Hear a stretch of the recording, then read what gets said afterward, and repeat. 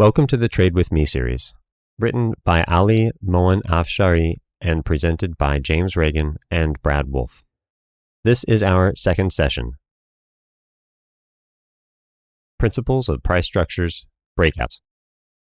During Event 2, we will cover the following topics: the introduction, breakouts, implied breakouts, the unit of price structure, the breakout process, breakout gaps, microgaps, the CE of microgaps, assessing breakout strength, understanding breakouts, overlap, counting legs, the fractal nature of price action, basic price structures, failed structural units, context, trading breakouts, live trading, and the homework. The Trade With Me series is composed of 10 events held over a 10-month period.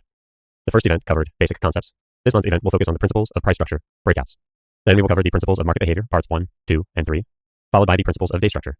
Then trading ranges and multi-push patterns, reversals, traps and failures, and scalping. In this section, we will review the topics we will cover during Event 2, the risk disclosure, and the disclaimers.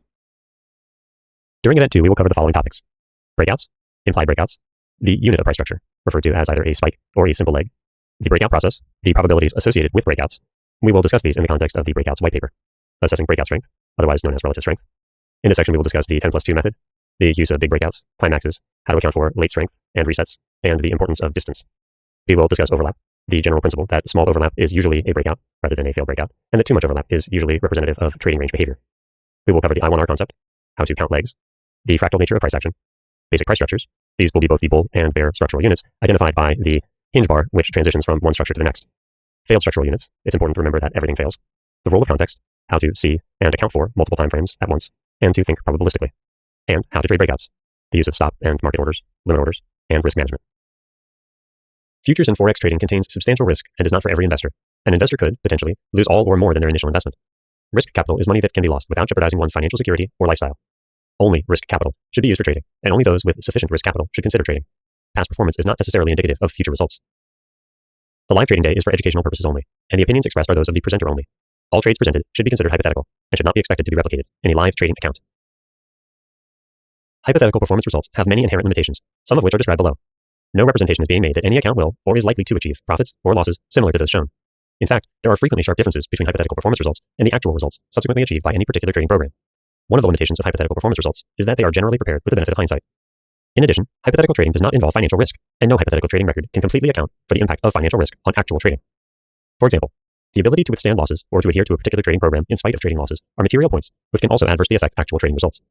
There are numerous other factors related to the markets in general or to the implementation of any specific trading program which cannot be fully accounted for in the preparation of hypothetical performance results, all of which can adversely affect actual trading results. In this section, we covered the topics we will discuss during Event 2 and the required disclosures. In the next section, we will present a detailed introduction to the Trade With Me series and cover the ground rules. In this section, we will cover the ground rules and information about this and other events in the Trade With Me series. We will review Ali's chart configuration, the indicators and their configurations, the documentation and chart annotation methods and conventions that Ali uses, the 3 basic trading concepts, and the difference between signals and setups. The Trade With Me sessions will focus on the CME S&P 500 Micro E-mini futures contract, which we will be trading live. We will trade as much as possible, focusing on the topics we covered for that event. However, on the day of our live session, the market may or may not accommodate those concepts. We will, however, cover as many techniques as possible while emphasizing the topics we prepared for the event. Participants in the Trade With Me series can expect 2 video sessions for each event, covering all the topics we will discuss. Each video session will be between 3 and 4 hours long. We will also hold one live trading day that will last from 9 a.m. Eastern Standard Time to 5 p.m. Eastern Standard Time, covering the entire New York session with a pre-open briefing and end-of-day recap after the close. We will also hold one Q&A session for each event on the day after the live trading to answer any questions that arose during the event. This will last between 2 and 3 hours. The Trade With Me series is a long program. It requires a significant commitment and will take a lot of your time. If at any point you feel overwhelmed or tired, remember, when you think you're done, you're only 40% done. Find your reserves and tap into them. If you have any questions that require a detailed explanation, please submit them in writing. We will answer them during our dedicated Q&A session the day after Ali's live trading. We will review questions prior to the event and group them based on topics to try and answer as many as we can within the available time. I assume that all participants in the Trade With Me series have studied price action, that you know basic patterns and price structures, that you have at least traded in simulation, and that you know the terminology. In the Trade With Me series, the bull case will always be the default. In examples or discussions throughout this presentation, if not explicitly specified, the bull case will be used. The bear case is always the opposite. My goals for this event are to teach the basic principles of price action, starting with bars, to point out the importance of and clarify their details, explain the buy and sell zones of bars, illustrate that time is as important a factor as price, compare scalping, swing trading, and trend following, and clarify why scalping gives traders a better chance of early success. I will do this so that you can work more efficiently on your own after the event. To achieve our goals, we must be able to track them, and thus we must have a record of them. We suggest that prior to every event, you think about your goals and write down the top 3. Then reconsider them after the event, breaking them down into smaller, easier to achieve steps. Then we suggest you review them periodically and update them accordingly. For example, if a trader wanted to introduce limit orders into their trading, they might start with a goal of adding 1 or 2 limit orders per day. If they see positive results over a number of weeks, they might update their goals to include either adding more limit orders or perhaps using limit orders to scale into and better manage positions. In either case, the trader would need to have clearly documented their intentions for what they wanted to achieve and how they were going to achieve it and what their process looked like while they were working towards those goals.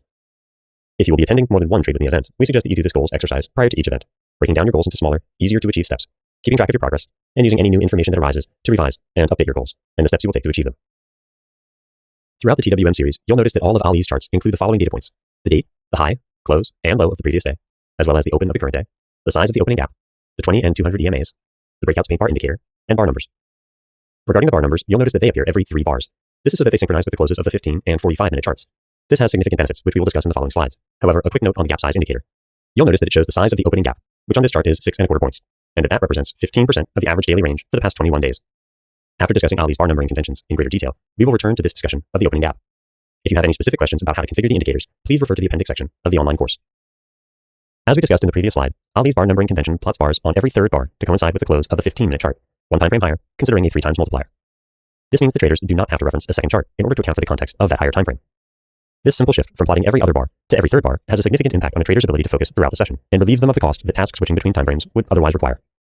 You'll notice that Ali also colors every 9th bar red in order to synchronize with the close on the 45-minute chart. This effectively provides traders with 3 timeframes on a single chart and a significantly greater ability to focus on the price action developing there. The opening gap indicator shows the opening gap and compares it to the average daily range of the last 21 days, which corresponds to roughly a month of trading. This indicator also compares the opening gap to prior big gaps when the gap is big. There are 3 different sizes of gaps the indicator measures: a small gap, a typical gap, and a big gap, which is a gap that is bigger than the last 5 big gaps. The opening gap is measured and noted as follows. A bullish gap is noted with a green color font and a bearish gap with a red color font, as well as a negative sign. All 3 gaps start with a gap size in points on the left, while the small gap uses an S to denote that it is smaller than 10% of the average daily range. The typical gap, on the other hand, shows the gap size as a percentage of the average daily range for the past 21 days, while the big gap shows the gap size as a percentage of the average daily range and how much bigger the gap is compared to the last big gap, measured in points. We will discuss the implications of different size opening gaps on calibrated expectations, both for the open and for the day as a whole. This is a significant data point throughout the session, but particularly around the open. Throughout the TWM series, we will use the following markers and arrows to annotate charts. The annotations will be used to communicate the following pieces of information. The arrows will show trade direction and whether the signal should be taken using a stop or market order, or whether it should be taken using a limit order. The probability of the entry, high being greater than or equal to 60% and low being less than or equal to 40%. Failed prior entries. These prices usually become reliable support or resistance when the market comes back to test them, and signals to ignore. These are simply those signals with so low probability that they are not worth considering, or when the signal is not suitable for a swing trade. We use red lines to show trend lines, trend channel lines, support or resistance, and price levels used for limit order entries based on support or resistance.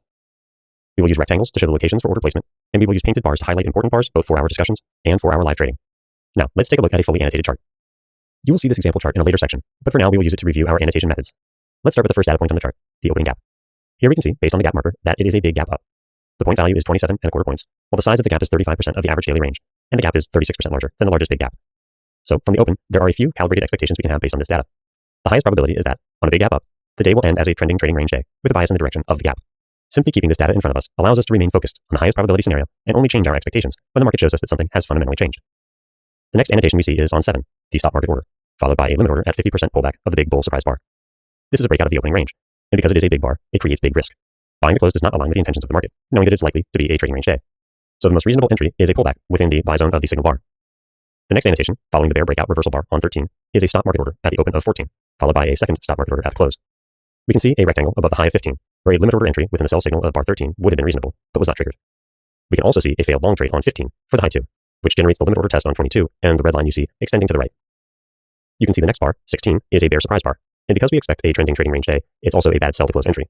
There is instead a higher probability of a deep pullback before continuation of the trending trading range behavior. As a result, this is likely a second leg trap in a trending trading range, and we can expect a number of long entries during the pullback to test the reasonable long entry on 15. While some traders will have taken a short at the 50% pullback of that bar range, we can see on the chart the annotation that suggests this trade should be avoided based on the fact that after the sell signal bar, we have gotten 4 consecutive closed bull bars, suggesting the bears are not in control of price over time.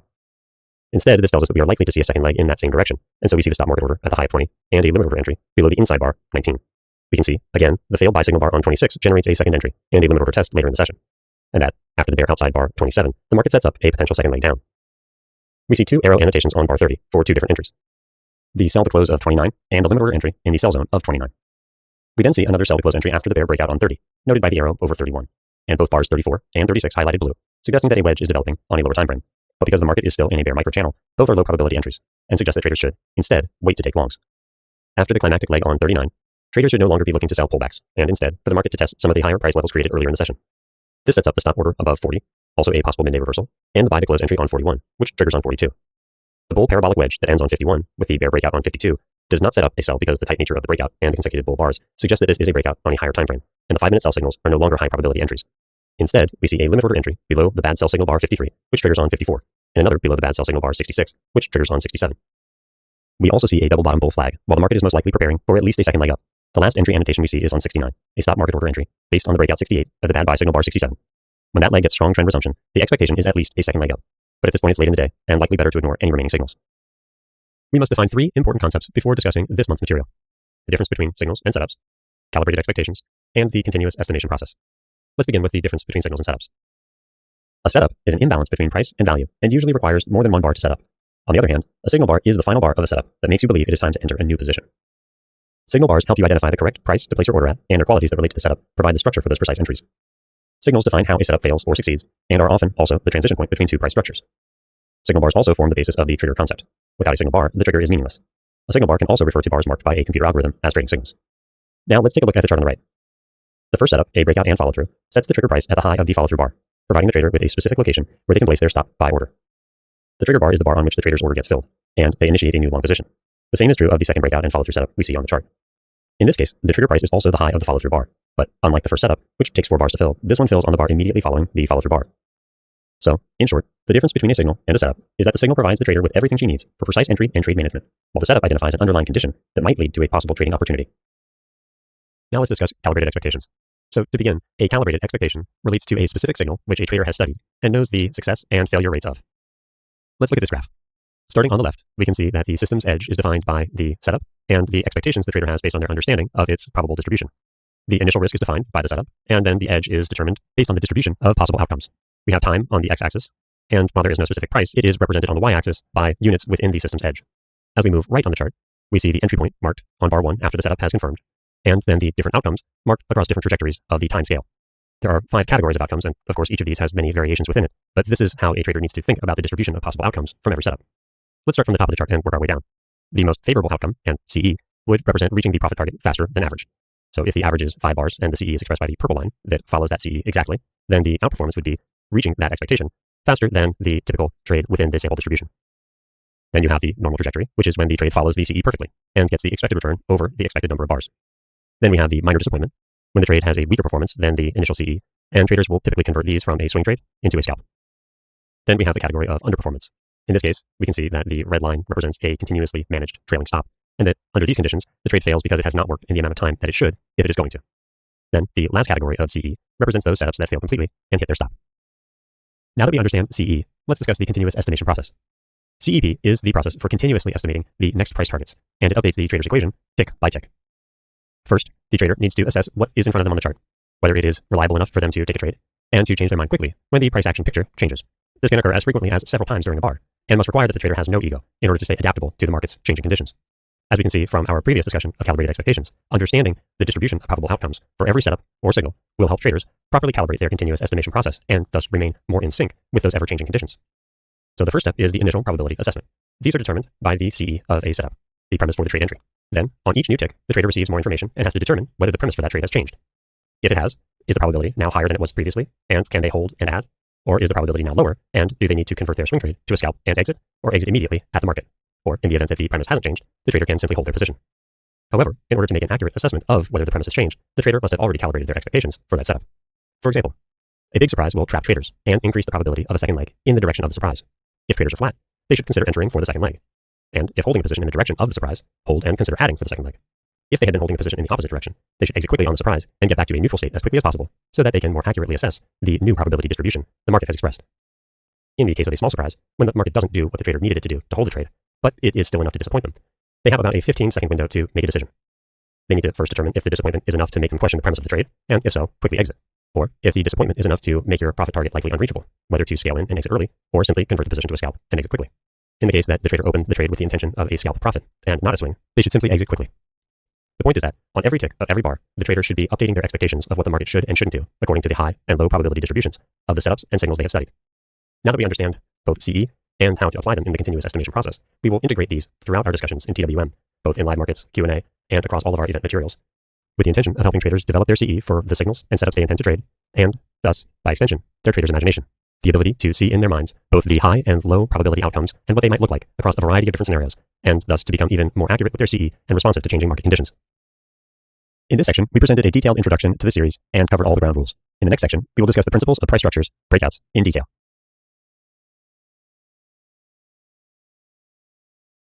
In this section, we will examine the principles of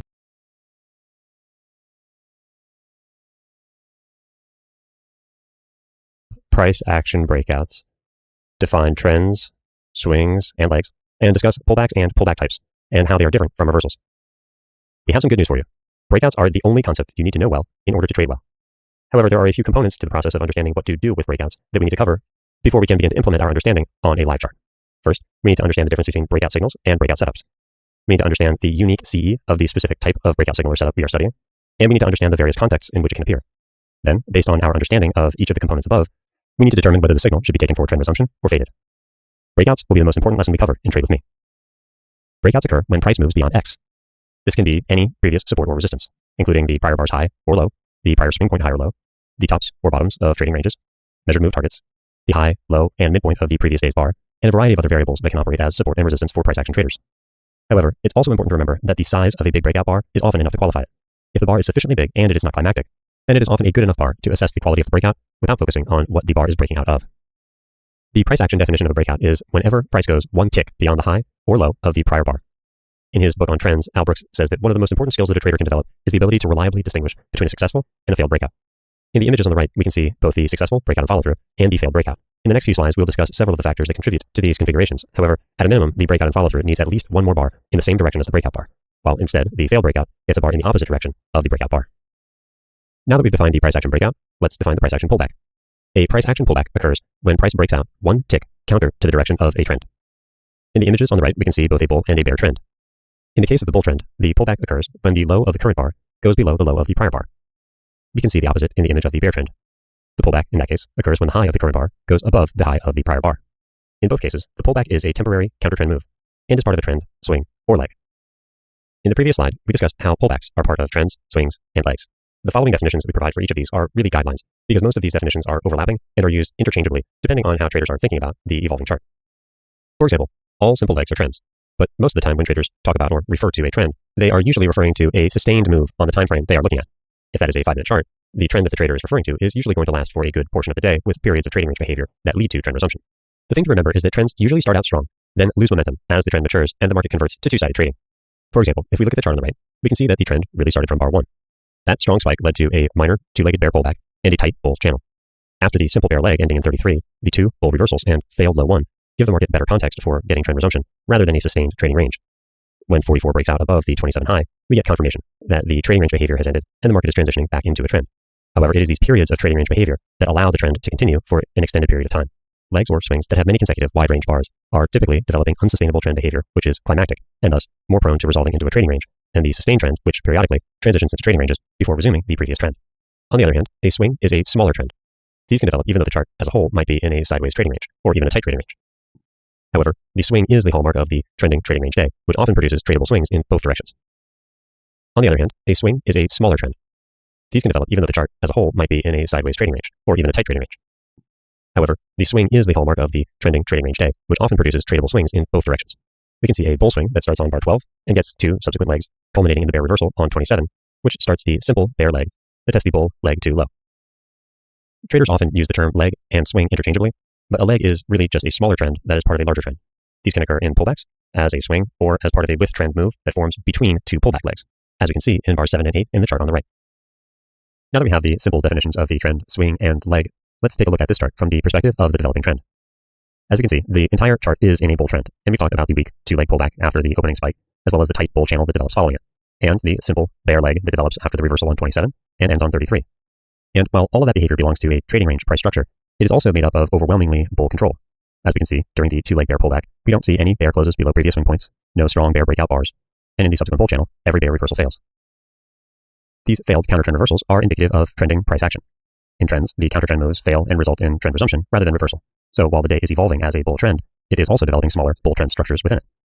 The simple bear leg that reverses from the 27 high is the first break of the tight bull channel, and thus also a climactic test and on a lower time frame, a parabolic wedge bull flag.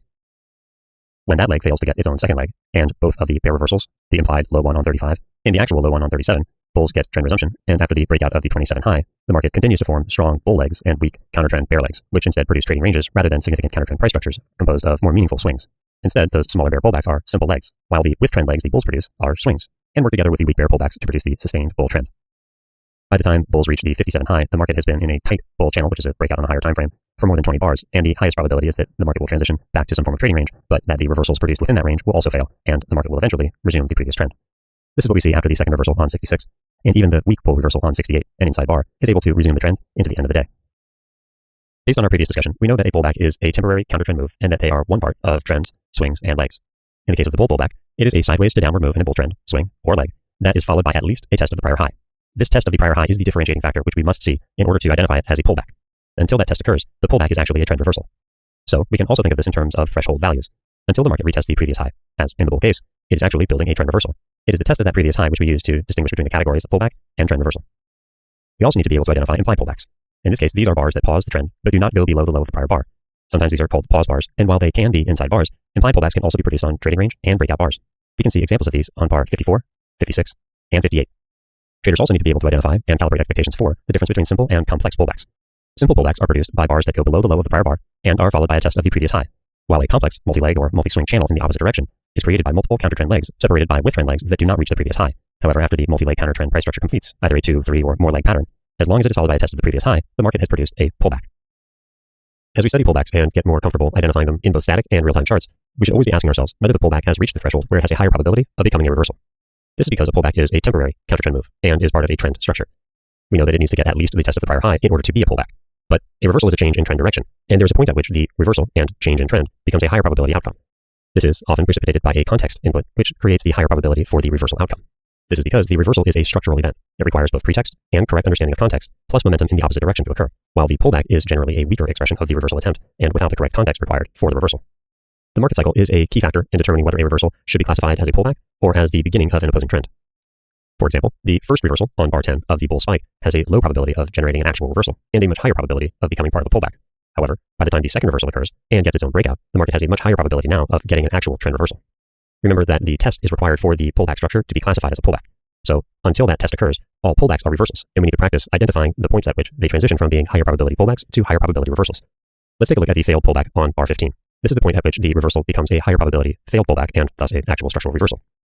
This is because of the context input from the higher time frame. As we can see on the 45-minute chart below the 5-minute chart, the opening bull spike was a climactic test of the high of day from 6 days before. This means that on a higher time frame, the bull spike is simply a double top. And when the bulls fail to control the structure of the pullback, and instead bears get a strong breakout, while every bull bar fails, the probability shifts to the structural event, which is the reversal. We can see other context inputs that suggest this is a climactic test and likely to fail.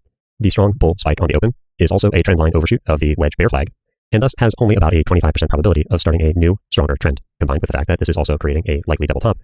The high 2 on 15 becomes low probability and triggers a stop and reverse on 17 if traders had taken the standard stop entry above the bar. Now let's take a look at some other examples of pullbacks and reversals on the chart. First, we need to observe that after the bear reversal on 15, which results in the breakout below the EMA and subsequent bear trend, there are no bull reversals. There are instead pullbacks, and all of them meet the standard calibrated expectation for a pullback in a bear trend. For example, the first bull reversal after transitioning to a bear regime, which occurs on 21 and gets the follow-through 22 and 23, generates an immediate test of the previous bear leg extreme before a second leg up, which is standard trading range behavior and the expected consolidation after transitioning to a new regime.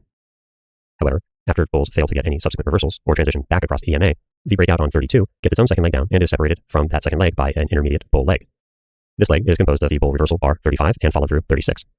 It is a flag on a lower time frame with a failed counter trend breakout, which generates a strong subsequent bear leg.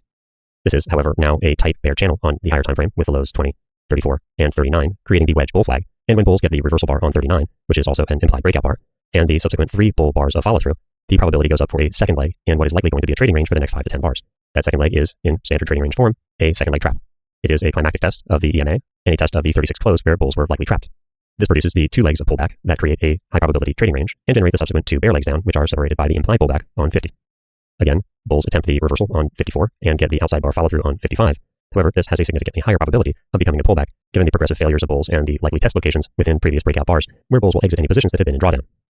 However, despite the likely failure, that reversal and follow through, which is its own pullback leg, generates its own second leg with the implied pullback on 56 and follow through 57 and 58. However, the follow through on 58 is only a test of the 45 low, and instead of getting any follow through and transition back across the EMA into a bull regime, The reversal fails and bears get a new big breakout back below the EMA. The tight bear channel that lasts into the end of the day and ends with the climactic bar on 73 has a number of failed bull reversals, which is what we expect from tight channels, which are breakouts on higher timeframes. The final reversal, 74 and 75, gets its own second leg and generates a pullback structure that will likely lead to a trading range at least into the following session's open. However, at the beginning of the next day, we will look at the opening gap and assess whether this final bull leg actually became a reversal and thus a failed pullback, or if it is simply a pullback and the market will retest the previous bear extreme, making this a two-leg pullback in a likely trading range. Let's take a look at another reversal and the role that context plays in identifying the probability that it will succeed or fail. Here we can see, after a tight bull channel, which started on bar 9 of the previous day, transitions to a broader bull channel after the first major reversal on 29, which begins when bears get 4 consecutive bars with trending lower highs, and temporarily shifts the market into a trading range. Then, after the market produces the next bear reversal and 4 consecutive trending lower highs, bulls fail to generate a strong new breakout, and instead bears get the late breakout of the bull channel at the end of the day. When the following day opens on bar 1 with a trendline overshoot of the previous bull channel, the probability is, like we saw in the previous slide, about 25% that this will result in a new and stronger bull trend. When the high 1 on bar 3 fails to get meaningful follow-through and instead results in the third series of 4 consecutive trending lower highs, the probability that the price structure will generate a pullback reduces significantly. And after the bulls on bar 9 fail to get follow-through and instead bears get the strong breakout on 10, the odds are between 70 and 80% that the market will form some variation of a trading range for the day and test the open breakout gaps formed on the previous day. The difference between each of the 4 CC bear reversals we see on the chart is context.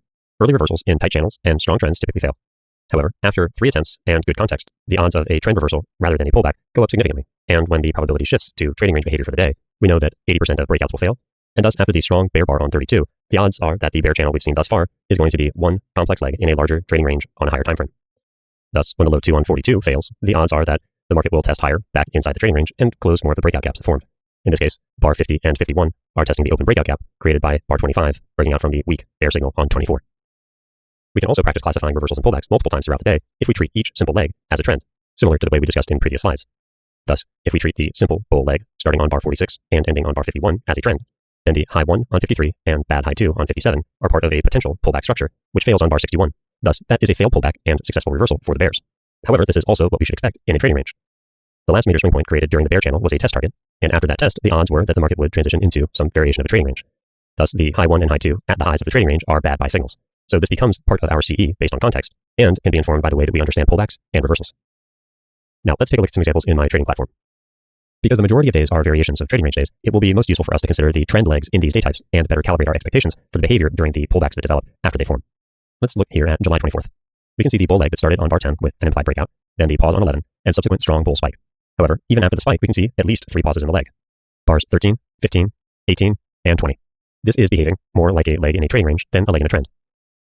So, while the market in theory generates a strong high 1, bar 26, it fails to test the previous bull leg high, and instead, when bears get the strong bear close on 31, suggests to bulls that they should either stop and reverse or get out break even because there is now sufficient momentum to expect the pullback will fail, and instead we will get a trend leg in the other direction, and that the subsequent pullback of that bear trend leg will also fail, because while it is a trend leg, it is not a trend day. So, while we are treating the legs as trends for this exercise, we are using the context of the day to understand the shifting probability that they express based on the location where they develop and the type of follow-through they produce.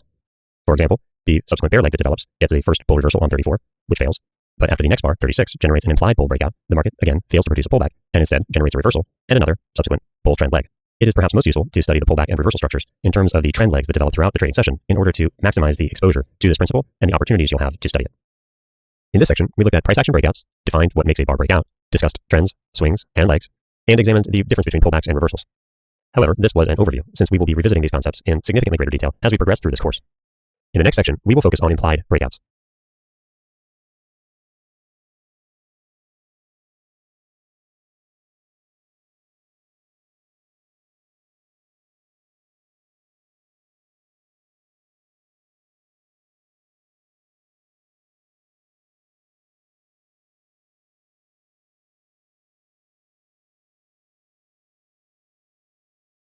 In this section, we will discuss implied breakouts, implied pullbacks, and examine several examples of both.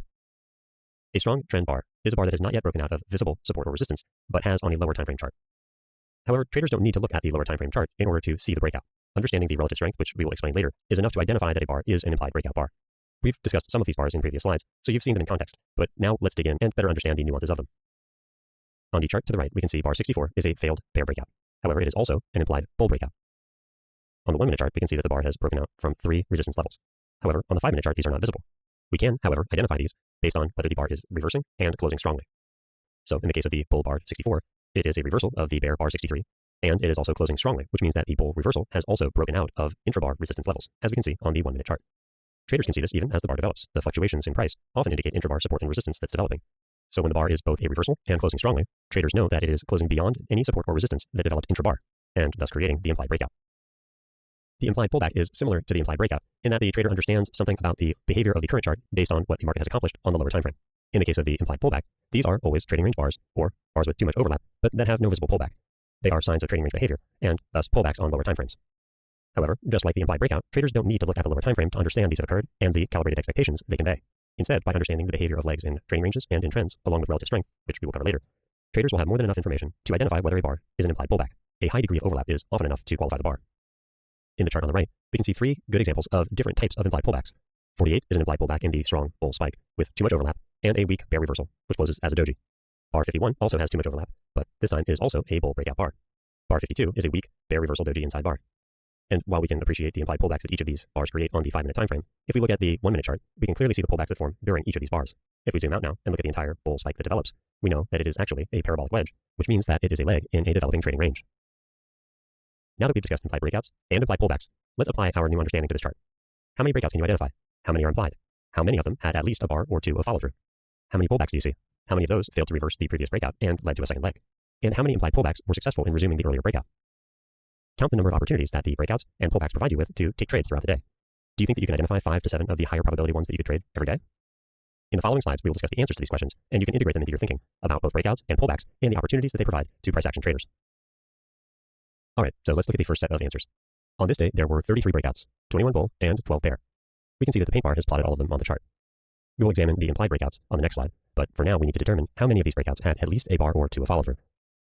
In the case of the 21 bull breakouts, 20 had at least a bar or 2 of follow-through, while of the 12 bear breakouts, 8 had at least a bar or 2 of follow-through. This puts the win rate for the day at 87.5%, assuming that the trader needs just a scalper's profit. We should note that while there were 33 total signals, there were only 32 tradable signals due to the final bear breakout on 79 being untradeable so close to the end of the session. Now let's take a look at the implied breakouts. On this day, there were 8 implied breakouts, 4 bull and 4 bear. All of them had at least a bar or 2 of follow-through.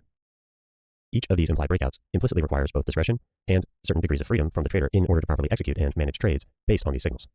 As we know, pattern identification is most often influenced by context, and thus creates a range of possible analyses that are all mostly acceptable. Because of this, the trader's discretion and experience plays a significant role in how they assess the probabilities the implied breakouts actually convey. For example, bar 3 is both a bull breakout and possibly also an implied bear breakout, the same as bar 33. On days that exhibit more bullish behavior, traders will give bulls more credit and doubt everything that bears attempt to do, which is one way that traders will incorporate discretion into their analysis. Let's take a look at how a trader might apply these calibrated expectations on this day. Bar 27 is the third reversal in the tight bull channel, but unlike 15 and 21, it does not have an actual breakout, but rather is only implied. However, this implied breakout has favorable context, the beginning of a possible third leg down from a tight bull channel, which is likely in some form of trading range. So after the successful test of the 27 open on 28 and the subsequent bear close on 29, it is reasonable for traders to expect at least a small second leg down to test the low of the second leg in the channel. It is the trader's discretion, understanding the context of the channel and the number of previous reversal attempts and breakouts, that allows them to treat this implied breakout as a high probability signal. The implied breakout on 27 is similar to the implied breakout on 50, but with a few important distinctions. On 27, bears had the opportunity to enter gracefully, whereas on 50, bulls never got a pullback into the buy zone of the bar. Any bull that was waiting for that pullback to enter is forced to chase the market instead, and after the bull breakout on 51, does not get the opportunity to enter on a pullback until bar 58. Thus, any entries during the subsequent bull spike requires traders to chase the market, rather than holding on to the expectation that they should get a pullback that will allow them to enter. Traders will be able to express more and more sophisticated degrees of freedom as they better understand the context that either supports or invalidates their expectations for what the market is most likely to do. Now let's examine the pullbacks that formed on this day. There were 16 total, accounting for both the bull and the bear pullbacks. However, while all of the bull pullbacks resumed the swing, none of the bear pullbacks did. This leaves the win rate for the day at 75%, assuming that the trader is only looking for a scalper's profit. While we are going to discuss the implied pullbacks on the next slide, it's important to remember the distinction between actual and implied pullbacks, and especially in strong trends like we see on this chart. In a strong trend, with trend pullbacks usually have good signal bars and form actual pullbacks that retest the trend extreme. Pullbacks and countertrend swings usually form implied pullbacks, and when there is an actual pullback, it often fails, as we see on bar 38, the low 2 that failed to trigger and then created the failed bear flag.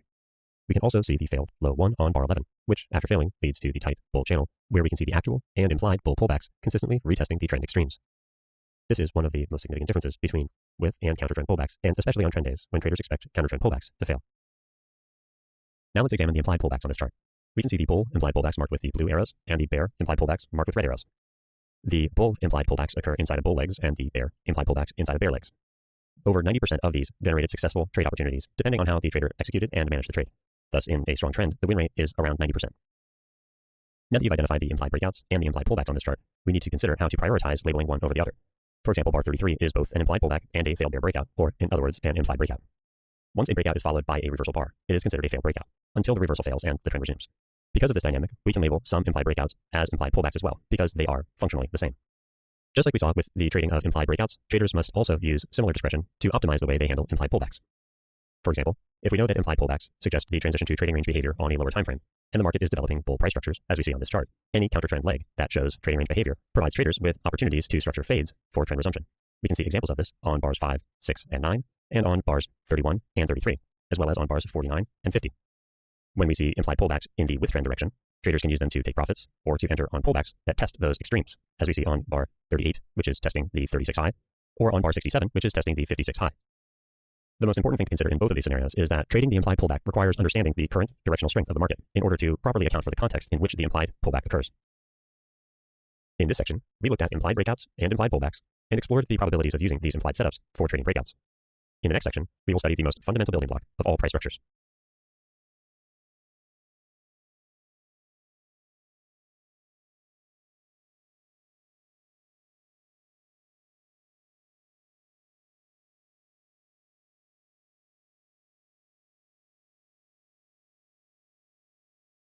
In this section, we will discuss spikes, also referred to as simple legs, two-legged patterns, the calibrated expectations that traders should have for spikes, and the homework. The basic unit of price structure on every chart is the simple leg, also known as spikes. They are perhaps one of the first things traders notice when they look at a chart. Spikes have at least two bars. Both bars are in the same direction. The second bar breaks out of the range of the first bar in one direction, and must not be an outside bar. There can be more bars, and if there are, then the spike is a bigger spike, otherwise known as a microchannel. On the right, we can see two examples of spikes, both 3 bars, and the one on the right closing with a bear bar as the third. This does not change the fact that they are both bull spikes. Ali has developed his 10+2 estimation technique, which many traders now use to assess the strength of simple legs. We will discuss this later in the Event 2 educational material. Now that we know how to define spikes, we can define pullbacks. Pullbacks occur when price breaks out one tick counter to the direction of the trend. This means that if there is a simple leg, the direction of that simple leg defines the direction of the trend, and thus the pullback ends the leg and begins the pullback phase. In a bull trend, this occurs when the low of the current bar goes below the low of the prior bar. In a bear trend, this is when the high of the current bar goes above the high of the prior bar. When the pullback occurs and breaks the trend line of the simple leg, the market terminates the spike and begins forming a new leg in the other direction. Now that we know the simple leg is the basic unit of price structure, we can look at the basic price structure itself. This is the two-legged pattern. Price moves in the form of two simple legs, as we've discussed, in the same direction with a smaller pullback leg in the middle. If we look at the chart below, we can see that the leg 1, leg 2 is separated by the intermediate leg BC. So we have A, B, BC, and then CD. Often, leg 1 and leg 2 are almost equidistant, but leg 2 can become smaller or bigger depending on market conditions and context. BC, the pullback leg, is almost always smaller. Because the market moves in two-leg patterns, we can expect that pullbacks also form two-leg patterns. On this chart, we can see a strong bull trend with a two-leg pullback. The pullback leg, BC, has its own two-leg price structure and its own AB, BC within it. This is composed of two small spikes going down, and in this case, the first terminating with an outside bar. On this chart, the two bare legs of the pullback are both quite clear, but on some charts, they become difficult to see. In those cases, the legs are still quite visible on a lower time frame chart. As with all simple legs, it is always important to remember that the BC leg must break the bear trend line of AB for the two-leg pullback to be valid. Otherwise, it is a single leg pullback, and in those cases, if the spike break is not visible on the current time frame, it is usually quite clear on the lower time frame chart. Simple legs are the building blocks of all patterns. First, in order to identify the pattern that is developing, traders must be able to identify the spike. Some, of course, are easier to see than others, and there are many more on every chart than initially meets the eye, and there are different options for how to define a spike. The one you choose will help bring clarity to your own analysis. Traders must consider two major factors when defining spikes: time and distance. In the matter of time, spikes require a minimum of at least 2 to 3 bars. In the case of 2 bars, a spike can be reasonable, but usually needs something more to separate it from 2-bar pullbacks. 3-bar spikes are better because they allow the spike to form a microgap or microchannel. In the matter of distance, the size of the move is also enough to qualify a spike. This can be as little as a single large breakout bar or a large 2-bar breakout. On this chart, we can see both strong bull and bear spikes. They started as part of a trading range day that evolved into a bull trend. Bars 1 through 4 created a spike with a microgap between bars 1 and 3 that got the expected pullback on the BC leg, which lasted from the high of 3 to the low of 9. The bear spike that lasted from 27 to 33 also formed a microgap between the low of 29 and the high of 31. This became a test target when the bull trend resumed. In the previous slide, we looked at the two strongest spikes, both bull and bear, in the first half of this day. Now let's look at the 2-bar spike. This is the most flexible definition.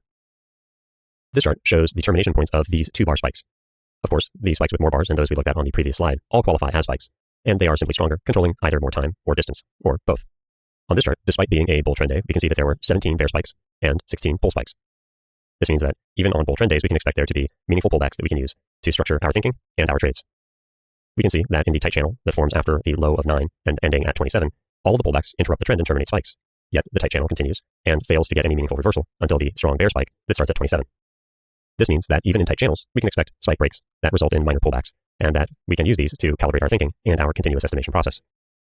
As we begin to develop our thinking around spikes and simple legs, we should also consider the relationship between trending lows and highs, the bar direction of the bar type, which we discussed in event 1, whether it is a trend or a trading range bar, whether breakouts are closing beyond prior highs or lows, the distance the price moves beyond the first bar, whether it forms a breakout gap, and how the spike begins, the strength of the first bar.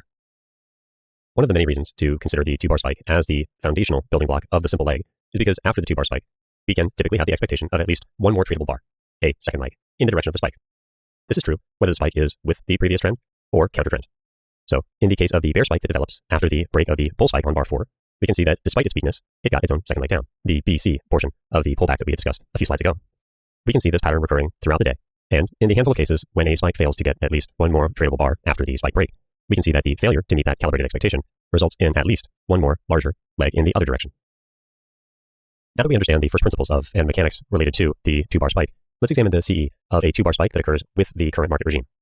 In a bull regime, after a new bull breakout or attempt at trend resumption, we should expect a 2-bar or longer bear spike. This can lead to its own second leg, which is what generates the high 2 signal. In bull regimes, bulls also typically get more than the minimum expected follow-through of at least one bar, and the follow-through often becomes its own new strong bull spike. This is one of the reasons why most bull spikes in a bull regime are also strong. They are either the bull breakout or attempt at trend resumption, or the follow-through after that has occurred. And in both cases, the spike is typically strong. Most bull spikes in bull regimes also have more than 2 bars, as you can see in this chart. And when the trend resumes, new spikes usually break out above previous swing points. Let's take a look at some of the bull spikes highlighted on this chart.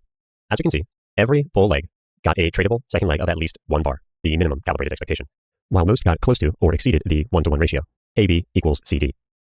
Traders should also note the effect that the location has on the calibrated expectations for the spike. For example, the only bull spike that got the minimum CE was the spike in a third leg, bars 23, 24, 25. Traders should also note the effect of strong momentum on reversals. Even strong reversals, such as bar 30, can fail to get a tradable second leg due to the greater strength of the market's underlying momentum. Traders should also note the variety of ways that bear flags can fail and result in new bull spikes. We can see this at the termination of the bear spike on bar 10 and the trend resumption that leads to another 3 legs up. Traders should also note that the second legs resulting from bull spikes in bull regimes will often exceed the minimum CE of 1 bar. On the chart to the right, we can see that nearly every bull spike got more than its minimum expectation. And lastly, traders should note when weaker spikes still work for a reliable 1-bar scalp. We can see this on the spike 23, 24, 25, which starts from an outside bar, followed by an inside bar, and then a bull trap reversal bar on bar 25. This is by all measures a weak bull spike.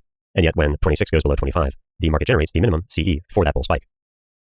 Now let's discuss the CE of a 2-bar spike that occurs counter regime. All of the 2-bar bear spikes we see in a bull regime are reversal attempts. For these, bears expect to get at minimum a second leg of at least 1 bar. However, this second leg is not always tradable. On this chart, we can see that the bear spikes are highlighted. Traders should note the direct effect of the spike strength on the quality and outcome of most second legs. For example, the weak 4-bar spike that reverses the opening bull simple leg gets a 2-bar follow-through, while the strong 7-bar spike that ends on 34 does not get a tradable second leg. These are the kinds of variations that we need to keep in mind as we look at the quality of spikes and assess the probability that they will generate the expected second leg. In many cases, for the counter regime spike, we do see that the second leg is just 1 bar, and that there is generally something wrong with most of the bear spikes. As we can see in the annotations, every bear spike exhibits more of the trading range behavior we discussed in our first event than the behavior attributable to trend bars. In nearly every case, the spike begins with a weak bar. Sometimes this is an outside bar or a trading range bar or a weak reversal bar. And the counter regime 2-bar spike often fails to close breakout gaps in the with regime direction. When this occurs, it means that the counter regime traders are getting trapped into their positions without the opportunity to exit break even on their initial entries. Before we move on, it is important to note that while many of the bear spikes fail to get a tradable second leg on this chart, nearly all of them get at least one hesitation bar. If the trader is in tune with the market and understands the information these hesitation bars convey, they still have the opportunity to get out of a bad position and even change direction for the higher probability trades that develop with the regime. We've looked at the bull and bear spikes in both the with and against market regime environments. And in both scenarios, we did some minor comparisons. But here let's look at the charts side by side with the same spikes marked on both charts. It becomes immediately clear the strength of the patterns that develop on both sides. The spikes with the market regime have more and stronger follow-through, which is one of the components that we should expect in terms of CE. The counter regime spikes generally have less follow-through, and sometimes the second leg isn't tradable at all. It's worth thinking about, even though we haven't discussed it yet, but consider where these spikes, pullbacks, and second legs occur in terms of the price structure that's developing throughout the day. The 4 bear spikes marked on the chart on the left all occur in a tight bull channel, and none of them generates follow-through that closes below the low of a previous spike. This tells us a lot about the strength of the counter-regime traders, and as we develop our calibrated expectations and get more experience deploying the continuous estimation process, we can use this information to project what we think the day might become. If bear spikes are routinely failing and follow-through legs don't generate opportunities for a scalp profit, what day type do we think the market might possibly develop? And how can we use this information to assess the spikes generated on the other side of the market, in this case, the bull spikes? As we monitor for the time control of their follow-through bars and the price control of their follow-through bars, how does the routine failure of the bears, in this case, help us better understand the opportunities when trading these spikes with the market regime? Identifying and becoming attuned to the patterns that develop on both sides of the market will allow traders to use the information that both the successes and failures on both sides are providing to better structure and manage their trades. Now that we've spent some time looking at spikes with 2 or more bars, it's time for you to do some practice. Take some time and clearly identify the type of spike you are interested in better understanding. Take several historical charts from different day types. This would include any variant of a trend or trading range day. Count the number of setups that occur, and record how many got a second leg, and record all the details you need to help better understand and develop your strategy. We'll talk about these more in the next slide. In the previous slide, we discussed collecting more details on the setups you would like to better understand. This data should be kept to the minimum amount that you need to help filter out stronger setups and to make a decision. Using this minimum amount of data for decision-making is called minimal vector analysis. Let's take a look at some examples of this on the chart. First, we can account for the context information. We can see the high time frame context on the 45-minute chart in the window below, the nested wedge and larger wedge of which it is a part, as well as the lower low major trend reversal and the larger pattern of consecutive wedge bottom reversals. Then we have the day type. This is a trending trading range day. One of the hallmarks of this is that breakout gaps are closing and both sides are able to make money and take swings. We can also account for the type of legs that the market's developing. These are the simple legs we discussed before, and determine whether they look like and behave more like a leg in a trend or a leg in a trading range. Then, of course, there is leg count and the market cycle. So let's take a look at some examples of these on the chart. So for the trader who wants to collect data on both bull and bear spikes, and in both with and counter trend regimes, they would need to collect data on a number of categories of spike itself, and then provide a minimum threshold for considering a spike. We suggest starting with at least 2 strong bars, or allow for more time control and consider 3 bar spikes with weaker closes. Then, how far is the setup from support and resistance? For each of the setups you collect data on, the 2 bar spike and perhaps the 3 or more bar spike, having each of these secondary data points, such as the context information we covered, and then the distance to support or resistance, as well as the signal information we are now going to discuss, provides you with many different data points and combinations of data points you can use to better understand the CE of your signal every time it prints on the chart. You will also want to collect signal information, such as the bar strength, whether it allowed for a limit order entry on a pullback, or if it was only a buy or stop the close entry that would have allowed you to take a position. How large are the bars? And what are the bar types? Are they climactic, non-climactic, small bodies, large bodies, wide range? All of these data points will help you better internalize the relationships that develop within a leg, all of which have a significant impact on the pullback and follow-through of this setup. So while you will have data on all of these data points, you would never at any point try to consciously combine all of them into your decision-making process. The point is that in this exercise for your homework, you will collect data on all of these points, and then through your study process and your application of this to subsequent charts, you will better understand and internalize the shifting priorities of each of these categories and how the market values them and in the different contexts in which they become more or less important. For example, is it more important that the 6-bar bear spike terminating at the 38 low has 3 strong consecutive closes in it, or that it is testing the trend line of the nested wedges on the higher time frame? If you aren't sure which data point is driving the market's response at any moment, give yourself a bar and see if the next bar gives you enough information to more confidently apply your minimal vector analysis. When we get bar 39, a strong follow-through bar after the bull reversal, the expectation should likely be that we are transitioning to a trading range rather than continuing in a stronger bear trend. After the second strong reversal on 43, the expectation should be that the bulls are going to get a swing and that it's possible to enter at a variety of locations after bears fail to resume the trend lower. At any point, you could use data from your leg count, your understanding of market cycle, the size of bars, whether limit order traders could get in on pullbacks, or if bears are trapped and unable to get out. Are legs behaving more like legs in trends or trading ranges? As you work on this homework assignment, you'll begin to notice some of the nuances that arise between each of these data points with the goal of more confidently and quickly aligning your actions with the intentions of the market. The next step in the homework assignment is to take a quick tally of the wins and losses if each signal was executed using a stop or market order. First, the trader has to determine whether the signal is high or low probability. If it is high probability, the trader can take the trade using a stop or market order and scale in once or twice depending on their calibrated expectations. These would primarily be based on the general CE we discussed in previous slides, but can also be informed by the analysis you've done on the data you gathered in the previous steps. In the event that the trade is a low probability trade, traders can fade the signal using limit orders, or wait for it to become higher probability, as in the case of bar 3, which confirmed the bull spike but remained a low probability trade until bar 4 broke out strongly above it. At that point, the bull spike transitioned to a high probability trade for a second leg. So the goal of this exercise is to begin to develop a general expectation for how many signals the market generates each day and the variety of outcomes we can expect. On this summary chart, we can see 17 possible entries for both the bull and bear spikes, anticipating a second leg. In the next 2 slides, we will cover both the long and short trades and the process of applying our minimal vector analysis so that you understand how to account for these details as you collect and organize your data. As we discuss the high and low probability setups in the coming slides, we need to remember that high and low probability are not binary outcomes. Our decisions about what to do with the information we collect will be binary, but the underlying market data exists on a spectrum of ambiguity, with low probability being anything less than 45% chance that the calibrated outcome will actually occur. Now let's take a look at the long trades. It's important as we go through this chart to remain focused on the task we set for ourselves. Remember that we are only considering 2-bar spikes. There are many other long setups and reasons for taking trades that we can find on this chart. But for now, in order to begin developing our calibrated expectations, we have to remain focused on our one task, and as we go through the chart, to also limit the number of criteria we apply to each of the setups. This is the application of a minimal vector analysis. Now, let's look at the longs. We have marked 9 spike setups on this chart, 8 of which are tradable, 3 high probability, and 6 low probability entries.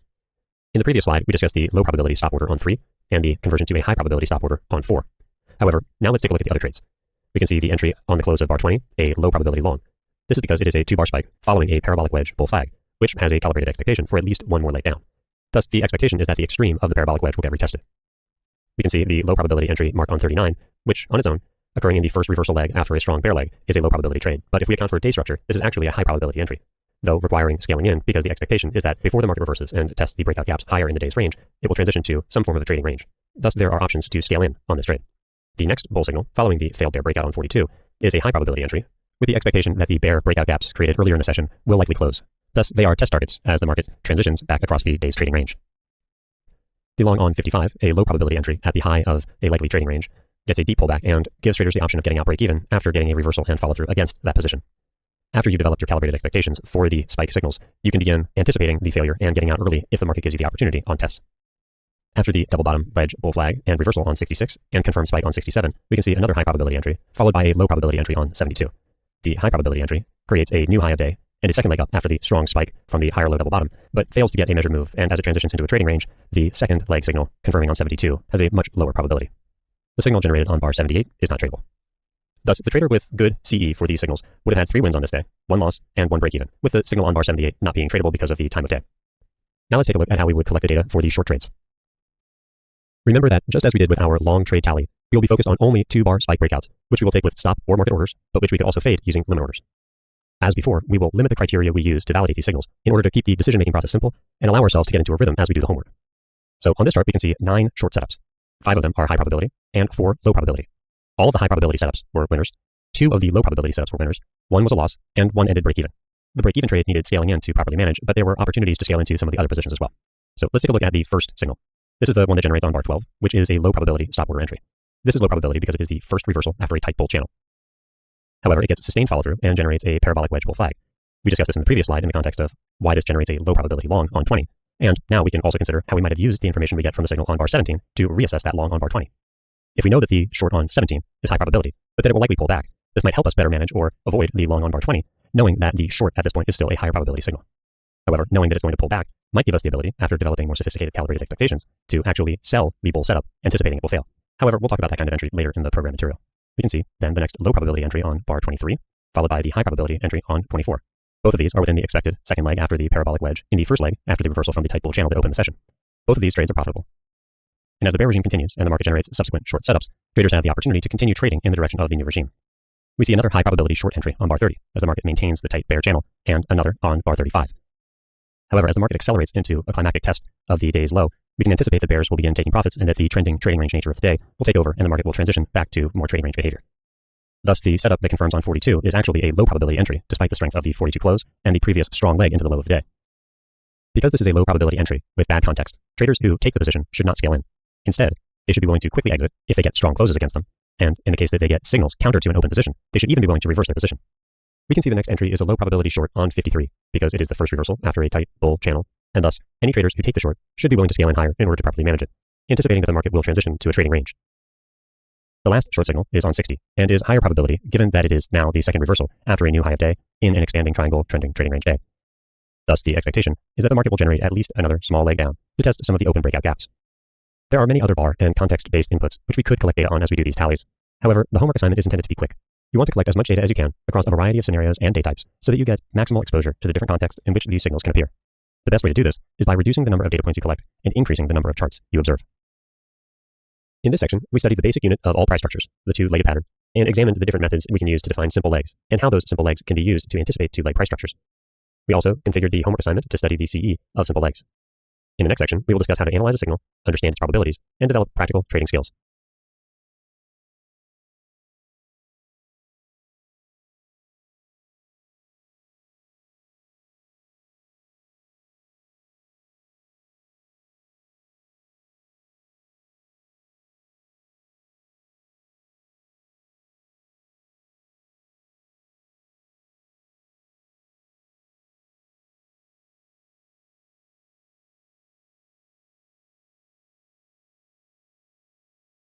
In this section, we will discuss the breakout process, breakout gaps, and breakout tests. As price action traders, we constantly see breakouts. However, there is only one important question we need to answer correctly. Will the breakout succeed? If yes, then we can trade in the direction of the breakout. If no, then we look to fade it and trade against the breakout. Understanding the breakout process helps traders answer this question correctly. Traders identify the highest probability trades on the chart by using basic price structure and combining two ideas, that markets move in two-legged patterns and that the strength of the first leg influences the probabilities of the second leg. The trades they see are based on the breakout process, entering on a strong new breakout bar or on a pullback or both. First, they wait for a new market cycle to begin. Then, identify whether the first leg is strong, and if so, enter to capture the second leg, structuring their trade based on the calibrated expectations they've arrived at from the information provided by the first leg. Traders will avoid late breakouts, since these have a significantly lower probability of generating second legs. There is a caveat to the process we've outlined above. The skilled trader can structure any trade to be high probability as long as they choose it well based on a strong understanding of context and price action. However, if either your context or price action reading is not quite there yet, the highest probability trade will always be to identify first strong breakouts, then look for second legs using the process we've outlined here. Binary decision trees help traders organize their thinking. This tree will help traders better assess the progress of a breakout and thus more closely align their actions with the intentions of the market. Let's go through the tree starting at the top. The breakout process begins when a new big breakout bar closes or a series of consecutive smaller bars form a breakout. If there is no pullback, then the breakout is still in progress and is creating a gap. If there is a pullback, then the breakout is finished or has possibly failed, and the market is now testing it. If the test succeeds, the breakout holds and there is an open breakout gap. A second leg in the same direction is then expected, and the breakout gap is now a measuring gap. If the test fails, the breakout has failed and breakout gap is closed, and the breakout is now treated as an exhaustion gap. The pullback that closed the breakout gap can become a new breakout in itself. And if it looks right, one more bar in the same direction of the pullback direction is expected, or at least that the market will go sideways. In the previous slide, we referred in passing to the market testing the breakout gap. This is one of the most important tests that occurs after a breakout is formed. However, every price movement on every bar is also a test. There is no noise and nothing is random. Markets move up and down to test earlier price levels, even if we don't see the level being tested. Markets can test previous prices one or more times, and the test can either succeed or fail. If the test succeeds, the level being tested becomes support or resistance. If the test fails, then there is a breakout. It can further succeed as a breakout and start a trend, or fail and reverse. A successful test is always a failed opposite breakout, and a breakout is always a failed opposite test. While this may seem complicated, our focus in this event on breakouts simplifies and focuses the aspects of price action a trader needs to use to understand all of these complex relationships. Simply, all movements are tests, and if there is no breakout, then the test was successful. If there is a breakout, then the test failed. Understanding this concept is key to appreciating the information that the market provides on a developing chart, and realizing that the price movements are not random. Now let's take a look at some examples of common tests we see throughout the day. On the open, we can see bar 8 is testing the bull breakout point after a gap up open. This test succeeded, and the breakout point is now support. We can see an early sign of this successful test in the context provided by the climactic bar 7 and the implied breakout on bar 8. Then we can see the first test of the high of day on bar 12 was successful, but did not generate a reversal, and instead, the second test on bar 14 successfully formed a new bull breakout. Then, after the first reversal on 18, the market had 3 consecutive tests of the high close of day, with the final test succeeding and resulting in a strong bear reversal. We can see the next test marked on the chart is the test of the 30 high on bar 35, followed by a test of the high of day on bar 55, leading to a 2-leg pullback that successfully tested the low of 53 and resulted in a rally into bar 69, which again tested the previous high of day. This perfect test of the high of day also succeeded, and because bulls could not run bear stops above the high, resulted in a wedge top reversal. We know that every move the market makes is a test of something, and that the types of tests the market generates repeat multiple times a day, every day of the year. On the previous slide, we saw some examples of these, but now let's take a look at some other types of tests. In this chart, we can see on bar 1, a successful test of the previous day's low. Then, on bar 13, a test of the bar 10 low, which started leg 3. On bar 14, we can see a successful test of the bottom of the trading range from the previous day. And on bar 18, a test of the bar 10 close. So again, a test within the last leg of a likely trading range. The next test is on bar 23, a successful test of the bar 17 low, a bad low 1 that got enough follow through to likely generate a second leg. Bar 25 generates the next test location, a weak buy signal bar, which managed to reverse the bear trend, and thus, when the high of that bar is retested on 41, we see a successful test and strong bull reversal that starts the tight channel, which lasts until bar 58. We haven't covered this yet, but the test on 41 is also a dueling lines pattern, which means it is a test of more than one price structure or significant level of support or resistance. In this case, it is both a test of the weak buy signal bar 25 and the wedge bull flag. Next, we see a successful test on 43 of the bull breakout point, the ledge that developed on 35, 36, 37, and 38. Then, on 45, we see a successful double top and test of the bar 40 high. After the successful bull breakout on 48, we see the test of the 45 and 46 high on bar 50. This successful test leads to the final bull leg in the tight bull channel before the market transitions into a trading range.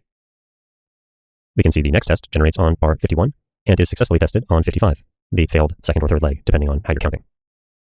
The next test occurs on bar 65, at the high of bar 48, the bull point of clarity, when the market did not pull back or temporarily transition to a trading range, and instead trapped any limit sellers above into their positions. Next, we can see the test on 66 of the bear breakout point on bar 61.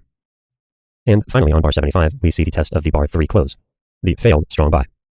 As we can see, the market is always testing something. The more comfortable we become identifying the price structures as they develop, the better able we will be to align ourselves with the intentions of the market and structure our trades accordingly. Now let's take a look at a few more examples of successful tests. A successful test occurs when a breakout test results in trend resumption. And in trading ranges, we should remember that most tests are successful because most breakout gaps close and most strong moves get second legs. So in this case, the failed high one on bar 5, which is tested on 29, results in a second leg down. It also happens to be a dueling lines pattern, similar to the one we discussed in the previous slide. Next, the bear breakout on bars 30 and 31 gets tested on bar 40 and gets trend resumption. Finally, the bear leg that breaks out of the double bottom, which lasts from 45 to 51, gets tested on bar 60 and also gets trend resumption. Now let's take a look at some failed tests. A test has failed when the breakout test results in a reversal. Here, the market set up the test entry when the triangle final flag got the bear breakout and follow through on bar 8, then put in the parabolic wedge low of day reversal on bar 14, then the double bottom on 18. Then, when the market tested up to the breakout point of the bar 1 low, bears expected another leg down and continuation of the bear trend. Instead, bulls got the breakout on 32 and follow through on 33 and 34. This confirmed that the test of the bar 1 low had failed, making it far more likely now that bulls will get a measured move up of the opening range. Let's review the terminology that traders use to discuss breakouts. Traders will often use the terms breakout, gap, spike, and climax interchangeably because they all mean roughly the same thing, price moving from one point to another. But there are important semantic differences we should keep in mind. A breakout is a price move beyond something. A gap occurs when the market lacks some piece of information. A spike is a controlled form of a breakout, and a climax is when the breakout is too big, too sudden, out of place, or abnormal. Traders who use these terms correctly will have more precise thinking and better communicate their ideas. Traders should use the term breakout when discussing price movements in general or pointing to price moving beyond a specific support or resistance level. Traders should refer to gaps when there is a blank space without any bars in it, such as a breakaway gap or the opening gap. Traders should use the term spike to refer to a single, big bar in the correct context where more in the direction of the breakout is expected, when referring to a series of bars that form a simple leg and indicate strong price and time control, and thus suggest that further price movement in the direction of that bar series is expected, or when referring to a fast move that seems unable to get good follow-through. Traders should use the term climax when referring to a breakout that seems unsustainable, and thus which has lower probability of continuing to trade in the direction of the breakout. In this section, we introduce the principles of breakout gaps and breakout tests. In the next section, we will examine breakout gaps in detail.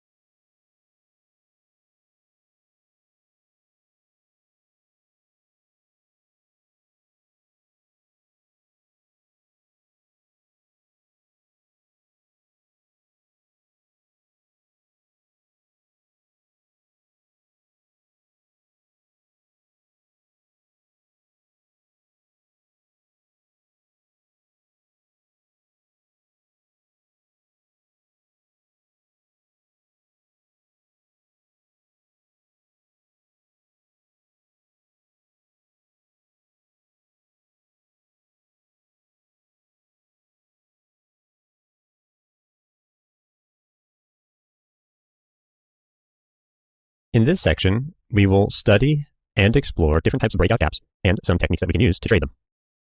Every breakout is also a gap. Gaps are the hallmark of breakouts. Whenever there is a breakout, there is also simultaneously a gap, a spike, and a climax. There are 4 types of gaps: the breakaway gap, the micro gap, the body gap, and the tick gap. Tick gaps, however, only exist on intraday charts. Momentum creates successful breakouts, and strong breakouts create gaps that remain open. The breakout gap is the distance between the price of the breakout point and the current market price. As the breakout is forming, the breakout gap increases. So, as we can see on the chart, the bear breakout on bar 7 creates the breakout point at the bar 4 low. And as bar 7 develops, the breakout gap increases. That breakout gap extends further on bar 8 and bar 9. The breakout test on bar 19 is successful. This is the pullback that goes against the direction of the previous breakout, and in this case, the test does not even come close to the breakout point. In the case that the pullback actually did overlap the breakout point, the breakout gap would be closed. Sometimes, in that case, the market would form a body gap, in which the test overlaps the breakout point, but the bodies of the bars that formed the breakout point and breakout test do not overlap. In this case, the market preserves the gap between these bodies, and this is what we call the body gap. Strong trends constantly produce breakouts and gaps, and as long as the gaps remain open, we can still consider the trend strong. Whether gaps are remaining open or closing is one of the primary tools a trader has for determining what the current market state is. For example, a successful reversal initially closes open gaps that the prior trend created. In trading ranges, which are trendless markets, gaps usually close. Thus, as long as gaps are closing, the market is typically displaying more balanced price action, and traders should expect fewer strong breakouts and instead more trading range behavior. We can see a few other breakout gaps marked on this chart. There is one at the low of 22, which is tested after the breakout on 26 on bar 28. Then there's the breakout below the bar 12 low on bar 26, and which is tested immediately on 27 and subsequently on 28, 29, and 30. The outside bar bear reversal on 30, which confirms the successful test of the breakout gap formed from the bar 12 low, creates its own breakout gap as the breakout extends on bar 31 and is subsequently tested on bar 32. This breakout gap also forms a body gap. Then, the breakout below the low close of bar 35 generates a breakout gap, which is tested on 51. In this case, the body gap is just touched, but not closed. So in this case, it is still an open body gap. The bear leg starting from the bar 55 high creates the final breakout gaps, which almost immediately close. Bar 58 creates a breakout gap from the bar 49 low, which is tested on the next bar, 59, and fails immediately on 60. 60 also closes the gap from the bar 50 open, but still leaves the body gap open. However, that test fails on 61, and the odds shift towards a transition to more trading range behavior and tests of some of the other breakout gaps that are still open that were formed earlier in the session. For the intraday trader, monitoring the open breakout gaps provides many opportunities for structuring trades based on high probability test locations. We know that breakouts create gaps. Now let's discuss the tendencies for gap behavior in trends and trading ranges and look at a few examples on the 465-minute chart. As a side note, this chart is particularly useful for understanding the relationship between the Globex and regular trading hours because it divides the day into 3 equal parts with 2 in Globex and 1 regular trading hours. So, as we can see, the first bear breakout marked on this chart creates a breakout gap from the previous low of the bear channel. At this point, the market is accelerating and likely starting a new and stronger trend. In trends, most breakout gaps stay open and become measuring gaps. This means that tests do not get back to the breakout point, and instead, traders should monitor for the price structures that are typically developed in trends during the periods of consolidation prior to trend resumption. On the other hand, in trading ranges, most breakout gaps tend to close and become exhaustion gaps. In this case, the tests generally overlap the breakout points, but as we discussed, can also sometimes create body gaps. The breakout test occurs in both of these scenarios when price returns to the breakout point. In trends, price usually will not make it back to the breakout point, and thus the successful test will leave gaps open, while in trading ranges, even successful tests that produce a scalper's profit will still close gaps. We can see an example of this on the chart in the bull breakout above the previous major swing point. In this case, when price returns to test that breakout point, the market leaves a body gap and gets trend resumption to retest the previous high close of the bull leg. However, this was the first break above the strong bear channel that had previously lasted for many days. So the odds that this will become a bull trend are low. The odds are significantly higher that the market is transitioning to a trading range. And thus, when the bears break out below the low of that trading range, we see a new breakout point created, which does not get retested on this chart. Instead, the previous trend resumes and the market accelerates lower, leaving an open gap midway through the strong bear leg, which later operates as a test target once bulls begin closing some of the open breakout gaps. A microgap is the gap between opposite extreme prices of non-adjacent bars. In a bull trend, this is when the low of the current bar does not touch the high of the bar 2 bars ago. In a bear trend, this is when the high of the current bar does not touch the low of the bar from 2 bars ago. Microgaps are a sign of strength, just like breakout gaps. When the market is transitioning to a trading range, initially microgaps will close, then bodies will overlap before there is a successful reversal that starts the opposite leg. Unlike breakout gaps, microgaps can be classified as either strong or weak. The market forms strong microgaps when both bars are strong and in the same direction. The market creates weak microgaps when one of the 2 bars is weak or in the opposite direction. We can see examples of both types of gaps on the chart to the right. The blue rectangles mark strong microgaps, while the orange rectangles mark weak ones. We can see the strong microgap created by the bar 29 high and the bar 31 low, both of which are strong bull closes. In the next bull leg, we can see an example of a weak microgap from the bar 39 high to the bar 41 low. While we are introducing the concept of microgaps now, we will return to them later in the course and examine them in significantly greater detail. Body gaps are variations of open breakout gaps. In the case that a breakout test overlaps the breakout point, but the bodies of the bars from the breakout point and breakout test do not overlap, the gap remaining between these bodies is called the body gap.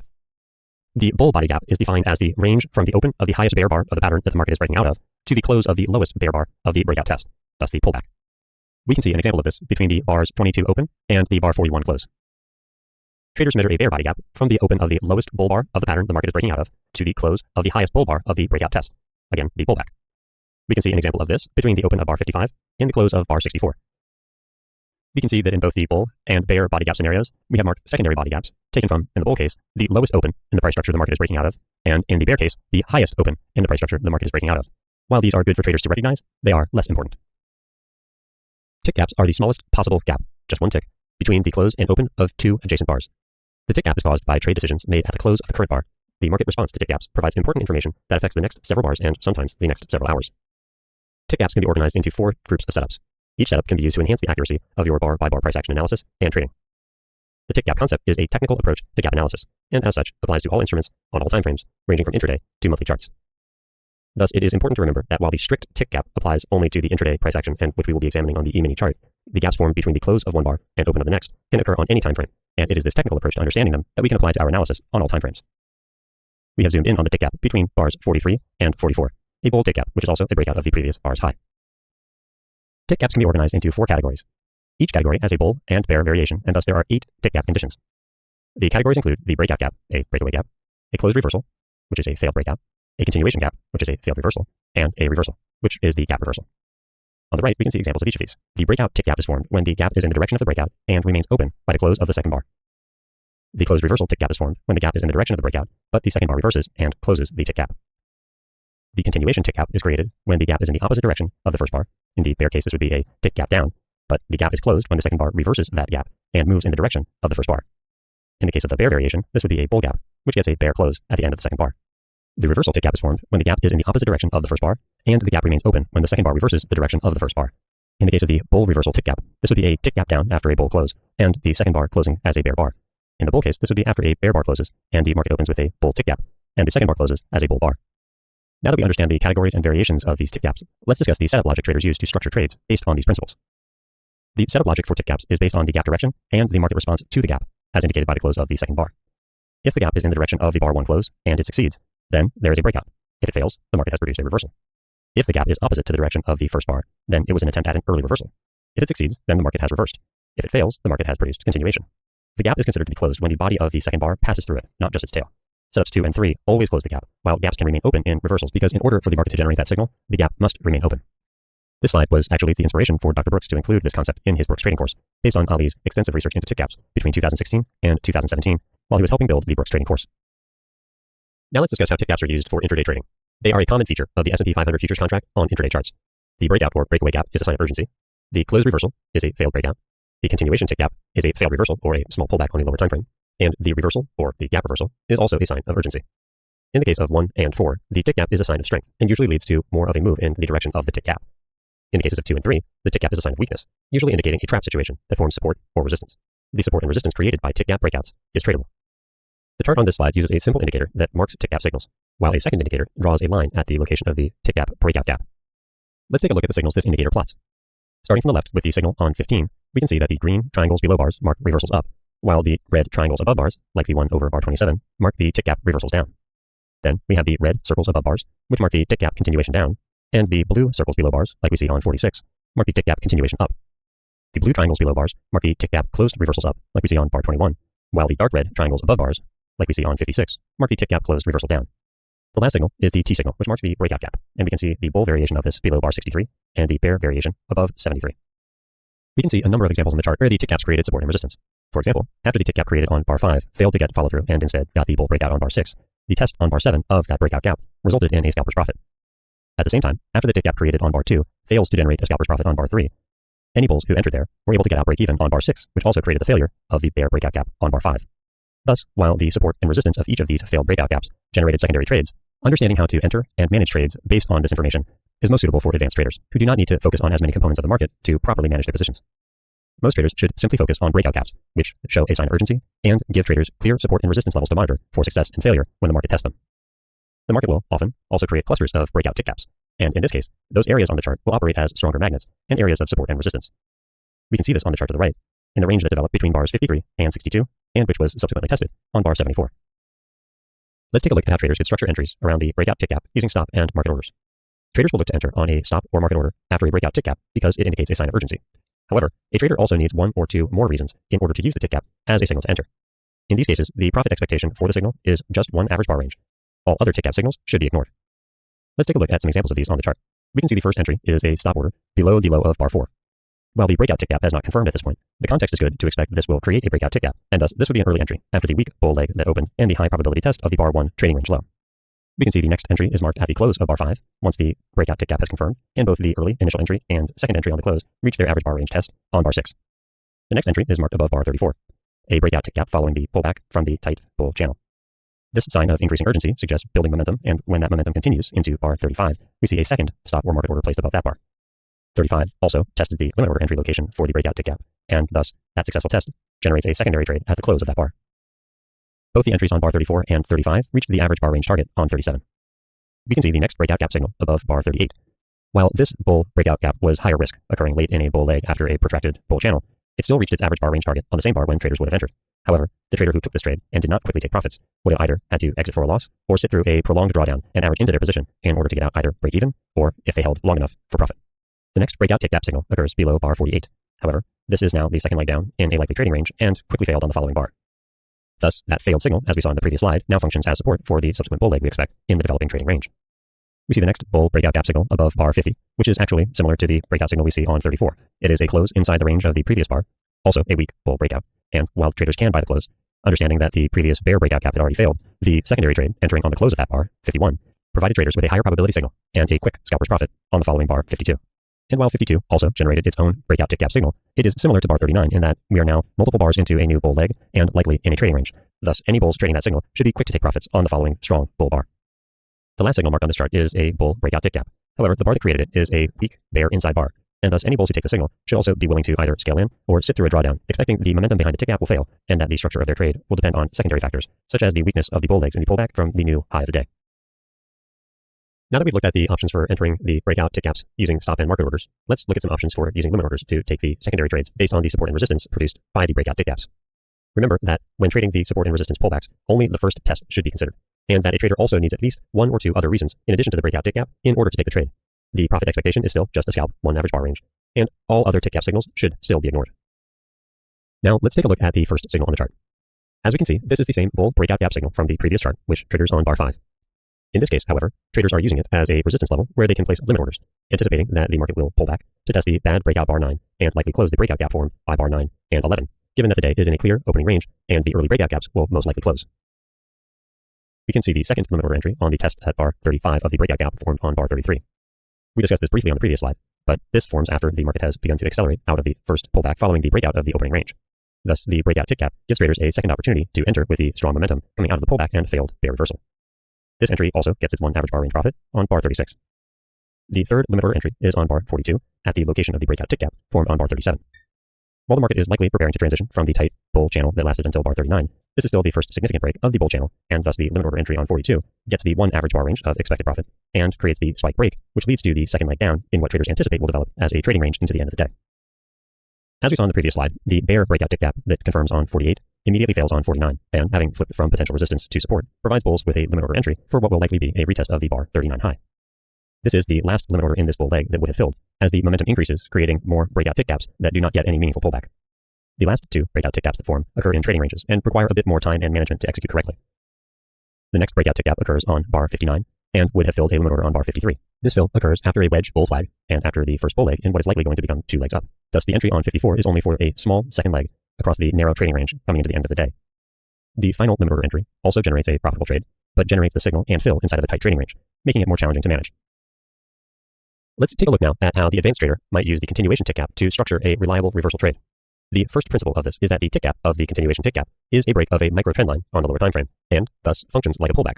By breaking that trend line, the microstructure of the higher time frame chart changes and becomes a collection of climaxes. Once there are then enough pushes or climaxes, the price leg begins to function like a parabolic wedge or a wedge. If there are several continuation tick gaps in a seemingly strong leg, the leg is actually much weaker than it seems. Take, for instance, the bull leg that starts on 37. As we can see on the 1-minute chart, the leg, in fact, contains a consecutive close topping structure at resistance with two consecutive close wedge patterns. Traders can see this on the 5-minute chart by the inside bar 39 and the continuation tick gap markers that warn of the micro trend line breaks. But as we drill down to the 1-minute time frame, these consecutive wedges become glaringly obvious. We can even see the two-leg pullback after the first parabolic wedge. Thus, in this context, the advanced trader would use this information to, instead of trading for a pullback, fade the apparent strength of this bull leg for a test of the open microgaps, anticipating that the leg is weak and not a transition from the trading range into a bull trend. Instead, they will look for test targets across the range and might, initially at least, target the high of 37 and the breakout tick gap that confirmed on 38 and was successfully tested on 46. In this section, we studied the different types of breakout gaps, defined each type and looked at its variants, then studied trading examples based on breakout gaps. In the next section, we will continue this discussion by looking at micro gaps.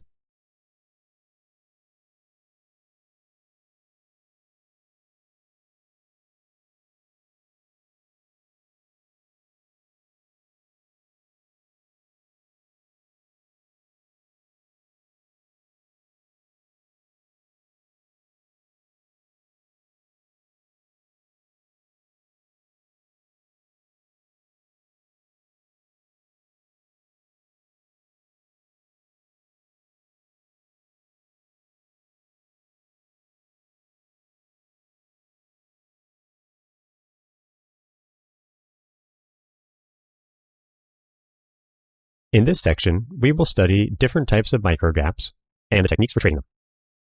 Traders need to study microgaps for 3 reasons. First, it helps the new trader see them effortlessly, which is important because microgaps operate as areas of support and resistance, and are often also test targets. A microgap is formed between 2 non-adjacent bars that are not overlapping. However, the bars can touch, which will result in a zero-height microgap. In the following slides, we will be using the AMA microgap indicator to visualize the microgaps on the charts. Remember that it distinguishes between both the strong and weak versions of the microgap. Let's quickly revisit the definition of the microgap before we dig in. A microgap forms between 2 non-adjacent bars of a 3-bar formation when the high of the first bar is not overlapping the low of the third bar. In a bear trend, a microgap forms when the low of the first bar is not touching the high of the third bar. Microgaps are important because they form in strong trends and are a clear sign of strength. They are also often areas of support and resistance, and therefore test magnets when the market pulls back. Early in a trend, they increase the probability of higher prices, and in the correct context, microgaps can also be used as measuring gaps. Late in a trend, they become exhaustion gaps and often close quickly. In the chart on the right, we can see an example of a strong microgap forming as the market is breaking out of the opening range and transitioning from a bear to bull regime. The low of bar 17 is not touching the high of bar 15. Thus, there is a microgap between 15 and 17. There is also a microgap between 14 and 16. However, the microgap between 15 and 17 is even larger, and the consecutive microgaps and widening range of them tells traders that momentum is increasing and that the odds of deeper pullbacks are less likely because the market is likely entering the spike phase of the market cycle. The functional price level of a microgap is the price that creates support or resistance. In the case of the bull microgap, the functional price level is the low of the gap. In the case of the bear microgap, the functional price level is the high of the bear microgap. If the market produces a big microgap, then in addition to either the regular bull or bear microgap functional price level, the market also treats the midpoint of the microgap as a functional price level. We've talked a lot about the process of testing and what validates a successful or a failed test. In the case of the microgap, the functional price level is the price that gets tested when the market pulls back. It is the magnet in the microgap that draws price back into the microgap itself. All of the setups and trading techniques discussed in this document use functional price levels to find the optimal entry or exit price for placing orders. For example, remember our discussion of breakout tick gaps. We discussed 2 different methods for entering the market based on that signal. One was the stop or market order at the close, and the other was with a limit order at a test of the breakout tick gap. This is the functional price level of the breakout tick gap. Now, let's take a look at some examples here on the chart. We can see the market testing the functional price level of the bear microgap on bar 10. This generates a quick 1 average bar range profit before the market breaks out against that price level and transitions to the bull regime. As we mentioned in the slide before, the acceleration across the EMA and size of the microgap between bars 15 and 17 suggests that the market is entering a new spike phase and reduces the odds that the market will pull back to test that functional price level in the next few bars. Thus, after the first spike break on bar 21 and subsequent trend resumption, traders will begin to look for tests of the functional price levels, expecting the market has entered a channel phase and that there will be more overlap between the price legs. We can see that the first pullback and also test of the EMA since transitioning to a bull regime successfully tests the functional price level of the microgap at the bar 22 high. This generated more than 1 average bar range of profit for the limit order trader and produced the third leg up in the bull channel, which resulted in a trading range in transition to more balanced trending trading range behavior into the end of the session. The third microgap marked on this chart is a large microgap, and thus the midpoint and standard functional price levels should, in this case, provide support. And while the market found very temporary support at that level, traders should also recognize that the large bull microgap was occurring late in the channel and had a higher probability of producing an exhaustion gap. We can see that afterwards the market transitioned to a tight trading range before reversing and transitioning back to a bear regime.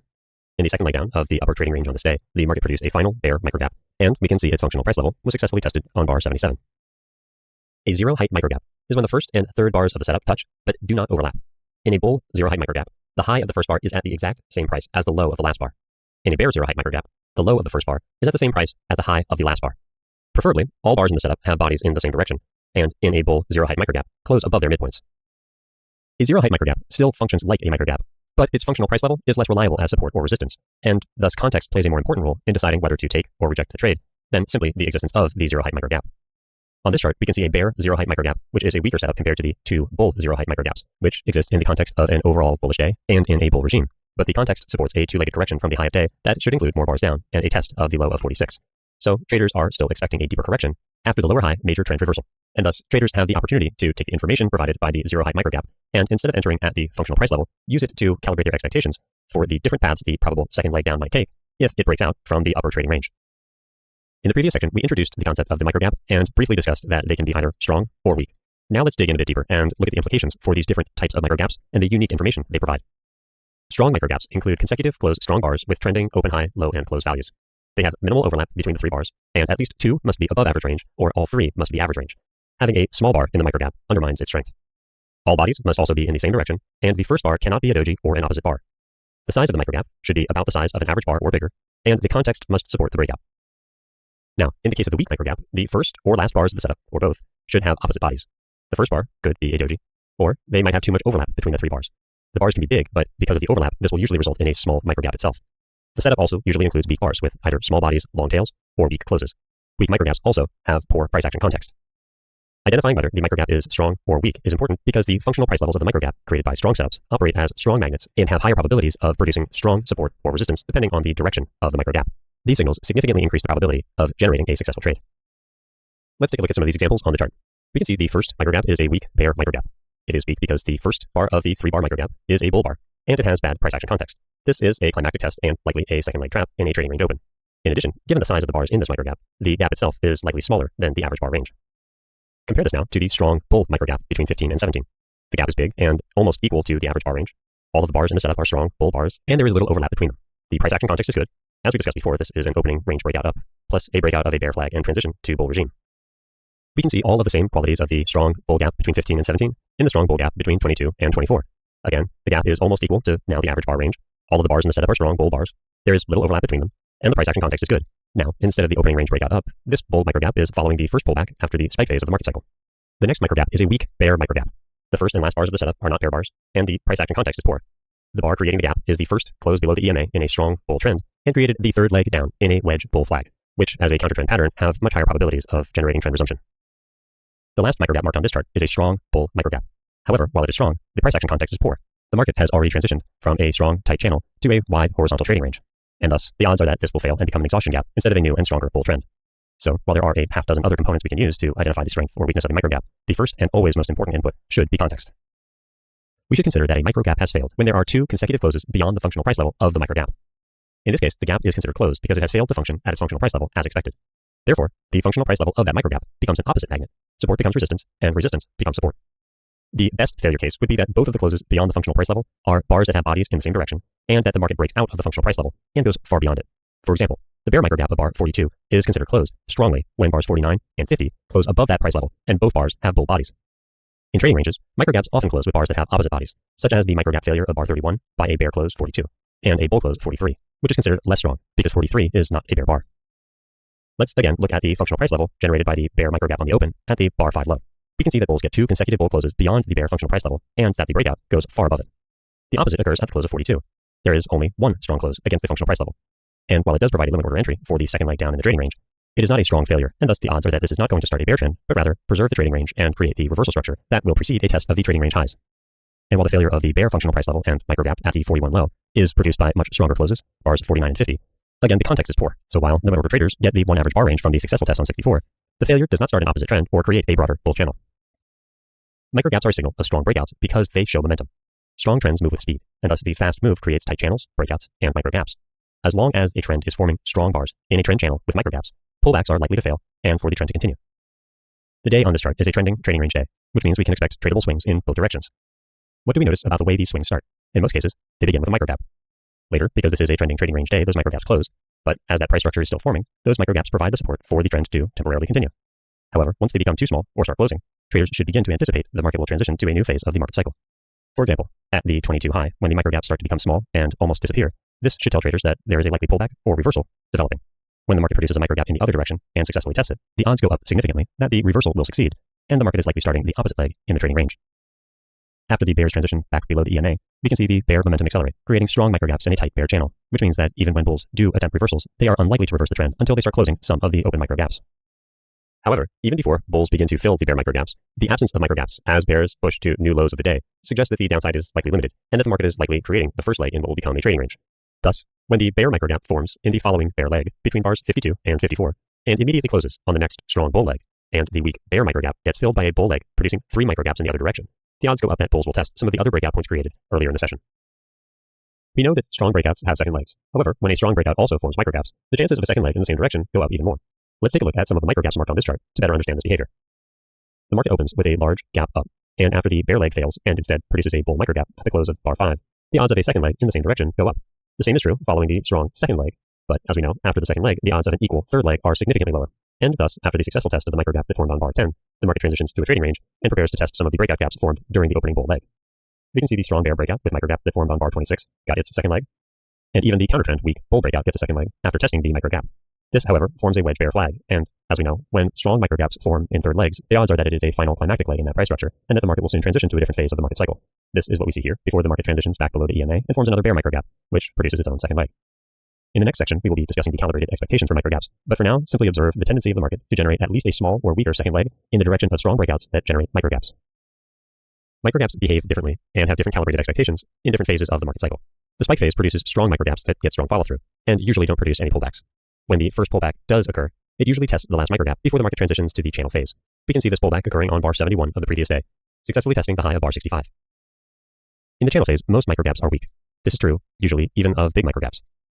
Most microgaps will also get immediate pullback, but that pullback will usually become a flag prior to a new leg in the direction of the previous trend.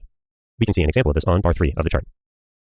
In the trading range phase of the market cycle, breakouts are expected to fail, so microgaps are more likely to create exhaustion gaps that lead to reversals. Thus, fading the breakouts produced by microgaps at support and resistance, betting on mean reversion, has about an 80% probability of success.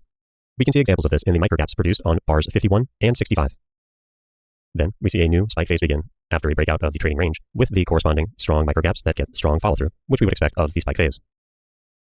We can see, of course, that the microgaps produced in a bear channel follow the same rules as those produced in a bull channel. In this section, we study different types of microgaps and techniques for trading them. In the next section, we will explore the calibrated expectations of microgaps.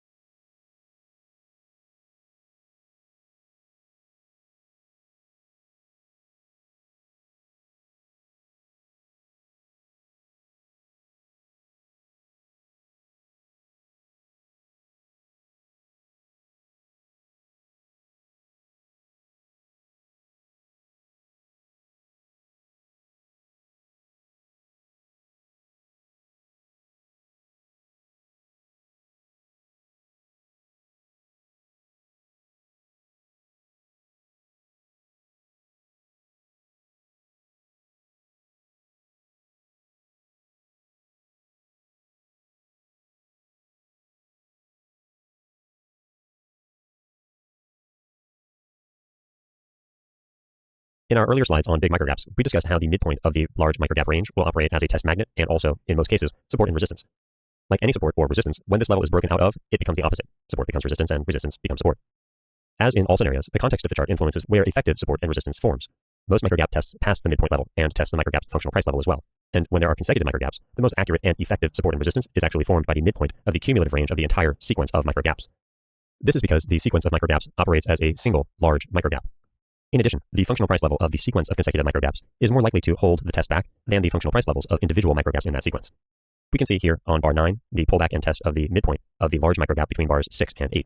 This midpoint was tested twice, first on 9, then again on 17. And while both of these tests produced an average bar range of profit for the limit order scalper, neither of them retested the bull leg high. Thus, as we discussed in previous slides, this pattern is a failed pullback because it does not actually retest the previous trend extreme. So when bears get the strong microgap breaking out of the previous bull microgap's midpoint, the odds are that this level will now operate as resistance when the market comes back to test it. We see this on the successful retest of that level as resistance on bar 32. We've discussed that the functional price level of microgaps operates as support or resistance, and also a test magnet. The functional price level is a sufficiently strong magnet that pullbacks into the range of the microchannel in which the microgap developed will often reach deeply enough to test the functional price level of at least the closest microgap. We looked at a number of examples of strong microgaps and the impact the strong gap has on the reliability of the setup. But even small gaps will usually at least pause the reversal. We can see a good example of this on bar 49 on the chart. The functional price level of big gaps is also more important and reliable than the functional price level of smaller microgaps. As we know, context is always going to be the most important input in all of our decision making, and thus that context influences where effective support and resistance is most likely to form. We can expect that most microgap tests will pass the midpoint level and test the microgap's functional price level. The only exception to this are the tests of big microgaps. We know that in a sequence of consecutive microgaps, the functional price level of the sequence is more likely to hold the test than the functional price level of any individual microgap in that sequence. The functional price level of a microgap in the final leg of a trend is less reliable, even when that microgap is big and strong. This is a good example of why context is such an important input to our decision-making process. For example, in the final leg of a trend, instead of fading the test of the functional price level, it can be used to estimate where a pullback will form to take the opposite trade at a discount with trend for the second leg of what will be the new market cycle. We can see an example of this on bar 20.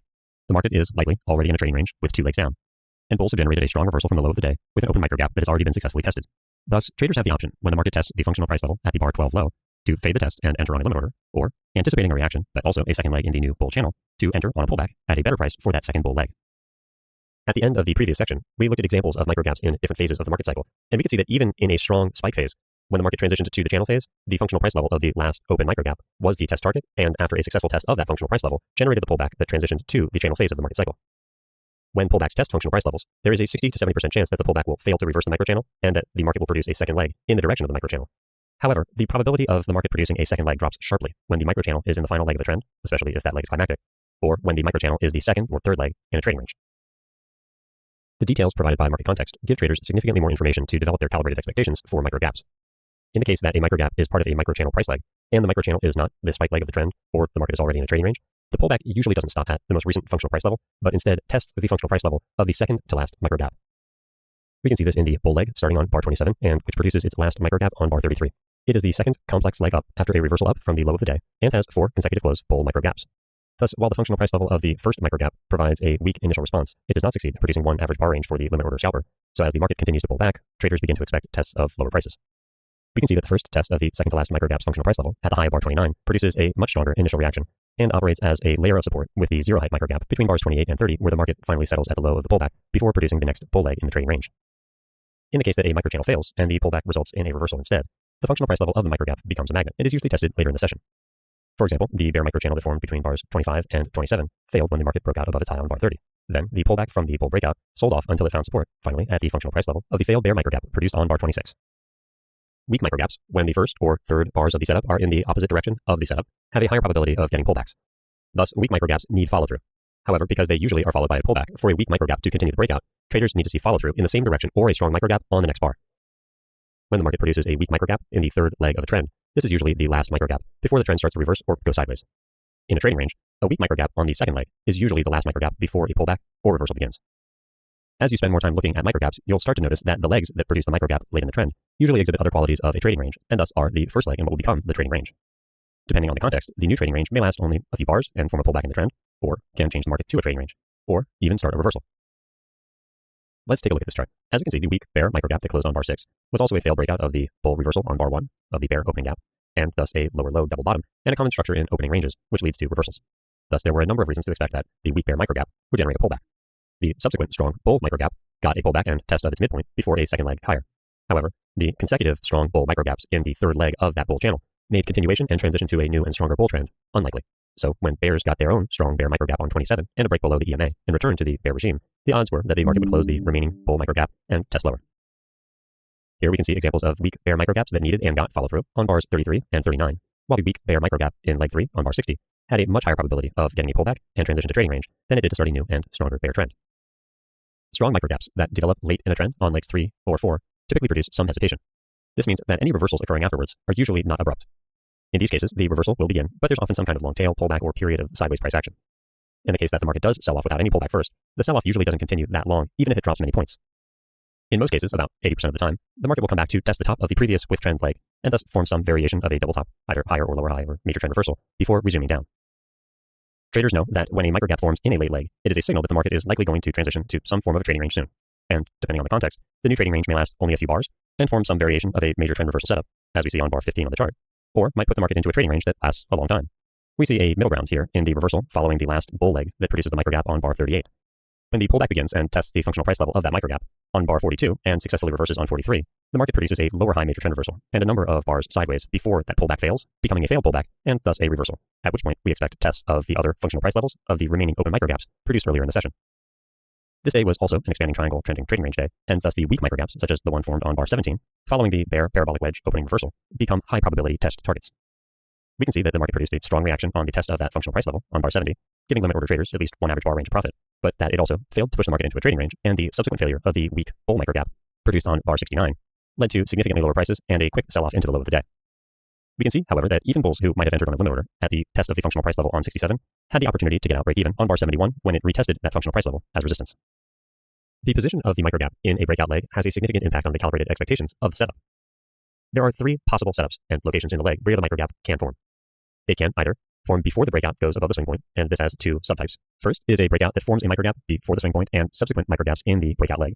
And the second is a microgap that forms before the swing point but does not produce follow-through gaps afterwards. The second possible location is when a microgap forms after the breakout goes above the swing point. This is called the follow-through microgap.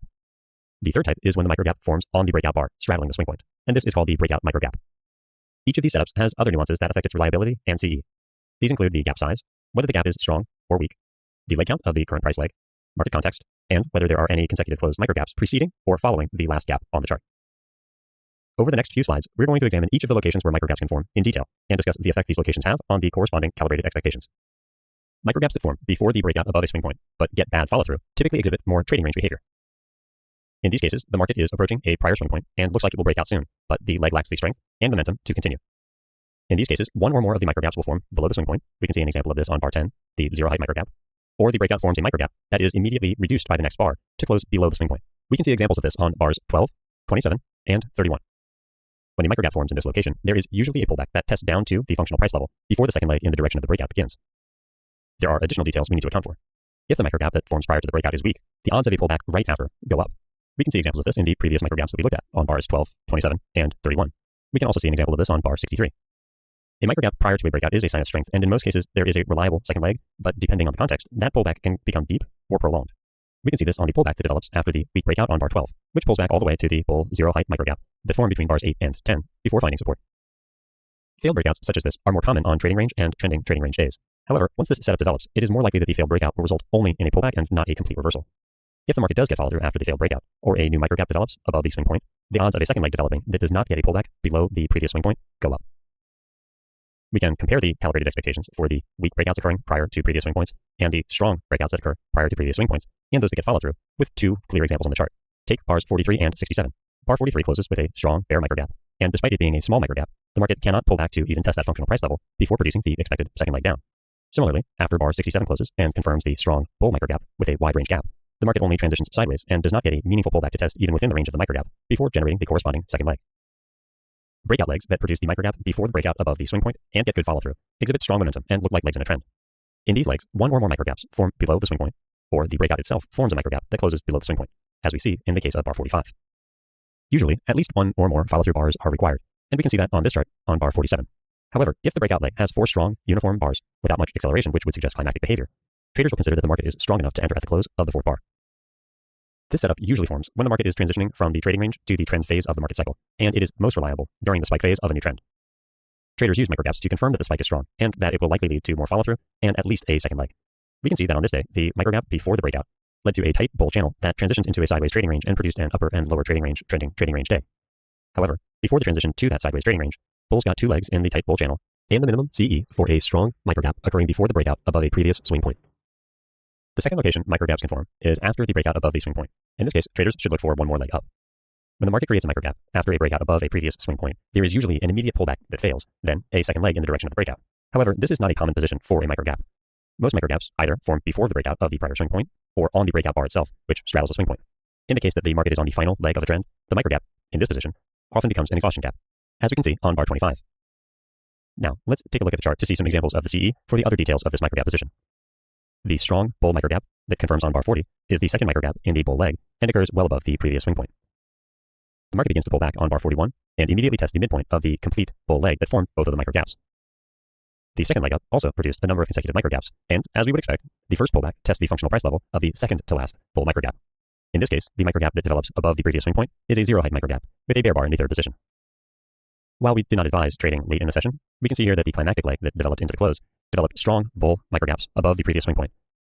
And unlike the bull microgap on bar 40, was breaking out of a trading range. And while the bull microgap that confirmed on bar 40 was indeed breaking above a previous swing point, that swing point was part of a tight bear channel, and thus the odds were that the market would transition from that tight channel to a trading range. In the case of the late bull breakout, the market was breaking out of the trading range, and thus entering a new and stronger spike phase. Breakout microgaps can also straddle the swing point from which they are breaking out. In this case, price will break out above a swing point, then form a microgap that straddles the breakout point, starting below the swing point and closing above it. In this case, there is usually an immediate pullback that fails, then a second leg in the direction of the breakout. However, if the bar closing the microgap gets a follow-through bar or a second microgap forms, the odds of an immediate pullback into the breakout microgap go down significantly. In that case, the pullback happens much later and usually finds support before reaching the functional price level of the breakout microgap. We can see an example of this in the strong bull microgap that closed on bar 41 and got immediate follow-through on 42 and 43. The first pullback consisted almost entirely of bull bars, except for bar 46, and resulted in a tight bull channel that, when it finally broke, only tested down to the bull breakout point, and not the midpoint or functional price level of the big bull micro gap. In classical technical analysis, a breakout gap is considered open if the low of a pullback does not touch the breakout point. And a breakout body gap is considered open if the body of the last bar of a pullback does not overlap the body of the highest bar of the swing point. However, in the case of breakout microgaps, as long as the microgap has not failed, the breakout is still strong. Remember, there must be 2 consecutive closes below the functional price level of a microgap to consider the microgap closed. We can see an example of a closed microgap on bar 15, which also forms its own zero height microgap. But after the first close on bar 14 and second on 15, the last bear microgap of the bear parabolic wedge can be considered closed, and thus that the market is transitioning to more trading range behavior. Then, on bar 19, the market breaks out above the previous swing point, creating the potential microgap straddling the breakout, which confirms on bar 20, and gets immediate follow-through on 21 and 22. This results in only a sideways pullback, which doesn't even reach the EMA, before a second bull breakout above a previous swing point creates a similar straddle bar that also gets 3 bars of immediate follow-through. The corresponding pullback is similarly short-lived before a new bull breakout above the previous bear swing point. In each of these 3 scenarios, the immediate follow-through significantly reduces the odds that the market will produce the immediate pullback typically associated with weaker follow-through after a microgap develops that straddles the previous breakout point. The calibrated expectations for a breakout straddling a swing point that gets poor follow-through are slightly different than those of the microgap that gets strong follow-through. While traders should still expect an immediate pullback that fails and a second leg in the direction of the breakout, if the bar closing the microgap is a weak bar, or the bar after that, in the case of bar 32, is an opposite bar, the odds of that pullback go up significantly. In that case, the pullback usually starts within a few bars and finds support at the midpoint of the breakout gap before reaching its functional price level. In the chart on the right, we can see that test on bar 42. Of course, the market context is important when timing pullbacks. When this setup forms late in a trend, the pullback can actually be the start of the reversal. And on trading range and trending trading range days, breakout microgaps in second legs usually get bad follow-through and start the reversal down to the middle of the range. The bear channel starting on 35 and ending on 46 is the first leg of the counter trend move in what was likely a trending trading range day. And thus, the climactic leg, testing the midpoint of the day, ending on bar 62, has a much higher probability of being a climactic test and not the start of a strong bear trend. In this case, it is also a test of the triangle from which the market broke out on bar 30. The final example of the breakout gap straddling the swing point that gets poor follow-through occurs on bar 76. Again, as in the slide before, this is at the end of the day and is not a time that traders usually take new positions. But in this case, the CE plays out nicely, with the immediate high 1 failing and generating a deep pullback to transition from the tight bull channel back into a horizontal trading range. When the market produces consecutive microgaps, the entire range of the gaps works like a large microgap, with support forming both around the midpoint and the functional price level of their cumulative gap range. We can see a number of examples of this on the chart to the right. However, for the microgap ranges to form a big virtual microgap, there should be no opposite bars between the consecutive microgaps. We can see the consecutive microgap closing on bar 3 that gets initially tested at its midpoint, then its functional price level on bar 9, before reversing and transitioning to a trading range prior to trend resumption in the bear regime. The consecutive microgaps between bars 21 and 24 also produce an immediate response at their 50% and functional price levels, but this microgap is smaller. And while it does produce a pullback in the new market cycle, it is not enough to even test the functional price level of the new bull breakout microgap that closed on bar 35, which also has a big gap, and thus the pullback on 37 that successfully tests the midpoint has a much higher probability of producing a second leg up. That second leg produces consecutive microgaps as well, which when they are tested get an initial reaction at the midpoint, but really only at the functional price level do they provide enough support for the limit order scalper to get one average bar range of profit before the second leg in what is likely now a new market cycle. In the previous slide, we discussed some of the calibrated expectations for the pullbacks of consecutive microgaps. Now let's discuss a specific example we see on this chart, which happens frequently enough. What should the trader expect when the market produces many consecutive microgaps in the same leg? Well, they have 2 options. The trader can consider the entire range, in this case of the 6 consecutive bear microgaps, the full microgap range, and thus look at the midpoint of that range as the likely test target once the market has started to pull back. Or the trader can separate the range, in this case into the first 4 consecutive closed microgaps and the last 2 big consecutive microgaps. The first 4 consecutive microgaps, 19 through 22, and the last 2 big microgaps, 24 and 25. In this case, both of those ranges, the full and the separate ranges, provided resistance at different times of the day and allowed traders to correctly estimate the depth of the likely pullbacks as the market was transitioning from the strong spike and climax into a trading range and then the opposite bull channel. We need to remember, however, that in order to qualify as consecutive gaps, the microgaps cannot have opposite bars separating them. This is the case for the microgaps that develop on bars 42 and 44, which are separated by the bear bar 43. In this section, we looked at microgaps again, but this time we focused on their specific calibrated expectations in a variety of scenarios in order to better understand the realistic probabilities the setup expresses. In the next section, we will explore methods for estimating breakout strength, which also estimates the probability that the market will produce more follow-through after breakouts.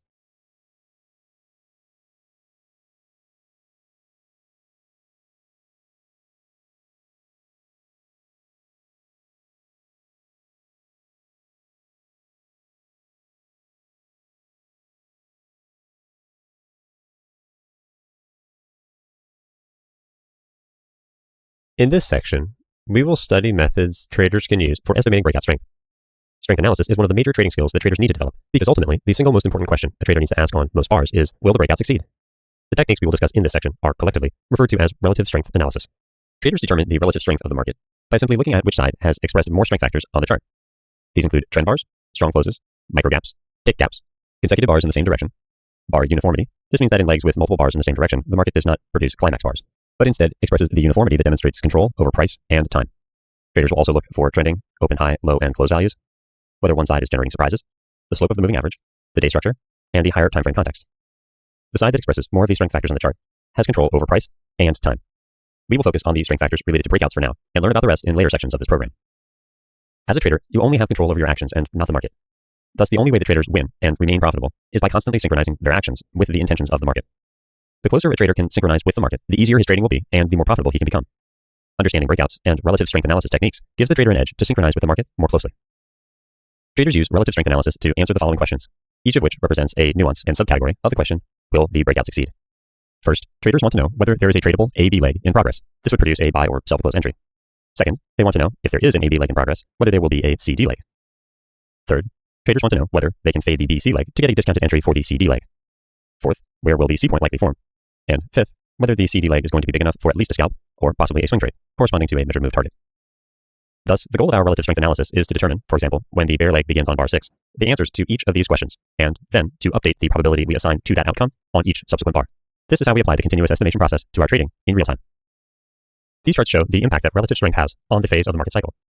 For example, we can see that when the market is in the breakout phase, it exhibits more of the relative strength factors than any other phase of the market cycle. The number of active relative strength factors diminishes as we go from left to right and from the top to the bottom row, until we get to a trading range, which has the fewest number of relative strength factors, which makes sense because the market is constantly switching from bull to bear without either side remaining in control for long, and with the day as a whole being essentially balanced in both directions. We saw the expression of bull relative strength factors and the impact they have on the phase of the market cycle. And in these charts, we can see the degrees of relative strength expressed when bears are in control of the market. Again, the breakout phase expresses the most number of relative strength factors, while the trading range expresses the fewest. As you might imagine by now, context will be the most important input when determining relative strength. In addition to context, traders will account for 3 other groups of factors to help determine the strength of breakouts. These are the quality of the breakout leg, which accounts for 10 factors based on relationships between the bars and the leg, distance, the size of the breakout and how far it took price from resistance, and time, how many bars were in the breakout leg. In the previous slide, we discussed the primacy of context when determining relative strength and the other qualities traders account for in that process. We have a shorthand for referring to these groups of features and simply call them the 10 plus 2. Together, these are the factors we use to estimate the strength of a breakout. And as you can see, we have the 10 bar-based qualities, then distance and time. These account for the 3 unique categories that we need to consider in addition to context when assessing relative strength. Now, let's discuss each of these in detail. In a strong bull breakout, as we saw 2 slides ago in the bull examples of relative strength, traders want to see uniform size bars, that most bars are closing on their high, that there are open micro gaps and tick gaps, that every bar closes above the high of the prior bar, and every low is above the prior low, that some opens are at or above the prior close, most bars have no lower tails, most bars have no or only a small upper tail, and there are no dojis and no opposite bars. Anything less than the ideal, the strongest of bull breakouts, is going to represent some degree of lesser relative strength. For example, on this chart, we can see that the pauses in microchannels operate like pullbacks, and thus too many pauses or small pullbacks turns the microchannel into a parabolic wedge, which needs a bigger or more sustained correction. Thus, while there is bull control, it is not maximal, which means that the market is not in the breakout phase, but rather some form of a channel, and more trading range periods of behavior should be expected.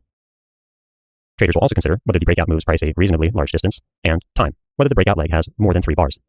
This is not an arbitrary number, but rather tells traders that the breakout has moved from their trading time frame, in this case a 5-minute chart, to one time frame higher on their fractal scale, in this case the 15-minute chart. However, traders also need to remember that good is always good enough. There is nothing perfect in trading. We are always operating in a degree of ambiguity and making binary decisions based on that. So, when the breakout has many of the 10 plus 2 factors, it is strong. You don't need to split degrees of probabilities. If it is good, it is good. The goal is to find a breakout that has high probability of getting a second leg. Now, let's take a look at the process of assigning probabilities to breakout legs.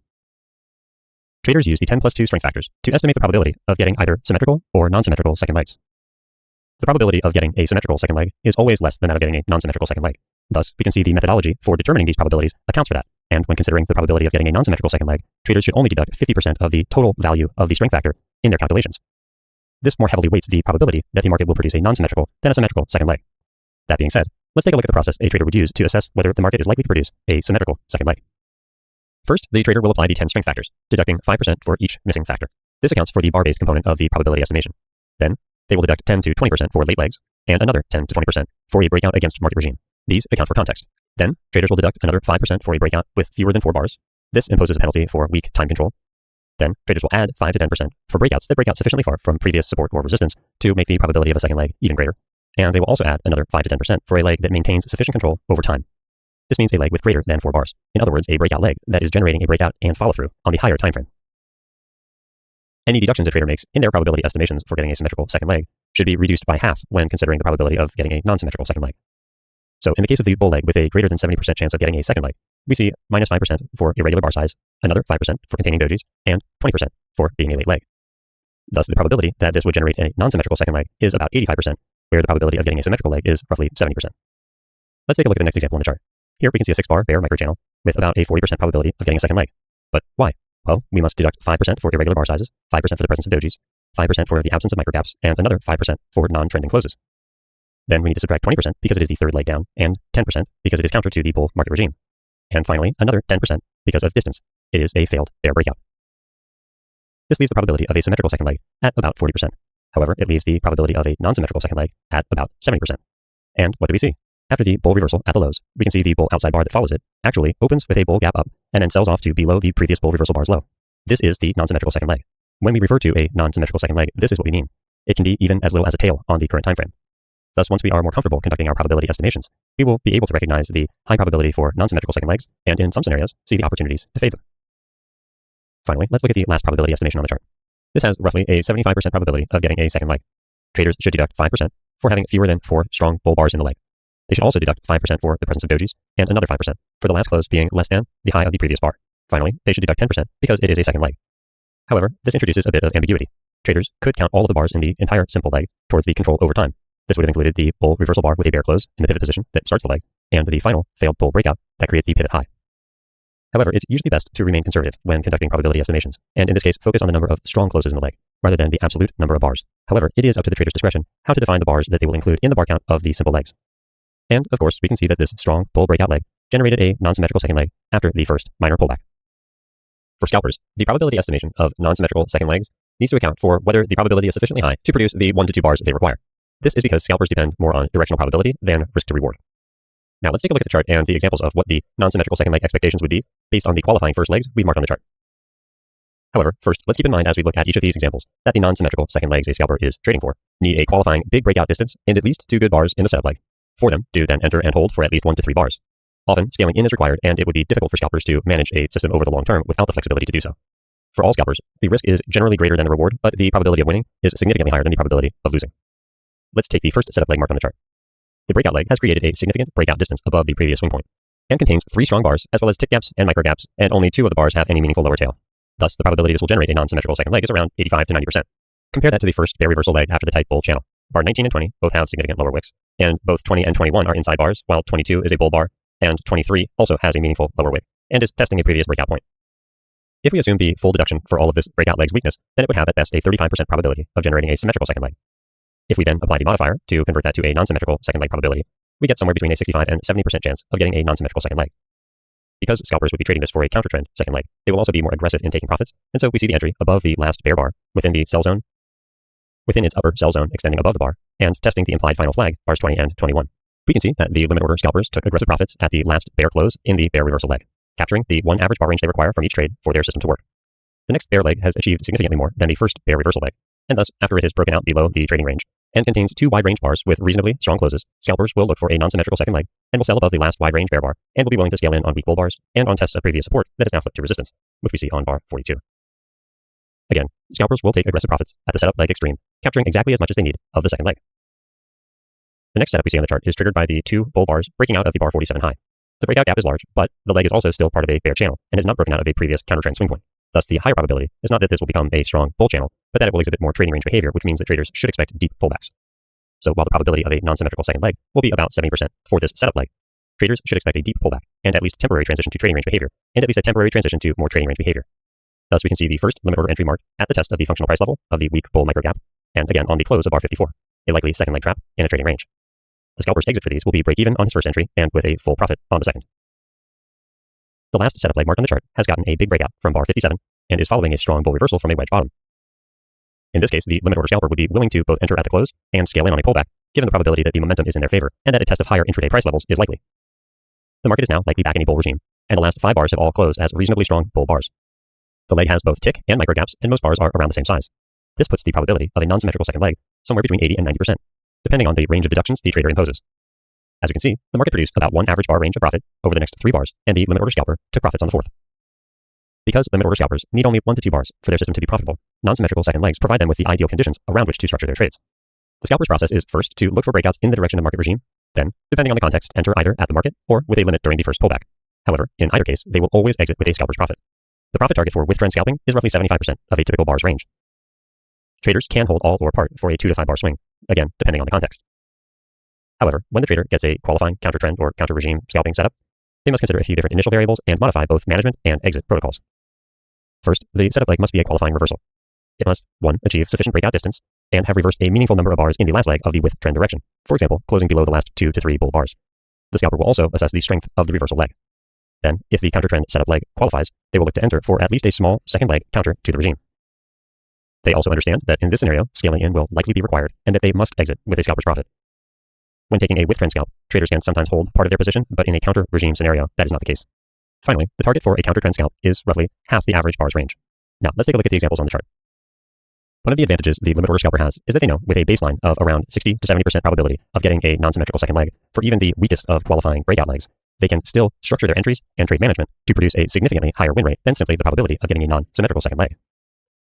The annotations on this chart walk us through all the logic of each trade. However, the important thing for us to remember is that as long as the scalper does not try to trade outside his system, taking profit according to the calibrated expectations for each of the setup legs and managing them accordingly, then every with and counter-trend breakout leg marked on the chart provides them with an opportunity to structure a profitable trade. We've seen the annotations for microchannels, MC, on our charts, but have not yet discussed them in depth. The concept is simple, but involves enough nuances that as traders become more comfortable identifying the pattern, they will use their experience to account more for the role of context. At a minimum, the setup requires at least 3 bars in the same direction with a microgap, that at least one of the bars has a strong close, and in a bull microchannel, none of the lows can be below the low of a prior bar. The probability of the microchannel producing a second leg is greater than 70%. However, we need to deduct 5% for each of the missing strength factors from the list we see on the opposite chart. When the microchannel is strong, traders will expect at least one more leg in the direction of the microchannel. When it is not as strong, traders will expect at least one more bar in the same direction.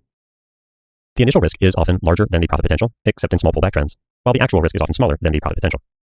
On trading range days, the profit potential is only a high probability scalp, lasting 1 to 2 bars, while on trend days, traders should expect a second leg of roughly the same size as the microchannel. When the number of bars in the microchannel exceeds 6 or 7, the probability starts to shift more towards a pullback and reversal than more up. A microchannel with more than 12 bars is always going to be a climax, but there are examples of 17 and 19 bar microchannels without a pullback. These are, however, low probability events. We can see that the limit order scalper was able to structure profitable trades around all of the microchannels on this chart. However, there were opportunities to more advantageously enter and manage those positions. For example, the first microchannel is a third leg up and has both inside and counter trend bars as well as long upper wicks in the bull leg. While it has a high probability of getting a second leg, it also has a high probability of getting a pullback beforehand. Thus, entering on a test of the 8 high or 16 close would have been preferable to buying the close of 18. That said, traders could easily justify buying that close and scaling in, anticipating that perhaps the new bull leg was the start of a new and stronger bull channel. And as long as they had the flexibility to scale in, they would have been able to manage their positions profitably. The same is true of buying below bar 32 or below any other bull bar in the tight bull channel, until bears have gotten a meaningful microchannel below the EMA. However, this microchannel was also weak, and because bears stopped getting new breakouts or closes beyond previous lows, the odds were that the market was transitioning to some form of trading range, and that traders should expect a deeper pullback and better prices for entering the new with-trend direction. Traders assess the relative strength in trading ranges the same way they do in any other environment, looking at the same 10 plus 2 strength factors we've discussed in previous slides. The difference between trading ranges and directional markets is that strong breakout legs, closing in the upper and lower thirds of the range, are usually variations of climactic second leg traps, and thus have a higher probability of correcting or reversing. We can see an example of this in the opening range. The opening bull leg ending on bar 6 has trend bars, strong closes, microgaps, tick gaps, almost uniformity, trending opens, highs, lows, and closes, and an increasing slope in the moving average. It is also a breakout of the last leg of the previous session and contains 5 bars, representing control over price and time. Thus, bulls should be looking for a second leg and using the tools that we've discussed thus far to identify good entry opportunities, such as a test of the microgap's functional price level. But then once that second leg forms, bars 7 and 8, traders need to ask themselves whether this is exhibiting more trend or trading range behavior. They might be undecided until the high one on bar 12 triggers and fails and produces a second leg down, which is also climactic, to test the trading range lows. The failure of the functional price level between bars 6 and 8 tells traders that the probability of the pullback is less likely, and when the second reversal on 14 fails as well, the odds of the second leg occurring before a more meaningful pullback go up. However, the second bear leg is climactic and breaking out of only the previous bull pivot at the bar 7 low. Thus, while traders should be using the same 10 plus 2 method to assess relative strength and applying it in the same manner as they would in any other context, their decisions need to pass through a secondary filter. If it is a trading range, are we in the upper or lower third of the trading range? And if the strong leg, which may or may not be a new leg 1, is occurring in the upper or lower third, the odds are, again, that it will likely correct or reverse. So, knowing what we've learned about pullbacks and reversals, we should ask ourselves, after the bull reversal occurs on bar 22 and the new strong bull leg gets 2 follow-through legs, ending on bar 40, at which point the market goes sideways, why doesn't the market retrace and retest the bar 18 low? Well, It is because the reversal failed and the pullback succeeded. After the 3 legs up in the tight bull channel, bulls expect at least a 2-legged correction. The first leg is small, occurring on bars 39 and 40, and then the second leg contains an implied wedge and is retesting the bar 36 low, creating a potential double bottom if the reversal fails. It does, and thus the tight bull channel that develops after that reversal on bar 46 is the result of a failed reversal, but it is also not the start of a new and stronger trend, as we can see from the number of weak bull bars in the tight bull channel. So the climactic breakout on bar 78 has a lower probability of starting a new bull trend. And when it reverses, and in this case fails to get the pullback and retest of the trend extreme, the odds are that the market will retest the breakout points and open gaps created earlier in the session. Big trend bars are problematic for most traders. They trap with trend traders out of the trade who don't want to assume the full risk of buying a big bar and so prefer to wait for a pullback, and faders are trapped in with a big loss.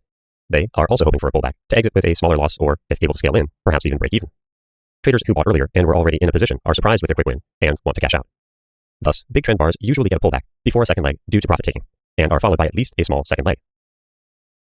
Using the AMA breakout paint bar, you can configure thresholds as you like, and in this configuration, big breakout bars are considered anything greater than 1.6 times the average bar range of the last 8 bars. Big bull breakouts are painted green, and big bear breakouts are painted orange. If the big breakout gets a follow-through bar, they are painted blue or red for bull and bear, and must also break out in the correct direction of the big breakout bar with a minimum IBS of 51 for bull bars and of 49 for bear bars. On this day, all big breakouts got some form of a second leg, and because they usually pull back to between 30 and 50% of the bar range, when that doesn't occur, the big breakout extreme becomes a test target. In this case, the high of bar 5 was retested on bars 11 and 12, and the high of 56 was retested on bar 64. Otherwise, the other 2 big breakouts, bars 13 and 36, both got the expected minimum 50% pullback before producing a second leg in the direction of the breakout. Big breakouts in late legs often lead to a correction or a reversal, depending on the context. The general probabilities are that the big breakout will lead to a correction or reversal 60% of the time for most multi-push patterns, 75% of the time when there is strong counter-trend pressure, and 85% of the time when the channel is in the opposite direction to the market regime. There is only about a 25% chance of a reset occurring on average. A reset is defined as a new and stronger breakout in the same direction as the channel. The reset refers to a reset of the market cycle. Thus, the channel, instead of transitioning to a trading range, begins a new and stronger trend, starting with a new spike phase. In this chart, we can see the big breakout bar, painted according to the same thresholds we used in the previous slide, with a follow-through bar and testing the trend channel line of the bull trend during the third leg up. The day is a bull trending trading range day, which increases the probability of a reversal. Because the channel is in the same direction as the market regime, bull channel, bull market, there is a 60% chance of a correction, but probably only about a 40% chance of a big bear reversal. Let's take a closer look at big breakouts in late legs, specifically when they occur counter to the market regime. We know that in this case, 85% of big breakouts will at least get a correction, if not reverse. On this chart, bar 23 is breaking out above the EMA and the previous high of day. It is also testing the bottom of a multi-day trading range, and thus the bear breakout point on a higher time frame. In addition, it is the third leg up, completing a wedge counter regime. This creates a dueling lines pattern. In this case, it is a wedge testing strong resistance. Thus, the odds in this scenario are that the big breakout will get a correction, if not reversal, and that the market will continue trading in the previous bear regime. Big breakouts are very context dependent. In trading ranges, this is even more so. The trading range trumps everything and controls price action inside of it. However, as before, the same principle of late legs still applies, but now big breakout bars near the top and bottom of the trading range become much lower probability signals for directional trading. Let's take a look at the chart. We can see a spike and channel bull trend that has converted into a trading range, and thus the big breakout bars that develop near the top and bottom of the trading range are low probability setups for directional trading. After bar 19, no traders believe that this is the start of a new and stronger bear trend, so now the inverse of the previous examples is true. Bears who had been short already take profits, bulls who were trapped into limit order positions scale in and get out break even, and bears who had not participated wait to buy higher in the trading range. But now, because it is a trading range, bears will not sell on the pullback, understanding that they would be selling in the lower third of the trading range, and that the location giving them the best risk to reward on a trading range day is in the upper third of the day's range. However, we can see bars 38 and 39 are a big breakout and follow-through. In this case, the breakout and follow-through occurs in the upper third of the day's range, and thus is a signal for a directional trade. When the big breakout occurs at the bottom of the day's range, bar 47, that is no longer the case, and the same principles apply that we discussed on bar 19. The opposite principle of bar 47 is in play on bar 61. Any bulls who were long will take profits, and any bears who were short will scale in and get out break even, while any bulls who did not participate will wait until the market pulls back deeper into the trading range and look for a valid signal to enter. A failed signal is also a strong opposite signal. This is because when a strong signal fails, in other words, when something that is high probability does not occur, it creates an even stronger opposite signal because the low probability event has occurred. This makes the failed breakout a stronger opposite signal than it had been when it was simply a high probability signal prior to its failure. Let's take a look at the example on the chart. Bar 58 used to be a big bear breakout bar, but it closed as a bull bar. Now, more up is more likely. However, since the market is always in short, the reversal is less likely to sustain because most reversal attempts become pullbacks. At the same time, now a two-legged or complex pullback is expected. But when the reversal itself fails on bar 64, and again on 67, bears are firmly back in control, and traders must sell.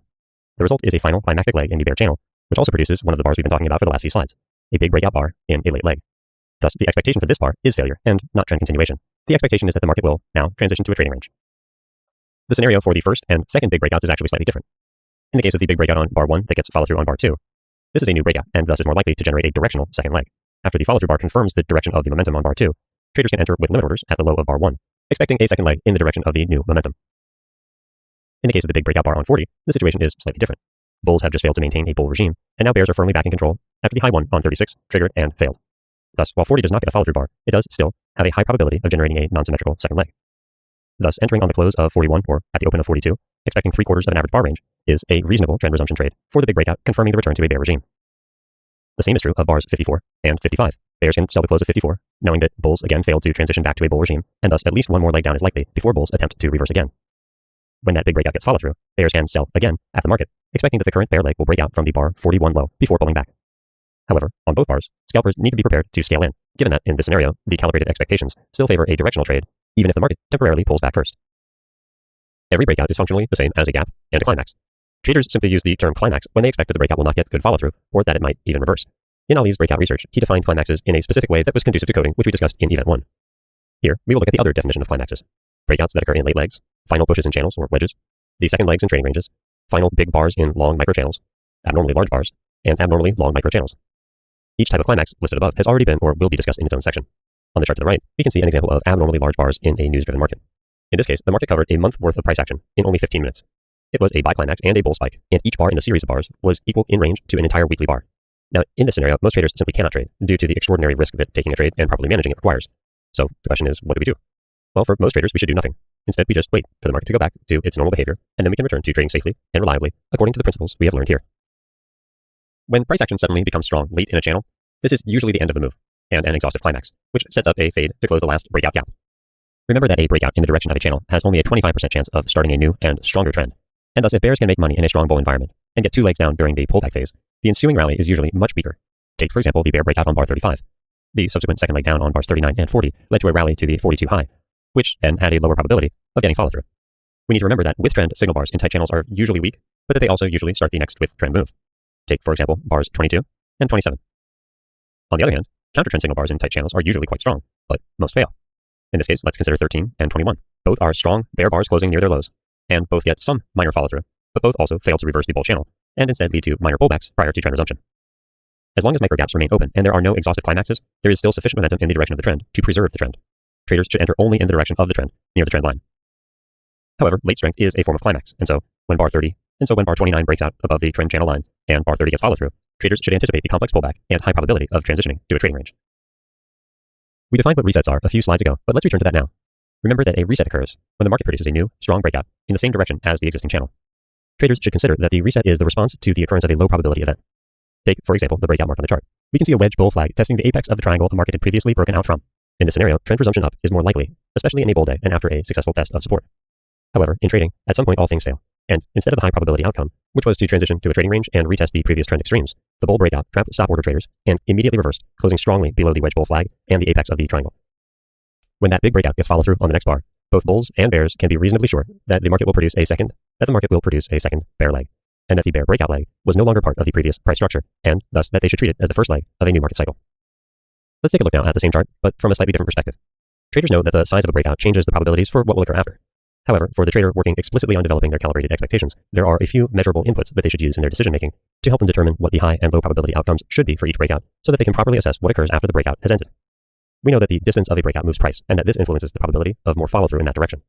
The breakout distance of any meaningful breakout should be greater than one average bar range. However, breakouts that move more than one average bar range have an even higher probability of follow-through, while big breakouts over many bars further increases the probability of follow-through, representing control over time and price. Now, let's take a look at the chart. We can see that the first big bull breakout has created a significant breakout gap above the high of the previous day. We should remember that a big breakout means anything bigger than at least one average bar range. Thus, traders will expect that bulls will get at least a second leg. The same is true of the one bar breakouts inside of the trading range. Both the bull and bear create sufficient breakout gaps for traders to expect that they will each generate their own second legs. But in this case, traders need to account for a slight nuance. Recall that when we are trading counter regime, the ideal scalp target should be 50% of the average bar range.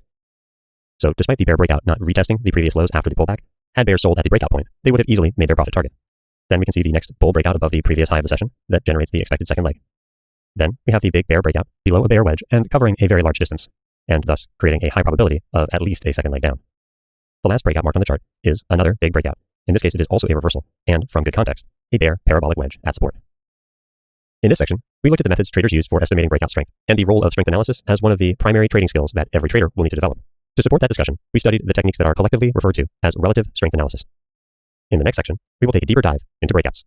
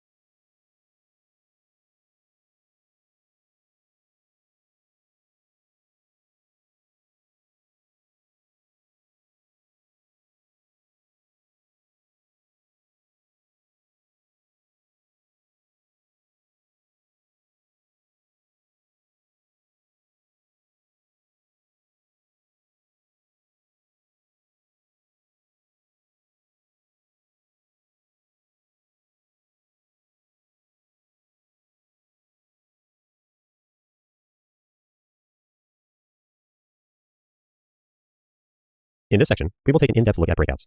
The information we present is based on Ali's Breakouts research white paper, which is used as the foundational concept for all of the systems development work in the Quant Systems SA2 program.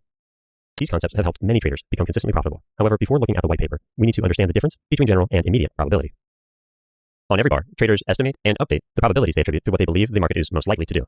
They do this based on the strength of the market structure, the strength of adverse moves, the context of price action, this means all the bars to the left on the chart, the context on higher time frame charts, whether there are any scheduled events, such as FOMC, CPI, and other reports, any significant political news or events, the time of year, and the trader's personal trading experience. In this document, we are going to look at only the first two, and only at a very high level. On any bar on the chart, the probabilities range from a low of 40 to a high of 60%. This means that even the highest probability setups have at least a 20 to 30% chance of failure. Thus, if a trade unfolds contrary to the expected outcome based on the trader's probability assessment prior to entry, they should quickly exit. This gets into trade management, which we will review in detail in other documentation. There are two kinds of probability, general and immediate. The general probability reflects that of the larger context or market regime. It is driven from the inertia of price action and is usually longer term. To trade the general market probability, traders must hold for many bars because trends continue. Accounting for and trading general probability is good for trend following and can provide strong risk to reward trades. It also works better for structuring trades when trading on higher time frames. Let's take a look at some examples. We can see a number of good opportunities on the 5-minute chart to sell. The opening bear leg is strong enough to expect at least a second leg down, and in fact bears produce a lower low double bottom with a wedge in the second leg. But for the trader trading general probability on the higher time frame, what would they be seeing? They would not be looking to short at all, but rather seeing this pullback as an opportunity to enter long, if they were not already long to begin with. The trader trading general probability will see the current day as triggering the high one, and the pullback to test the stop order entry location for any traders who took that position. This generates a successful test, and they can expect trend resumption afterwards. Thus, traders can maintain one or both of these perspectives depending on how they intend to trade, with the understanding that they represent different ways of seeing the market and of capturing the opportunities there. Now let's review the general guidelines for estimating the probability of follow-through given various price structures. As you might imagine, correct probability estimation is very case-specific and based on the context of price action and other bar details. That being said, the probabilities below provide traders with a starting point from which to modify their calibrated expectations. If the market is in a trend and in the breakout phase, there is a greater than 60% chance that the next bar will be in the direction of the trend. In the channel phase, there is a greater than 60% chance that reversals will fail, but that reversals will be more common. However, in a tight channel, traders should expect that around 80% of reversals will fail. In an average width channel that is neither tight nor broad, traders should expect that 80% of trendline breakouts will fail and retest the midline. In a sloped broad channel, roughly 60% of reversals above prior swing points will retest the midline of the channel. If the market produces a breakout in the direction of the channel, there is a 75% chance of failure within 5 bars and a test of the channel midline. In a trend, the probability of getting a second leg after a strong first leg is about 80%, while the probability of getting a second leg after an initial 3 consecutive closed bars is greater than 60%. Late strength in a trend has about a 60% chance of ending the trend, and that the market will either trade sideways or down. The first pullback in a strong trend has a greater than 60% chance of failure and then trend resumption, while simple legs with 3 to 4 consecutive closed bars have roughly a 60% chance of more in the direction of the simple leg. Simple legs with 3 to 4 consecutive closed bars have about a 60% chance of getting more in the direction of the simple leg, while simple legs with 6 or more consecutive closed bars have about a 60% chance that the market will attempt a reversal in the next few bars. Simple legs with 10 or more consecutive closed bars have a greater than 70% chance of reversal in the next few bars. And, last, the first test of the moving average after about 15 bars on one side or the other has about a 60% chance that the pullback to the average will fail. When the market is in a trading range, these probabilities shift. If the market is in a tight trading range, traders should wait for a breakout because everything is low probability until the breakout occurs. When the trading range is wide enough to trade, 80% of breakouts will fail, while 80% of reversals at trading range boundaries will produce pullbacks deep enough to reach the midline. In trading ranges, breakout mode patterns have about a 50% chance of the breakout succeeding. However, if the trading range follows a strong previous trend, then the probability goes up of a successful breakout in the previous trend direction. In trading ranges, the probability of getting a second leg in the same direction as a strong first leg are about 80%. Last, there is a greater than 50% probability that pullbacks will test the break-even point for counter-trend traders, depending on the previous breakout strength. Now let's discuss immediate probability. Immediate probability is determined by the probability of local context. It is driven from the details of price action and usually represents a brief or short-term probability outcome. The immediate probability estimates are usually transient and thus last only a few bars and are good for scalping and great for market timing, and they work on any time frame. Let's take a look at some examples of immediate probability estimates we can make based on these input factors on the 5-minute and daily time frame charts. The 5-minute chart opens with a trading range bar on bar 1 and an inside bar on bar 2. Then bar 3 is a strong bear outside bar reversal that gets follow through. Most outside bars are retested, and despite its immediate direction, the market is expressing more trading range behavior. Thus, while traders could sell the close of 4, it is also getting close to the EMA where we expect at least initial support. Thus, the probability estimate should be for a deep pullback given the trading range behavior above the EMA, but then a second bear leg. This is what the market produces, and the second leg begins with its own big breakout bar. We know that the probability this will get its own second leg are high given our discussions in previous slides, and we see this on bars 17 and 18. However, such two-legged moves are also the hallmark of trading ranges. So when we see bar 23, a strong close which is not breaking out from the previous lows, that immediately reverses and gets follow through, bars 24 and 25, the immediate probability shifts, and traders will believe it more likely that the wedge bull flag has completed, and the market is going to transition to a wider trading range, and that it will close some of the open breakout gaps. The channel that develops after that reversal is tight, and ends with a climactic leg, bars 30, 31, and 32, However, as we expect, that pullback does not become a reversal, but instead remains a pullback and gets trend resumption after the temporary transition to trading range behavior. The breakout leg starting on 47 actually qualifies for a reset. Then the next bull breakout leg starting on bar 47 gets a big breakout from the previous bear swing point, as well as the high of bar 33. Both of these points are retested on the pullback, but traders will expect that this trend resumption is the start of a strong channel and will be willing to buy pullbacks into the channel based on their probability estimates using the guidelines we reviewed in the previous slide. Now let's take a look at the daily chart and use the same process to identify the immediate probabilities there. The first big bull breakout bar on the chart starts after a successful test of the EMA and breaks out significantly above the previous swing point. However, it is likely late in a trend, and so while it is still likely to get a second leg, it is also likely to get a deep pullback. And thus we see buyers at the low of the bar who are able to capture one average bar range with their limit order entries. The first bear breakout and follow-through signal changes the immediate probability from an upper trading range above the EMA to a temporary transition and test at least below it. The highest probability was that after 3 bars in the same direction with trending lower highs, that the market would at least temporarily pause and perhaps even pull back. However, when this didn't happen, and instead the market sold off for another 3 days, the immediate probability favors a second leg, and limit order traders will begin to scale in at the low of the third bar in the new bear leg, where the market had a high probability of starting to pull back. We know that in a tight trading range, the probability of a directional breakout is 50-50, and especially given the trading range price action prior to that tight trading range. So, in this case, traders will wait for the bull reversal and follow-through, both of which traders would use as stop order entries because of the high probability they would attribute to the now confirmed breakout from the tight trading range and transition back to a bull regime. When the minor bear reversal gets a strong breakout and follow-through that creates a microgap, traders do not anticipate the market is starting a bear trend, but rather anticipate that it will generate a second leg and will sell at the high of the new bear leg or at the functional price level of the microgap. This is because they know that once the market has entered the channel phase of the market cycle, that 80% of reversals at channel boundaries will retest the channel midline. And thus, limit order traders fade the breakout of the strong bear reversal leg for a test of the channel midline, which produces the expected 1 average bar range of profit.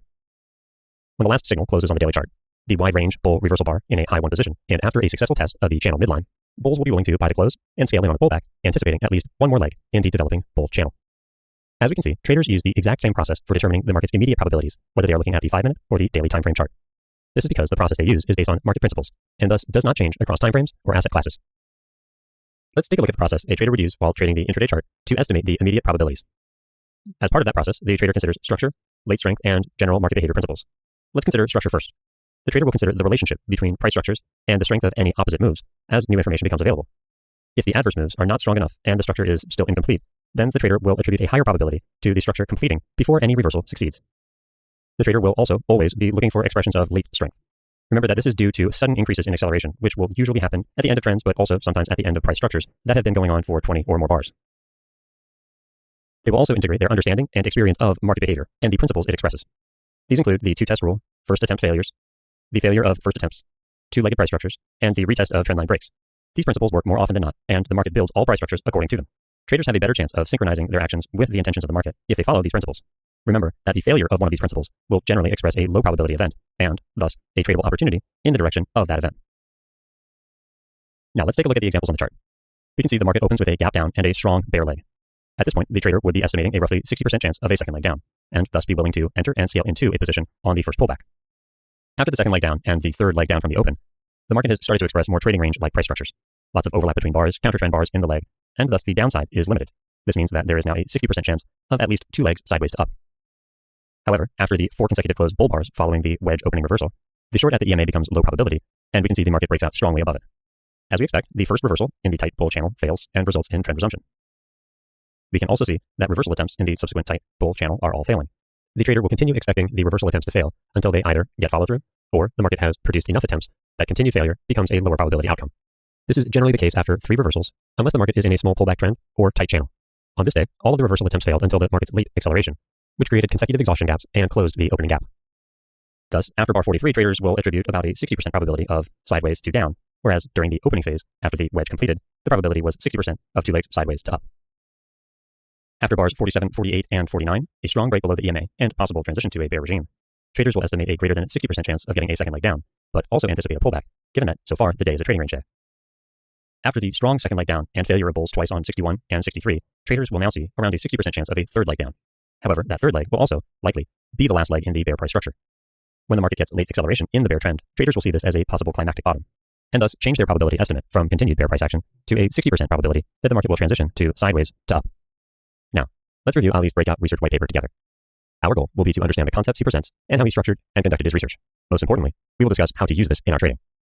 Because our focus is on the practical application of this document to our trading, we will not start at the beginning of the document, We've already covered the first principles of market behavior and bar types and classifications, which account for roughly the first 9 pages of the Breakout research white paper. Instead, we will begin with the scope of research, and we will conclude our review on page 19 with a discussion of how we should understand the results of his research. Let's start with Ali's scope of research for the Breakout white paper. His research was organized around quantifying the probability of follow-through after breakouts and strong reversals. To clearly define these conditions, he limited the scope of his research to the following breakout categories: 2-bar breakouts, with at least one of the 2 bars bigger than the average range of the last 10 bars, and the second at least closing in the same direction as the breakout bar, whether or not the follow-through closed beyond the extreme of the breakout bar. Thus, the follow-through bar did not need to close beyond in order to be considered a valid breakout and follow-through signal, as long as it was in the same direction. The breakout bar also needed to be strong, with an IBS of greater than or equal to 69 for bull bars and less than or equal to 31 for bear bars. The breakout could also simultaneously be a reversal bar. In the case of big breakouts, Ali considered 1 or 2-bar breakouts as long as one of the bars was big. He considered a big bar anything bigger than the average bar range of the last 10 bars. The bar also needed to meet the same IBS threshold characteristics, and the big breakout could simultaneously be a reversal bar. In the case of reversals, Ali considered 2-bar reversals that are comprised of bars that are at least as big as the average bar range of the last 10 bars, but are not big enough to qualify as breakout bars. The second bar needed to close above the high of the first bar, and vice versa for the bear case, and the signal bar IBS needed to be greater than or equal to 69 for bull reversals, and less than or equal to 31 for bear reversals. In the case of outside bars, Ali considered both the strict definition and Dr. Brooks' definition, which allows for the current bar to have lows equal to the low of the previous bar and highs greater than the high of the previous bar, or highs equal to the highs of the previous bar and lows lower than the low of the previous bar. Ali also studied climaxes. These are bars that are similar in size to breakouts or big breakouts, but they could not be reversal bars. A climax bar needed to be a breakout in the direction of the trend, as we discussed before, and greater than the climax threshold of 1.6 times the average bar range. In order to consistently define each of the parameters discussed above, Ali wrote a simple bar direction algorithm, upon which all of the other categories of the AMA paint bar are based. It is the series of logical conditions we discussed in our first video of the series, and accounts for the direction of the bar first, based on the body direction and position of the close, then accounting for the presence of doji bars without a body, then the scenarios when the body closes against the IBS bar direction, and finally, for perfect dojis. The last else condition operates as a catch-all, so that bars will inherit their bar direction from the previous bar. Next, Ali collected the data for the study. For each of the 5 breakout and reversal criteria described above, he collected 100 trade samples from the 5-minute S&P 500 E-mini futures contract during the regular trading session. In order to ensure that the sample set truly represented the variety of day structures, he first classified days based on his earlier research on day structure, and then ensured that his sample set was composed of the following day structure types. This included days with trading range behavior for at least 4 hours. 86% of days in a month exhibit this tendency. Trending trading range days, which account for 65% of all day types. Days which exhibit trend or channel behavior for the full session. These are 10 to 15% of all days. And finally, small pullback trend days, which account for only 5% of all days during any calendar month. It's important to note that a trading range day is a general term in Ali's nomenclature, and that he uses it to identify when intraday price structures operate as a trading range. Trend days that start the session at one corner of the chart and move in a straight line diagonally to the end of the session are very rare, and most intraday charts have a lot of two-sided trading, even when the day is trending.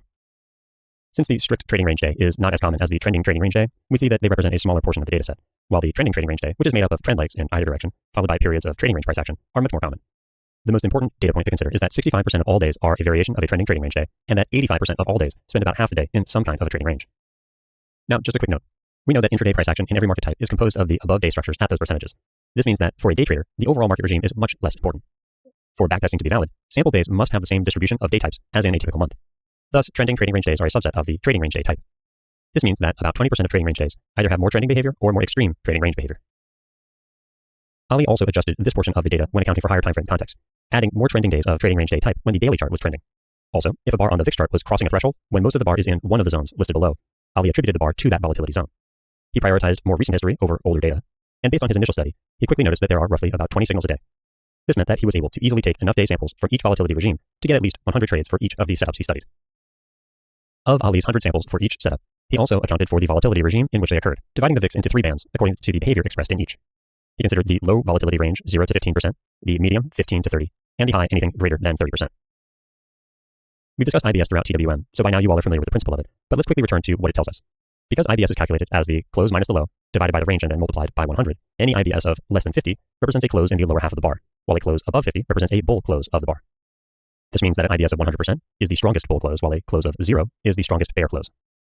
Thus, for this research, Ali used the following IBS cutoff values to organize his signals.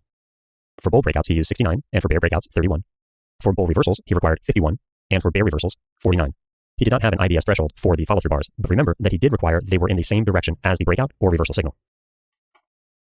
When organizing any research study, it is important to do initial tests to understand the parameters of and perhaps limitations of your data and your research methods. Essentially, the first few quick runs tell the researcher whether they should be spending their time on the project or if their energy will be wasted.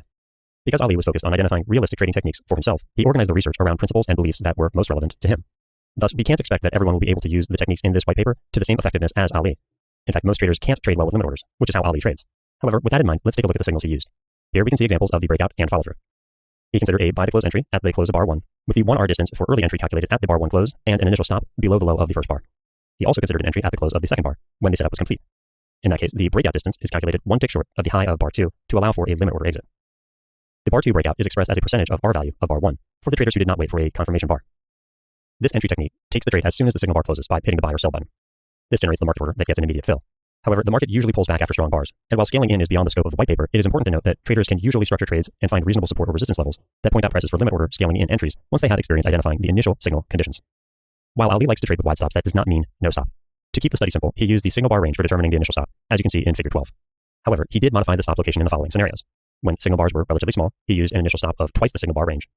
And if the signal was made up of 2 bars, he used an initial stop of 2 times their combined range.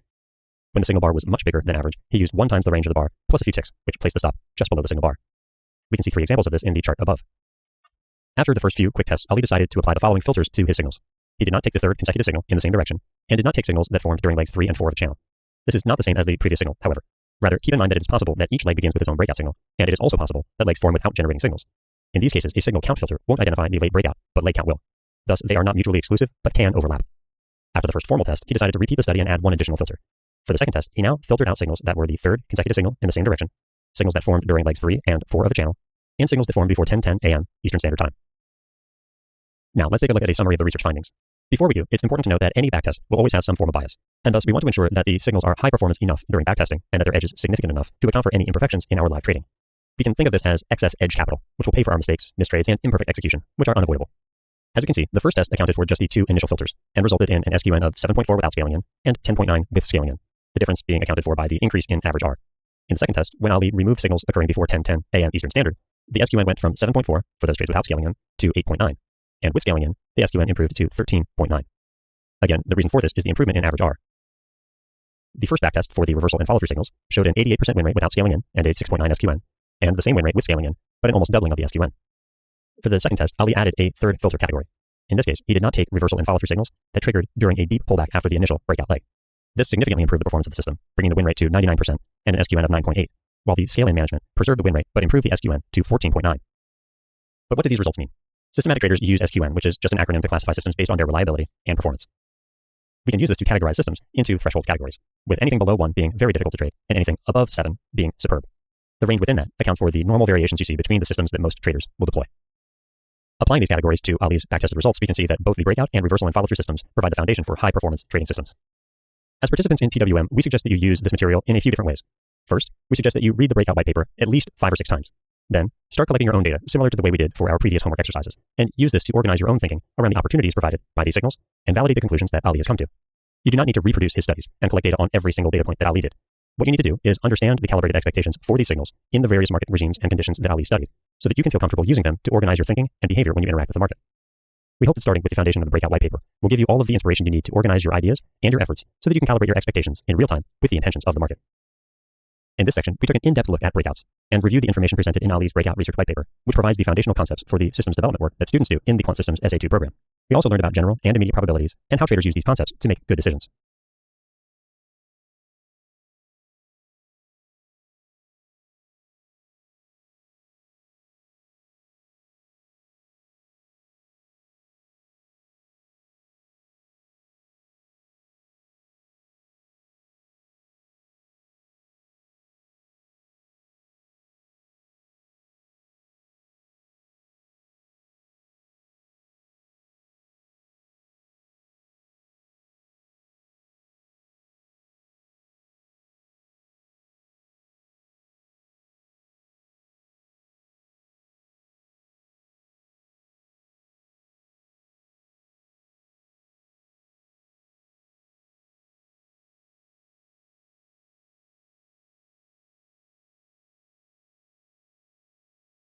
In this section, we will look at the overlap factor. The degree of overlap is one of the most important factors when assessing breakout strength analysis. Traders can simply use this one factor as a signal to take or fade new bars. We will discuss more examples in detail in the following slides.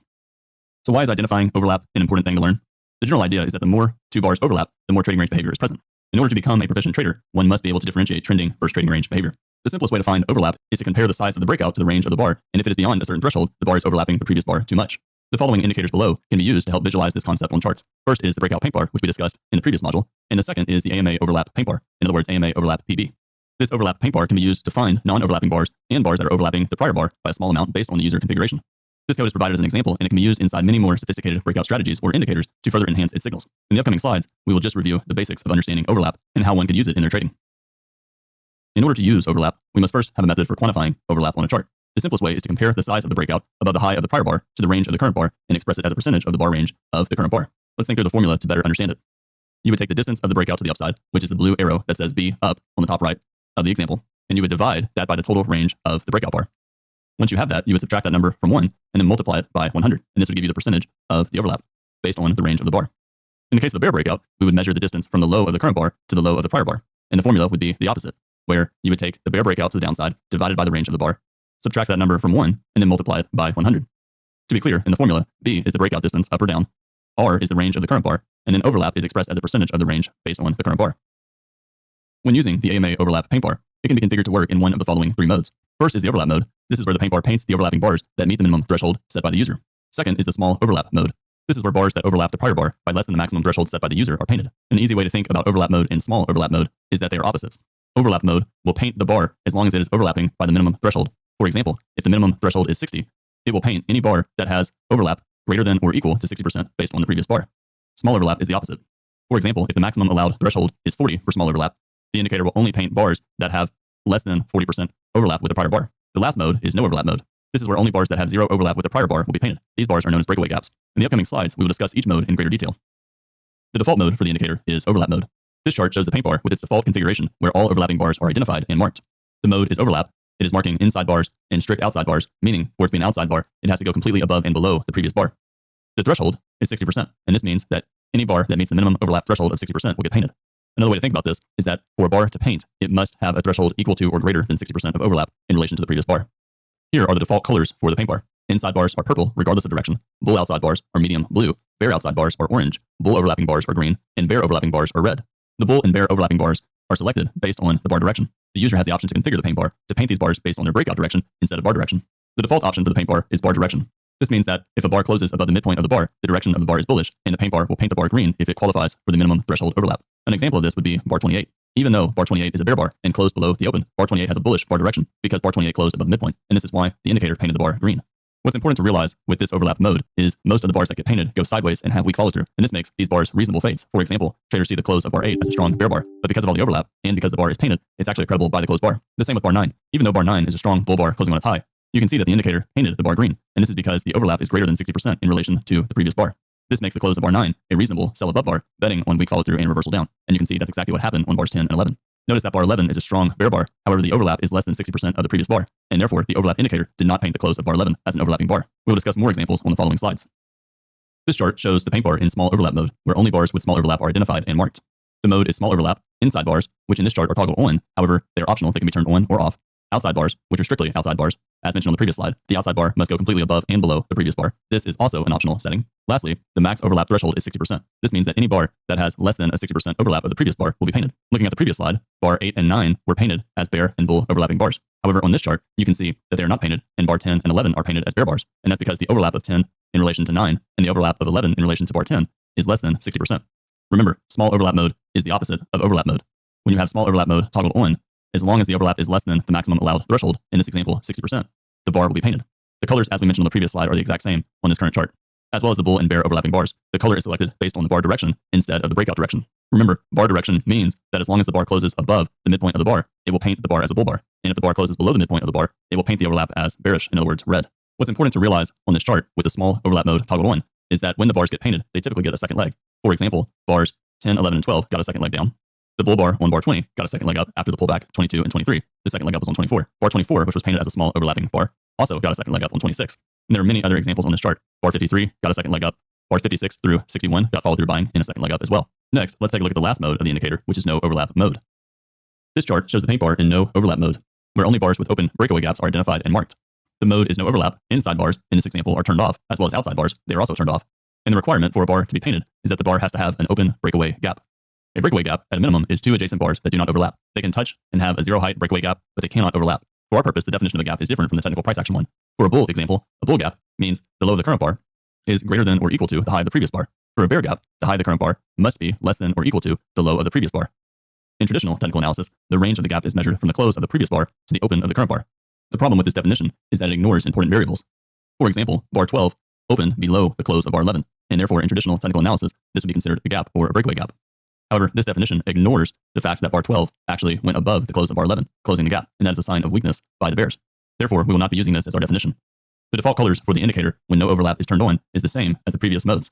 However, on this chart, you probably recognize that there's only 2 bars that are painted. This is because there's only 2 bars out of the 81 bars on this chart that meet the definition of a breakaway gap. Bar 1, the low of the bar, is above the high of bar 81, qualifying it as a breakaway gap. On bar 24, the open of the bar is at or above the high of bar 23, therefore meeting the definition of a breakaway gap. Breakaway gaps are important to recognize because they are signs of strength. For example, on bar 24, the low of the bar is at or above the high of the previous bar. This means that as soon as bar 23 closed, traders immediately bought and the market rallied on 24. Therefore, this is a sign of strong momentum by the bulls and increases the odds of a second leg. While no overlap mode can paint high probability signals, one of the downsides is that the trade frequency is relatively low. This means that traders will likely trade more than simply no overlap mode in order to increase the frequency of their trades. Overlapping bars are indicative of trading range behavior. In general, there's an 80% chance of a failure for a breakout when the market is in a trading range. Looking at this chart, you can see we have the overlap paint bar configured, where the max overlap threshold is 60%. There's no IBS filter currently set. Outside bars and inside bars are both enabled, and the paint by breakout direction is disabled. This means that the indicator will default to painting overlapping bars based on the direction of the bar. This means that if a bar has an overlap of 60% or greater in relation to the previous bar, and the bar closes above its midpoint, the bar direction would be bullish. However, if instead the bar closed below its midpoint, the bar direction would be bearish. This chart shows trades based on fading every overlapping bar without regard to context. Let's quickly review the trades. Remember, every bar that is highlighted has an overlap that is equal or greater to 60%. If the bar is green, that means that the bar direction is bullish. If the bar is red, that means the bar direction is bearish. Looking at the chart, we can see traders sold the close of bar 4 and made money. They could buy the close of bar 6 and make money. They could sell the close of 10 and 11 and make money. They could buy the close of 14 or 15 and make money. They could sell the close of 16. They could buy the close of 17. They could sell the close of 18. And if they were willing to get out within a few bars, they could at least avoid a loss or break even. They could buy below 25 and make money. They could sell above the 26 high and make money. They could sell the close of bar 30 and make money. They could sell the close or above 33. They could buy the close of 34 or below 34. They could sell above 35. They could buy below 38. They could sell the close of bar 42. They could sell the close of 45. They could even buy the close of 48 if they understood that it's a bear bar closing on its low in a tight bear channel and they were quick to get out. They could buy the close or the low of 57. They could sell above 58 and scale in. They could buy below 61 and scale in lower and make money. They could sell the high of 67 and make money. They could buy below 72. They could sell above 73. They could buy below 74. The point is, there are several overlapping trades that a trader could have taken on this kind of day. Without giving any regard to context, if a trader was quick to manage their trades, they could have won on almost every trade. This chart is a good example of why traders pay attention to overlap on a trading range day, and in general, why it's better to fade these overlapping bars rather than buy the close of a bull bar that has significant overlap or sell the close of a bear bar that has significant overlap in relation to the previous bar. Looking at this chart, we can see that it's very similar to the previous chart. The previous chart painted any bar that had overlap of at least 60% or more, based on the bar direction. So in other words, if a bar closed above its midpoint, it was treated as a bull bar, and if the overlap was greater than 60%, it would be painted as a green bar. The opposite for the bears. If the bar closed below the midpoint and the overlap was at least 60% or more, it would be treated as a red bar. On this chart, the same overall settings are used. The max overlap is 60%. There's no IBS filter settings. Both outside bars and inside bars are enabled. And this time, painting by breakout direction is enabled rather than painting by bar direction. This current chart shows trades based on fading overlapping bars, and the signal markers show high probability and low probability trades based on the context. So on this chart, you can see that there's 2 additional colored arrows that are painted. Green is high probability longs, blue is low probability long, orange is low probability short, and red is high probability short. Let's quickly review each trade. Bar 4 is a bull bar closing on its high, and it's painted as an overlapping bar. However, on this chart, it's actually a low probability short because it's a strong enough trend bar that's likely to get a second leg. Bar 6 is a high probability long because bar 4 is likely to get a second leg up. Bars 10 and 11 are overlapping bars and a high probability short because of the possible parabolic wedge, 5, 7, and 10 or 11. Bar 14 is an overlapping bear bar, but it's a low probability long because 14 is a strong enough bar closing on its low that the first reversal up is likely to be minor. Bar 16 is a high probability short because of the microchannel down. Bar 17 is a high probability long, and you can see that it's actually painted as a green bar even though it's a bear body. This is an example of the overlap indicator painting by breakout direction rather than painting by bar direction. The bar direction of 17 is bearish because the bar closed below its midpoint. However, the breakout direction is bullish, and that's because 17 broke out above 16. Therefore, bar 17 is a bull overlapping bar. Bar 18 is a bull overlapping bar. However, it's a low probability sell because it's strong enough for a second leg. Bar 25 is a bear overlapping bar, and it's a high probability buy below because of how tight the rally is up to bar 24, and the rally from 21 to 23 is strong enough for a second leg. Bar 26 is a bull bar closing on its high, and a low probability sell because the rally from 21 to 24 is strong enough for a second leg up. Notice that even though bar 26 is a bull bar closing near its high, it's actually painted as a red, bearish overlapping bar. The reason for this is because paint by breakout direction is enabled rather than paint by bar direction.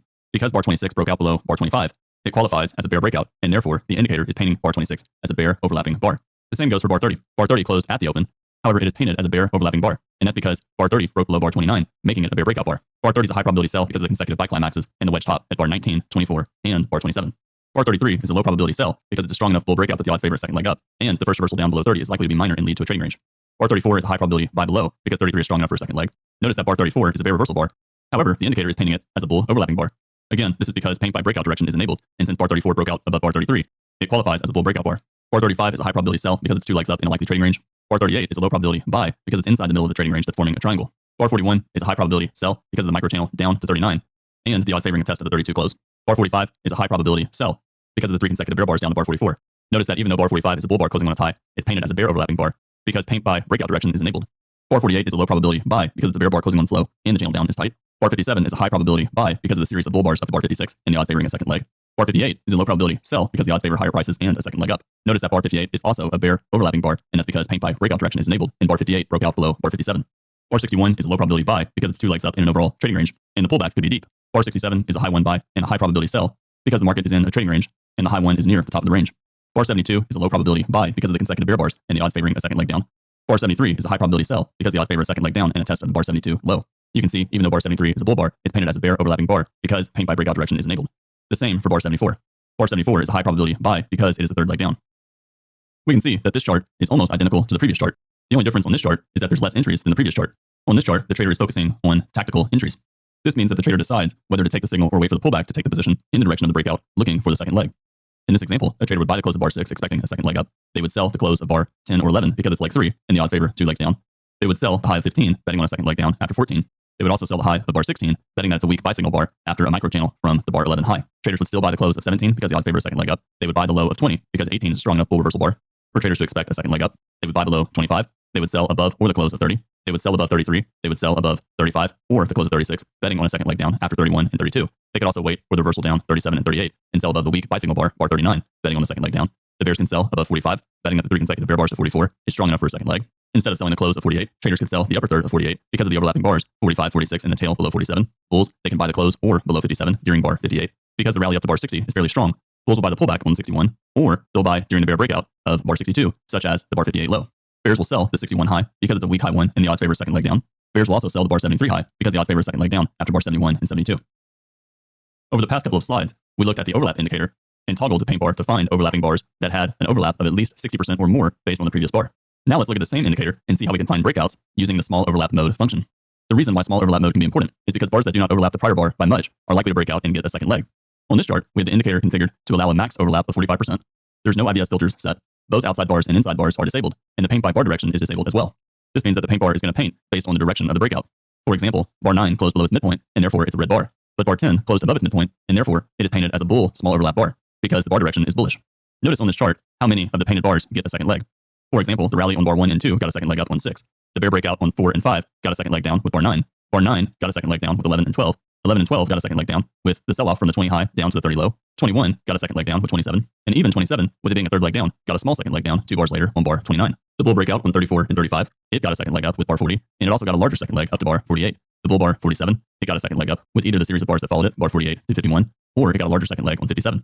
Bar 57 even got a larger leg with bar 63 and 64. Bar 64 and 65, it got a second leg up with 67, and it rallied, forming a larger second leg all the way up to bar 75. The bear breakout on bar 78 got an implied second leg down on the following bar 79. You can see on this chart that even without much context filtering, most of these small overlap bars got some variation of a second leg. This is the exact same chart with the same overall settings as the previous slide. The only difference is now small overlap signal bars are being painted based on the breakout direction rather than the bar direction. For example, bar 10 closed above the midpoint of the bar, and therefore the bar direction is bullish. However, because bar 10 broke out below bar 9, it's actually part of the bear breakout, and this means the breakout direction is bearish. Because this indicator is set to small overlap mode, and bar 10 has less than 45% overlap with bar 9, it painted bar 10 as a small overlapping bar. The same can be said for bars 22, bars 48, bar 60, and lastly, bar 70.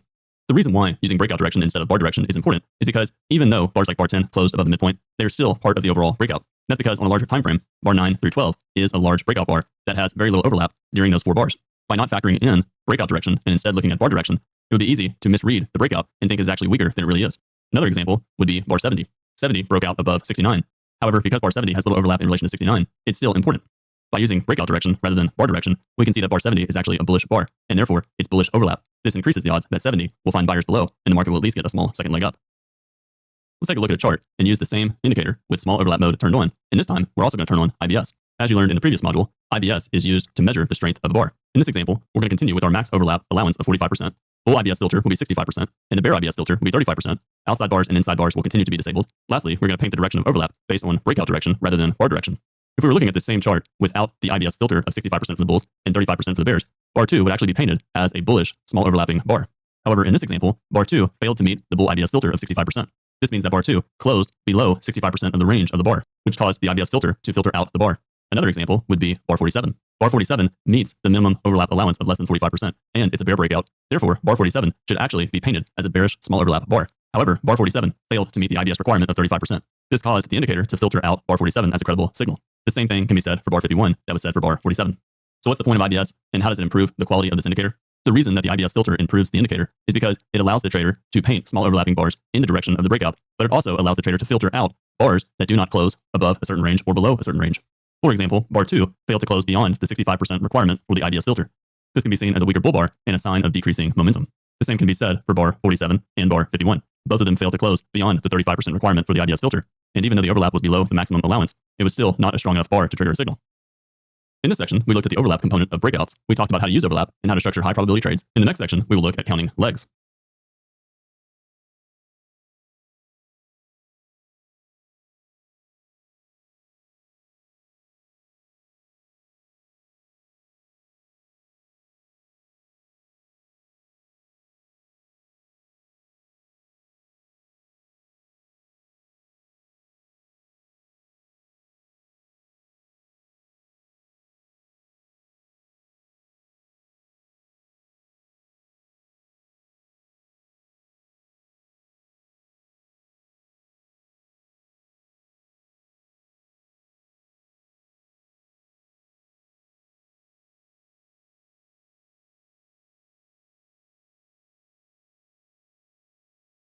In this section, we will introduce 3 methods for objectively counting legs. We will also look at some examples. And lastly, we will explore how complex legs relate to higher time frame charts.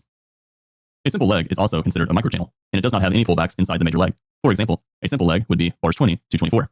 A simple leg has no pullback, and this means that in the example of the bull leg, every low is at or above the previous bar's low, or in a bear leg, every high is at or below the high of the previous bar. There might be a doji or a bar with an opposite body along the way, but as long as there's no pullback, the price leg is still considered a simple leg. For example, the rally from bars 11 all the way up to bar 16, bar 13 had an opposite body. However, because bar 13 did not pull back below 12, it's still part of the simple leg. Simple price legs are usually breakouts on higher timeframes, and that's why it's important to be aware of them. Simple legs can have strong variance and weak variance. An example of a strong variation of a simple leg would be when the market has trending highs and closes, such as bars 11 through 17. You can see in this example, the rally has a high above the high of the previous bar, and that is a sign of strength by the bulls.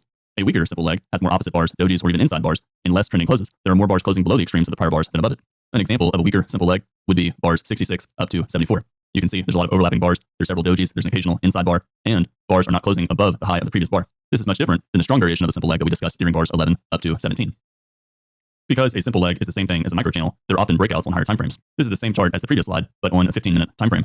The 2 simple legs that we discussed on the previous chart that are painted in green and are separated by a pullback on the 5-minute chart are building a strong simple leg on the 15-minute chart.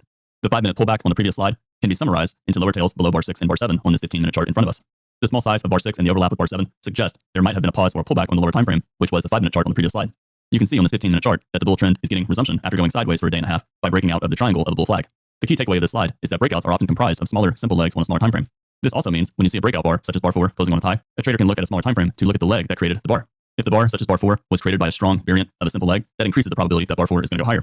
If instead bar 4 was created by a weaker variant of a simple leg, that slightly reduces the probability of the breakout. It's important to understand that when you get a bar like bar 4, analyzing that bar on a smaller time frame is a very dangerous thing to do and requires a lot of experience as a trader, and therefore most traders should just trade the chart in front of them. However, it's important for the trader to understand that bars like 4 and 5 on this 15-minute chart are comprised of smaller simple legs on a lower time frame. The same can be said for a higher time frame. On this chart, bars 4 through 8 is a 1-bar breakout on a higher time frame. While simple legs are breakouts on higher time frames, pause bars and tails are typically pullbacks on lower time frames. This means that any pause bar, such as a doji or a prominent tail on another bar, are pullbacks on lower time frames. Looking at this chart, the chart on the far left with the green bull bars is a 5-minute chart, and that chart on the right is a 1-minute variation of the 5-minute chart on the left. Looking at the 5-minute chart on the left, bar 13 is a 1-bar pause. If you look at that same chart on the 1-minute chart to the right, bar 13 is actually a tight trading range painted in red. Going back to the 5-minute chart, bars 17 through 20 is a simple 3-bar pullback in this tight channel. However, looking at the 1-minute chart, bars 17 through 20 is a tight trading range lasting more than 20 bars, which is the blue box on the far right. The upper tail on bar 22 of the 5-minute chart on the left began a 2-legged pullback, leading to a high 2 buy on the 1-minute chart. You can see the 2 bars in red on the far right of the chart is an implied 2-legged pullback. That led to a second entry buy a few bars later. What's important to realize is that these pause bars and tails on the 5-minute chart break simple legs and form 2-legged moves on the 1-minute chart. Price action is fractal, and therefore, bigger patterns are made up of smaller patterns, and smaller patterns make up larger patterns. A 2-legged pullback on a 1-minute chart might be a pause on a 5-minute chart. And a simple 2-legged pullback or a tight trading range, such as bars 14, 15, and 16 on the 5-minute chart, can be a tight trading range lasting more than 20 bars on the 1-minute chart. This is why, when trading, it's really important to understand the higher time frame context, as it will give you a more clear understanding of the probabilities on that chart. A complex price leg is made up of small price structures and has one or more pullbacks. Each small pullback breaks a small trend line. The majority of trend lines supporting the entire leg, however, remain mostly intact until there is a reversal. All complex legs are variants of channels. Price may overshoot channel lines, but until there's a clear reversal, the channel line is still operating, and its momentum continues to move price in the direction of the channel. Most simple legs are complex legs on a lower time frame. Many complex legs are simple legs on higher time frames, and as long as those channels are tight, it's best to assume that this is a simple leg on a higher time frame. For example, there's a complex 5-minute leg 2 from bars 22 all the way up to 32, and you can see it's a parabolic wedge top with numbers 1, 2, and 3 marked in blue. That complex leg is a simple leg on the 15-minute chart. You can see on the 15-minute chart below, the blue box is a simple 5-minute leg, which is that same parabolic wedge up to bar 32 on the 5-minute chart. The key point to understand is that complex legs are always simple legs on higher time frames. The opposite can be said for simple legs. A simple leg is always going to be a complex leg on a lower time frame. Looking back at the 5-minute chart, the market sold off from the high of 44 down to the low of 51. This is a complex 2-legged sell-off. You can also consider it a parabolic wedge, with the first push being 45, the second push being 49, the inside bar being the pause after the second push, and the third leg down being 51. This is another example of a complex leg. If we look back at the 15-minute chart, we can see that that complex leg is really a simple leg on the 15-minute chart. The high of 15 to the low of bar 17 is a 3-bar bear microchannel. Remember, markets are fractal, and that means that a complex leg, such as a 5-minute chart, is going to be a simple leg, which is a microchannel on a 15-minute chart. A simple leg on a 15-minute chart will be a breakout on a higher time frame, such as a 30-minute chart, or maybe a 45-minute chart. It's easy to look at both of these charts and start to question, should I trade a 5-minute chart or should I trade a 15-minute chart? Do I need to look at both charts to understand the price leg? And the answer is you really don't. The key to understand is that a complex leg up to bar 32 on the 5-minute chart is going to be a simple leg on the 15-minute chart. You don't need to look at both a 5-minute chart and a 15-minute chart to understand this. While looking at multiple time frames, such as a 5-minute chart and a 15-minute chart, can be helpful in understanding the structure of the leg, this can be very dangerous for traders, especially when they're starting out. Beginners, when they start learning how to trade, they have a natural tendency to want to look at multiple time frames. And the reason for this is that they're hoping that some new time frame is going to give them information. When you're thinking through your trading process, you want to have a way to understand the higher time frame context, but you want to be careful that that method is not involving you flipping through multiple time frames. During the live trading sessions, you will likely see Ali reference other time frames. However, he's going to be focusing on the chart in front of him, which is a 5-minute chart. Most traders are better off only focusing on one time frame. The more experience that a trader gains, they will naturally be able to think deeper about the market and factor in multiple time frames. But this is really dangerous for a trader, especially when they're starting out. Now that we understand the relationship between higher and lower time frames, let's take a look at 3 methods for counting legs. Counting legs is rarely perfect, and that's because markets are fractal and there's nested patterns that make up larger patterns. There's often a mix of 2 or all 3 methods for counting legs present in a single complex leg. When counting legs, there's 3 methods that traders primarily use. The first method is spike breaks, which is the chart on the far left. The second method is bar direction pullback, which is the chart in the middle. And the third method is implied pullbacks, which is the chart on the far right. Spike breaks are the most clear and reliable method. They're well-defined pullbacks, which make them more reliable than bar direction pullbacks or implied pullbacks. Minor and implied pullbacks typically result in tight channels or parabolic wedges. Tight channels and parabolic wedges, they're typically breakouts on higher time frames, and this means that they often get a second leg. Because of this, the outcome of a tight channel usually is a correction and then trend resumption. Looking at the first chart on the left, we can see that the first spike break was the red bear reversal bar after the 4-bar bull microchannel. This was a reliable trendline break, and because the breakout was strong, traders bought the close of the bear bar, expecting some kind of symmetrical second leg up. The next spike break was the bear bar in the middle of the chart, following the 10-bar bull microchannel. Even though the 10-bar bull microchannel was not a strong, simple leg, and that's because the rally had inside bars and overlapping bars, it was still strong enough that the bear reversal bar in the middle of the chart was likely to find buyers below and lead to a second leg. The last spike break was the tail below the large outside up bar. The bulls had a 4-bar bull microchannel inside of a tight bull channel, and this increased the odds of buyers below the bear inside bar, and the bulls getting a second leg up, which they did in the same bar. Looking at the middle chart with bar direction pullbacks, we can see the first bear bar was an inside bar closing below its midpoint. Even though the bear inside bar did not break the trend line by falling below the previous bar, making the bear inside bar part of the simple leg, it is still a trendline break on a smaller time frame, and therefore traders can treat it as a pause in the end of the first leg that was made up by the 4-bar bull microchannel. You can see traders bought the close of the inside bar, and the market immediately rallied on the next bar, leading to 3 consecutive bull bars. The next bear reversal bar was almost an outside down bar closing below its midpoint. This qualifies as a bar directional pullback because the market closed below its midpoint. This ended the second leg up for the bulls, created by the 3 consecutive bull bars, and the very next bull inside bar after the bear reversal bar created the third leg up. The reason why bar directional pullbacks are generally less reliable than spike breaks is because it's common to get bar directional pullbacks inside of microchannels, which are also simple legs. Because simple legs are breakouts on higher time frames, this means that most bar directional pullbacks are minor reversals that lead to sideways trading for a best case a bar or 2. Traders using bar directional pullbacks as a means for counting legs must take context into consideration. This means measuring bar directional pullbacks as a means for counting legs is generally going to be more effective when the market's in a trading range and not when the market is in a tight bull channel. And that's because tight channels are breakouts on a higher time frame that generally get second legs. The last example is implied pullbacks, which we can see on the chart on the far left. Implied pullbacks are very similar to bar directional pullbacks. The only difference is that implied pullbacks do not require a close below the midpoint in bull trend or a close above the midpoint in a bear trend. For example, the bull inside bar on the far right middle of the chart, you can see that that bar is painted red, and that's because it's an implied pullback, even though the market closed above the midpoint. The reason that it's an implied pullback is because this inside bar failed to go above the high of the previous bar, making it a pullback on a smaller time frame. Looking at the chart on the far right, the 2 dojis, the first red bar and then the last red bar, both of those bars closed below the midpoint. This means that both of these bars can be considered a bar directional pullback and an implied pullback. Because implied pullbacks can also be the same as a bar directional pullback, they generally have the same expected outcome. When the market's in a tight bull channel, they typically lead to a minor correction lasting a few bars and then trend resumption. And this is because bar directional pullbacks and implied pullbacks are generally minor reversals inside of a large simple leg, which is a breakout on a higher time frame. Even if the rally is not a simple leg and there's trendline breaks, if the channel's tight, implied pullbacks and bar directional pullbacks still are generally minor reversals that lead to breakouts on higher time frames. An example of this would be a small pullback trend. There's lots of trendline breaks, there's lots of overlapping bars, but the channel is tight, and therefore it's a breakout on a higher time frame. This makes betting on bear reversals generally low probability because the odds favor higher prices. The key takeaway with this slide is that counting legs is very much context dependent. This means that when the market is in a tight bull channel, traders must be cautious when looking for reversals. And that is because 80% of reversals are going to lead to pullbacks that get trend resumption in the direction of the channel. To summarize what we just discussed on the previous slide, remember that there's three methods for counting legs. First is spike breaks, which are visible or actual pullbacks on a chart. Second is bar directional pullbacks, which are bars with an opposite direction in relation to the previous bars. And then lastly is implied pullbacks, which can be thought of as an inside bar. Without looking at the text on the left of the slide, see if you can pause this video and figure out all the different variations of leg counting that are on this chart. Okay, pause the video now, and we will discuss when you get back. Looking back at the chart, we can now see the variations of green and red bars indicating the type of leg count. The bull leg from bars 11 through 24 was 3 legs up in the channel phase after the spike up on bar 7. The rally up to bar 24 was comprised of actual pullbacks, such as bar 14, and bar directional pauses, such as bar 17. Next, let's look at the bear leg from bars 25 to 33. It's a simple leg from the high of 24 all the way down to the low of 33, meaning it's a microchannel. However, it's also a parabolic wedge, and that's because of the pauses on bar 26 and bar 31. These pause bars are also implied pullbacks. You can also call them bar directional pullbacks. The same goes for bar 33. Bar 33 is not an implied pullback because it broke below the low of 32. However, it did close above the midpoint of the bar, and this makes it a bar directional pullback. The next leg is from the 33 low up to the bar 46 high. You can see the rally up to bar 46 is also a prolonged microchannel for the bulls. There are several implied pullbacks, such as bar 34, bar 36, bar 38, and lastly, bar 45. There are also bar directional pullbacks, such as bar 42, bar 44, and lastly, bar 46. The last leg we'll discuss is the high of 46 down to the 63 low. This leg has a combination of actual pullbacks, such as breaks of trend lines, and then minor legs with bar directions and implied pullbacks. You can see bar 51 broke the trend line of the bear microchannel above 50, and therefore it's a spike break. The same is said for bar 57 and bar 64. There are also implied pullbacks, such as bar 49, bar directional pullbacks, such as bar 50, bar 52, bar 54, and possibly bar 61, depending on if bar 61 closed above or below its midpoint. In general, the more the market is in a trading range, the more traders will pay attention to implied pullbacks. For example, the microchannel from the 33 low up to the bar 46 high is strong because it's a microchannel and therefore it's a simple leg. However, because of the context of the market, it's actually not as strong of a leg as it appears. And because of this is why traders pay attention to implied pullbacks. The implied pullbacks on this chart make the rally parabolic and therefore a spike in channel on a smaller time frame. This increases the risk of reversal down. The same thing for the sell-off from the 24 high down to the 33 low. That was a parabolic wedge, and because of that, 33 had a greater risk of getting a reversal up in a test of at least the 32 high, and possibly a rally all the way back to the 24 close because the rally up to bar 24 was in a tight bull channel. Remember, counting legs is very much context dependent, and this is why it's important for traders to learn and understand context. A trader must be able to differentiate trending versus trading range behavior because you trade them differently. Let's take a look at another example and see if you can count the variations of legs on this chart. Remember, the three variations of leg counting are spike breaks, bar directional pullbacks, and implied pullbacks. On this chart, how many wedges and parabolic wedges can you find? How many have combinations of 2 or more variations of the 3 methods we mentioned above? Okay, pause the video and see what you can find. Looking at this chart that is now marked up, how did you do? Did you spot the wedge that failed on bar 9 and broke out during bars 12 through 14? It's important to realize and remember that patterns are often nested into smaller patterns. For example, the chart on the right, you can see bars 18 through bars 45 made a wedge bottom, and you can see the second leg of the large wedge, which was bars 27 through 32, had a smaller wedge bottom on a smaller time frame. And the same thing for the third leg down to bar 45. It had a small wedge with bars 39, 42, and bars 45, creating the third leg of the larger wedge with bars 18, bars 29, and bars 45. Looking at the chart on the left, bars 58 through 63 is a good example of why bar directional pullbacks and implied pullbacks are very much context dependent. You can see the market formed an inside bar with bar 59, which was a pause and an implied pullback. The market rallied on 60, forming a second leg up, and then 61 closed below its midpoint, creating a bar directional pullback. Bar 62 is also an inside bar, which is an implied pullback and an end to the second leg. And then bar 63 broke out above 62 and closed below its midpoint, creating an implied pullback and a third leg up. When counting legs, it's important to understand that the pattern is not always going to be perfect.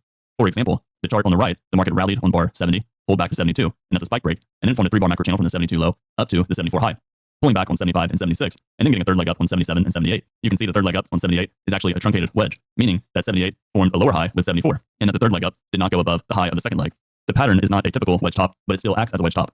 When drawing wedge tops and wedge bottoms, they're not always going to be perfect. For example, the chart on the right, May 21st, rallied up to bar 14, forming the second leg, and then rallied to bar 23, forming the third leg. The first leg was created on the prior day at bar 79.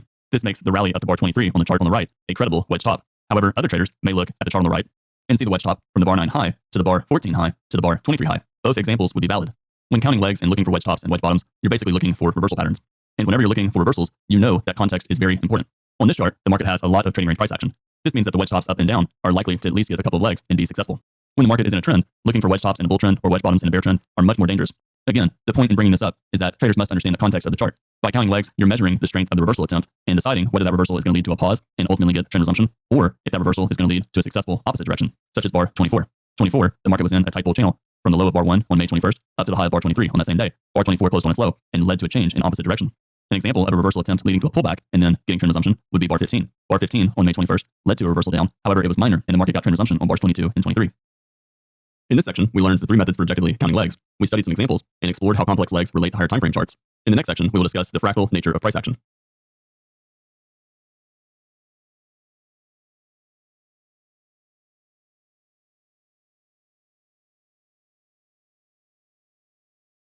In this section, we will introduce 3 methods for objectively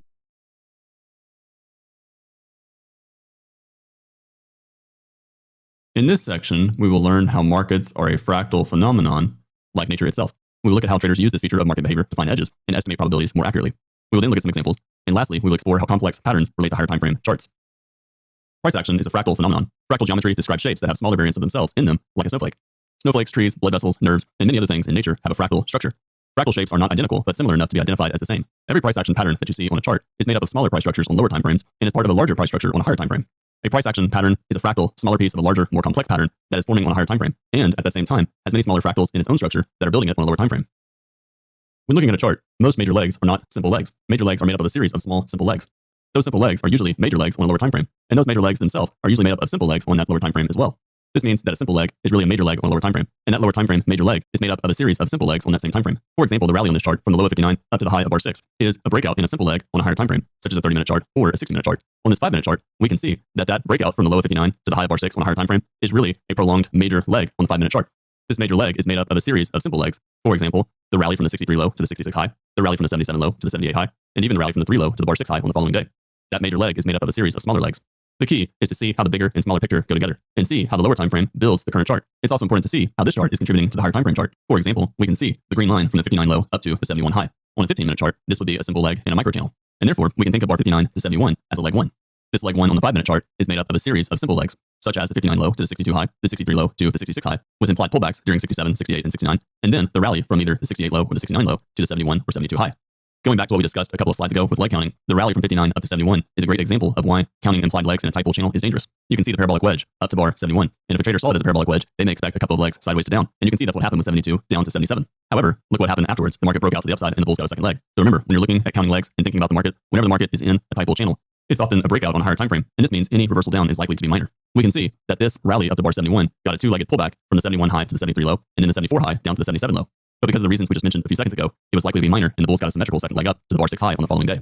Just like yesterday's rally from the 59 low to the 71 high was seen as a leg 1, traders will also see yesterday's 77 low to the current day's bar 6 high as a leg 1, even though it is comprised of smaller, simple legs on the 5-minute chart. The first leg up was 77 to 78. The market pulled back on 79 to 81. The second leg up was bar 1, and then the market pulled back on bar 2 and 3 the following day. And then the third leg up was bar 4, 5, and 6. The whole point of this slide is understanding that smaller patterns make up larger patterns. For example, the market rallied from yesterday's 59 low to the 71 high, and then went sideways for almost 10 bars from 72 to 81. Looking at the 5-minute chart on the right, May the 20th, bar 1 was a 1-bar bull breakout, and then the market went sideways and formed a doji on bar 2 and 3. This is the same exact pattern structure as yesterday's rally from the 59 low to the 71 high, and then the market going sideways for 10 bars. That's no different than on May the 20th, the chart on the right, forming a 1-bar breakout and then 2 overlapping doji bars. They're both a breakout and then a pause. Because the rally up to bar 6 was strong, many traders expected a second leg up, which is what happened from the bar 8 low up to the bar 16 high. Looking at this 5-minute chart, the rally from the bar 8 low to the 16 high can be seen as a channel, and therefore in several legs from the low of 8 to the high of 16. However, looking at a 15-minute chart or even a 20-minute chart, the rally from the 8 low to the 16 high can be seen as a simple leg, meaning the rally from the 8 low to the 16 high could be a microchannel on a higher time frame.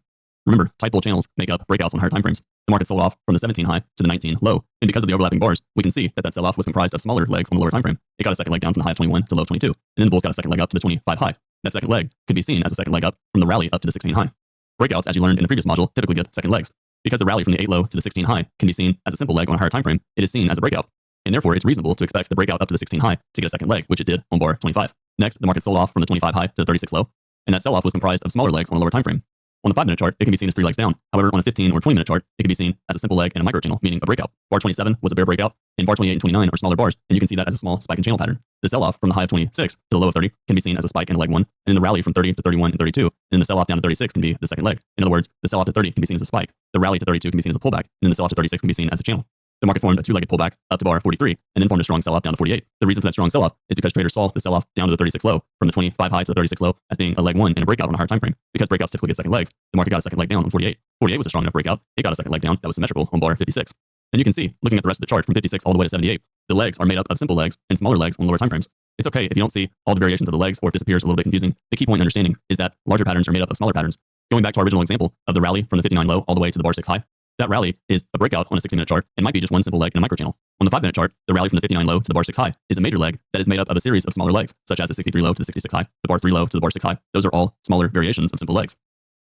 Every chart has a multi-time frame relationship, and that's because the same patterns form on all time frames. This includes higher time frames and lower time frames. The higher time frame patterns are generally going to be more reliable, and that's because they control the price action of the lower time frame. Let's take a look at these charts in detail and see how the higher time frame relationships affect the lower time frames. On the 5-minute chart, the market formed a strong micro channel up to the 8 high. While this was good for the bears, it was also a possible parabolic wedge with bar 2, 6, and 8. This increased the risk of a trading range and a possible reversal down. Whenever the market forms a parabolic wedge on the open, traders are always cautious to see what the pullback looks like. If the pullback from the parabolic wedge is tight, such as the sell-off from the 11 high down to the 18 low, traders will begin to question the possibility that the parabolic wedge up to bar 8 is actually going to be successful. And that's because the sell-off down to the 18 low from the 13 high to the 18 low is strong enough for a second leg down. And that increased the chances that the rally from the 18 low to the 22 high was going to be minor and lead to lower prices. The bears ultimately ended up getting an endless pullback and a sharp reversal down on bars 35, 36, and 37, breaking out below the previous day's low and the bottom of the bull microchannel that began on bar 1. If a trader was just looking at the 5-minute chart, they might conclude that today was one of those days where 50% of the time the initial rally on the open fails and goes the opposite direction. The reason that 50% of the time the initial move fails and the market goes the opposite way is because the context on the higher time frame is a leg in trading range. In the context of this chart, if a trader looks at the 45-minute chart on the far left, the trader would notice that the open of June the 23rd, which is the open of the 5-minute chart that we're talking about, they would notice that the rally on the first 45 minutes of the session was actually the first close above the moving average in several bars, and the market's been in a bear channel. Because the odds favor the evolution into a trading range and not a bull trend, it's reasonable for traders to assume that the first 45-minute close, which is the large bull bar closing on its high, was likely to get disappointing follow-through. Another reason for bar 1 to get weak follow-through on the 45-minute chart was because the previous bar on the 45-minute chart had a large tail above the bar, and that increased the chances of sellers above. Because of what we just mentioned, the odds favor the rally on the open of June 23rd being minor and leading to a trading range. However, if a trader was able to expand their understanding of the 45-minute chart in higher time frames, they would realize that the 5-minute sell-off in the middle of the day during bars 35, 36, and 37 was more likely to fail and lead to a reversal up. This is because if you go back to the 45-minute chart and look at the first 45-minute bar during June the 23rd, the odds favored buyers below the low of that bar. And this meant when the market fell below the low of bar 1 on the 5-minute chart, the odds favored buyers below, scaling and lower, and that's because the market was at support. If you look at the 45-minute chart, you'll see that the market formed a wedge bottom around June the 12th and 13th. The market tried to rally on June the 16th, forming a large bull trend bar, and then the market sold off to June 18th and formed another wedge bottom, with the June 18th being the first push, June 20th being the second push, and then today's June 23rd being the third push. Both of the wedge bottoms had decent buying pressure, and the second wedge bottom from June 17th down to June 23rd had nested wedges inside of it, and that's a sign of an even weaker bear channel, therefore the odds favoring a reversal up. Bear channels typically evolve into trading ranges, and because of the sharp reversal up on the first bar of the 45-minute chart on June the 23rd, the odds favored buyers below and a test of that high later in the day. And that's why if you look at the 5-minute chart, it was actually reasonable to buy above the 38 high or above the 43 high, betting that the market was going to test back to the bar 11 high of the day, which was also the first 45-minute bar on June the 23rd. Another thing worth mentioning about the 5-minute chart is that whenever you get a rally on the open that's fairly strong, the odds are the day's going to become either a trading range day or a bull trend day and not a bear trend day. The opposite is true when you get a strong sell-off on the open. The day usually does not become a bull trend after that. And because of this reason, the sell-off on 35, 36, and 37 actually had a lower probability of success than it really appears. When a trader factors in the higher time frame, it was reasonable for a trader to look to buy some kind of reversal up or wait for higher probability and buy after bar 45, 46, or 47. The one chart we have yet to talk about is the daily chart. Looking at the daily chart, we can see that the market has been above the moving average for a lot of bars, and therefore we know the market is in some form of a tight bull channel. The market formed a wedge top with a red line that's above most of the bars on the daily chart screenshot. The market during the wedge top formed an outside down bear reversal bar, which is depicted by the red arrow pointing down. This outside down bar failed, and therefore when the market retested, it's likely to form support, which was the red line at the moving average. The market formed a high 3 buy, which is the same as a wedge bottom, and the 3 bull reversal attempts were each of the green arrows on the chart. Taking this context back to the 5-minute chart, when the market opened on June 23rd, it was reasonable for traders to look to buy at support, such as the previous day's low. Because June 20th was a fairly weak bear reversal bar, closing near its midpoint and a tail below the bar, it was reasonable for traders to assume that there would be buyers below the bar, and therefore the low of yesterday was a magnet. Traders that were trading the 5-minute chart, they would be prepared for the sell-off on 36, 37, and 38 to fail at yesterday's low and reverse up. And looking at these examples, it's clear that understanding the higher time frame context can give a trader an edge when trading the lower time frame. When trading a 5-minute chart, the trader does not need to understand what the 45-minute chart or the daily chart are doing. However, if a trader can learn to understand the higher time frame context, it will give them a better understanding of what breakouts are likely to succeed or fail, such as the opening rally from bar 1 to 8 on the 5-minute chart and the sell-off down to 38. By understanding the higher time frame context, a trader could have had a more accurate, calibrated expectation of both of those moves. Let's take a look at another example of a multi-time frame relationship and how a trader can use the higher time frame context to better trade the lower time frame, such as the 5-minute chart. On this chart, the higher time frame is a bull regime or bull trend. The last signal on the daily chart is a strong breakout with follow-through, and therefore more up is expected. This means that on the open of June the 3rd, the market should test the high of yesterday, making it an important magnet. By understanding that the previous trading day, which was the first trading day in June, formed a strong bull trend bar on the daily chart, closing near its high, traders would expect the market to trigger the buy and go above the bar. This means when June the 3rd opened and formed a small gap down with a weak bear reversal bar for bar 1, traders would expect the market to at least go sideways and break out above the prior day's high by going at least one tick above the high of yesterday. This means that traders would expect every bear reversal, such as below 5 or below 6, to find buyers below and get an attempt at a reversal up. By a trader simply understanding that the prior day formed a bull trend bar on the daily chart closing on its high, traders would be prepared on June the 3rd for an attempt at an upside breakout in the market going above yesterday's bar 81. If a trader also understood that the daily chart was in a tight bull channel, they would be even more prepared for the possibility of a bull trend.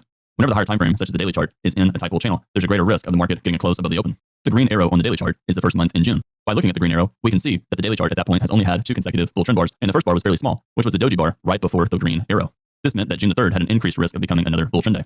Taking all this knowledge into account, the market on bar 12 formed a strong bull breakout above the opening range.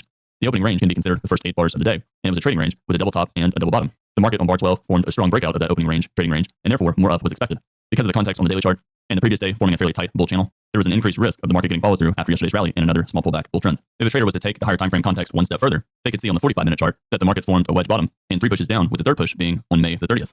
By looking further back on May the 27th, a trader would realize that this wedge bottom was actually a wedge bull flag. This increased the possibility of the market getting trend resumption and a second leg up after the May 27th rally. The bulls got a strong reversal up on May 30th, which is depicted by the green box. Wedges typically get 2 legs up. And therefore, because the 45-minute chart got a strong reversal up on May the 30th, it was reasonable for traders to expect a second leg up after any pullback. By taking this knowledge into account and looking back at the first trading day in June, it was reasonable for the sell-off on bar 4 to 6 to fail and lead to a reversal up. Going back to the 45-minute chart, this is because the green box was likely to get a second leg up, and the wedge bull flag was a large pullback after the May 28th rally. This meant that the odds favored a test of the May 28th high, and likely some kind of symmetrical second leg. If a trader was able to take in all of this information, that would make them open to the possibility of June the 3rd becoming some kind of bull trend day and creating a symmetrical second leg based on the rally up to May the 28th.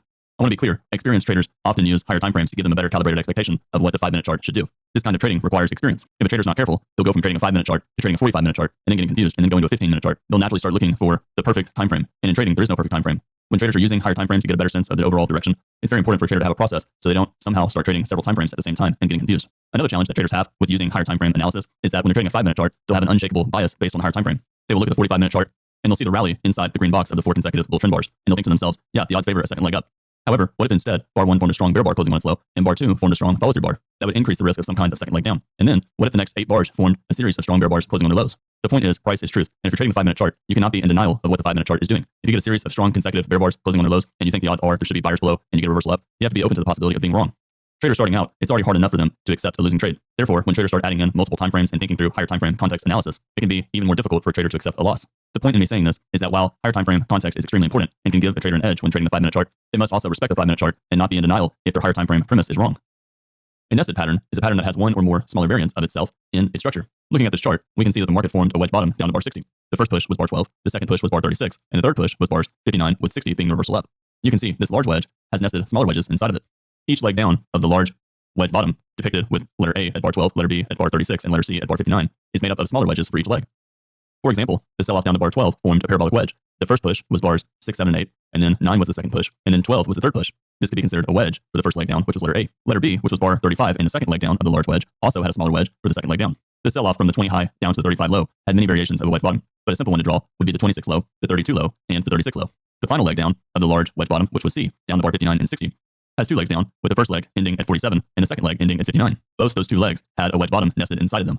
For example, the sell-off down to 47 formed a parabolic wedge, with bar 39 being the first push, 43 being the second push, and bar 47 being the third push. The second leg down that ended at 59 formed a smaller wedge bottom, with bar 49 being the first push, bar 54 being the second push, and bar 59 being the third push. You can see that the final leg down to the 59 low was the weakest wedge of them all. It's also a failed bear breakout below a double bottom. The double bottom was the 49 low, which has a small letter A next to it, and the 54 low, which has a small letter B next to it. You can see that as a double bottom, and then the bear breakout on bar 59, which has a small C next to it, was the failed breakout below the double bottom that led to a reversal up. Whenever you get a double bottom and the market fails to break below it and reverses up, it's always a form of a wedge. The fractal nature of price action always creates nested patterns.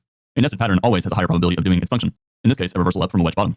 The reason why nested patterns have a higher probability than patterns that are not nested is because traders will see the pattern on smaller time frames. For example, you can see on this chart, there's several variations of the wedge bottom. Therefore, if you go to a lower time frame, you will see the same wedge bottom. The same thing for if you increase the time frame. If you went to a 15-minute chart, for example, you would still see some variation of a parabolic wedge based on the large wedge bottom with 12, 36, and 59. When patterns are not nested, for example, wedge bottoms or wedge tops, and you do not see a nested pattern on smaller time frames, that's generally a sign that the market is in a fairly tight channel, and therefore that increases the probability of the reversal being minor and the market getting continuation. Many slides ago, we looked at the difference of counting legs with spike breaks, implied pullbacks, and directional pullbacks. And I made the comment that implied pullbacks or directional pullbacks can be dangerous, especially when the market is in a tight channel. The reason for that logic can be explained here with the fractal nature of price action. If you have a tight bull channel and there's no clear trendline breaks, in other words, there's no spike breaks, then on a higher time frame, that same tight channel is going to be a breakout. And therefore, whatever pullback or reversal you see in that channel is likely going to be minor and fail. An example of a bottom attempt with implied pullbacks and no nested patterns would be the sell-off from the 6 high down to the 11 low. That sell-off created a parabolic wedge, with the first push ending on bar 8, the second push ending on bar 9, and the third push ending on bar 11 or bar 12. The only pullbacks of that sell-off were implied pullbacks, such as bar 8 or the bar 10 low. If a trader was to go to a higher time frame, such as a 10-minute chart or a 15-minute chart, they would see the sell-off from the 6 high to the 11 low as a bear breakout that's likely to get a second leg. And because of that, there would be no clear bottom attempt. Even though on the 5-minute chart, the sell-off to bar 11 had a parabolic wedge, you can see that the reaction to the market was very minor. The market rallied from the 12 low up to the 17 high, and it created a pullback that got a large second leg down. The point in this chart is that looking for bottoms that are nested is going to be far more effective than looking for bottoms that do not have clear nested patterns. There's a big difference in the probabilities of the wedge bottom from the high of 6 to the low of 11 or the low of 12 versus the wedge bottom that began at bar 12 and ended at bar 59. The large wedge bottom that ended at 59 has several small wedges with strong buying pressure on the way down, and this increases the odds that that wedge bottom is going to evolve into a trading range. A nested pattern can have components of other patterns in its structure. On this chart, we have a large head and shoulders top, which is a variation of a lower high major trend reversal.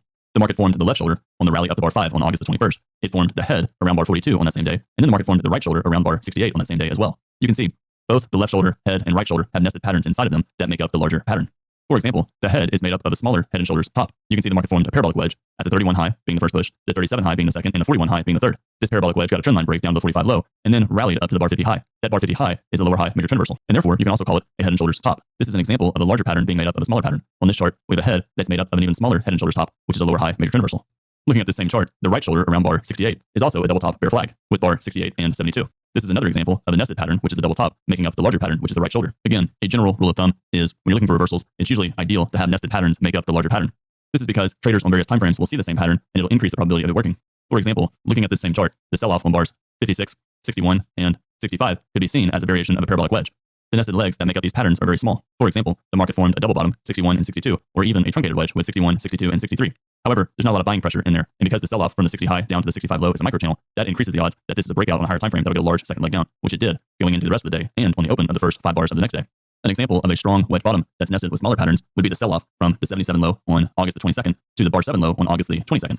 The market formed nested patterns that made up the wedge. For example, the sell-off to 77 created a double bottom with 77 and 79. The sell-off down to the bar 7 low on August the 22nd, which was the third leg down in the wedge, also had a micro double bottom with bar 5 and 7. This is an example of a wedge bottom that has nested patterns inside of it, which increase the odds of a successful reversal. As a trader begins to gain more experience, they will begin to see micro patterns, which are smaller versions of a particular pattern.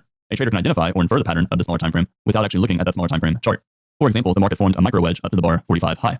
The rally up to the bar 45 high is a wedge top on the 1-minute chart. However, looking at the 5-minute chart, the rally to the bar 45 high is actually a simple leg, which means it's a micro channel. But you can see, looking at the chart, there's clearly 3 distinct pushes that are visible on the 5-minute chart. The first push being the high of 39, the second push being the high of 41, and the third push being the high of 45.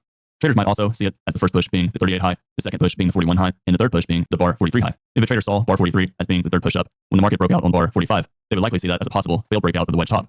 When the market forms wedges that are not all that clear, such as the micro wedge from 38 to 43 that we just mentioned, it's common for the market to get a more clear third leg in the wedge. And the reason for this is because moves typically end with parabolic or climactic behavior. And therefore, when traders see a third leg, they typically like it to be more extreme than the previous legs, because that increases the odds of a reversal. Bar 57 formed a micro bear second leg down after the bear breakout on bar 55. You can see bar 55 broke out to the downside and pulled back on the same bar from the 55 low up to the 56 high. The market attempted to sell off down to the 57 low and even down to the 58 low, which was an attempt at a second leg down after the bear breakout on 55. Traders would see this at a higher low on a smaller time frame. Bar 58 was also a micro double bottom or even a triple bottom with the 56 low, 57 low, and the 58 low. You can see the market formed a double bottom with the 56 and 57 low, and then the market retested the double bottom to the tick on 58.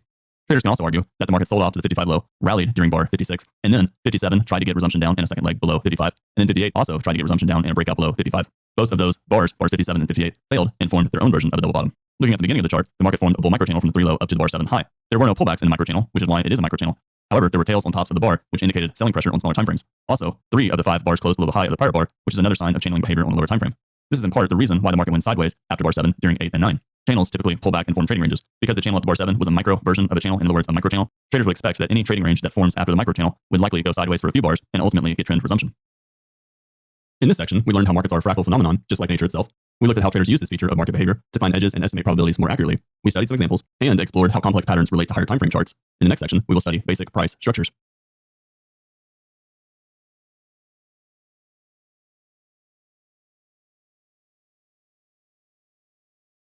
In this section, we look at the major price structures that make up a chart. All charts are a combination of these primary structures. And lastly, we look at some examples of major price structures.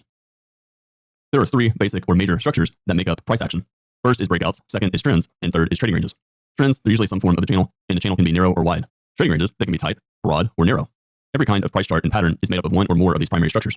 Changes in length, strength, acceleration, or duration of primary structures create different patterns that traders use to make trading decisions. If the market is not in one of these structures, then it's in one of the other 2 structures. For example, if the market is not in a bull trend, then it is either in a bear trend or a trading range.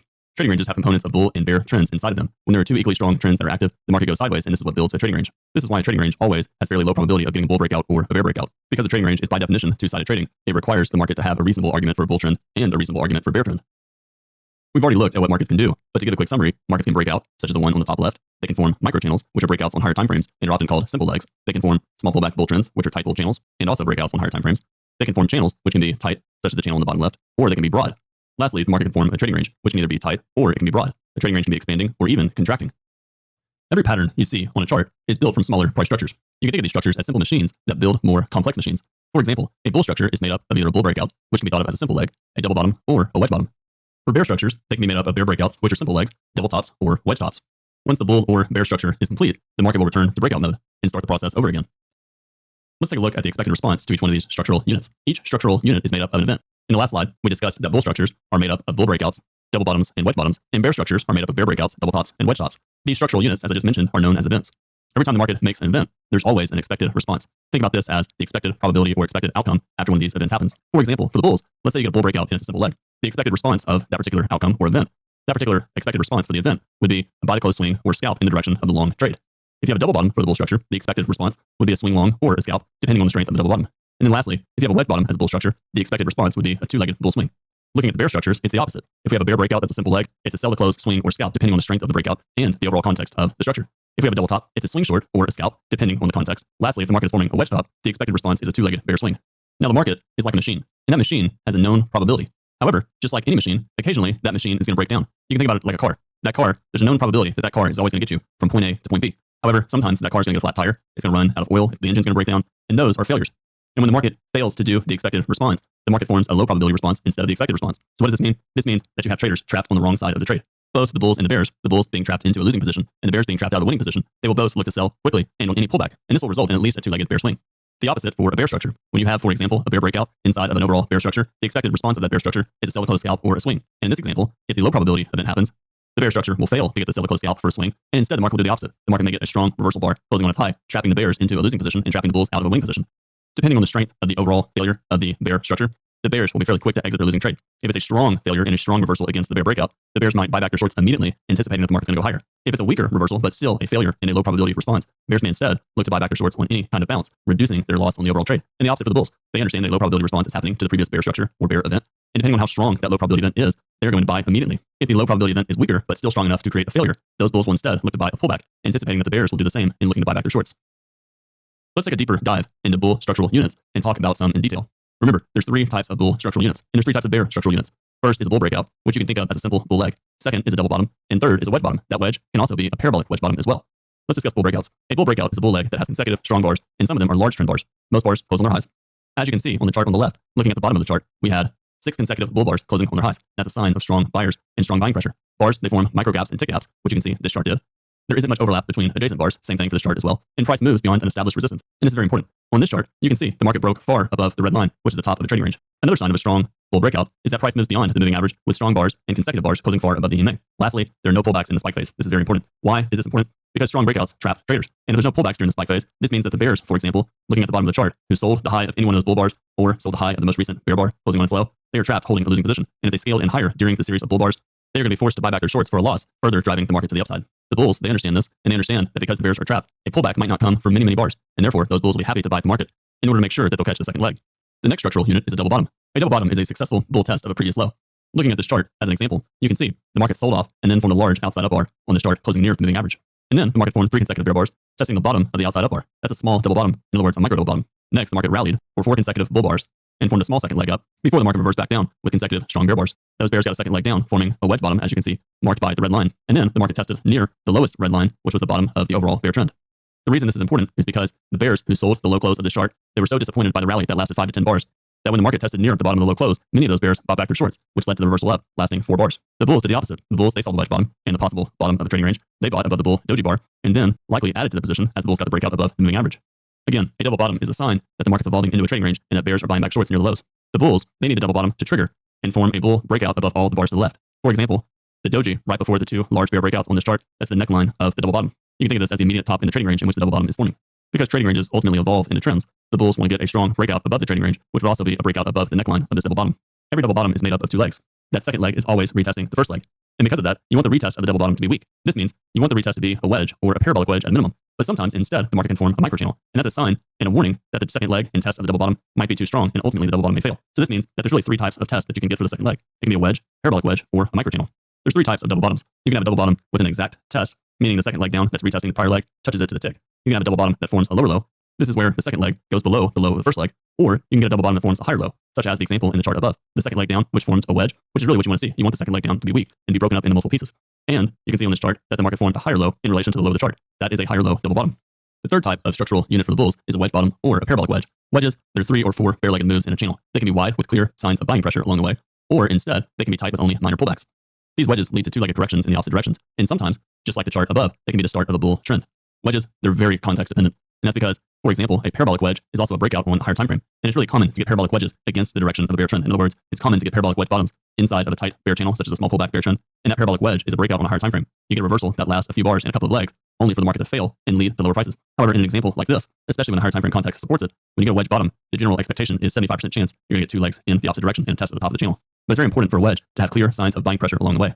Otherwise, there's an increased risk that the wedge will fail. Let's take a further look into the example of this wedge bottom on this chart. Here, you can see the market formed a wedge bottom with 3 pushes down as depicted by the red line. And on the way down, the market formed several signs of buying pressure. The first sign was the large 3 consecutive bull bars that created the first leg down. That was a warning and reminder that the market is probably evolving into a trading range. Next, the sell-off down to the second leg was comprised of a 2-legged sell-off with bull bars closing above their midpoints, increasing the odds of more sideways trading. Next, the sell-off creating the third leg down had lots of overlapping bars, and it was a nested parabolic wedge. This means that the third leg actually had a small parabolic wedge inside of it, and this is a sign of opposite buying pressure. And this increased the odds that the wedge would be successful and lead to 2 legs up. Next, you want the reversal from the wedge bottom to be fairly strong and form a series of bull bars closing above their midpoints. That increases the odds that bears will be disappointed who held short, and they'll use the pullback after the first leg up to buy back their shorts for any smaller loss. The bulls, who did not buy the first leg up after the wedge bottom, they see that the rally was fairly strong, and what will they do? They'll look to buy pullback, and both of these reasons create the higher low and the second leg up. Just like the bull structural units, there's 3 types of bear structural units: bear breakouts, double tops, and wedge tops. A bear breakout can be thought of as a simple bear leg. It's a bear leg that has consecutive strong bear bars. Some of them are large trend bars, and most of them close on their lows. The bars often form micro gaps or tick gaps, and the most important thing is that there's not much overlap between the adjacent bars. And this is important because breakouts trap traders, and the less overlap you have, the greater the amount of trapped bulls in this case, and the higher the probability that the breakout is going to go further. You want to see the breakout move beyond established support, and the more obvious the support level is, the better. For example, looking at the chart above, you can see the big red line covering most of the bars to the left. The market formed a bear breakout that closed far below that red line, and that's a sign that the market is moving beyond established support and increases the probability that the market is going to go lower. You also want price to move below the moving average, otherwise known as the EMA, which stands for exponential moving average, and you want price to move far below it with strong bars and a sense of urgency. You want to see consecutive closes below the moving average, and there's no pullbacks in the spike phase. This is important because no pullbacks mean a microchannel, and a microchannel is always a breakout on a higher time frame. And when you get a breakout on a higher time frame, that increases the chances that this breakout on the current time frame can go on for a lot of bars. Looking at this chart, we can see that the market formed 4 consecutive bear bars closing below the red line, with 3 of those bars inside of the microchannel. And then the market went sideways for 2 bars, and then formed 2 large bear bars right before it formed 2 consecutive bull reversal bars, testing the moving average. While this can be a sign that the breakout is not as strong as it could be, and that's true, the breakout would have been stronger if it formed a series of bear bars with little overlap. It's still a fairly strong breakout, closing below many bars to the left. This increases the odds that the market is likely to go lower. The next structure is a double top. A double top is a successful test of the previous high. This means that the market is retesting the previous high in the bull trend and is successfully preventing the market from going a lot higher. For example, looking at the chart in the middle, we can see where the red line is. The market sold off, touching the moving average with consecutive bear bars, and then rallied for 3 consecutive bull bars before reversing back down. That reversal back down was a second leg and test of the top of the bull trend. This created a double top. This means that there were so many bulls who were disappointed by the pullback, touching the moving average, that they were willing to sell out their longs on a retest of the high close. This is a warning that the market is evolving from a trend into a trading range. Next, you want to see the market trigger the bear breakout below the neckline. This is the closest support or immediate bottom of the trading range in which the double top is forming. For example, looking at this same chart, the market sold off 4 consecutive bear bars, touching the moving average, and then rallied with 3 consecutive bull bars, forming the top of the double top. Then the market sold off, forming 3 consecutive bear bars, breaking below the most recent bull leg. That bull leg that lasted for 3 consecutive bull bars is the neckline of the double top. The bears don't want the breakout of the neckline to be strong and last for many bars. The second leg up, testing the first leg, creating the second leg in the double top, can form either a wedge, parabolic wedge, or a microchannel. Ideally, you want the second leg up to create some form of a wedge with signs of selling pressure. There are 3 types of double tops that can be created. You can have a double top with an exact test, which is very close to what we have right here. You can have a double top with a higher high, where the second leg breaks above the first leg, but not by much. Or you can have a double top that's a lower high. And this is where the second leg forms a lower high below the first leg. This is more in line with what this chart is doing. You can see the second leg up, the 3 consecutive bull bars, there's a small gap from the high of the first leg, and therefore it's a small, subtle lower high. The last example is a wedge top or a parabolic wedge. Wedge tops, they're usually 3 or 4 bull legs in a bull channel. They can be nested, they can be wide with clear selling pressure, which is ideal, or they can be tight with only minor pullbacks. We call these parabolic wedges. The general expectation to a parabolic wedge is that it leads to a 2-legged correction in the opposite direction. So in this case, a parabolic wedge top or a wedge top generally gets a 2-legged correction to the downside. And sometimes they can be the start of a bear trend. Whether or not a wedge top leads to the start of a trend in the opposite direction very much depends on the overall context of the higher time frames. And that's why traders pay attention to higher time frames. The more that a trader can understand the higher time frame and overall context of that particular market, the better prepared they'll be in understanding what the expectation of the structural unit should be, such as the wedge. We will discuss more about higher time frame context in the upcoming chapters. All triangles are some variation of a trading range. They are more complex structures built from basic structural units. Unless the trading range or triangle is summarized in a few bars, you usually see smaller patterns such as a double top or double bottom, a wedge top or wedge bottom, parabolic wedge, either parabolic wedge top or parabolic wedge bottom, or a breakout in their structure. And even if you can't see these smaller patterns, you know they're there, because even if you have a trading range lasting a few bars, because the market's fractal, you know that those smaller patterns are going to be on a smaller time frame. When it comes to triangles, the response to the volatility is different depending on the type of triangle. If the triangle is contracting, volatility is decreasing, which results in range compression. If the triangle is expanding, volatility is increasing, which results in range expansion. Let's take a look at both of these charts. On the top, we have a triangle that is being built from a double top and a double bottom. You can see the double top is bar 5 and the bar 19 high. And the double bottom is being built with the 13 low and the bar 24 low. These double tops and double bottoms can have small wedges in price legs of the double top and the double bottom. For example, the market formed a wedge top with the 14 high, the 16 high, and the 19 high, leading to the double top that tested the bar 5 high. These triangles also have failed breakouts inside of them as well. For example, the bar 4 failed bull breakout to the upside, and the bar 6 failed bear breakout to the downside. Failed breakouts are always going to be part of a triangle, and that's because in this example, when the market rallies like it did on bar 4 and then sells off like it did on bar 6, that's big up, big down, which typically creates big confusion. The reason it creates big confusion is because it compresses the range as both the bulls and the bears fight over the direction of the second leg. Looking at the expanding triangle on the chart below, you will see that the expanding triangle is built with the same structural units as we mentioned earlier, breakouts, wedges, and double tops and double bottoms. Looking at the below chart, you can see that the expanding triangle is made up of a smaller expanding triangle on the opening range, the bar 1 high to the bar 6 high, the bar 2 low to the bar 12 low. This is an example of a smaller pattern making up a larger pattern. The market formed a wedge top up to bar 40 and a variation of a wedge bottom down to bar 68. Although the sell-off down to 68 is not an ideal wedge bottom, it still counts as a wedge bottom. The market formed a small pullback bear trend, which was also a parabolic wedge, down to the bar 68 high. And then lastly, the market formed a failed double top bear flag on bar 72. This resulted in a bull upside breakout. Bar 72, the market rallied and sold off. And if you look to the left, either bar 66 or 67, the market formed a double top with either of those highs. When 72 got triggered by 73, and then the market reversed up quickly on 74, that double top bear flag failed, which led to the upside breakout. There are several other patterns inside of this expanding triangle. For example, the market formed a double top with 57 high and the 63 high. The market formed a double top with the 40 high as well as the 45 high. The market formed a micro double bottom with bar 68 and bar 70, and the same thing with bar 12 and bar 14. There are countless variations of these structural units, such as breakouts, double tops, and wedges on both of these charts. The key point to understand is that any trading range that is contracting is a type of contracting triangle, and any trading range that is expanding is a type of expanding triangle. Tests form major and minor swings. Each swing is often a simple leg. Several swings build bigger structures such as wedge, triangles, double bottoms, etc. While the biggest structure is being built, breakouts that try and change the pattern will often fail. And this is because there's a greater intra-energy structure bound that won't let go until the pattern is finished. For example, the market tried to reverse up on bar 19 and 21. However, because there was a larger pattern at play, the sell-off down to 24 low, the breakouts 19 and 21 both failed, and the market went lower. Once that structure is built and complete, the market is now free to start building something new. For example, the sell-off from 24 to 39, the structure was completed, the market formed a wedge. And with bar 49, the market was able to build a new pattern, which is also a new structure. The two patterns, the old pattern and the new pattern, are connected by usually just a single bar. And that bar is transferring energy from the old structure to the new structure. In the example I recently mentioned with bar 49, the market formed the wedge bottom down to 49 and then the reversal up down to 54. And therefore, bar 49 is that transferring of energy. We call those bars hinge bars, which we'll discuss in the next slide. The bar that connects two adjacent price structures, either simple or complex, is called a hinge bar. A hinge bar is shared by both of these price structures. It can be a bull or a bear structure. Most hinge bars are some type of reversal bar, but they can also be a failed breakout, such as bar 3, bar 11, bar 36, or bar 40. Outside bars, there's no examples on this chart, but an outside bar can also be a hinge bar, and it can even be an inside bar, such as bar 25. Hinge bars form control and swing points. Hinge bars of major structures are often the best swing signals on a chart. The key trading skill to develop is to learn to identify bars that have a high probability of becoming a major hinge bar. This skill is important because that hinge bar can lead to a strong new price structure. For example, on the open, we can see that the market formed a two-legged rally, including yesterday's bar 81 up to the bar 3 high, and then the market formed a doji closing near its midpoint, maybe slightly above it. That doji was the end of a two-legged rally or a two-legged price structure, and then the market sold off on 4, 5, and 6. This means that bar 4 was a hinge bar that connected the price structure for the rally up to bar 3, and then the bear price structure down to bar 6. The market reversed up on 7, leading to a hinge bar on 7, and a bull price structure up to the 10 high, and then on the same bar, 12 reversed down. That makes 10 a hinge bar, connecting the price structure from the 7 low up to the 10 high, and then the market reversed down on 12 and 13. You can see bar 13 was part of the bear structure with 12 and 13, and also the hinge bar connecting the sell-off 12 and 13 to the rally 13 low to the 15 high. Next, the market sold off from the 17 high down to the 24 low, making 17 a hinge bar. The market reversed up on 25, making it a bull hinge bar, and the market rallied for a bar and a half, 26, 27, and then 27 reversed down, creating a bear hinge bar, and sold off down to the 33 low. And then we can see there was a hinge bar on 36, and then a hinge bar on 40, and then a bull hinge bar on 49 that led to a rally for many, many bars. In looking at all of these hinge bars, you can see not all of them are created equally.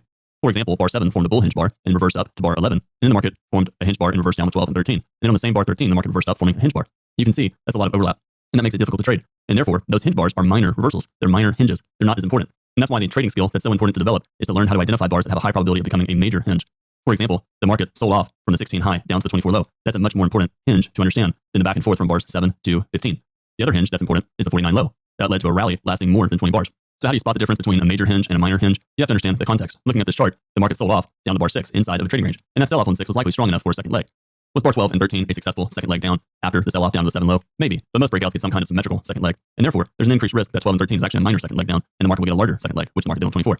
The next major hinge, bar 49, you can see the market formed a series of wedge bottoms. We had a spike down to 24, and a second leg down 33, and a third leg down 49. The third leg down to 49 formed a parabolic wedge with 42, 46, and 49. This means that the wedge bottom has an increased risk of leading to an opposite trend, therefore making 49 a possible major hinge bar.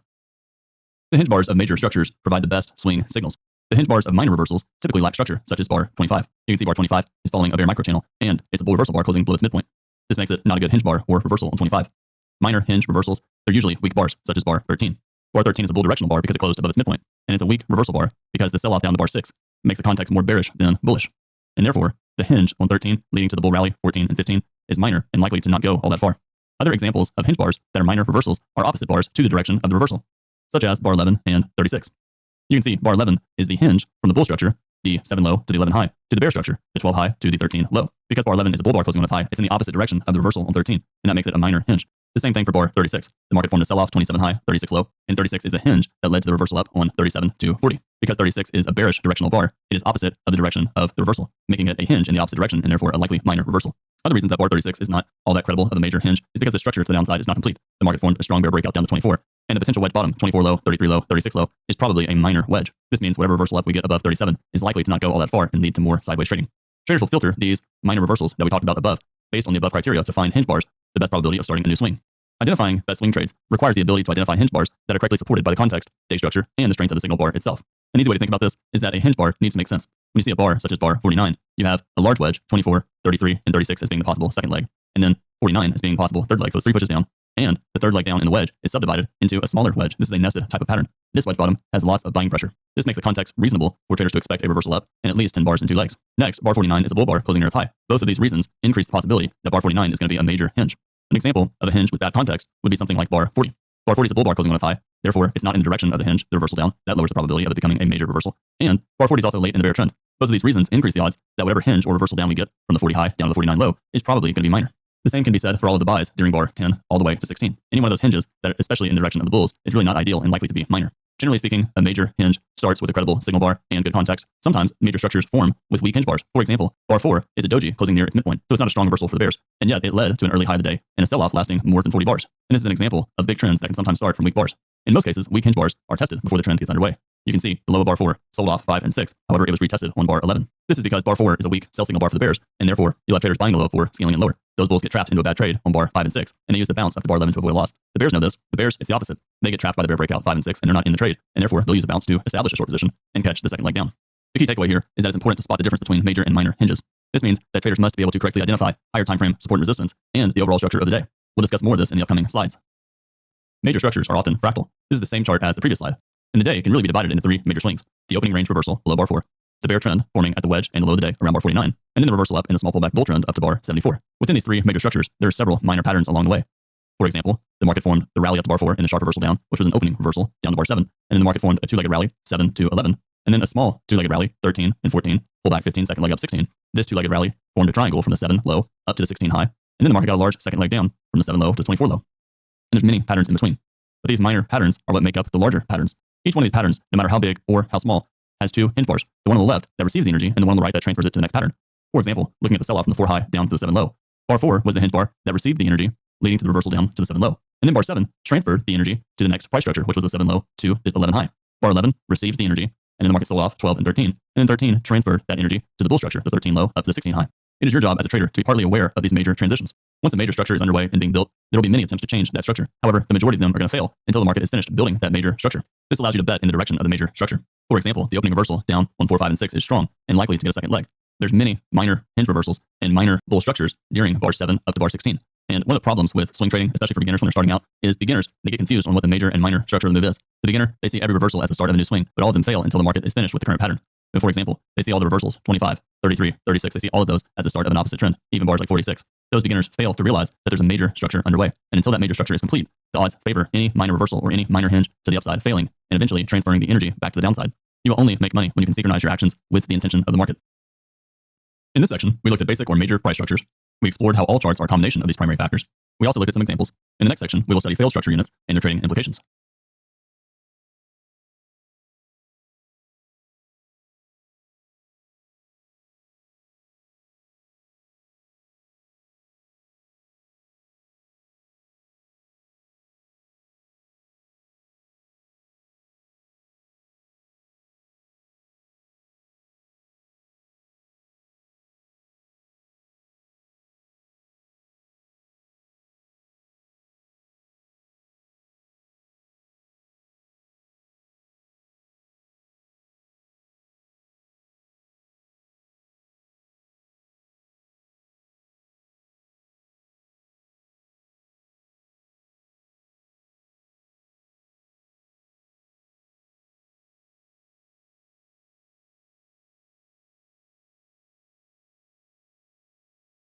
In this section, we will look at the major price structures that make up a chart. All charts are a combination of these primary structures. And lastly, we will look at some examples of major price structures.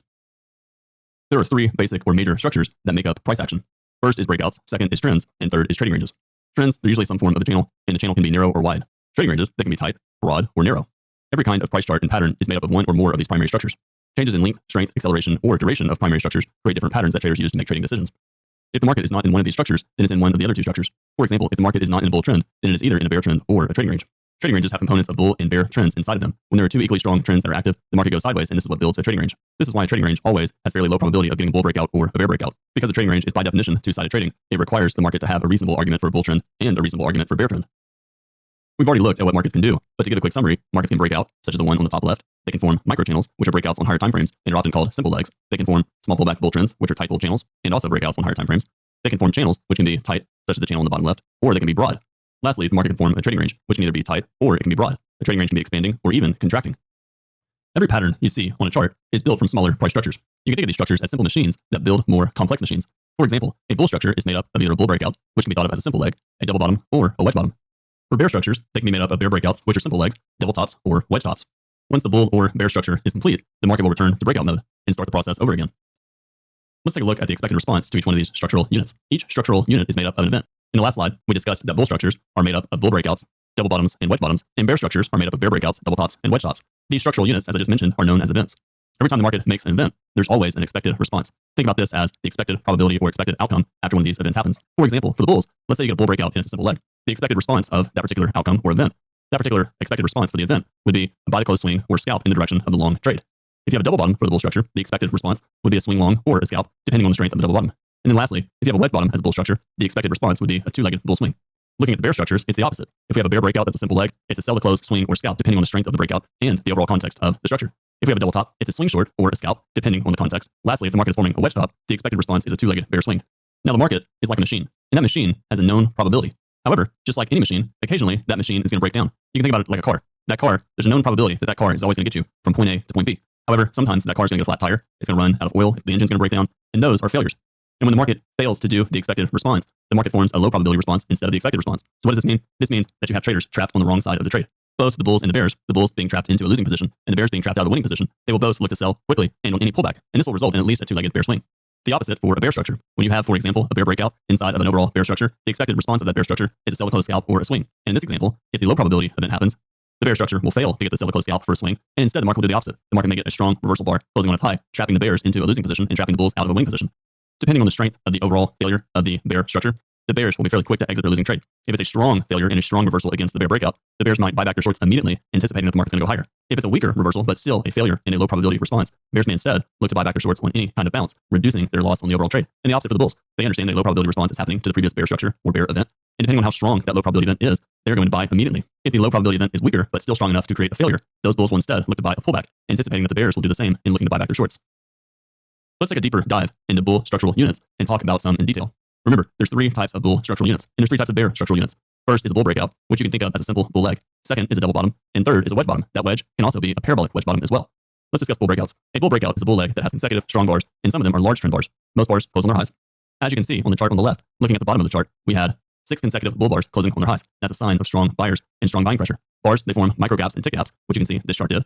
There isn't much overlap between adjacent bars, same thing for this chart as well, and price moves beyond an established resistance, and this is very important. On this chart, you can see the market broke far above the red line, which is the top of a trading range. Another sign of a strong bull breakout is that price moves beyond the moving average with strong bars and consecutive bars closing far above the EMA. Lastly, there are no pullbacks in the spike phase. This is very important. Why is this important? Because strong breakouts trap traders. And if there's no pullbacks during the spike phase, this means that the bears, for example, looking at the bottom of the chart, who sold the high of any one of those bull bars or sold the high of the most recent bear bar closing on its low, they are trapped holding a losing position. And if they scale in higher during the series of bull bars, they are going to be forced to buy back their shorts for a loss, further driving the market to the upside. The bulls, they understand this, and they understand that because the bears are trapped, a pullback might not come for many, many bars, and therefore those bulls will be happy to buy the market in order to make sure that they'll catch the second leg. The next structural unit is a double bottom. A double bottom is a successful bull test of a previous low. Looking at this chart as an example, you can see the market sold off and then formed a large outside up bar on this chart closing near the moving average. And then the market formed 3 consecutive bear bars, testing the bottom of the outside up bar. That's a small double bottom, in other words, a micro double bottom. Next, the market rallied for 4 consecutive bull bars and formed a small second leg up before the market reversed back down with consecutive strong bear bars. Those bears got a second leg down, forming a wedge bottom, as you can see, marked by the red line. And then the market tested near the lowest red line, which was the bottom of the overall bear trend. The reason this is important is because the bears who sold the low close of this chart, they were so disappointed by the rally that lasted 5 to 10 bars that when the market tested near the bottom of the low close, many of those bears bought back their shorts, which led to the reversal up, lasting 4 bars. The bulls did the opposite. The bulls, they saw the wedge bottom and the possible bottom of the trading range. They bought above the bull doji bar, and then likely added to the position as the bulls got the breakout above the moving average. Again, a double bottom is a sign that the market's evolving into a trading range and that bears are buying back shorts near the lows. The bulls, they need the double bottom to trigger and form a bull breakout above all the bars to the left. For example, the doji right before the two large bear breakouts on this chart, that's the neckline of the double bottom. You can think of this as the immediate top in the trading range in which the double bottom is forming. Because trading ranges ultimately evolve into trends, the bulls want to get a strong breakout above the trading range, which would also be a breakout above the neckline of this double bottom. Every double bottom is made up of two legs. That second leg is always retesting the first leg. And because of that, you want the retest of the double bottom to be weak. This means you want the retest to be a wedge or a parabolic wedge at a minimum. But sometimes instead, the market can form a microchannel. And that's a sign and a warning that the second leg and test of the double bottom might be too strong and ultimately the double bottom may fail. So this means that there's really three types of tests that you can get for the second leg. It can be a wedge, parabolic wedge, or a microchannel. There's three types of double bottoms. You can have a double bottom with an exact test, meaning the second leg down that's retesting the prior leg touches it to the tick. You can have a double bottom that forms a lower low. This is where the second leg goes below the low of the first leg. Or you can get a double bottom that forms a higher low, such as the example in the chart above. The second leg down, which forms a wedge, which is really what you want to see. You want the second leg down to be weak and be broken up into multiple pieces. And you can see on this chart that the market formed a higher low in relation to the low of the chart. That is a higher low double bottom. The third type of structural unit for the bulls is a wedge bottom or a parabolic wedge. Wedges, there are 3 or 4 bare-legged moves in a channel. They can be wide with clear signs of buying pressure along the way, or instead, they can be tight with only minor pullbacks. These wedges lead to two-legged corrections in the opposite directions, and sometimes, just like the chart above, they can be the start of a bull trend. Wedges, they're very context dependent, and that's because, for example, a parabolic wedge is also a breakout on a higher time frame, and it's really common to get parabolic wedges against the direction of a bear trend. In other words, it's common to get parabolic wedge bottoms inside of a tight bear channel, such as a small pullback bear trend, and that parabolic wedge is a breakout on a higher time frame. You get a reversal that lasts a few bars and a couple of legs, only for the market to fail and lead to lower prices. However, in an example like this, especially when a higher time frame context supports it, when you get a wedge bottom, the general expectation is 75% chance you're going to get two legs in the opposite direction and a test at the top of the channel. But it's very important for a wedge to have clear signs of buying pressure along the way. Otherwise, there's an increased risk that the wedge will fail. Let's take a further look into the example of this wedge bottom on this chart. Here, you can see the market formed a wedge bottom with 3 pushes down as depicted by the red line. And on the way down, the market formed several signs of buying pressure. The first sign was the large 3 consecutive bull bars that created the first leg down. That was a warning and reminder that the market is probably evolving into a trading range. Next, the sell-off down to the second leg was comprised of a 2-legged sell-off with bull bars closing above their midpoints, increasing the odds of more sideways trading. Next, the sell-off creating the third leg down had lots of overlapping bars, and it was a nested parabolic wedge. This means that the third leg actually had a small parabolic wedge inside of it, and this is a sign of opposite buying pressure. And this increased the odds that the wedge would be successful and lead to 2 legs up. Next, you want the reversal from the wedge bottom to be fairly strong and form a series of bull bars closing above their midpoints. That increases the odds that bears will be disappointed who held short, and they'll use the pullback after the first leg up to buy back their shorts for any smaller loss. The bulls, who did not buy the first leg up after the wedge bottom, they see that the rally was fairly strong, and what will they do? They'll look to buy pullback, and both of these reasons create the higher low and the second leg up. Just like the bull structural units, there's 3 types of bear structural units: bear breakouts, double tops, and wedge tops. A bear breakout can be thought of as a simple bear leg. It's a bear leg that has consecutive strong bear bars. Some of them are large trend bars, and most of them close on their lows. The bars often form micro gaps or tick gaps, and the most important thing is that there's not much overlap between the adjacent bars. And this is important because breakouts trap traders, and the less overlap you have, the greater the amount of trapped bulls in this case, and the higher the probability that the breakout is going to go further. You want to see the breakout move beyond established support, and the more obvious the support level is, the better. For example, looking at the chart above, you can see the big red line covering most of the bars to the left. The market formed a bear breakout that closed far below that red line, and that's a sign that the market is moving beyond established support and increases the probability that the market is going to go lower. You also want price to move below the moving average, otherwise known as the EMA, which stands for exponential moving average, and you want price to move far below it with strong bars and a sense of urgency. You want to see consecutive closes below the moving average, and there's no pullbacks in the spike phase. This is important because no pullbacks mean a microchannel, and a microchannel is always a breakout on higher time frame. And when you get a breakout on a higher time frame, that increases the chances that this breakout on the current time frame can go on for a lot of bars. Looking at this chart, we can see that the market formed 4 consecutive bear bars closing below the red line, with 3 of those bars inside of the microchannel. And then the market went sideways for 2 bars, and then formed 2 large bear bars right before it formed 2 consecutive bull reversal bars, testing the moving average. While this can be a sign that the breakout is not as strong as it could be, and that's true, the breakout would have been stronger if it formed a series of bear bars with little overlap. It's still a fairly strong breakout, closing below many bars to the left. This increases the odds that the market is likely to go lower. The next structure is a double top. A double top is a successful test of the previous high. This means that the market is retesting the previous high in the bull trend and is successfully preventing the market from going a lot higher. For example, looking at the chart in the middle, we can see where the red line is. The market sold off, touching the moving average with consecutive bear bars, and then rallied for 3 consecutive bull bars before reversing back down. That reversal back down was a second leg and test of the top of the bull trend. This created a double top. This means that there were so many bulls who were disappointed by the pullback, touching the moving average, that they were willing to sell out their longs on a retest of the high close. This is a warning that the market is evolving from a trend into a trading range. Next, you want to see the market trigger the bear breakout below the neckline. This is the closest support or immediate bottom of the trading range in which the double top is forming. For example, looking at this same chart, the market sold off 4 consecutive bear bars touching the moving average, and then rallied with 3 consecutive bull bars forming the top of the double top. Then the market sold off, forming 3 consecutive bear bars, breaking below the most recent bull leg. That bull leg that lasted for 3 consecutive bull bars is the neckline of the double top. The bears, they want the breakout of the neckline to be strong and last for many bars. The second leg up, testing the first leg, creating the second leg in the double top, can form either a wedge, parabolic wedge, or a microchannel. Ideally, you want the second leg up to create some form of a wedge with signs of selling pressure. There are 3 types of double tops that can be created. You can have a double top with an exact test, which is very close to what we have right here. You can have a double top with a higher high, where the second leg breaks above the first leg, but not by much. Or you can have a double top that's a lower high. And this is where the second leg forms a lower high below the first leg. This is more in line with what this chart is doing. You can see the second leg up, the 3 consecutive bull bars. There's a small gap from the high of the first leg, and therefore it's a small, subtle lower high. The last example is a wedge top or a parabolic wedge. Wedge tops, they're usually 3 or 4 bull legs in a bull channel. They can be nested, they can be wide with clear selling pressure, which is ideal, or they can be tight with only minor pullbacks. We call these parabolic wedges. The general expectation to a parabolic wedge is that it leads to a two-legged correction in the opposite direction. So in this case, a parabolic wedge top or a wedge top generally gets a two-legged correction to the downside. And sometimes they can be the start of a bear trend. Whether or not a wedge top leads to the start of a trend in the opposite direction very much depends on the overall context of the higher time frames. And that's why traders pay attention to higher time frames. The more that a trader can understand the higher time frame and overall context of that particular market, the better prepared they'll be in understanding what the expectation of the structural unit should be, such as the wedge. We will discuss more about higher time frame context in the upcoming chapters. All triangles are some variation of a trading range. They are more complex structures built from basic structural units. Unless the trading range or triangle is summarized in a few bars, you usually see smaller patterns such as a double top or double bottom, a wedge top or wedge bottom, parabolic wedge, either parabolic wedge top or parabolic wedge bottom, or a breakout in their structure. And even if you can't see these smaller patterns, you know they're there, because even if you have a trading range lasting a few bars, because the market's fractal, you know that those smaller patterns are going to be on a smaller time frame. When it comes to triangles, the response to the volatility is different depending on the type of triangle. If the triangle is contracting, volatility is decreasing, which results in range compression.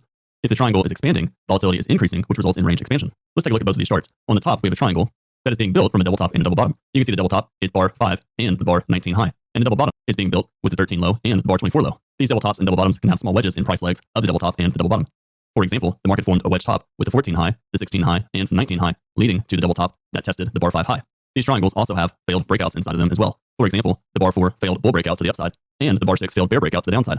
Failed breakouts are always going to be part of a triangle, and that's because in this example, when the market rallies like it did on bar 4 and then sells off like it did on bar 6, that's big up, big down, which typically creates big confusion. The reason it creates big confusion is because it compresses the range as both the bulls and the bears fight over the direction of the second leg.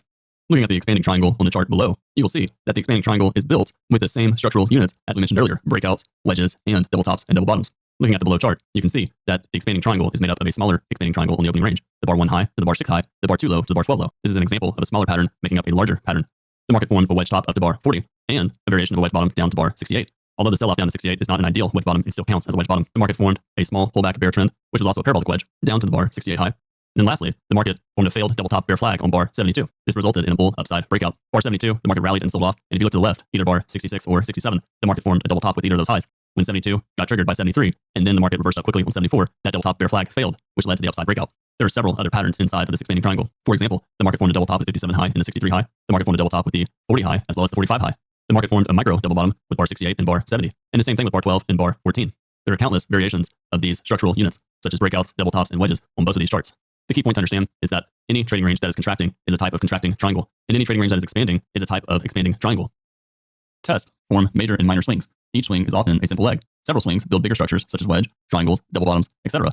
While the biggest structure is being built, breakouts that try and change the pattern will often fail. And this is because there's a greater intra-energy structure bound that won't let go until the pattern is finished. For example, the market tried to reverse up on bar 19 and 21. However, because there was a larger pattern at play, the sell-off down to 24 low, the breakouts 19 and 21 both failed, and the market went lower. Once that structure is built and complete, the market is now free to start building something new. For example, the sell-off from 24 to 39, the structure was completed, the market formed a wedge. And with bar 49, the market was able to build a new pattern, which is also a new structure. The two patterns, the old pattern and the new pattern, are connected by usually just a single bar. And that bar is transferring energy from the old structure to the new structure. In the example I recently mentioned with bar 49, the market formed the wedge bottom down to 49 and then the reversal up down to 54. And therefore, bar 49 is that transferring of energy. We call those bars hinge bars, which we'll discuss in the next slide. The bar that connects two adjacent price structures, either simple or complex, is called a hinge bar. A hinge bar is shared by both of these price structures. It can be a bull or a bear structure. Most hinge bars are some type of reversal bar, but they can also be a fail breakout, such as bar 3, bar 11, bar 36, or bar 40. Outside bars, there's no examples on the chart, but an outside bar can also be a hinge bar, and it can even be an inside bar, such as bar 25. Hinge bars form control and swing points. Hinge bars of major structures are often the best swing signals on a chart. The key trading skill to develop is to learn to identify bars that have a high probability of becoming a major hinge bar. This skill is important because that hinge bar can lead to a strong new price structure. For example, on the open, we can see that the market formed a two-legged rally, including yesterday's bar 81 up to the bar 3 high. And then the market formed a doji closing near its midpoint, maybe slightly above it. That doji was the end of a two-legged rally or a two-legged price structure, and then the market sold off on 4, 5, and 6. This means that bar 4 was a hinge bar that connected the price structure for the rally up to bar 3, and then the bear price structure down to bar 6. The market reversed up on 7, leading to a hinge bar on 7, and a bull price structure up to the 10 high. And then on the same bar, 12 reversed down. That makes 10 a hinge bar, connecting the price structure from the 7 low up to the 10 high, and then the market reversed down on 12 and 13. You can see bar 13 was part of the bear structure with 12 and 13, and also the hinge bar connecting the sell-off 12 and 13 to the rally 13 low to the 15 high. Next, the market sold off from the 17 high down to the 24 low, making 17 a hinge bar. The market reversed up on 25, making it a bull hinge bar, and the market rallied for a bar and a half, 26, 27, and then 27 reversed down, creating a bear hinge bar, and sold off down to the 33 low. And then we can see there was a hinge bar on 36, and then a hinge bar on 40, and then a bull hinge bar on 49 that led to a rally for many, many bars. In looking at all of these hinge bars, you can see not all of them are created equally. For example, bar 7 formed a bull hinge bar and reversed up to bar 11, and then the market formed a hinge bar and reversed down to 12 and 13. And then on the same bar 13, the market reversed up, forming a hinge bar. You can see that's a lot of overlap, and that makes it difficult to trade. And therefore, those hinge bars are minor reversals. They're minor hinges. They're not as important. And that's why the trading skill that's so important to develop is to learn how to identify bars that have a high probability of becoming a major hinge. For example, the market sold off from the 16 high down to the 24 low. That's a much more important hinge to understand than the back and forth from bars 7 to 15. The other hinge that's important is the 49 low. that led to a rally lasting more than 20 bars. So how do you spot the difference between a major hinge and a minor hinge? You have to understand the context. Looking at this chart, the market sold off down to bar 6 inside of the trading range, and that sell-off on 6 was likely strong enough for a second leg. Was bar 12 and 13 a successful second leg down after the sell-off down to the 7 low? Maybe, but most breakouts get some kind of symmetrical second leg, and therefore there's an increased risk that 12 and 13 is actually a minor second leg down, and the market will get a larger second leg, which the market did on 24.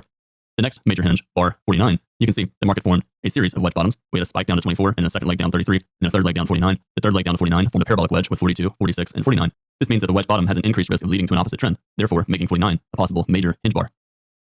The hinge bars of major structures provide the best swing signals. The hinge bars of minor reversals typically lack structure, such as bar 25. You can see bar 25 is following a bear microchannel, and it's a bull reversal bar closing below its midpoint. This makes it not a good hinge bar or reversal on 25. Minor hinge reversals, they're usually weak bars, such as bar 13. Bar 13 is a bull directional bar because it closed above its midpoint, and it's a weak reversal bar because the sell-off down to bar 6 makes the context more bearish than bullish. And therefore, the hinge on 13 leading to the bull rally 14 and 15 is minor and likely to not go all that far. Other examples of hinge bars that are minor reversals are opposite bars to the direction of the reversal, such as bar 11 and 36. You can see bar 11 is the hinge from the bull structure, the 7 low to the 11 high, to the bear structure, the 12 high to the 13 low. Because bar 11 is a bull bar closing on its high, it's in the opposite direction of the reversal on 13, and that makes it a minor hinge. The same thing for bar 36. The market formed a sell-off 27 high, 36 low, and 36 is the hinge that led to the reversal up on 37 to 40. Because 36 is a bearish directional bar, it is opposite of the direction of the reversal, making it a hinge in the opposite direction and therefore a likely minor reversal. Other reasons that bar 36 is not all that credible of a major hinge is because the structure to the downside is not complete. The market formed a strong bear breakout down to 24, and the potential wedge bottom, 24 low, 33 low, 36 low, is probably a minor wedge. This means whatever reversal up we get above 37 is likely to not go all that far and lead to more sideways trading. Traders will filter these minor reversals that we talked about above based on the above criteria to find hinge bars, the best probability of starting a new swing. Identifying best swing trades requires the ability to identify hinge bars that are correctly supported by the context, day structure, and the strength of the signal bar itself. An easy way to think about this is that a hinge bar needs to make sense. When you see a bar such as bar 49, you have a large wedge, 24, 33, and 36 as being the possible second leg, and then 49 as being possible third leg, so it's 3 pushes down, and the third leg down in the wedge is subdivided into a smaller wedge. This is a nested type of pattern. This wedge bottom has lots of buying pressure. This makes the context reasonable for traders to expect a reversal up and at least 10 bars in 2 legs. Next, bar 49 is a bull bar closing near its high. Both of these reasons increase the possibility that bar 49 is going to be a major hinge. An example of a hinge with that context would be something like bar 40. Bar 40 is a bull bar closing on its high. Therefore, it's not in the direction of the hinge, the reversal down. That lowers the probability of it becoming a major reversal. And bar 40 is also late in the bear trend. Both of these reasons increase the odds that whatever hinge or reversal down we get from the 40 high down to the 49 low is probably going to be minor. The same can be said for all of the buys during bar 10 all the way to 16. Any one of those hinges that, especially in the direction of the bulls, is really not ideal and likely to be minor. Generally speaking, a major hinge starts with a credible signal bar and good context. Sometimes major structures form with weak hinge bars. For example, bar 4 is a doji closing near its midpoint, so it's not a strong reversal for the bears, and yet it led to an early high of the day and a sell-off lasting more than 40 bars. And this is an example of big trends that can sometimes start from weak bars. In most cases, weak hinge bars are tested before the trend gets underway. You can see the low of bar 4 sold off 5 and 6. However, it was retested on bar 11. This is because bar 4 is a weak sell signal bar for the bears, and therefore you'll have traders buying the low 4, scaling it lower. Those bulls get trapped into a bad trade on bar 5 and 6, and they use the bounce up to bar 11 to avoid a loss. The bears know this. The bears, it's the opposite. They get trapped by the bear breakout 5 and 6, and they're not in the trade, and therefore they'll use the bounce to establish a short position and catch the second leg down. The key takeaway here is that it's important to spot the difference between major and minor hinges. This means that traders must be able to correctly identify higher time frame support and resistance and the overall structure of the day. We'll discuss more of this in the upcoming slides. Major structures are often fractal. This is the same chart as the previous slide. And the day can really be divided into 3 major swings. The opening range reversal below bar 4, the bear trend forming at the wedge and the low of the day around bar 49, and then the reversal up in a small pullback bull trend up to bar 74. Within these 3 major structures, there are several minor patterns along the way. For example, the market formed the rally up to bar 4 and a sharp reversal down, which was an opening reversal down to bar 7, and then the market formed a 2-legged rally 7 to 11, and then a small 2-legged rally 13 and 14, pullback 15, second leg up 16. This 2-legged rally formed a triangle from the 7 low up to the 16 high, and then the market got a large second leg down from the 7 low to 24 low. And there's many patterns in between. But these minor patterns are what make up the larger patterns. Each one of these patterns, no matter how big or how small, has 2 hinge bars. The one on the left that receives the energy and the one on the right that transfers it to the next pattern. For example, looking at the sell-off from the 4 high down to the 7 low. Bar 4 was the hinge bar that received the energy, leading to the reversal down to the 7 low. And then bar 7 transferred the energy to the next price structure, which was the 7 low to the 11 high. Bar 11 received the energy, and then the market sold off 12 and 13. And then 13 transferred that energy to the bull structure, the 13 low up to the 16 high. It is your job as a trader to be partly aware of these major transitions. Once a major structure is underway and being built, there will be many attempts to change that structure. However, the majority of them are going to fail until the market is finished building that major structure. This allows you to bet in the direction of the major structure. For example, the opening reversal down on 4, 5, and 6 is strong and likely to get a second leg. There's many minor hinge reversals and minor bull structures during bar 7 up to bar 16. And one of the problems with swing trading, especially for beginners when they're starting out, is beginners, they get confused on what the major and minor structure of the move is. The beginner, they see every reversal as the start of a new swing, but all of them fail until the market is finished with the current pattern. And for example, they see all the reversals, 25, 33, 36, they see all of those as the start of an opposite trend, even bars like 46. Those beginners fail to realize that there's a major structure underway. And until that major structure is complete, the odds favor any minor reversal or any minor hinge to the upside failing and eventually transferring the energy back to the downside. You will only make money when you can synchronize your actions with the intention of the market. In this section, we looked at basic or major price structures. We explored how all charts are a combination of these primary factors. We also looked at some examples. In the next section, we will study failed structure units and their trading implications.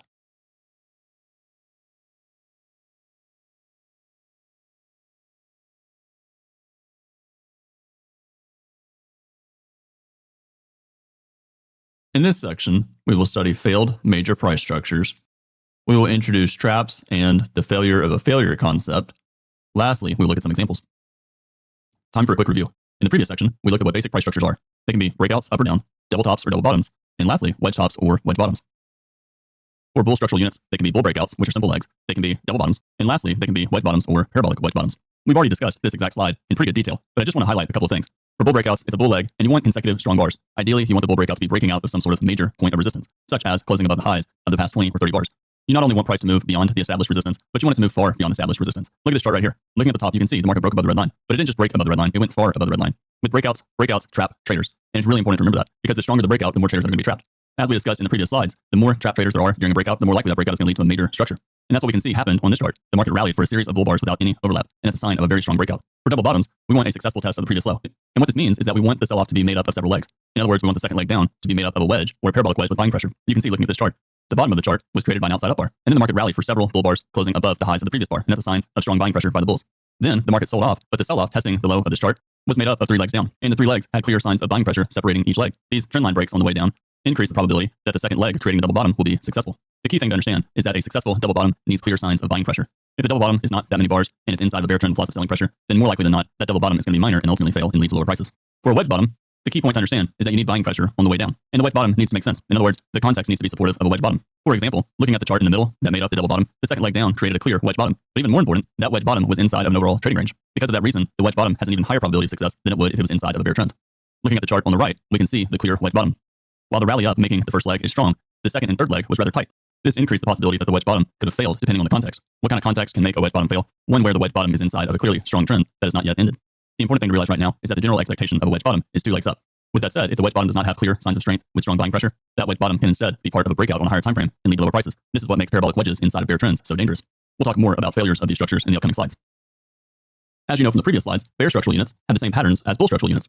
For the bears, there's bear breakouts, which are also simple legs, double tops, and wedge tops, or parabolic wedges. The key thing to remember about bear breakouts is the exact opposite of what I said for the bulls. For a bear breakout, you want strong, consecutive, trending bars closing near their lows. They don't all have to close on their lows, but you ideally want most of them to do that. This is because you want the market to trap traders. The more traders that are trapped after a bear breakout, the more likely that bear breakout is going to be the start of a new phase in the market cycle. The bear breakout, you want it to have little overlap between adjacent bars. Most importantly, you want the breakout to move beyond an established clear support level, such as the red lines that are drawn on this chart at the top left.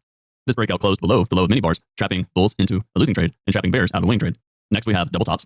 As we mentioned earlier, a double top, you want a successful test of the previous high. And you want the test of the double top to be a weaker second leg up. For example, you want that second leg to form some kind of wedge or parabolic wedge. Forming a micro channel is less ideal because that micro channel is a breakout on a higher time frame, which increases the probability that that double top is going to fail. Double tops, they have to have good context behind them. For example, looking at the chart in the middle, right above the words double top, we can see the market rallied for 5 consecutive bull trend bars, and that's a strong enough breakout to expect some kind of symmetrical leg.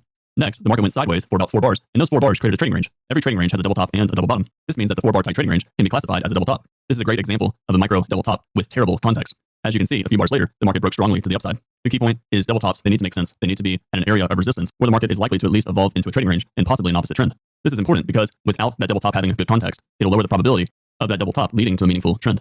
You can see on this chart, the market formed a wedge top and then a clear double top as shown with the red line, and then the market sold off for more than 20 bars. That's an example of a double top with good context. When looking for a wedge top, you want to see 3 to 4 legs in a bull channel. And most importantly, the context needs to make sense for the market to try and form a topping pattern. This is most important when wedges are not all that clear, such as parabolic wedges.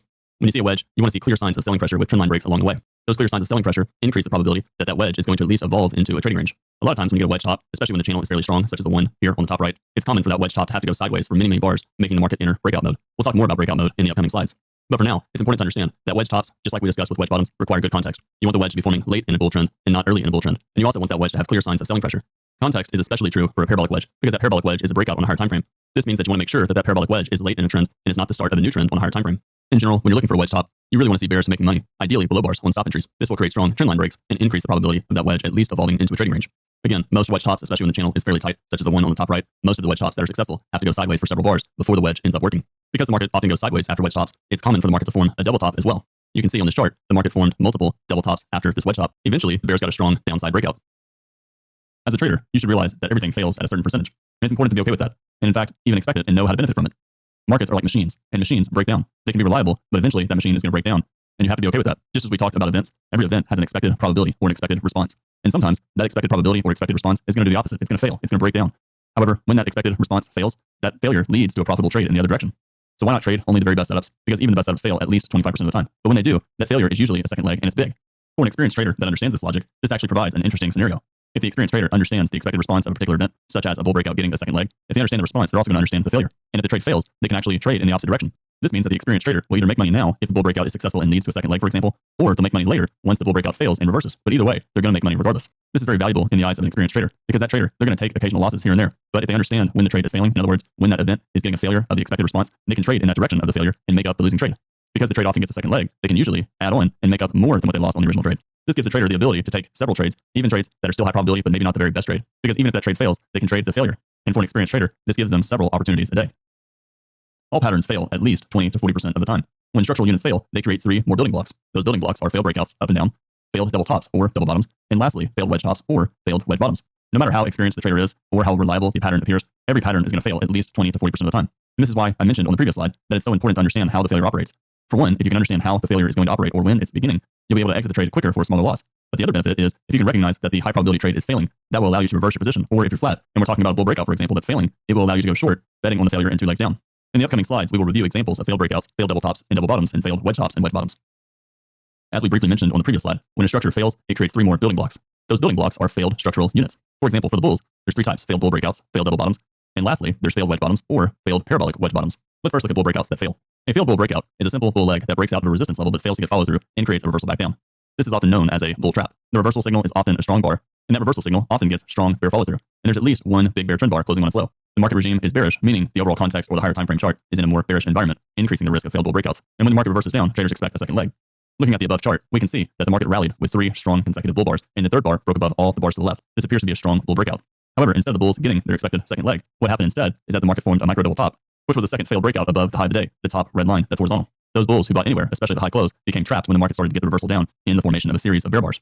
Going back to what we talked about a couple of slides ago regarding signs of a bull breakout or signs of a successful bear breakout, when you have a failed bull breakout, you're going to get signs of strength for the bear breakout, which is the reversal. And you want that reversal to have signs of strong breakout behavior. For example, you want the reversal down to have gaps and micro gaps. You want strong bear bars closing on their lows. What you want is you want the market to clearly trap traders in the wrong direction. Put yourself in the shoes of the bulls for a second. Pretend you bought anywhere during that rally. Let's say you bought the third bull bar in the rally. What are you going to do if you're a bull and the market reverses down, forming 3 consecutive strong bear trend bars closing on their lows? The reality is you're going to be desperate to sell out of your longs because you understand that the odds favor a second leg down. The same thing can be said for the bears who are not in the trade. The bears, they see the strong bull breakout and then the strong reversal down. Those bears, they're trapped out of the market. And the bulls, they were trapped in the market. Both of those traders are going to sell and sell the first reversal up, betting on a second leg down. Those 3 bull bars trapped buyers in the wrong side of the market. And it also trapped bears out of the right side of the market.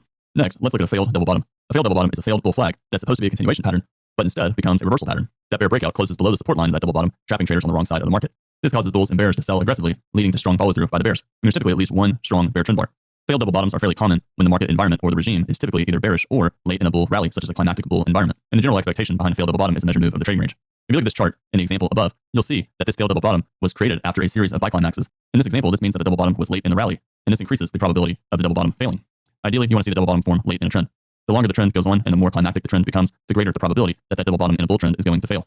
Lastly, let's take a look at wedge bottoms or parabolic wedge bottoms that fail. A failed wedge or a failed parabolic wedge is one where you get a bottom that ends up getting a successful bear breakout. It's usually in the formation of consecutive bear bars closing near their lows.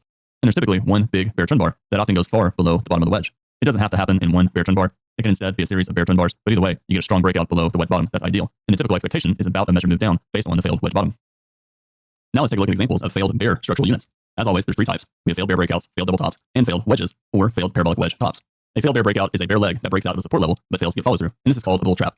The key with any failed bear breakout is you want the reversal up to be strong, trapping bears into a losing trade and trapping bulls out of a winning trade. Next, you want that strong reversal to also get strong follow through. Ideally, you want at least one bull trend bar closing on a tie.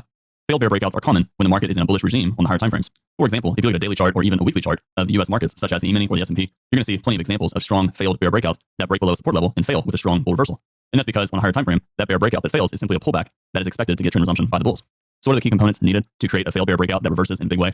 Well, the first thing is you need a bear breakout that is convincing. You don't want to see a bear breakout that's just a part of the tight trading range that fails to break out of the range that reverses up, because a lot of traders will not be positioned in the wrong side of the trade. For example, if you have a bear breakout at the bottom of the trading range with a lot of overlapping bars, there's not going to be a lot of bears positioned to go short. However, looking at this chart above, we can see around the middle of the chart, the market formed a strong bear bar after a wedge top closing on its low and closing beyond moving average. That's a strong enough bear breakout for traders to expect at least a second leg down. And the second leg down, which was the bear breakout and follow through that closed below all the bars to the left, was strong and convincing as well.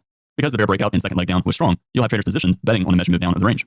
The bears betting on the breakout below the trading range, they understand that if the breakout fails, that means it's a failed breakout at the bottom of the trading range. And this means the market could quickly reverse back up. Because of that, those bears will be positioned to buy back their shorts relatively quickly on any failure. For example, looking at this chart, we can see the low of the day formed a strong bull reversal bar.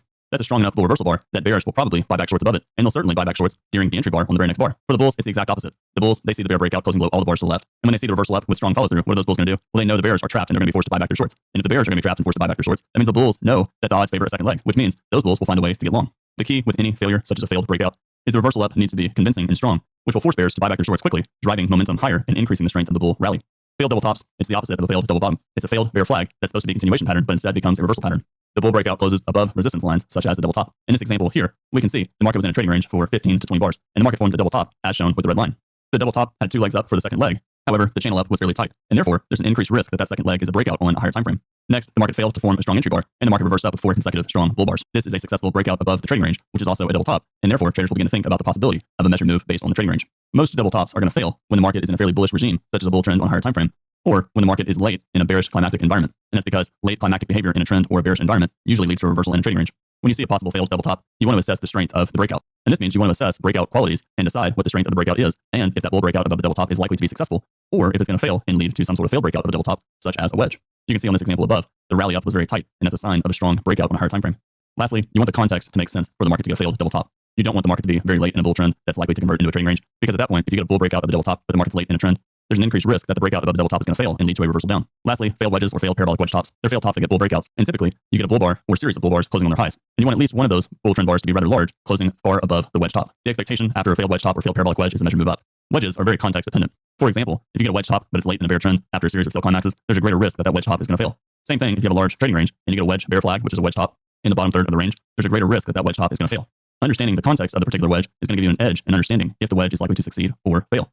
When you see a bull breakout of a wedge top, such as the one directly on the chart above, you want the breakout to be strong, forming a series of bull bars above the wedge. You also want the context to make sense for the reversal to happen. For example, looking at this chart, we can see the market formed a series of bear bars closing on their lows far away from the moving average. This is a sell climax far from the average price, and if this sell-off is late in a bear trend, which is climactic behavior, there's an increased risk of a reversal and a test of all the bars to the left. This means that betting on the wedge top is actually quite dangerous, and therefore traders will be positioned and ready in case this wedge top fails and the bull breakout happens, which it did on this chart. You can see the bull breakout formed 2 large legs up after the sell-off below the moving average. Triple tops and triple bottoms, they're 3 failures of a breakout, and they're less common patterns. They're rarely perfect. If the market tries to break out 2 or 3 times in one particular way and fails, it's often then going to try and break out in the other direction. Looking at this chart, we have a perfect triple bottom late in the day. That's a large double bottom with the bars to the left. You can see, looking at the large horizontal line, the bar that touches the line, the furthest point to the left, is the start of the first leg in the large double bottom. And then that triple bottom on the far right, with 3 lines touching the price level exactly, that's the second leg down in the large double bottom. This is considered a nested bottom. But as we mentioned, triple bottoms, they're rarely perfect. Most of the time, when you see triple bottoms or triple tops, they're going to be in the shape of a wedge. For example, looking at this chart, we can see that the market formed a wedge bottom during the first 10 bars of the day. This is 3 failures in a particular direction. And therefore, a wedge bottom and a triple bottom, it's basically the same thing. However, wedge bottoms are generally going to be more reliable than a perfect triple bottom. And that's because a wedge bottom is probing lower and still finding buyers. Because triple bottoms, when they have an exact low, which means all 3 lows are the exact same low, same thing for triple tops, there's an increased risk that the market will try and probe beyond the triple bottom or the triple top. As we mentioned on the previous slide, triple bottoms and the same thing for triple tops, they are rarely perfect, which means it's very rare to see an exact triple bottom with 3 lows touching each price level, and the same thing for triple top. The market forms repeatable patterns, but it's important to realize those patterns are always going to have variation. So no matter what, when you see a wedge bottom or you see a double top or a double bottom, it's never going to be the exact same. Just like you're never going to have a day in the stock market or the E-mini or any market that is going to be identical to the tick of a particular day in the past. There's always going to be some degree of variation. And that means whenever you're looking at a bottom, there's always going to be some degree of a difference. Because the market is fractal in nature, this means that patterns are going to be made up of smaller patterns. For example, looking at this chart, the top left shows a head and shoulders bottom. This is also known as a truncated wedge, where point 1 is the left shoulder, point 2 is the head, and point 3 is the right shoulder. A truncated wedge is where the third point down fails to create a new low and instead creates a higher low. But if we look at the left point, point 1, we can actually see that the market formed a double bottom with the 2 bull bars. The double bottom was not exact to the tick, and the second leg created a small higher low. It still counts as a double bottom. And you can see on point 2, even though it just looks like a 2-bar reversal, it's really actually a truncated wedge. The bar prior to the lowest point of this chart, the big bear bar, actually has a tail below the bar, and therefore that's a left shoulder on a smaller time frame. Bar 2, the lowest point on the chart, where the market formed a bear reversal bar closing above its midpoint, that's the head. And then bar 3 is a bull bar closing on its high, but it has a tail below the bar, and therefore that's a right shoulder or a higher low after point 2. This means that point 2 as a whole has a small head and shoulders bottom on a smaller time frame. Point 3, you can see the market formed a double bottom, and the second leg in the double bottom inside of point 3 formed a wedge. This is a good example of how the markets are fractal in nature. Looking at the very next chart on the right, we can see the market formed a failed breakout below the double bottom. We can see that the double bottom was made up of point 1 and point 2. And if you look closely, the sell-off to point 2 actually created 2 legs down. And therefore, on a smaller time frame, point 2 is a 2-legged sell-off. The market broke to the downside on point 3, and then reversed back up. This creates a failed breakout below the double bottom of point 1 and point 2. You can see next, 3 bars after point 3, the market actually formed a double bottom with 2 equal lows. And therefore, this is a micro double bottom after the bear breakout below 3. This whole pattern actually creates a head and shoulders bottom, where the left shoulder is point 1 and 2, the head is point 3, and the micro double bottom made up of 2 bars that we just mentioned is the right shoulder. The very next chart on the right formed a wedge, and this is more traditional of a wedge. The market sold off to point 1, sold off on point 2, and then the market tried to break below the bottom of the channel, which was the red line on bar 3, and then the market reversed up. And you can see, if you look at the big bear breakout bar on 3, the market went sideways for about 5 to 6 bars, and that sideways trading is a contracting trading range, which is also known as a triangle. On the bottom left, the market formed a double bottom pullback. The market sold off to bar 1, and then sold off to bar 2 and reversed up, and then the market rallied for 2 small legs, and then the market sold off to bar 3, creating a higher low after the formation of 2 bear bars. This is a double bottom pullback, which is also known as a triangle. A triangle is always a variation of a double bottom or double top that pulls back. On the very next chart, the bottom middle chart, the market formed a failed breakout below a higher low double bottom. The market sold off, forming 2 legs down to bar 1, and then went sideways for a few bars, selling off on bar 2, and bar 2 was a higher low with bar 1. The market rallied for 2 bars, and then broke below the 1 low on the bear doji that reversed up, closing above its midpoint. Traders can also call this same pattern a failed bear breakout below the triangle. The last pattern on the bottom right is a contracting triangle. You can see that the beginning of the triangle was rather broad, such as the low of bar 1. It led to a 2-legged swing, lasting about 8 bars. And then, the sell-off down to bar 2, it had its own 2 or 3-legged pattern. You can argue it formed a parabolic wedge. It wasn't until around points 2 and 3 that the triangle actually started to contract and form a tight trading range. The key point to understand is that every one of these patterns is some variation of a triple bottom. The name triple bottom is really misleading because really what it means is that the market tried to go in one direction 3 times. The bottom does not have to be equal and it does not have to have the same price points. For triple tops, the exact opposite would be true based on everything that we just said. Failures are not all that rare, so traders expect them. But when a high probability or a strong structure fails, it creates a trap. Due to its high probability, traders on both sides take action. Bets are placed in the new direction of high probability, and bets are avoided on the low probability side. When the structure fails, it traps high probability traders in who have open positions. For example, the bulls, if the market formed a bull breakout and all of a sudden formed a strong reversal, those bulls would be trapped into an open position that is now losing. And the bears, who did not place bets on the opposite side, are trapped out. So in this case, if the market reversed down, you would have bulls trapped into a losing position and bears trapped out of a winning position. Both of those traders would be quick to sell out of their longs and sell to go short, which would drive the market lower and create a second leg down. A failed structure is the market's lowest response to that structure. This failure, when complete, is the new event. A failure is called a trap when the high probability response does not materialize, and instead the market does the opposite. This opposite is the low probability response. The market may accept or reject any event, and this includes high probability events. Traders who have positions in the direction of higher probability get trapped and they look to exit, break even, or with a small loss.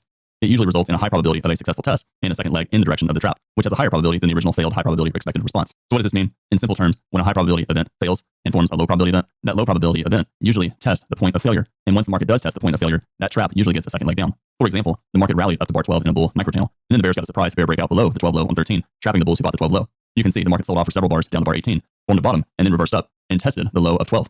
That test of the 12 low was a retest of the original trap location. Once the market retested the trap location, you can see the bears got a strong second leg down with bars 30, 31, and 32. That successful test of the 12 low was allowing the bulls who bought the 12 low and more lower to get out break even at the original entry with a profit on their second. When the market is in a trading range, it's very common for the market to test trap locations. When high probability setups fail, the outcome is usually a big, fast move. For example, the bulls rallied up to the 52 low, forming a microchannel, and then bars 53 and 54 broke strongly below that 52 low. That trapped the bulls who bought the 52 low, hoping that the microchannel was strong enough for a second leg. Because the sell-off was late in a bear channel, you can see when the market rallied, retesting the 52 low during 62, you can see that the market sold off enough for a scalp, but it did not go all that low. And that's because the market was late in a bear channel. The last example was the bears who sold the 56 high, hoping for a second leg down after the sell-off from the 53 high to the 56 low. Those bears got trapped by the rally up to bar 62. You can see the market retested the 56 high during bar 63, allowing those bears out of the trade. But because the rally to the 62 high was a low probability event after bar 56, it got a second leg to the upside after the test of the 56 high. What's important to remember is the more a trader can understand the context of the overall market, the better they can calibrate their expectation behind what is most likely to happen with these trades. For example, buying the 52 low is actually not an ideal situation. The market formed a strong bear breakout on 46 that was likely to get a second leg down, and therefore buying 52, especially when 53 closed on its low, was actually a low probability event. On the other hand, selling the 56 high was also a low probability event because the market was late in a bear channel, and a sell-off down to the 56 low was likely exhaustion, and therefore the market was likely to pull back. Another example of the market being fractal, 54, 55, and 56 is actually a parabolic wedge bottom. A failure of a failure is the lowest probability response that the market can have. Remember, a failed structure is the market's response to a previous structure. The failure, when complete, is a new event, and that market may accept or reject any event, including failures. When a failure fails, the market is rejecting it with a low probability response. For example, you can see the market sold off with big bear bars on 56 and 57 during this chart. This bear breakout was a strong breakout below the bottom of the channel from bars 24 down to 49, which is basically some variation of a wedge, bars 32, 47, and 49. The bear breakout with 56 and 57 should have gotten a second leg down, and this means there should have been sellers somewhere above. However, looking at bar 63, the market clearly ignored the possibility of getting a second leg down, and all of those bears who sold betting on the failure getting a second leg down, in other words, betting on the sell-off 55, 56, causing the previous structure to fail, those that bet on that bear breakout getting a second leg down got trapped on 63. This is known as a failure of a failure. Failure of a failure, FOF, they're rare but reliable patterns, and the reason they're rare is because they're 2 failures back to back. As we mentioned with bar 63, they trap traders who enter a reasonably high probability trade, which was the initial failure on bar 55 and 56, and the market forms a surprise in the opposite direction. When the failure fails, the outcome is usually a big and fast move. And when that failure of a failure pulls back, it's usually a high probability limit order buy, since all of those trap traders are desperately hoping to get out of their trade and waiting for a pullback to exit. You can see the market sold off on bar 77, creating a wedge bull flag. And even though 77 was a fairly weak looking buy signal bar, the context was actually pretty good for traders buying either as 77 was falling down or on the close of 77, betting on a bounce. This discussion of traps was to give you an introduction and a simple overview. Traps and how to trade them will be discussed in more detail in Module 9 of this Trade With Me program. In this section, we looked at failed major price structures. We introduced traps and failure of a failure concepts. We also looked at some examples. In the next section, we will study context at a high level.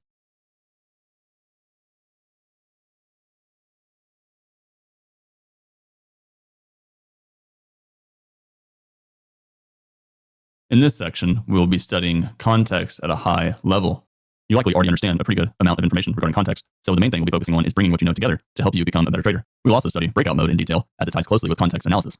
As a reminder, the hinge bar we learned in the previous section is closely related to context analysis. This topic is further explored and discussed in more detail in the later Trade With Me modules, after advanced topics such as day structure has been presented. So what is context? Context is the story of price action according to all the bars to the left. It's all the patterns and structures that have been built, the market's energy and tempo, the test of support and resistance that it's made, all the failures and the traps and reversals. It's also the phase that the market cycle is in, and it's the relationship to the higher time frame charts. Looking at this chart, we can see on the left the open of June the 16th. The market went sideways for several bars on the open. And looking at the first 6 bars, we can see that bar 4 formed a large outside down bar. Because bar 1 sold off and rallied, you can see bar 1 through bar 4 is an expanding triangle after a small gap up. Looking at the bars to the left, the market was in a bull channel leading up to yesterday's bar 78. This was the prior trading day of June the 17th. Taking the context into account, this means that there was an increased probability that the market was probably going to try and probe up to the previous day's high and test the bar 78 high and trigger the buy on the daily chart. Taking that into account, and the fact that the market's forming a large outside down bar on the open, the odds favor the outside down bar failing to go all that far. And therefore, when the market formed the reversal bar and the inside bar on 7, it's reasonable for traders to buy above that bar, or to buy the follow through on 6, betting that the market was going to test up to yesterday's bar 78 high. This is an example of why understanding the higher time frame context can be so important. There's trapped traders from yesterday's bar 78, and the market's likely to retest those highs and allow them out. Because of the range from bar 1 to 17 is fairly small and a fairly tight channel drifting up, when traders see the breakout 18, 19, and 20, traders will begin to think about the possibility of the market forming a small pullback bull trend. While you can't see the higher time frame context on this chart, the daily chart on the previous day formed a bull inside bar inside of a fairly tight bull channel. This bull inside bar on the previous day was volatility contraction. Because the market's in a bullish environment, it's reasonable for traders to expect the possibility of an upside breakout following yesterday's bull inside bar. Therefore, when a trader sees the bull breakout 18, 19, and 20, they've got a reasonable argument of the market possibly forming a small pullback bull trend based on the overall context of the day. And you can see that's what happened. The pullbacks were shallow from 24 to 30, and they were shallow from 37 to 45, and the market formed a very strong bull rally. At bar 57, the market formed consecutive buy climaxes and was likely to pull back. 57 was a large bear outside down bar closing on its low. Because of how tight the bull channel was on the 5-minute chart and how strong of a bull trend day it's been, it's actually a low probability sell below bar 57. And that's because the risk is big for the bears and the odds favor a trading range day and not a bull trend day. This means that you'll have traders actually looking to buy the 57 low, betting on a bounce. On the next day, you can see the market formed a bull bar on bar 1, closing on its high. What about expecting the market to form another bull trend day? The odds are actually against it, and that's because the market formed a strong bull trend on the 5-minute chart, and therefore its consecutive buy climaxes. Typically on the open of the following day, there's a 75% chance the market's going to form 2 hours of sideways trading. This means traders buying above bar 1 are actually taking a low probability buy, and when they see the dojis on bar 2 and 3, many of those traders will begin to sell out of their longs, expecting the market to test back down to the bar 1 low, and possibly down to yesterday's bar 81 low. Looking back on the previous day, around yesterday's bar 72, the market formed a 5-bar bull microchannel, and the bears formed a low probability bear breakout down bar 79.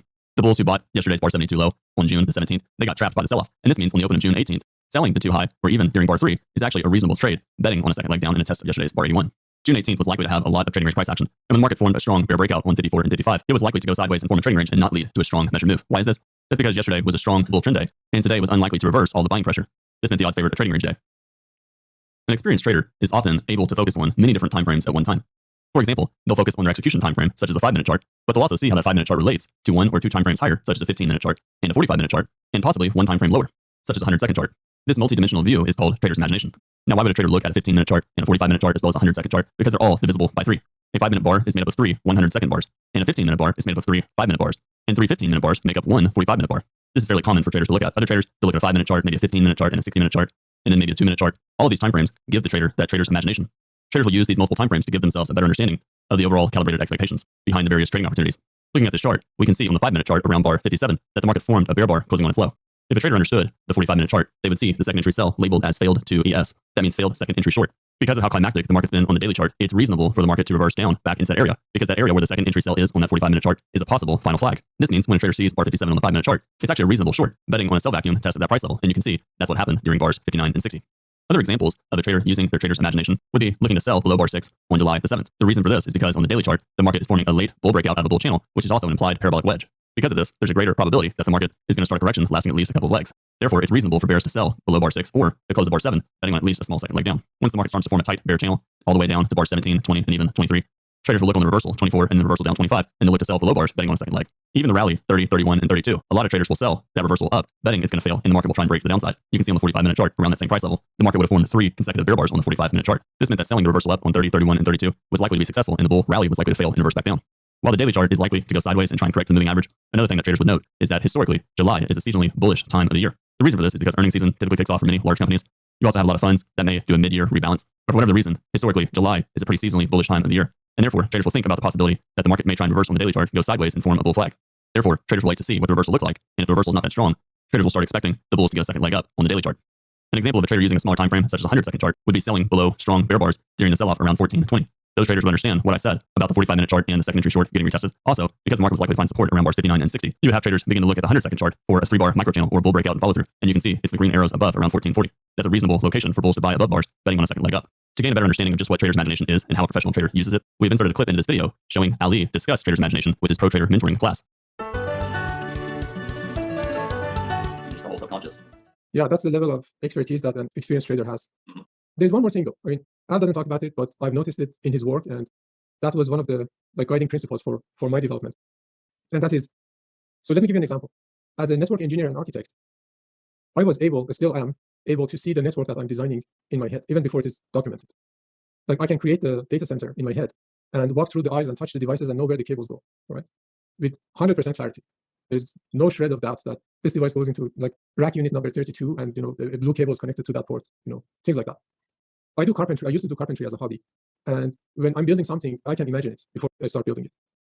As a software programmer, when I code today for trading, I don't draw a flowchart. The flowchart is in my head. I just sit at the computer, pour a mug of coffee and start coding. And it is usually correct within the first or second tries. So I don't make logical mistakes. I don't make syntax mistakes. It's like typing a letter to a friend. That comes from having strong imagination about what you do. And in price action trading, when I started out, I was comparing it to other skills that I had developed. I was like, oh man, I'm not there because I have no imagination about the price action, about the chart. And I was watching Al and seeing that he says, oh, we had such and such a bar or that setup last week on that day. And he would scroll the chart back to that day and there it was. And for me, it was like, this is like superpowers, man. How can he do it? And then I realized that, okay, so the gap between where I am and where he is because he has an imagination about the chart and I don't. So how could I get an imagination about the chart? Well, there are two ways. One is you can practice and hope that you get it.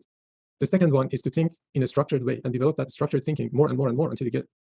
Think about how you read a book. Do you read a book letter by letter or word by word? Probably not. You read it phrase by phrase. Like every time you look at a sentence, like a line in a book, your eyes goes bam, bam, bam, and that sentence is read. And then you go to the second sentence and it's like bam, bam, bam.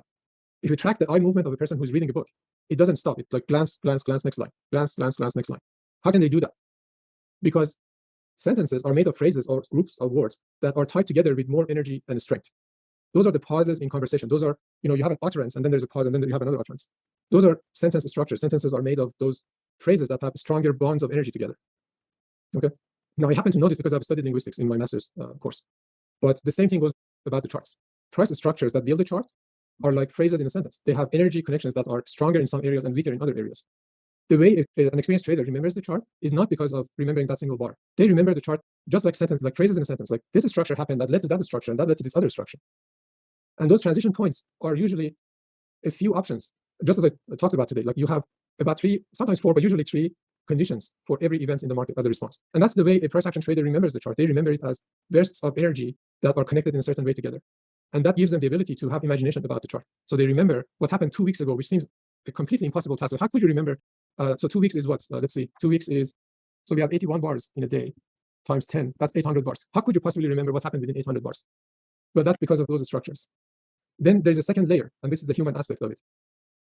Every trader at a certain level of proficiency starts to attach emotions to his work, okay?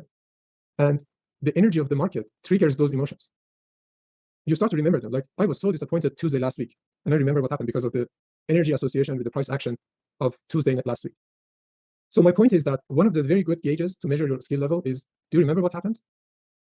How long ago do you remember what happened? And this goes from a higher time frame to a lower time frame. Like for example, the period that I have traded, I remember most of it on the daily chart. And I know exactly what happened. That bar went below the low, that bar, that's what happened. This was the entire price structure of the year. These are the important events. You start to remember them. But you remember them because you have created a structure in your head that is not dependent on any single bar. It's dependent on those bonds of energy between patterns and the emotions that you have attached to them. That's one of the markers that when you assess somebody, when you talk to them about their skill, you look for these markers. And the level that they can speak to that addresses those points shows the skill level that they have achieved. And you can measure it on yourself too, based on that criteria. Ali, I was going to say, I don't remember where I read it, but I think it was in a book called Peak by Andrew Jackson. And it was a similar situation with chess players where they judge the skill level of different levels of chess masters. And the best chess players can tell you exactly where every piece is on a chessboard just by looking at it for 30 seconds. Yes. So when they tested their memory for other basic tasks, their memory wasn't any better than anyone else's because they understood the patterns and the structure of the chess pieces. And when they saw something on the board, what they saw in front of them had meaning. It was a strategy. It wasn't just each individual piece separately memorized. It was, oh, this is this type of open, or this is an aggressive stance, a defensive stance. So it's similar to what you think about the bars. It's like when you look at a bar or when I look at a bar, you're seeing it in a context of a strategy and structure and an entire sentence or an entire paragraph. Whereas I think the less experienced you are, you see just the bar in isolation and not what it means as a whole. So I think that the comparison you made in price action trading, similar to that example in chess, is that the better you get, the more mental models you have for the structure you're seeing in front of you. Yeah, and you see it instantly. There's no thinking. Right. As soon as you see it, you know, because the emotional part is already formed associations with those things, and all of us are dependent on the exact psychological terminology for it is COEX, condensed experience, and that is not formed in your head; it's formed in your entire body. Right. So a good trader has formed a lot of these COEXs for every different price structure, or it can be indicator pattern, doesn't matter. I have formed them for my own indicators, and I can trade them without even thinking about them. But knowing that this is how you can develop proficiency will help you to work towards developing it faster and easier. Because now you have a gauge, you know, you can watch yourself, say, okay, so what kind of a feeling do I get? Do I have imagination about a long period of time ago? Can I close my eyes and imagine what's going to happen tomorrow with vivid detail? Like, this is going to be the opening range, this is how the bars are going to look like, that kind of stuff. As long as you don't have imagination or strong imagination about the style of trading that you're doing, in this case price action, you're still not there. So that might be disappointing, but it's also something to work towards. I mentioned the chess, and in Gary Kasparov's book, How Chess Imitates Life, he was the first person. I had been thinking about that kind of dichotomy that you said with, the three probabilistic outcomes for any scenario, and then I had been thinking in terms of strategy and tactics. So strategy is appropriate for each of those three probabilistic outcomes, and the tactics are how you would take advantage of the probability. Yep. And then he used those same terms in his book, and it just like shook me. And so I've reread that book 10 times, and it's always amazing how internalized and subconscious all of those probabilistic outcomes become at a glance of the board. Exactly. And this is the same. Okay, yeah, you're right. Yeah. So, but look at what people do. They don't pay attention to any of this stuff, and there's just an overwhelming focus on the setups and little things that I don't say that they don't matter, but they don't matter all that much. These other things are more important. Like, how do you develop a skill? How do you make sure it is there? How do you gauge the level of proficiency you have achieved? It's not only reflected in your P&L, but your personal emotional reaction to your work is, I think, a better gauge of your proficiency level. When traders assess probabilities of a chart, they generally think about it in two ways. First is the general probability, and second is the immediate probability. General probability is the overall context probability based on what that chart is doing. For example, the market on the daily chart is getting a parabolic wedge next to the blue arrow around the top of the all-time high. The general probability is that a correction is likely, or at least a couple of legs. The immediate probability is what traders likely think will happen in the upcoming bars. Looking back at the daily chart, the immediate probability is that the market is in a bull microchannel. Therefore, traders will expect at least a little bit more up in the direction of the microchannel before a larger correction is likely. Once traders decide on the immediate probability and the general probability, traders can look at both the general probability and the immediate probability and decide what the high probability outcome and low probability outcome is for both. Next, traders will assess the direction of both the general probability and the immediate probability. For example, the market sold off on the 5-minute chart down to the 29 low. The general probability is that the market is in a small pullback bear trend, and more sideways to down trading is most likely, and the first reversal up is likely to fail and be minor. So the general direction is down. However, the immediate direction is that the market is forming a parabolic wedge and is likely to reverse up and test the moving average. This means the immediate direction is actually bullish.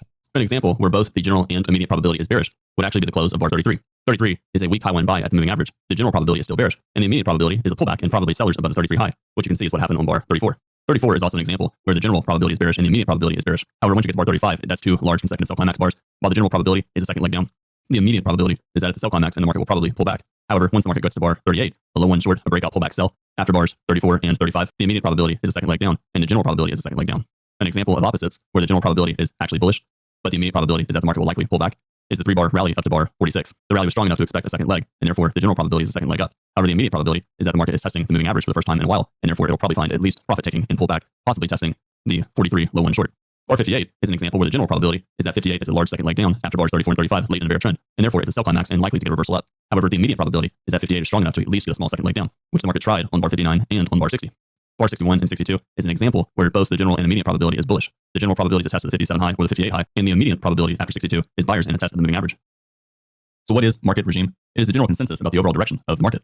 If the market regime is bullish, it does not mean that the market is going to go up right away. What it means is that the overall direction favors higher prices before it favors price going significantly lower. For example, even the rally up to bar 34 or 35, the market regime can be bullish, even though the market is forming consecutive buy climaxes, and is likely to pull back before the market goes higher. The time horizon of the trader is a very important factor in determining market regime.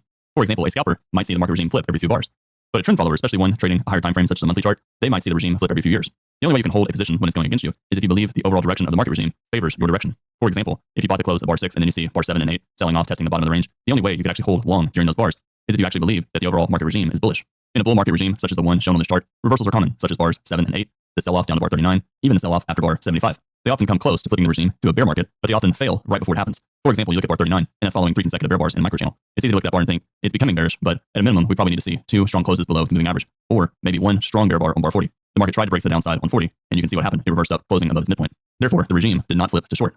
When the market regime is bullish, such as the one on this chart, most bearish price action, such as the sell-off at 39, is seen as a buying opportunity to establish longs. If you're looking at a monthly chart, you'll often hear investors, for example, talk about the US market as a wonderful buying opportunity every time the market pulls back 10, 15, or even 20%. And that's because the market regime is bullish. The regime concept is really a trend-following concept, and it does not work when the market is in a trading range. With that said, scalpers will think about the market in terms of regimes, but their regime will flip relatively quickly.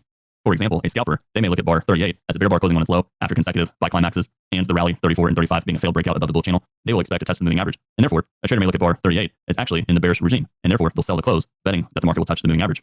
That same scalper will look at bar 49 and 50 as changing the market regime back to bullish. For a swing trader, that market regime never changed. The market was in a bullish regime for the entire day. Here's an example where the market regime is bearish. The overall consensus is sideways to down. There will be rallies, but most of these rallies are going to fail to flip the market regime to a bull. For example, the rally up to 39, even though it was strong, it was consecutive buy climaxes. And ultimately, the bulls needed 1 or 2 more bars to flip the market to a bullish regime, and they failed to get it, and the market reversed down sharply on bars 40 and 41. As we mentioned on the previous slide, time horizon for a trader is very important. For a scalper, they can buy and sell in both directions, especially after the market forms consecutive sell climaxes down to bar 29. The swing trader, on the other hand, will sell all the way down to bar 28, and they'll hold through the pullback up to bar 39 because it's a minor reversal and unlikely to flip the regime. The regime is still bearish. Remember, the only way that you can hold a position when it's going against you is if you believe that your trade is in the direction of the overall market regime. Because the scalper shifts back and forth from bearish to bullish, when they look at the consecutive sell climaxes down to 27, they will believe that 30 and 31 is flipping the market to a bullish regime. But because they're scalping, they understand that that bullish regime is going to be minor, and that bullish regime is ultimately going to fail, and the bearish regime will continue as it did down to 41. In a bear market regime, reversals happen, and sometimes they're strong, such as the rally up to bar 39. They come close to flipping the regime to bullish, however, it often falls short. And because of this, traders see the bullish price action in a bearish regime as an opportunity to sell at a better price. A bullish regime is one where there's a higher probability of future prices. It's lower probability that selling will work at all or work well. Bear reversals, they often start poorly, and that's because there's typically buyers below reversal bars. For example, bar 7 on the chart on the right, on July the 5th, it's a doji bar. Even though it's a possible wedge, it's still a tight bull channel with all the bars above the moving average. This means that it's actually reasonable to buy below bar 7, expecting the market to at least go sideways or go higher. And this makes the sell below 7 fairly low probability, even though it got a big bar on 8. The reality is, you can see what happened over the next 20 bars. The trade ultimately failed, and the bulls that bought the 7 low and more lower ultimately made money. And bull reversals typically start strongly. On that same day, you can see bar 19 is a doji bar, and the following bars, bar 20 and 21, reversed up strongly, even though the bull reversal bar or the signal bar on 19 was fairly weak. This is because bears are quick to exit above bars because the channel is tight, and bulls are quickly to buy above bars because it's a bullish market, and the odds favor buyers over sellers. Lower probability buy signal bars end up working really well. On that same example of bar 19 on July the 5th, you can see that it's a weak doji bar, and theoretically a bad buy signal bar above. But because of what we said just a second ago, the channel being tight and the market being bullish, it's actually a fairly reasonable trade. Other trades, such as bar 9 on that same day, is following a very strong bear bar on bar 8. That bear trend bar on the previous bar should have gotten a second leg down, meaning there should have been sellers above the 9 high. However, because the market's in a trend, bar 9, what appears to be a low probability buy, is actually a lot higher probability than it appears. And there's a high probability of bear signal bars failing, or at least having disappointing outcomes. For example, that same bar on bar 7 on July the 5th, even though it had a strong reversal on bar 8, it still ultimately failed.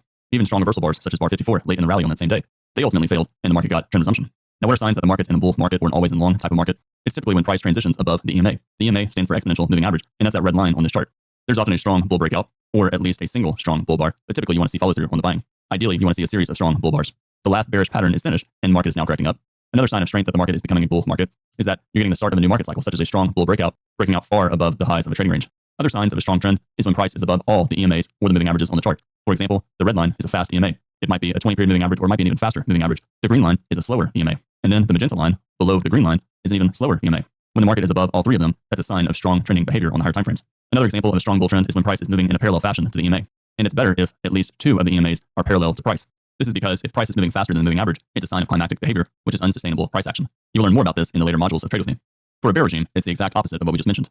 What's important to realize is that you can have several overlapping bars in a tight bull channel. And a tight bull channel is a breakout on a higher time frame. This means that that tight channel can last for many bars in many days. For example, you can see all the overlap on July the 5th from bars 1 all the way to bar 18. And still, most of the bars are above the moving average, even going into the previous day. And that's a sign of strong trending behavior.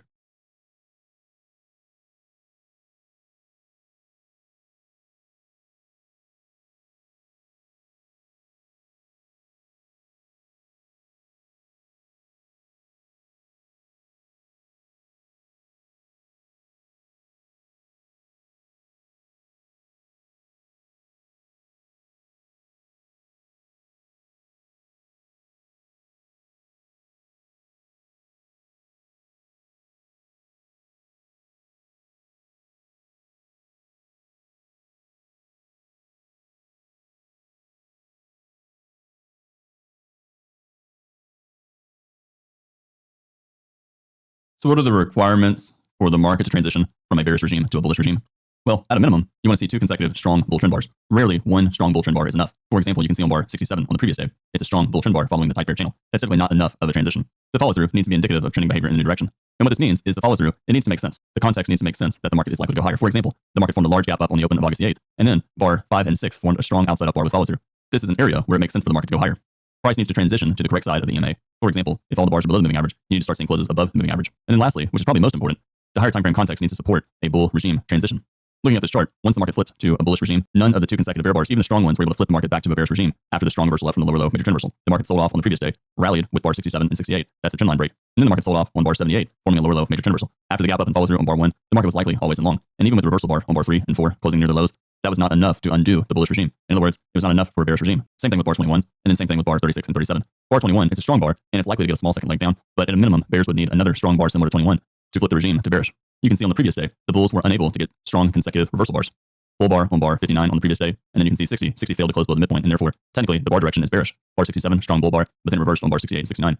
Bar 70 and bar 76 both had bad follow-through and lacked consecutive bull closes. In trending environments, reversals typically fail 80% of the time or even more, even when they form strong bars, such as 67 on the previous day and bar 21 today. Looking back at the chart, bar 4 on August the 8th, it was more likely the first pullback after the regime flipped to bullish. It was a test of the bull breakout point from yesterday's bar 68, and therefore more follow-through is needed. The bulls would fade the first pullback, especially above the EMA. And then bar 21, as we mentioned, the bears needed follow-through. Bar 37, strong bear trend bar with follow-through 38 later in the day. It was the first close below the EMA all day. And typically, the first time the market closes below the EMA, it's likely to find buyers. It was also the first bar completely below the EMA as well. The bulls, they see it as a discounted long entry, and therefore they'll look to buy. And the bulls will expect at least 2 legs up after the rally from the low of the day up to bar 12. This means the sell-off to bar 38 might be part of the trading range that's separating the second leg. We can see the large second leg was underway during bar 48. Because the sell-off down to bar 38 and 39 was strong, there's probably a 60% chance it will get at least a small second leg down, which it did on 42 and 43. Let's look at another chart and see if the regime flipped from bullish to bearish at any point during the day. Remember the requirements. At a minimum, you want to see 2 strong bear trend bars. Rarely one strong bar is enough. And the follow-through is indicative of trending behavior in a new direction. In other words, the follow-through needs to be strong. And the market needs to transition to the correct side of the EMA. It needs to fall below the moving average in a bear. Most importantly, the higher time frame context needs to support a bearish environment. We cannot see the higher time frame context on this chart. However, if you look at the context on the daily chart, you will see that today was actually a bull breakout of a bear flag. And because of this, this is a sign that the market regime is actually flipping to bullish on the higher time frame. This weakens the probability of the bears getting a strong downside breakout with follow-through and making a bearish regime. On the open, the market gapped up with bar 1, and it formed consecutive bear bars on bars 7 and 8. But as we mentioned, bars 7 and 8, that's not enough selling pressure to flip the market always in short. It's enough selling pressure to get a small second leg down, which it did on 12 and 13, but that is still not enough for a bearish regime. And you can see, even on the rest of this chart, none of the consecutive bear bars, bars 68 and 69, even bars 52, was enough to create a bearish regime. However, most consecutive bear bars worked for at least a small counter trend scalp. Traders could have sold a pullback of bar 8 for a small second leg down. They could have sold bar 52 if they were quick to understand what was going on. They could have even sold a small bounce after bar 69 and likely exit around break even a few bars later. That's not a great trade because it's forcing you to sell at the moving average in a bull trend. As I mentioned, a scalper might see these consecutive bear bars with a strong bar on 52 as a temporary flip to always in short or a bearish regime, but they expect it to be minor and for the market to eventually reverse back into a bullish regime. The swing trader, they're going to hold long and sit through the pullbacks. They might exit and then buy again lower on trend assumption, but they're not going to view the market as a bearish regime. Those bulls that do hold through the deep pullbacks would likely be willing to scale in. For example, bar 52. Many of those bulls would be willing to see bar 52 as a discounted opportunity to buy at a discounted price, and therefore they would scale into their position. Looking back at this chart on bars 11 and 12, was that enough to flip the market to a bullish regime? It could arguably be seen as a bullish regime already with a gap up in bar 1 with follow through. However, if the trader was a scalper, they might see bar 11 as an inside bar and the first reversal up after the bear spike on bars 7 and 8. So traders would expect at least a small second leg down and possibly sellers above either the 11 high or the 10 high. Bar 14 is probably enough for traders to assume that the market is in a bullish regime. It's a strong bull bar closing on its high, and although it's an inside bar, it's a second entry buy and a clear second leg down after the consecutive bear bars on bars 7 and 8. Other traders would wait for clear follow through on bar 15 and then conclude that the market is always in long. Other traders would wait until bar 16 to conclude that the market is in a bullish regime and likely to get a measure move up. Going back to bar 7 and 8, would traders view that as a bearish regime? Scalpers might, because bar 7 is an inside bar. Some bears might be hesitant to sell it and see it as a lower probability trade, and bar 8 is not a strong follow through bear bar. But bar 7 and 8 is 4 consecutive bear bars from bars 5 to 8, and therefore a second leg down is likely, but it's a trading range, and therefore most traders would exit after a strong breakout and follow through on bars 14 and 15. What about bar 52? Would scalpers see that as a bearish regime? They might if they're really fast. But bar 52 is a possible third leg down, making it low probability. Plus, when bar 52 becomes a fairly large bar, it becomes more of a trading range bar, and traders will buy it. The reality is 52 probably needs to close on its low and form follow through. And with 52 forming a very strong bear trend bar, like it did on this chart, that actually lowers the probability for the bears. And then bars 68 and 69. 69 is an inside bar, making it lower probability, and the market's still above the EMA, making it need follow through selling. It might be okay for a scalp, as we mentioned earlier, but realistically, it's probably going to go sideways. Looking at this chart, you can see the market formed a strong rally up to bar 36. Have you ever wondered who is selling the rally during bars 34, 35, and 36 before the reversal bar on 37 prints, and what enables those traders to fade that breakout with such confidence? This is a good example of a regime transition based on the context of the market. What this means is that traders actually saw the market during 34, 35, and 36 as always in short, rather than always in long. This means that the context was actually a bearish regime during 34, 35, and 36, rather than a bullish regime. If you're familiar with the terminology always in long and always in short, which is basically another way of saying what the market regime is, many traders call this always in short based on context, or a bearish regime based on context. The requirements to see the rally 34, 35, and 36 as a bearish regime, even though it's forming bull bars, is you need good context for a high probability structural reversal. For example, looking at this chart, the market formed a very large gap down, and the rally up to bar 35 and 36 is forming a wedge top and a 50% pullback based on the gap down. Because the gap is so large, it's reasonable to expect the market to at least form a trading range. The rally up to bar 36 is also a bull breakout of a channel. This makes it reasonable for traders to expect a high probability reversal down. You also need the structural reversal to be something that has the potential to last a long enough time to build the next trend or swing. In other words, looking at bar 36, you need to expect that the reversal down can last for many bars and possibly test all the way down to the 12 low. Looking at the rally up to bars 35 and 36, it looks easy when the chart is printed that the rally 35 and 36 is a wedge, and you can sell closes on 35 and the close of 36. While it looks easy, the reality is a trader needs a strong understanding of market cycle, both this chart and the higher time frame. They also need to understand the day structure because they're trading intraday. They need to understand what the realistic expectation is for the next 20 to 30 bars. They also need to understand all the price action nuances, such as the rally from the 29 low up to the 36 high. It's in a tight bull channel. They need to understand that the market is forming a climactic rally in a third leg up of a wedge, and the rally on 34, 35, and 36 is even more climactic. Taking a deeper dive into this chart, the market formed a very large gap down, and this means there's a lower probability expectation for more down without first getting a pullback. The market's always in long on the open due to context alone, and that's why traders would actually end up buying as bar 1 was going down, or buying the close of 1, or even a pullback during 2. Some traders might sell below bar 11 as it's an implied second entry after a wedge top. With bars 2, 5, and 7, the reality is that wedge is so tight that it's a breakout on a higher time frame. This means selling below 11 is actually a lower probability trade, and the expectation is that 11 will become a pullback and a bull flag, leading to trend assumption up. As I mentioned a few minutes ago, the rally up to bar 36 formed a large wedge with bar 7, 26, and the 36 high. It was also a bull breakout of the wedge, and the wedge top was at a 50% pullback of the large gap down. This increased the probability of a correction down, and possibly to large legs down because of the overall context. This makes the market in a bearish regime by context, even though the market has not had the reversal down 37, 38, 39, and 40. Later in the day, you can see the market formed a late session wedge during bars 64 or 66 as the first leg, 69 as the second, and then 76 as the third leg down. And this was also testing the bottom of the bull channel, the 12 low. Because of the overall day structure being a trending trading range day with a slightly bull bias because of the large gap down and the rally from bar 1, the sell-off down to 76 completed the bear structure, so now the market was entering breakout mode. This meant that there was a 75% chance of a pullback lasting at least 2 legs and at a minimum testing the high of bar 73. This makes the close of bar 75 actually in a bullish regime based on context, even though the market's going down. Traders will fade the late bear breakout, or they'll buy the close of the strong reversal up, such as bar 78, or the follow-through bar. The reality is, because the market's late in the day, most traders would probably pass on the rally above 78. Another thing to mention about the rally up to bar 76 is that because the market favored a trending trading range day and not a bull trend lasting all day, traders would expect a trading range to form, and they would look for signs of resistance, such as the 50% pullback of the large gap down and the rally 36 forming a wedge top. You'll have some bears selling bull closes using a wide stop and scaling in. However, once the market reverses down 37, 38, and 39, a lot of those bears would start adding to their position, building a position, betting on a large second leg down and a possible test of the 12 close. When the market transitions from one regime to the other, for example, a bearish regime into a bullish regime, it is typically gradual and slow. Sometimes it forms a large, climactic, fast reversal, but that's usually when the higher time frame context is not in line with that transition.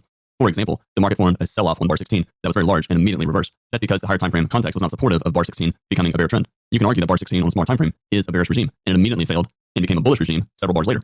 That would be an example of a climactic reversal and transition from one regime to the other. Most of the time, markets are going to transition slowly and gradually from one regime to the other, and sometimes there will be some sort of mixture. For example, you'll sometimes get a gradual bear trend that starts to get buying pressure, and then it gets a late climactic downside breakout, and then the market reverses up. For example, the market became always in short and a bearish regime on bar 29 and 30 on the chart on the right, August the 23rd. And you can see it had a series of overlapping bars from bar 32 all the way down to 39. That's an example of the market forming buying pressure and gradually transitioning from one regime to the other. And then bar 39, the market formed a strong sell climax bar that immediately reversed up. This is a combination of the market slowly transitioning from bearish to bullish and getting a late climactic reversal at the bottom of the move. Looking at the chart on the right, bar 16 and 29 and 30 are both examples where the market can become always in short or become in a bearish regime, while still being always in long or in a bullish regime on the higher time frames. As long as the market on the higher time frame is always in long in a bullish regime, that always in short transition, bars 29 and 30 or bar 16 on the chart on the right, are likely going to fail to start a big bear trend on the higher time frame. And that's because those always in short sell-offs 29 and 30 and bar 16 are minor, and they will likely flip back to an always in long environment later on in the day. And this is because the market can become always in short for part of the day, while still generally being in the always in long direction on the higher time frame. This is why it's so important to understand that higher time frame context. Otherwise, it's easy to look at bar 16 and bars 29 and 30 and think that the higher time frame regime is flipping and that the market is going to sell off and break below the previous day's low. Let's take a look at the previous day and see how the market gradually became always in long. The market formed a strong sell-off down to bar 27 and was likely to get a large second leg down. Then the market rallied up to bars 37, 38, and 39, and it formed a moving average gap bar, where you had a bar completely above the moving average after a series of bars completely below the moving average. This was enough to transition the market likely into a trading range and limit the downside. The breakout, 40, 41, and 42 was strong and likely to get a second leg down, which it did on 49, and the sell-off down to 53 low. And then the market rallied from the wedge bottom with 3 consecutive bull bars, 56, 57, and 58. After that, the market started forming a tight trading range, and the bulls started to form more buying pressure with bars 67, and then lastly, bars 78, 79, 80, and 81. Because of the consecutive sell climaxes down to 53, the first leg being bar 9, second leg down being the 28 low, third leg down being 54, and you can see the third leg down to 54 was subdivided into a smaller wedge, bar 44 low, bar 49 low, and then bar 54 low. When the market formed the rally 56, 57, and 58, the market was probably always in long by context alone. You can't see it on this chart, but the daily chart was in a tight bull channel for several days, and the sell-off on August the 22nd formed a large outside down bar. This was the first opportunity for the bulls to be able to buy below a previous day's low on the daily chart, increasing the odds traders would buy it, which is in part why the market gapped up on the following day. Looking further into the next day, the market formed a big gap up, and therefore was likely always in long and likely to get a second leg. But because of the previous day's context forming a bear trend, today was likely to be some sort of trending trading range day at best. The market formed a strong bear trend bar on bar 16, and it was likely to get a second leg down. However, ideally, the market was not always in short yet and needed follow through. Because of that, you'd have some bears, instead of selling the close of 16, they would wait and sell below a bar like 27 or the resumption down on 29 and 30, betting that it was a delayed second leg down. Delayed second legs, it's basically where you get a strong breakout in a trading range, such as bar 16, and then a deep pullback or a prolonged pullback, such as bars 17 all the way up to 28. And then the market forms a delayed second leg down, starting at bar 27, based on the previous breakout, the 16 low. As we mentioned earlier, 29 and 30, the market transitioned back to always in short, likely to get a second leg down after bar 16. This made the always in direction immediate. However, the general always in direction was bullish because the higher time frame was likely in a bullish regime. Because of that, once the market formed 2 or 3 legs down, many traders would be quick to exit above bar 40, anticipating that the context was actually bullish, and therefore always in long. The sell-off down to 39 was also a successful test of the breakout point from the previous day's bar 64 high. On the previous chart, we mentioned how the market typically forms a gradual transition from a bullish regime to a bearish regime, or from a bearish regime to a bullish regime. Oftentimes, late in that gradual transition, there's usually a climactic move that reverses. The climactic move does not have to be all that big, and it usually causes traders in the direction of the original trend to maximize profits and take profits, and it causes traders who believe the new transition or new trend is underway to start establishing a position. Sometimes you get an extreme climactic reversal. For example, looking at this chart on 9/11, we can see that the market sold off all the way down to the bar 16 low in a fairly tight bear channel, and it's a breakout on a higher time frame. And then the market suddenly reversed up on 18, 19, 20, and 21. And if you waited for some kind of a double bottom retest, you'd have never got it, and the market rallied for the rest of the day. This is typically called a climactic transition, and it's a bottom formation that's a sell climax, and then it leads to a reversal. And usually, the higher time frame is already in a trading range at this point, and therefore the sell-off down to bar 16, even though it looks strong, it's actually a late climactic breakout on a higher time frame, and therefore the odds are it's going to reverse. This means that the sell-off down to bar 16 is typically some variation of a vacuum test of support. The key in being able to differentiate if the sell-off down to bar 16 is a breakout that's going to lead to a strong bear trend, or if it is a sell vacuum on a higher time frame that's likely to lead to a reversal, is understanding the higher time frame structure in relation to the current 5-minute day structure that is forming. Some traders would call this kind of day a V-bottom. While a trader would be right in saying that the sell-off is, in fact, a V-bottom, there's usually a better way to express what is going on. For example, the market on this chart actually formed consecutive sell climaxes. There was a sell climax down to the 3 close, another sell climax down to the 7 close, another sell climax down to the 9 or 10 close, and even a sell climax down to the 15 close. The point is, the market is forming a series of spike in channels, which is consecutive sell climaxes, and that makes the sell-off unsustainable and increases the odds of a reversal. As I mentioned a couple of seconds ago, it's very important for traders to understand the higher time frame context. Let's take a look at the overall context around September 11th on the daily chart. You can see, looking at the daily chart, the market formed a strong rally up to the August high, and then formed a 50% pullback down to the September low. The September sell-off was fairly tight, and therefore the odds were the reversal up was likely to be minor. On 9/11, you can see the market sold off at the start of the day and tested the low close of the September sell-off. When the market reached that area of support on the daily chart, it quickly found buyers and the market reversed up. And that's because that sell-off back around the 9/11 close and 3 days ago, the large bear bar closing on its low, which was the September 6 low, that was also very close to the midpoint of the August rally on the daily chart. And this was a logical area for the market to find support. Support levels such as a September 6 low are magnets to the market. And therefore, when the market is away from that support level, it's often unable to escape the gravitational pull of the magnet. As the market begins to sell off and get closer to the September 6 close, that magnetic field gets stronger and the market gets vacuumed down to that support level. However, once the market reaches the September 6 close, that magnet turns off. Going back to the 5-minute chart of September 11th that we were just looking at, you can see by the time the market reached that September 6 close around bar 15, at that point, the market was so climactic and everybody selling was selling momentum. They were not selling value. Once the momentum began to stall, those bears would buy back their shorts and the bulls would begin to buy to go long. And because the market was at a support level, you'd have several bulls seeing this as a great opportunity to establish long positions. So even though bar 17 and 18 was the first reversal up after a very strong sell-off, it was actually always in long by context based on what we just talked about on the daily chart. Once the market formed a series of bull bars up to bar 21 or the bars 26 and 27 breakout above the EMA, more and more traders would begin to conclude that the market was actually always in long with price. Price is clearly getting strong bull bars. Bar 30 tried to sell off and close the breakout point, bar 25 high. Because the rally up to 27 and 28 was so strong, you had many traders trapped on the wrong side of the market. Traders would see the rally up to bar 22 and then 28 as a possible two-legged rally. However, the rally up to bar 21 and 28 had a series of strong bull bars making it a breakout on a higher time frame. And when the market reversed up on 30, many of those bears began to buy back their shorts, which is why the market rallied on 31. As traders began to conclude that the sell-off from the one low was failing, more and more bulls would begin to buy and build a position, which is what led to the test of the one high and even yesterday's bar 78 high.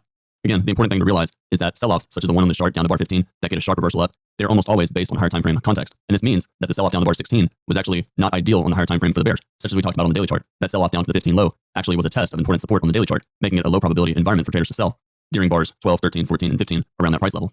And this meant by the time the market got down to bar 15, there was nobody left to sell, and bulls started buying, and bears started buying back shorts. A trader's ability to use the daily chart to understand the higher time frame context and assess the sell-off from the bar 1 low down to the 16 low is a good example of a trader's imagination. Let's take another look at an example of market regime transitions. On this chart, we can see the market formed a broad bear channel with several big swings, and then eventually the market transitioned into a strong bull regime and rallied on the following day, April the 24th, all the way up to bar 76. Before we discuss both charts in detail, let's think for a minute and note a few things. For example, note how the bearish momentum began to fade away. For example, on the chart on the left, bar 39 and 40 got a large second leg down to 57 and was subdivided into 3 legs. And even bar 68, 69, and 70 formed a large second leg down all the way to bars 81. This is strong bearish momentum. However, as we look at the following day on April the 24th, we can see that same bearish momentum is fading. For example, bar 3 and 4, consecutive bear bars, it formed a prolonged pullback up to 15 and a second leg down. And then all of a sudden, we started getting bear bars, but not follow-through bars and not second legs. Bars 24 and 25, weak second leg down 27, and then 29 and 30, barely a second leg down 35, and the market clearly began to trend, forming higher lows and higher highs. The bulls, they're beginning to show signs of strength, and the bears are clearly showing signs of losing control. Another important sign is that breakouts are beginning to go above prior swing points instead of below swing points. For example, the sell-off down to 21 on the chart on the left, the market sold off down to 21 low, pulled back for 2 bars and got a second leg down to 28. The rally up to bar 36 formed a lower high with bar 24 and got a large sell-off 39 and 40. The market pulled back to 45, got a large second leg down to 57. And while the bulls were clearly getting signs of strength and signs of buying pressure, and they were able to get above the 50 high, which was a minor lower high, they were unable to get above the 45 high, which was a more credible and major lower high. The bears, they were still able to get a lower low below 57. However, on the following day, we can see that the market gapped up and rallied above yesterday's bar 77, and something important happened. The sell-off on 21 on that same day was unable to fall below yesterday's 81 low, and that's an example of the market no longer being able to form lower lows. All of these things we mentioned are examples of the bears losing control and the market transitioning from a bearish regime to a bullish regime. As we've noted on the previous slides, most of the time the market is going to transition from one regime to the other. It's not going to be immediate. And typically when the market forms an immediate reversal, such as a large sell climax and an immediate reversal, it's because the higher time frame context supported that climactic move being a leg in a trading range and leading to a successful reversal. This means that whatever climactic behavior was present, such as what we saw on the previous slide, was not supported by higher time frame context, increasing the odds it would reverse. Let's review these charts in more detail. The chart on the left rallied up to bar 15 and formed a parabolic wedge top with the 15 high. This was a buy climax in an always in long market, and therefore the market was expected to get at least a couple of legs down, which it did on bar 28. Another reason that the rally up to bar 15 was likely to get a pullback and a sign that was parabolic and climactic behavior was because the rally was not parallel with the moving averages. For example, looking at the red line, which was a 20-period moving average plotted on the 5-minute chart, you can see that price is climbing faster than the moving average. Because the moving average is a reflection of the fair price, and the market is climbing faster than what is seen as the average price, this increases the probability that the market will pull back. Think about it. If the market is getting further and further away from the moving average, that means the market is getting more and more expensive. And this makes the market more climactic and increases the odds of a pullback and a test back to the fair price, which is the moving average. The sell-off down to bar 27 was subdivided into two legs, and therefore it's a breakout on a higher time frame. And this means the sell-off down to 28 and 27 was strong enough for a second leg down. The rally up to bar 37, even though it was strong and likely made the market always in long, the sell-off down to bar 28 was stronger, and therefore the rally to 36 was likely just a pullback that was going to get a second leg down, which it did on 39 and 40. The market formed consecutive bull bars, 65 and 66, above an important swing point, the 50 high. And that was a sign that the bulls were gaining control, and it increased the probability that there would be more buyers below the 57 low if we got there, which we did on bar 81. At bar 81, the market formed a wedge following the moving average gap breakout, which was the rally on bars 65 and 66 on the previous leg up. This increased the probability that the market was evolving into a trading range, and by context, the market was likely always in long on bar 81 alone. The dashed magenta line is also a 200 EMA, and because it is flat, that increases the probability that there's probably buyers around the close of 81, and that the market will likely rally and test the bar 77 swing point high. When the market gapped up on the open of April the 24th, it was likely to evolve into a trading range day. And even with the gap up being large, it was still more likely to go sideways, which is why the market sold off and test yesterday's 81 high during bar 6. And you can see from bars 4 all the way to bar 35, bulls and bears continued to get bad follow through, and the market began to probe above and below the 20-period EMA. This is a strong sign of trading range price action in a market that is entering breakout mode as it did around bar 35. By the time the market reached bar 35, there have been several strong bull bars and some consecutive bull bars closing on their highs above the EMA. This lowered the probability for the bears to regain control, and therefore, with the market being in a trading range, there was an increased risk of the market transitioning into a bull trend sometime soon, which it clearly did during bars 50 and 51 and 53 and 54.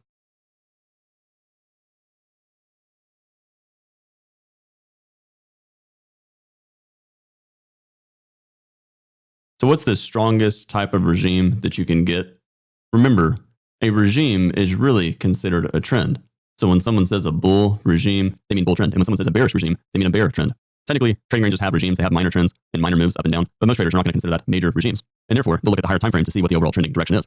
This chart on this slide is actually one of the most stable regimes that you can get for a bull trend. A good way to visualize that a market is in a stable bullish regime is one where the price action is fairly parallel to a moving average. For example, looking at this chart, we can see that the red line, which is a 20-period exponential moving average, is for the most part parallel with the price action. And that means that price is not moving too far away from the moving average too quickly. Let's take a look at a list of other requirements that traders use to decide if the regime is stable or not. One requirement is that the 5-minute chart or the current trading time frame really needs to be in sync with the higher time frame. So for example, what this means is you really want to see the 60-minute chart or even the daily chart be in a bullish environment, and the 5-minute chart, which is your trading time frame, also be in a bullish regime or a bullish environment. Next, you want the higher time frame pattern to also have a high probability of getting bull follow through buying. For example, you don't want the higher time frame pattern to be forming a buy climax late in the bull trend that's likely to either reverse or fail fairly soon. That would increase the probability that the trading time frame, which is the chart in front of you, would also fail. Looking at the daily chart, we can see that the past 2 days formed consecutive strong bull bars closing on their highs at the top of a trading range that was likely to get an upside breakout. And then today, which was July the 5th, formed a strong follow through bar closing on its high. This context on the daily chart increased the probability that the market was going to go higher.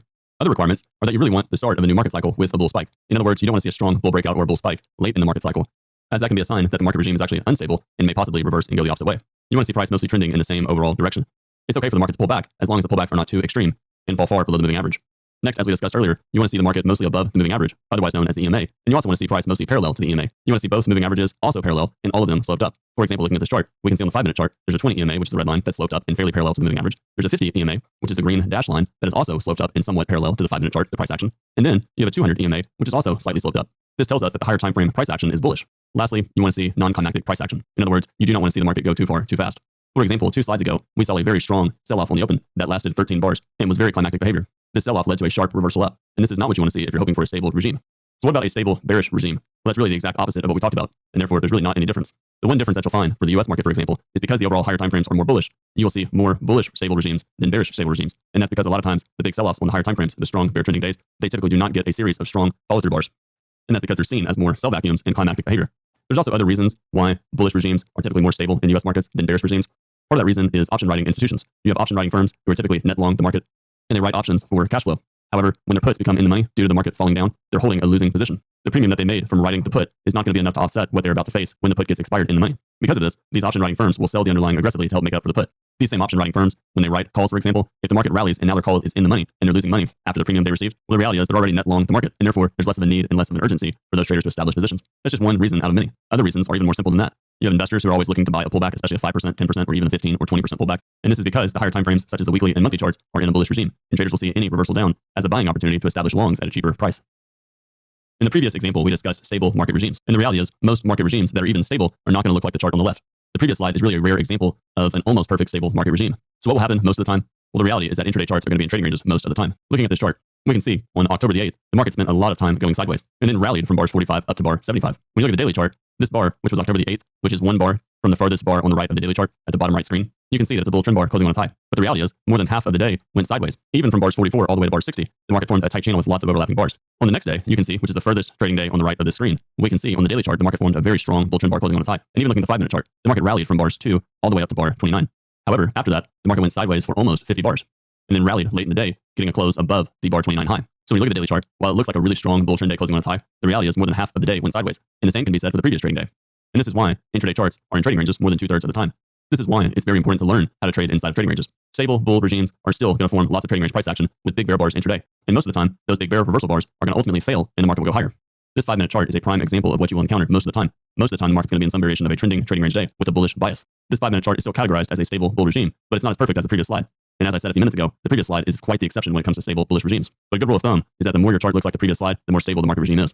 So what are signs of an unstable bullish regime? Well, let's first think about stable bullish regimes. In a stable bullish regime, we want to see price parallel with the moving average.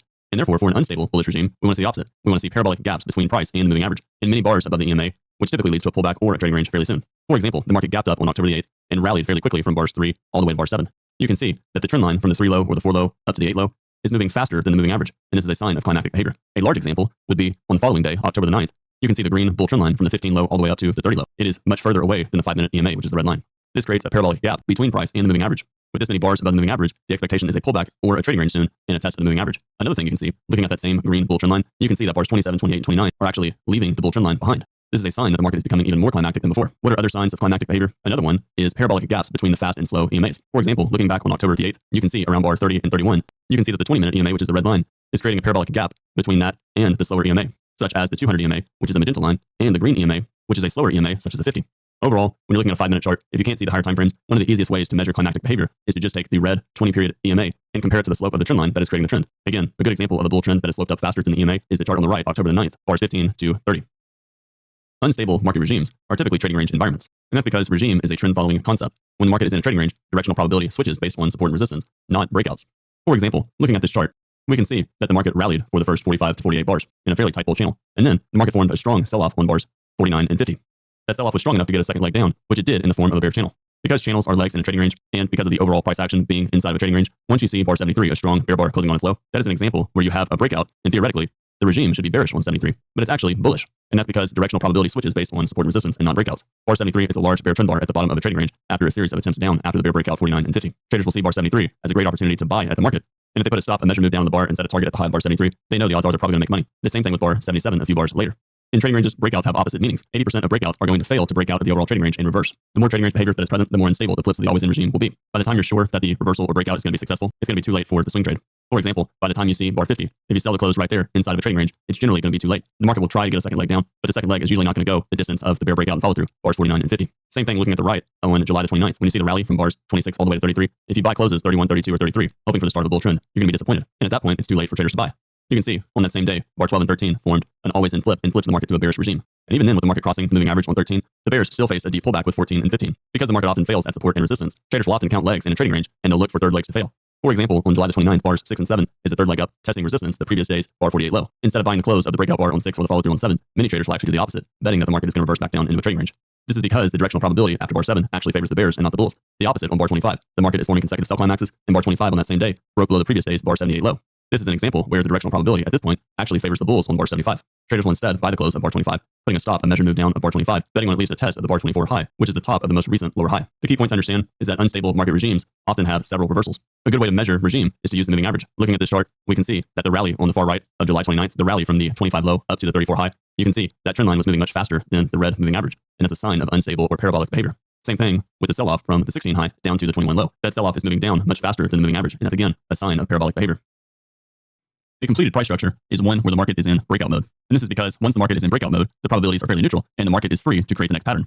The requirements for understanding when the pattern is complete and the market has transitioned to breakout mode are the following. First, you have to have the ability to analyze the local price structure. This means you have to understand the pattern that is forming on your trading time frame, in this case, the 5-minute chart. Next, you have to have the ability to filter signals for higher probability. For example, you have to understand which signals, such as breakouts, are going to have a high probability of getting a second leg instead of a failure. You also need a good understanding of the market cycle, the recent context, the signal bar strength factors, as well as the momentum on the chart. Looking at this chart, we can see that the market gapped up, sold off to bar 5, and then rallied up to bar 8, forming a potential wedge top with yesterday's bar 77, today's bar 2, and the rally up to bar 8. Traders can also see the implied second entry on bar 10 as a credible wedge top as well. With the market forming a wedge top, there's a 75% chance of at least 2 legs down. Therefore, traders will see this as a completed price structure, and now the market is free to build the next price structure. It's also worth mentioning that on a higher time frame, this wedge up to bar 9 or bar 12 is actually a wedge bear flag on a higher time frame. This means that on the higher time frame, the market is in a bearish regime, and this rally up to bar 9 is actually a pullback. The market sold off to bar 12, and that was a strong enough breakout to get a second leg down, which it got on bars 24 and 25. The sell off to 25 is not a completed price structure, and therefore the odds are the market's going to have to go sideways and first form some sort of credible wedge bottom before the bulls can get some attempt at a reversal up. The market started to form a wedge with bars 25, 28, and bar 31. Traders will also see another wedge as being the 28 low, the 31 low, and the 35 low. Because now the market has completed a parabolic wedge on bar 32 or bar 36, traders will conclude that the market is entering breakout mode, and now there's a 60% chance of at least 2 legs up and a test of the 27 high or the 26 high.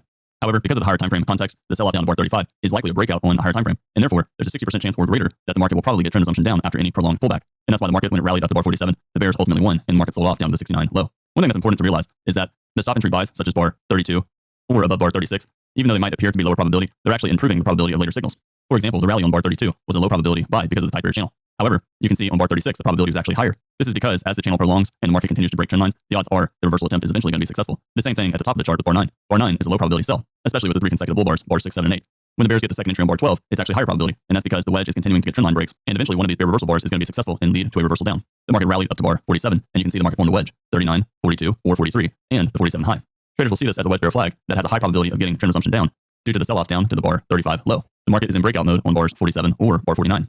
Therefore, there's a 75% chance of at least 2 legs down after the wedge top, and there's a 70% chance of a test of the low of the day. As I mentioned earlier, you can see bar 47 was low probability, even bar 49 was slightly low probability, and then you can see bar 53, the probability became higher, and that's because as the market continues to go sideways after the wedge and increase the selling pressure, the probability begins to increase for the bears. Lastly, the market sold off down to bar 57, and then it formed a spike in channel down to the bar 65 low. This is a parabolic wedge and a sell climax. Because the market formed a wedge, price completed the parabolic wedge, which is a price structure, on bar 65. However, the outside bar is low probability, and therefore it's reasonable to assume that bar 65 may fail and the market may go lower. However, if it does go lower, price will probably end up retesting the 65 high later today, which it did after the rally above bar 72. At bar 65, the market is in breakout mode, and the pattern is complete, and now the market is free to try and create the next pattern. There's a 60% chance of a correction up, but because the channel down is tight, the bears may need a second leg down before the bears get their 60% chance, and that's why bar 69 broke out below the wedge bottom, 65 low, but ultimately failed and the market reversed back up. Bar 72 is a clear wedge bottom at this point, with an expanding triangle and final flag with bar 63 through 67. It's hard to see on this time frame, but the expanding triangle, bar 63 to 67, was a break of the trend line, and therefore on a smaller time frame, bar 69 was a lower low major trend reversal. You can call bar 69 either a failed breakout below the previous wedge bottom, or you can say bar 69 is part of a larger wedge bottom. It doesn't really matter which one you call it. What matters is that you recognize the price structure is complete, and now the market is likely to rally and form a new price structure. This is especially true because the market has formed 2 large complex legs down, the first one being the sell-off down to bar 35, and the second one being the sell-off down to bar 69. Because of this, there's a 70% chance at least of the market getting some kind of correction up and possibly testing the bar 47 high, which was the most recent major lower high on the chart. As we mentioned on the previous examples, whenever you start getting buy signal bars in a wedge that fail because they're low probability, such as bar 67, it's fairly low probability because the bear channel is tight, and therefore the first reversal up is probably going to be minor. However, when you get those buy signal bars, it makes the following buy signal bars, such as bar 72, actually higher probability. And one reason for this is because bulls who buy above 75, some of those bulls will instead wait and buy more below bar 75, betting that any breakout below it is going to fail and ultimately lead to a reversal up, which it did on bar 72. Other traders, if they got stopped out below bar 67, they would likely buy again above 72. Completed major structures. Again, it's when the market is entering breakout mode and now is able to form a new price structure. The more major that the completed price structure is, the more likely that the new structure is going to be able to last for many bars and many legs. Major structures, they have more bars that make up the structure, and they're usually complex. They have several minor structures that make up the larger structure. There's less of a need for the market to rely on implied information to identify them. In other words, you don't need to see a parabolic wedge in order to see the major structure because there's going to be a series of large trendline breaks. For example, looking at this chart, we can see that the market formed a large wedge bottom with yesterday's bar 79, the sell-off down to around the bar 28 low, and the bar 69 low. And the third leg down in the wedge made up a nested wedge with bar 44, bar 65, and bar 69. This is a good example of a major completed price structure. The structure is made up of many bars, and you do not need to rely on implied information to identify the structure. Another important thing that you need to see is that you need to see clear and reasonably sized reversal bars to indicate that the pattern is completed. For example, you want to see something like the rally up to bar 76. It's a series of strong bull bars closing on their highs. That's a sign that the price structure is finished. Lastly, width regime major structures are usually much larger than the counter regime price structures. For example, we can see that the market rallied from yesterday's 77 up to the 9 high, and that price structure is really not all that large. The same thing for the wedge top at bar 32 all the way up to bar 47. Now compare that to the wedge bottom from yesterday's bar 79 all the way down to today's bar 69 low. You can see obviously the wedge bottom is much larger than the counter regime price structures. And that's because the counter regime price structure is a minor trend. It's a trend on a lower time frame. And because of that, it's really just a pullback of the major regime, in this case, the bearish regime on this chart. It's really important to be able to understand the difference between major price structures and minor price structures, because major price structures, they set up reliable swing trading. Great swing trading is really about identifying major price structures and ignoring other reversals or implied patterns. While some traders will trade the implied patterns, they understand that the major pattern is bearish. So for example, if the trader is short and then they see bar 25 start to form a wedge bottom with bar 36, and those bears exit 36 and go long above 36 or 37, they understand that that rally on 36 and 37 is really an implied price structure. It's a minor price structure. And because of that, they're going to be prepared to find a way to get short again below 53 or 54 or even earlier on the chart, anticipating that the bears will get a larger second leg down from the sell-off down to 35 low and a more completed price structure. And that's because most reversals, such as the rally up to bar 47, are going to be minor and fail and lead to trend resumption of the major price structure. Once the major price structure is completed, such as the sell-off down to bar 69, traders will begin to think about the new market cycle and they'll look for a new swing trade in the opposite direction. And this is why completed major price structures are great opportunities for swing trades. And that's because a completed price structure can set up a swing trade in the new direction, lasting many bars and many legs. One thing that's worth mentioning about the rally up to bar 47 is that when you look at the rally at bar 47, some traders will see it as more of an implied wedge, and that's because the market rallied up to bar 39 as being the possible first push, and then the second push up to bar 43, and then the third push being up to bar 47. However, the rally from the low of 36 all the way to 43 is actually a micro channel, and that makes it more of an implied price structure. There's not a clear spike break. You can argue that there was a spike break 32, and then the second leg up was 43, and then the third leg up was 47. But if you're using 32, the market still made a lower low, and therefore it's not a great price structure. However, once the market rallied bar 43 and then 47 and then made a truncated wedge and a third leg up with 52, remember, a truncated wedge is just where the third leg makes a lower high instead of a higher high. At that point, this was seen as more of a completed major price structure and therefore had the potential to get a sell-off lasting many bars and many legs. And that's why traders would see bar 53 and 54 as having a 75% chance of getting trend resumption down in at least 2 legs and possibly a 70% chance or greater of getting a test of the low of the day. Once the market reached the 69 low, the market had a big multi-day complex nested wedge, which you can see is the 2 lines on this chart that we talked about earlier. The market was in breakout mode on bar 72 and had at least a 60% chance or more of getting a correction up. It's possible that correction would last for many bars and many legs, creating a major swing for the bulls. Incomplete price structures typically resist change, and that's because the market usually finishes the job. Unfinished structures, they resist change until the structure is finished. The market usually will properly complete the pattern, and while at it, it tends to reverse the developing pattern, typically fail. Once the major structure is complete, the market is free to build the next structure. At this point, the market will be in breakout mode, and it'll be allowed to build the new structure. Once the market structure is complete and the market's in breakout mode, there's a high probability of forming the appropriate next pattern. For example, if the market forms a bull channel and it's had 3 legs up forming a wedge top, there's a 75% chance of a reversal down and the start of a new price structure rather than a bull breakout of the bull channel. The low probability then would be further continuation of that bull breakout, and therefore, getting a bull breakout of a credible bull channel with a wedge top typically only has about a 25% chance of success. Understanding this concept is critical for successful swing trading or scalping. A trader's inability to understand if a structure is complete or if it's incomplete and the structure is still underway is one of the reasons why swing traders are unable to trade successfully long-term with consistency. That's because that swing trader does not understand if the major swing trade is still underway or if the structure is complete. For the experienced trader, it's easy for them to understand where the major structures are and if the structure has been complete. This allows the experienced trader to understand what trades are likely to lead to large swings and which ones are likely to be minor and typically get resumption of the original price structure. Looking at this chart, we can see that the market formed a small gap up, and now we have 3 consecutive bull bars, bars 6, 7, and 8. Selling below 9, even though it's a possible wedge top with the previous day's 77, the rally on 2, and reversal down on 9, it's actually a low probability short. The market formed a big, small, big pattern, with bar 6 being the big breakout bar 7 being the pullback, which is a small pattern, and bar 8 being resumption, or the second breakout to the upside, the second big pattern. As of bar 9, the major and minor structures are still not complete, and therefore, at least a small second leg up after the rally up to bar 8 is likely, and the market will probably have to form at least a micro double top before the structure can reverse down. Bar 10 reversed up and sold off, creating a more credible wedge top, and a second leg up after the rally up to bar 8. The market formed a high win buy on bar 11, and then a second entry sell below bar 13. This created a more clear 3 legs up. The major structure is now complete, and the market is in breakout mode after bar 12. Bar 12 is a strong sell signal bar, and therefore a higher probability short, expecting at least 2 legs down, and possibly a test below the 4 low or the previous day's bar 79 low. The bears got a strong sell-off down to the 15 low that was good enough for a second leg down. This increased the odds that the rally above 16 and 17 was going to be minor and lead to a large second leg down that was at least symmetrical with the sell-off down to bar 15. The bears formed a large second leg down and a parabolic wedge down to bar 35, as we mentioned on the previous chart. Parabolic wedges, they're breakouts on higher time frames, and therefore, any reversal up above the parabolic wedge, bar 36, is likely to fail and get a second leg down. The odds of correcting up after the parabolic wedge, bar 35 or 36, is at least 60%. But that correction up is a minor reversal because the major price structure is still incomplete. This means that betting that bar 36 is going to lead to a major correction up into a bull trend is actually low probability. Beginners starting out, they constantly see bars like 36 and 37 as the possible start to a new bull trend. And this is why I said a few minutes ago, beginners, they constantly swing trade hoping to catch the new start of a trend, and they incorrectly identify price structures that are complete when the reality is the price structure is not complete. For example, they see the sell-off down to bar 35 as a completed bear trend. The price structure is now a wedge, and therefore the market has the potential to form a bull trend. But that's not true. The sell-off down to bar 35 is a breakout on a higher time frame, and therefore it's really a minor completed price structure. It's not a major completed price structure. Minor completed price structures, they typically go sideways and then ultimately resume the direction of the major price structure. And this means even though 36 and 37 is strong, it's more likely to go sideways and ultimately reverse back down.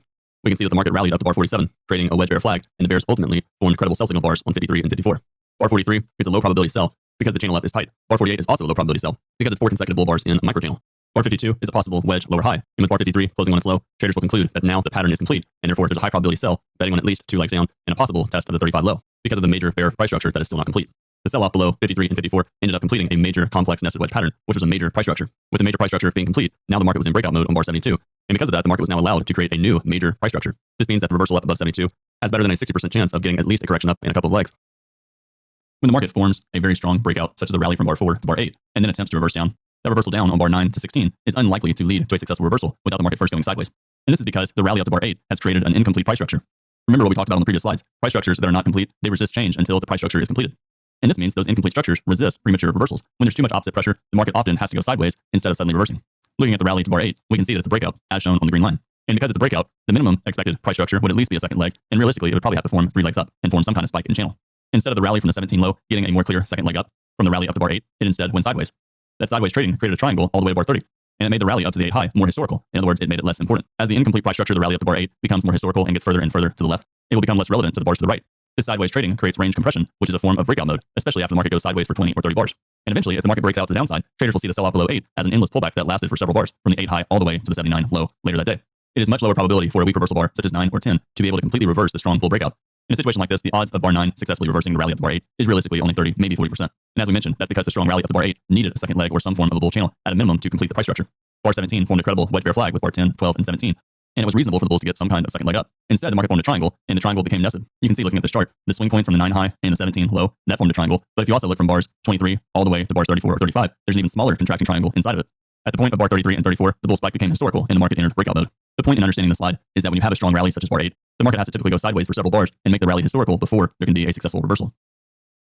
Range compression is recognized as a point where the market is in breakout mode. As we mentioned on the previous slides, breakout mode is a completion of a price structure. And once the price structure is complete, the market is free to break out and form a new structure. Breakout mode can be any extreme range compression where there's lack of breakouts. It can be a doji bar, it can be overlapping bars, it can also be a tight trading range. While breakout mode is always going to be some kind of range compression on the chart, it's important to understand that breakout mode is much more complex and encompassing than just range compression. Recognizing that breakout mode situations enable traders to prepare for the upcoming breakout. In certain cases, traders can estimate the direction of the upcoming breakout with a reasonable high level of confidence. Advanced traders use breakout mode for counter-trend scalping. When trades fail, they use the failures of those breakout mode fades to structure secondary trades. Let's take a look at an example. The market rallied in a fairly strong bull trend from the open of the day all the way up to the 27 high. And then the market went sideways, forming a contracting triangle on bar 39 and 40 and 41, which is a type of breakout mode pattern. Because all the bars were completely above the moving average and the bull trend has been strong, it's reasonable to assume that any reversal down from this triangle, which is breakout mode, is likely to fail and lead to a reversal up.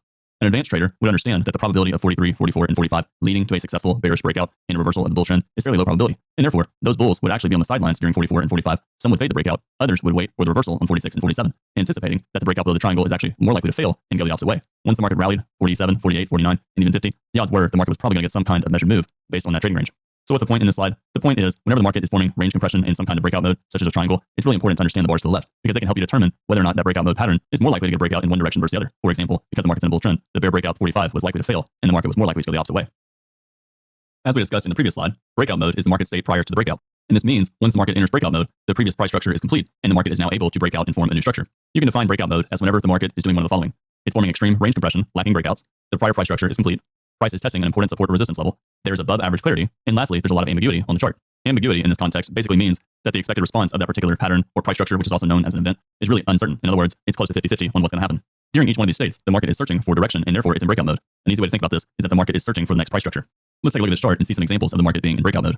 On bar 7, the market formed a second entry or low 2 after testing the moving average. This is clearly a bearish sign of the market being in breakout mode because the market is gapping down. However, one of the problems is bar 6 and 7 is forming a doji inside of an overall trading range.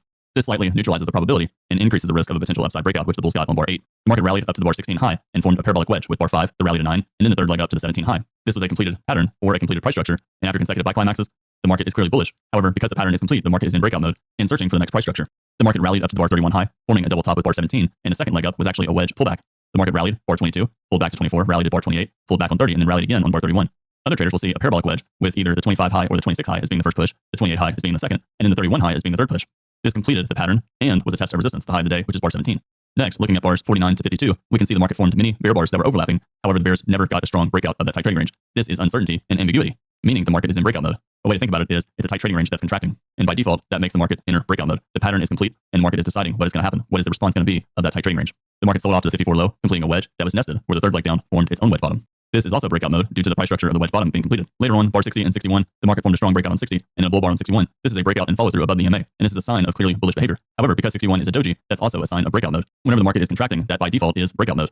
However, because of the strong breakout on 60, when the market forms bar 61, there's above average clarity to the breakout mode. And this means that the market, even though it's breakout mode, the odds clearly favor the bulls. But because it is breakout mode, it's still technically the completion of a small price structure. And that's why the market went sideways on bar 61 and 62. That price structure got the upside breakout on bar 63, and the bull rally continued after that. As I mentioned on the previous slide, breakout mode is much more than just range compression. To gain a further understanding of just how important breakout mode is, please take some time and watch the video lecture that Ali gave to his private mentoring students over breakout mode. You can find the full lecture inside of the bonus material of this month's course module. This video will be very helpful for you, so please don't miss it. In this section, we studied chart context at a high level. We looked at bull and bear market regimes. We discussed regime transitions. We also discussed breakout mode and how it relates to context. In the next section, we will look at various techniques for trading breakouts.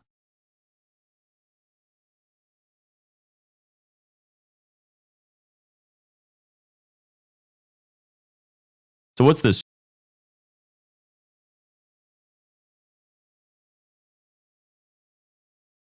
In this section, we will present and study several entry techniques for trading breakouts. The focus will be on more advanced trading, but we will also cover stop and market order entries in addition to limit order entries. The emphasis is going to be on entries and intraday trading.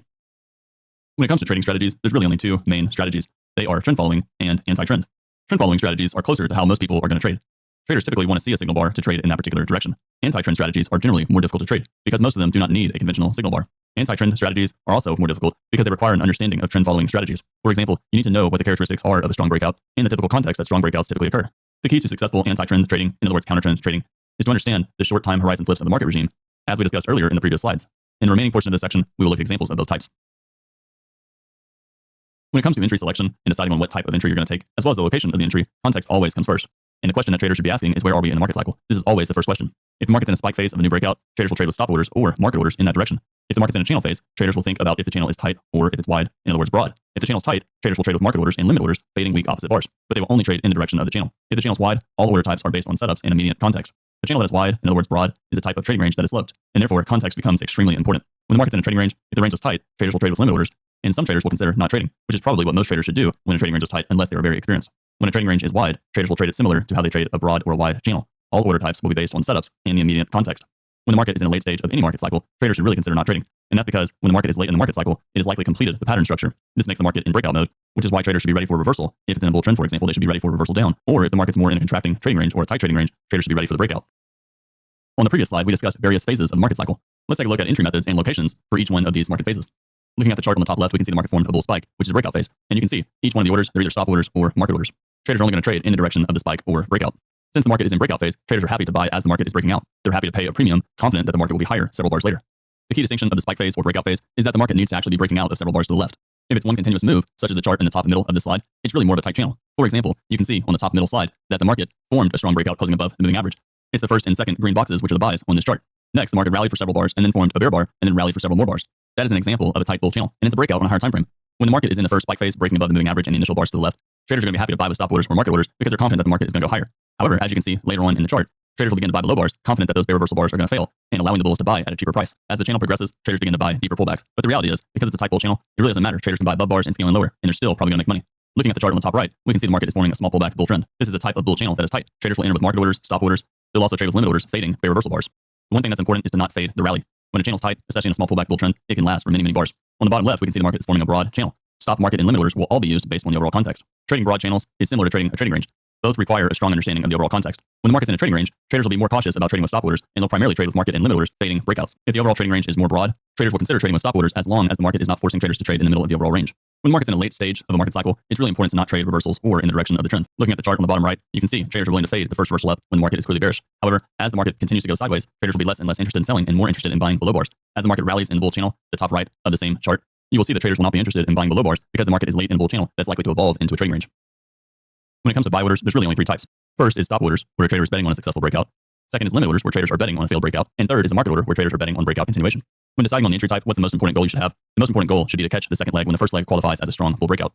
For example, when you see bar 21 on the chart, consecutive bull bars, your goal should be to try and catch the second leg up, which happened after the pullback of bar 22 during bar 23.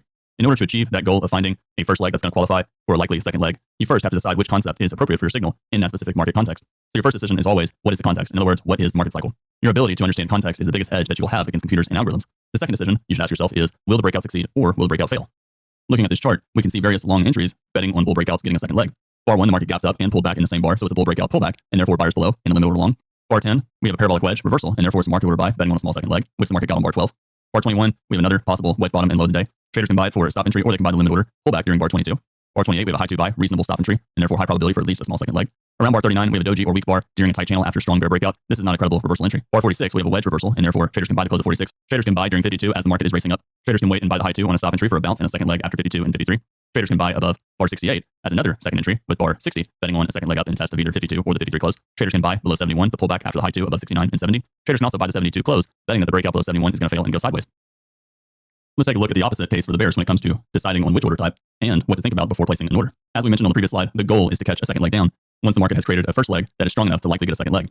When a trader sees a signal, they must first decide what the context is and if it's appropriate for the signal in that specific market condition.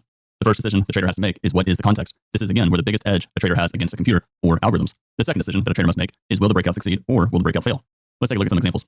The market formed consecutive bear bars on bar 1 and 2, creating a possible bull breakout that failed with a gap up on bar 1. Bars 1 and 2 are strong enough that it's reasonable to sell below 2 and sell more on the reversal up, such as above bar 3, betting on at least a second leg down. Bar 5 and 6 consecutive bear bars, it's a strong enough breakout that traders will likely sell the first reversal up and the market will likely get the second leg, which it did on bar 8. Bar 12 broke to the upside, testing a breakout point on bar 4. And bar 5 was a strong enough bear breakout that it trapped traders buying below 4. Bar 12 is retesting that price level, and therefore it's a credible location for the bears to sell, betting that the market will get a second leg down from the sell-off of the 4 high down to the 8 low. Other traders, they would wait for the reversal down on 11 and sell the close or sell below the bar. The market is breaking out on bar 14 of the past 5 or 6 bars inside the tight trading range, and therefore it's a breakout phase of the market. Traders can sell the close, or they can sell the pullback, which they did on bar 15. Traders can also sell below bar 17, taking a chance that the breakout on 13 and 14 will get a larger second leg down. The market formed a micro channel from the 19 low up to the bar 23 high. Most traders will not sell below 24 or below 26 due to the odds favoring a second leg above bar 23. When the market formed 3 consecutive bull bars up to bar 29, traders may hesitate selling below 30 due to the risk of the rally up to bar 29 and the 3 bar micro channel getting a second leg up. Once traders see bar 35 and 36, traders would sell because the market is in breakout phase, breaking out below the 19 low. Traders can sell with market orders or stop orders. They can even sell above the first pullback bar on bar 38, betting that the market will get a second leg down. Other traders, they'll wait for the reversal down on 40 and sell the close or sell below the bar. While some traders might sell below 54, it's following consecutive bull bars. That's a good enough reason for traders to consider not selling below 54 and waiting for more follow through, such as selling on the close of 56 or below the bar. Other traders would sell the rally during bar 62 as it tests the 54 breakout point, betting that the bears would get a second leg down due to the bulls being trapped. They could sell with the limit order, or they could wait for 63 and 64 and sell a pullback above the 64 high, betting on a second leg down. Once the market went sideways around bar 72, traders can sell with limit orders and sell above strong bear bars, betting that the breakouts above the bars will fail. For example, traders will sell the 72 high during 74, as well as the 75 high during bar 76. Understanding leg 1, leg 2 patterns is extremely important, and it should be a foundational part of everybody's trading. No indicator is required, and pattern identification is based on the trader's experience. Anytime the market sets up a reasonable leg 1 that's likely to get a leg 2, traders will look to trade in the direction in order to capture the second leg. The probability of getting a second leg can often be as high as 90%, and sometimes even more than that. When strong, traders expect 1 or 2 more legs in the same direction as the original breakout. For example, the market rallied on bars 4, 5, and 6 on this chart, and that's a strong leg 1, and it's common for the market to form a 2-legged follow-through move. What that creates is a spike in channel, where the first push-up was the rally up to bar 7, the second push was the rally up to bar 13, and the third push-up was the rally up to bar 18. You can think of the rallies up to the 13 and 18 highs as part of the same second leg up that's subdivided, and that's what creates 3 pushes up. The same thing with the sell-off on bar 21. It got a second leg down on 24 and a third leg down on 27. When you get a sell-off that's strong, such as the sell-off to bar 21 and the rally we just talked about up to bar 7, it usually gets a second leg that subdivides into 2 smaller legs in that same direction. When the initial first leg up is strong, the market can often even get a third leg after a strong reversal attempt, such as bar 15. Bar 15 is a strong bear bar, and even with that bar closing on its low, the bulls still managed to get another leg up to bar 18. The same thing happened with bar 69 later in the day. The market had a strong rally up to bar 57, 3 consecutive bull bars closing on their highs, and the market got a second leg up to bar 63. The bears managed to get a strong reversal bar on 69. But 69 was not enough to undo all the buying pressure to the left. The rally up to bar 69 was strong enough to get 2 more legs up. 63 was the second, and 75 was the third. Whenever you get a rally, such as 55, all the way to 63, even though it's technically 2 legs up, it's a strong enough rally to be seen as 1 leg on a higher time frame. And that's why it was even more important for the market to get the second leg, as it did on bar 75. When the market is in a trading range, such as the one on this chart, the initial risk that a trader has to incur in order to catch the second leg is typically greater than the profit potential. The only exception is generally small pullback trends. While the initial risk is often larger than the profit potential, the actual risk is often smaller than the profit potential. And this is what makes the trader's equation valid for trading breakouts and second legs. On trading range days, the profit potential is generally a high probability scalp, lasting 1 or 2 bars. On trend days, traders can expect at least 10 bars and 2 legs, and possibly up to 2 hours in that direction. Another thing worth pointing out on this chart is you can see the sell-off 46 and 47. That's a strong enough breakout to at least need a second leg down 49. But that second leg down, which was on 49, also was subdivided. The breakout on 49 was part of the second leg, and the breakout on 52 was another attempt down. Other traders will see bar 41, 42, and 43 as the first leg down, and therefore 46 and 47 as part of the second leg. Because markets are fractal and they make leg 1 equal leg 2 moves on higher time frames as well as lower time frames, traders will see the sell-off from the 18 high to the 27 low as 1 breakout on a higher time frame that was likely to get a second leg down. The second leg down was the 40 high all the way down to the 50 low. For the bulls, the market formed a leg 1 from bar 1 all the way to 18 on a higher time frame. It got a large 2-legged pullback down to bar 52, and then the bulls got a large second leg up from the 52 low or the 50 low all the way up to the 75 high. Let's take a look at the same chart as we discussed on the previous slide and discuss entry and exits based on leg 1 equals leg 2 concepts. So what's the minimum setup requirement? Ideally, we want to see a breakout with follow through, both closing on or near their highs. Another option is 3 consecutive bars with at least 1 strong bar and 1 breakout closing above the high of the previous bar. Another option is at least 4 consecutive small bars with at least 1 breakout closing above the high of the previous bar. A 1 with open and closed brackets surrounding it means the previous bar or 1 bar ago. That is a coding expression. The entry is going to be 1 tick above the second bar, 2 to 4 ticks below the close of the second bar, understanding you might not get filled, or buying at the market on the close of the second bar.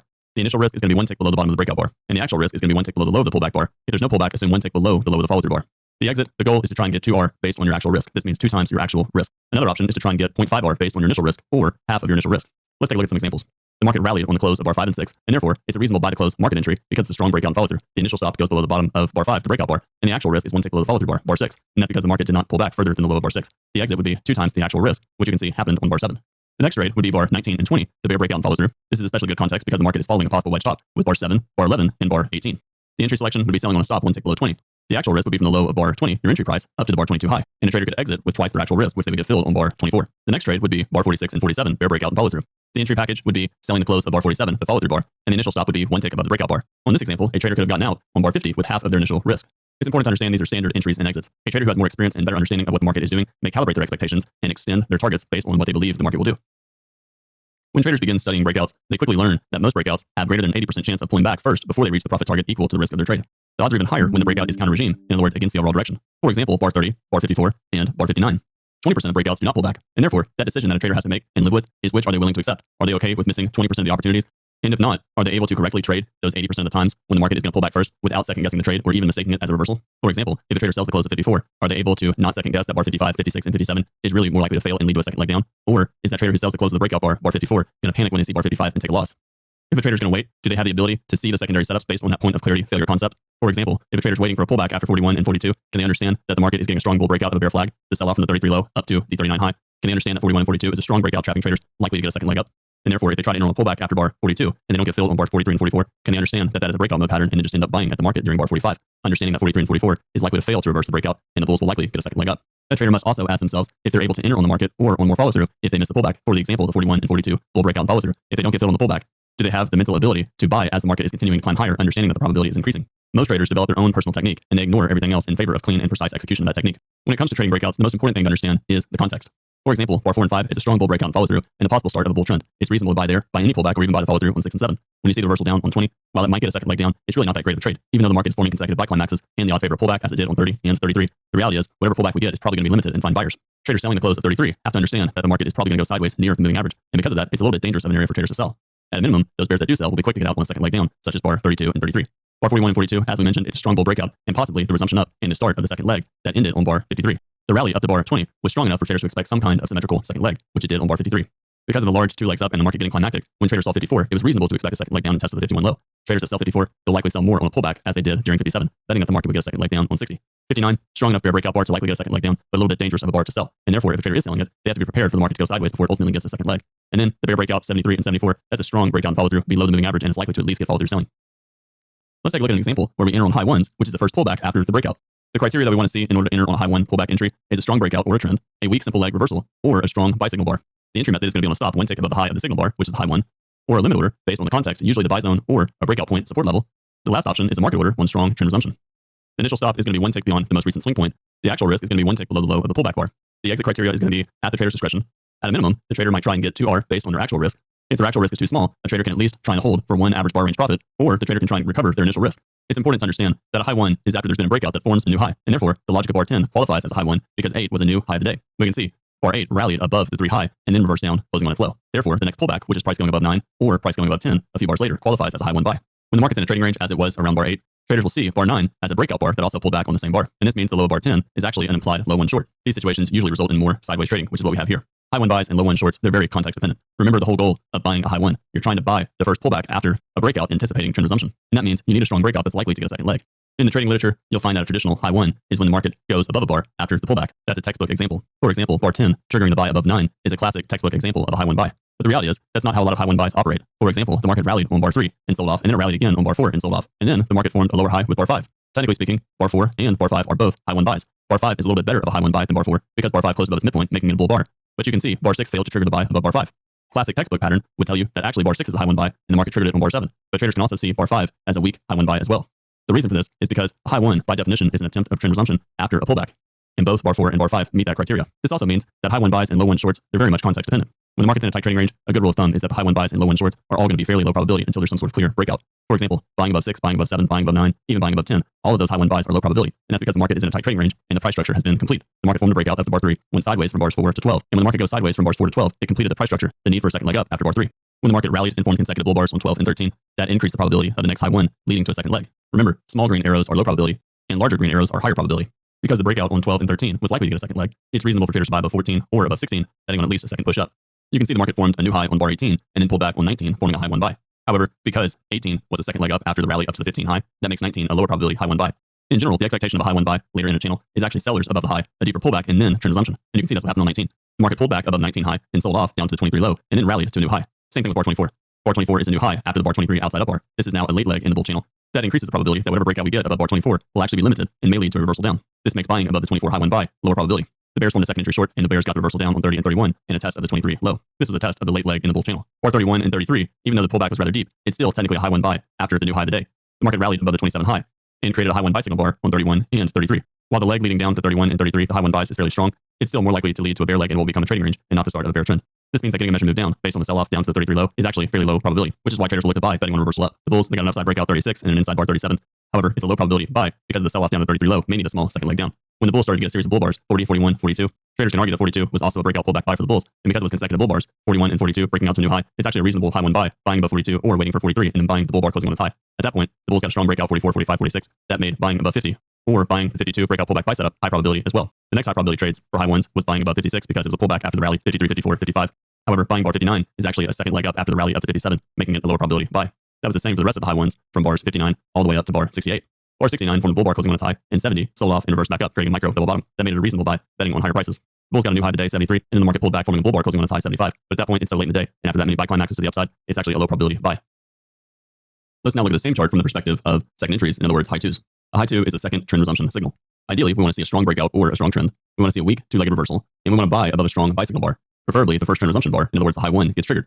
The second signal can also be a second reason to buy, so a strong follow-through bar after a high one can also qualify. For example, we had the rally above 51 and 52. That was a high one, and then the market broke to the upside on 53.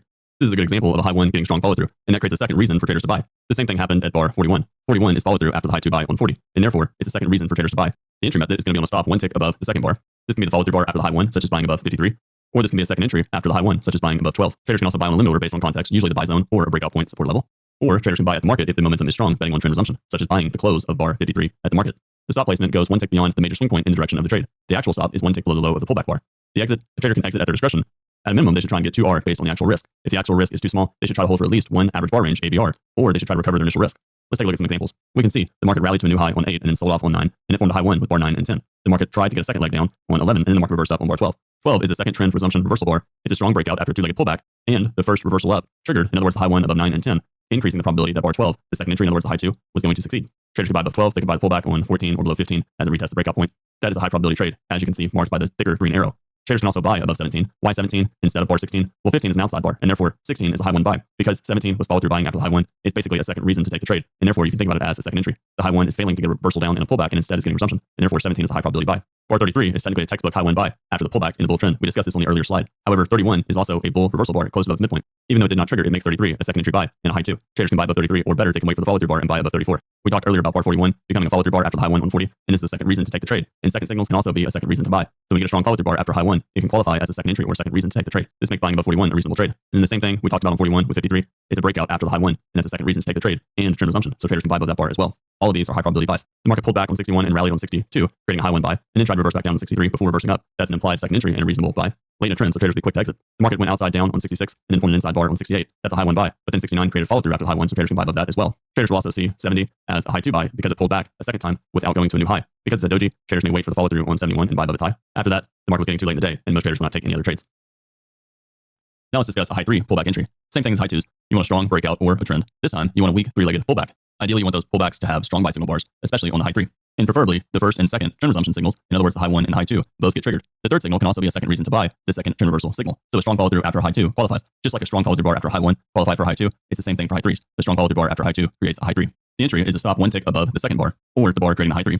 A trader can also enter on a limit order based on context, usually in the buy zone or a breakout point at support. If the momentum is strong, a trader may buy the market betting on strong trend resumption. The stop loss goes one tick beyond the major swing point in the direction of the trade, and the actual stop is one tick below the pullback bar. The exit is at the trader's discretion. At a minimum, they try and get 2R based on the actual risk. If the actual risk is too small, a trader can hold for at least one average bar range profit ABR, or they can hold for 1 times their initial risk 1R. A trader is going to adjust their exit based on the context of what the market is doing. Let's take a look at a chart. Looking at this chart, we can see the market gapped up and rallied and then sold off to the 19 low. Technically, bar 19 would be a second entry buy, a high 2, because bar 14 triggered a buy on 15, and bar 16 failed to trigger the buy by 17 not going above it. This technically means 19 is a high 2. However, many traders would see the pause on 16 as a second entry, and this will make the sell off on 19 reversal up, a wedge bottom, and therefore a high 3. But because it is a possible high 2 and an implied wedge, some traders will wait for the second reason to buy, which is bar 20 creating follow through. Remember, traders can also buy above the follow through bar as a second reason to take the trade. So buying above 19 is slightly lower probability because the signal bar is weak and the channel down is tight, and it's not clearly a wedge bottom. Buying above 20 is much higher probability because it's follow through and a second reason to take the trade. The market rallied up to the 43 high, and it formed a parabolic wedge top 37, 39, and then the rally 42 and 43. The market pulled back for 2 legs, therefore it formed a high 1 on 45 and a high 2 on bar 48. When the market formed follow through on 49, traders can actually buy the high of 49 as it triggered on 51, or they can buy the inside bar on 50. If they buy above 49,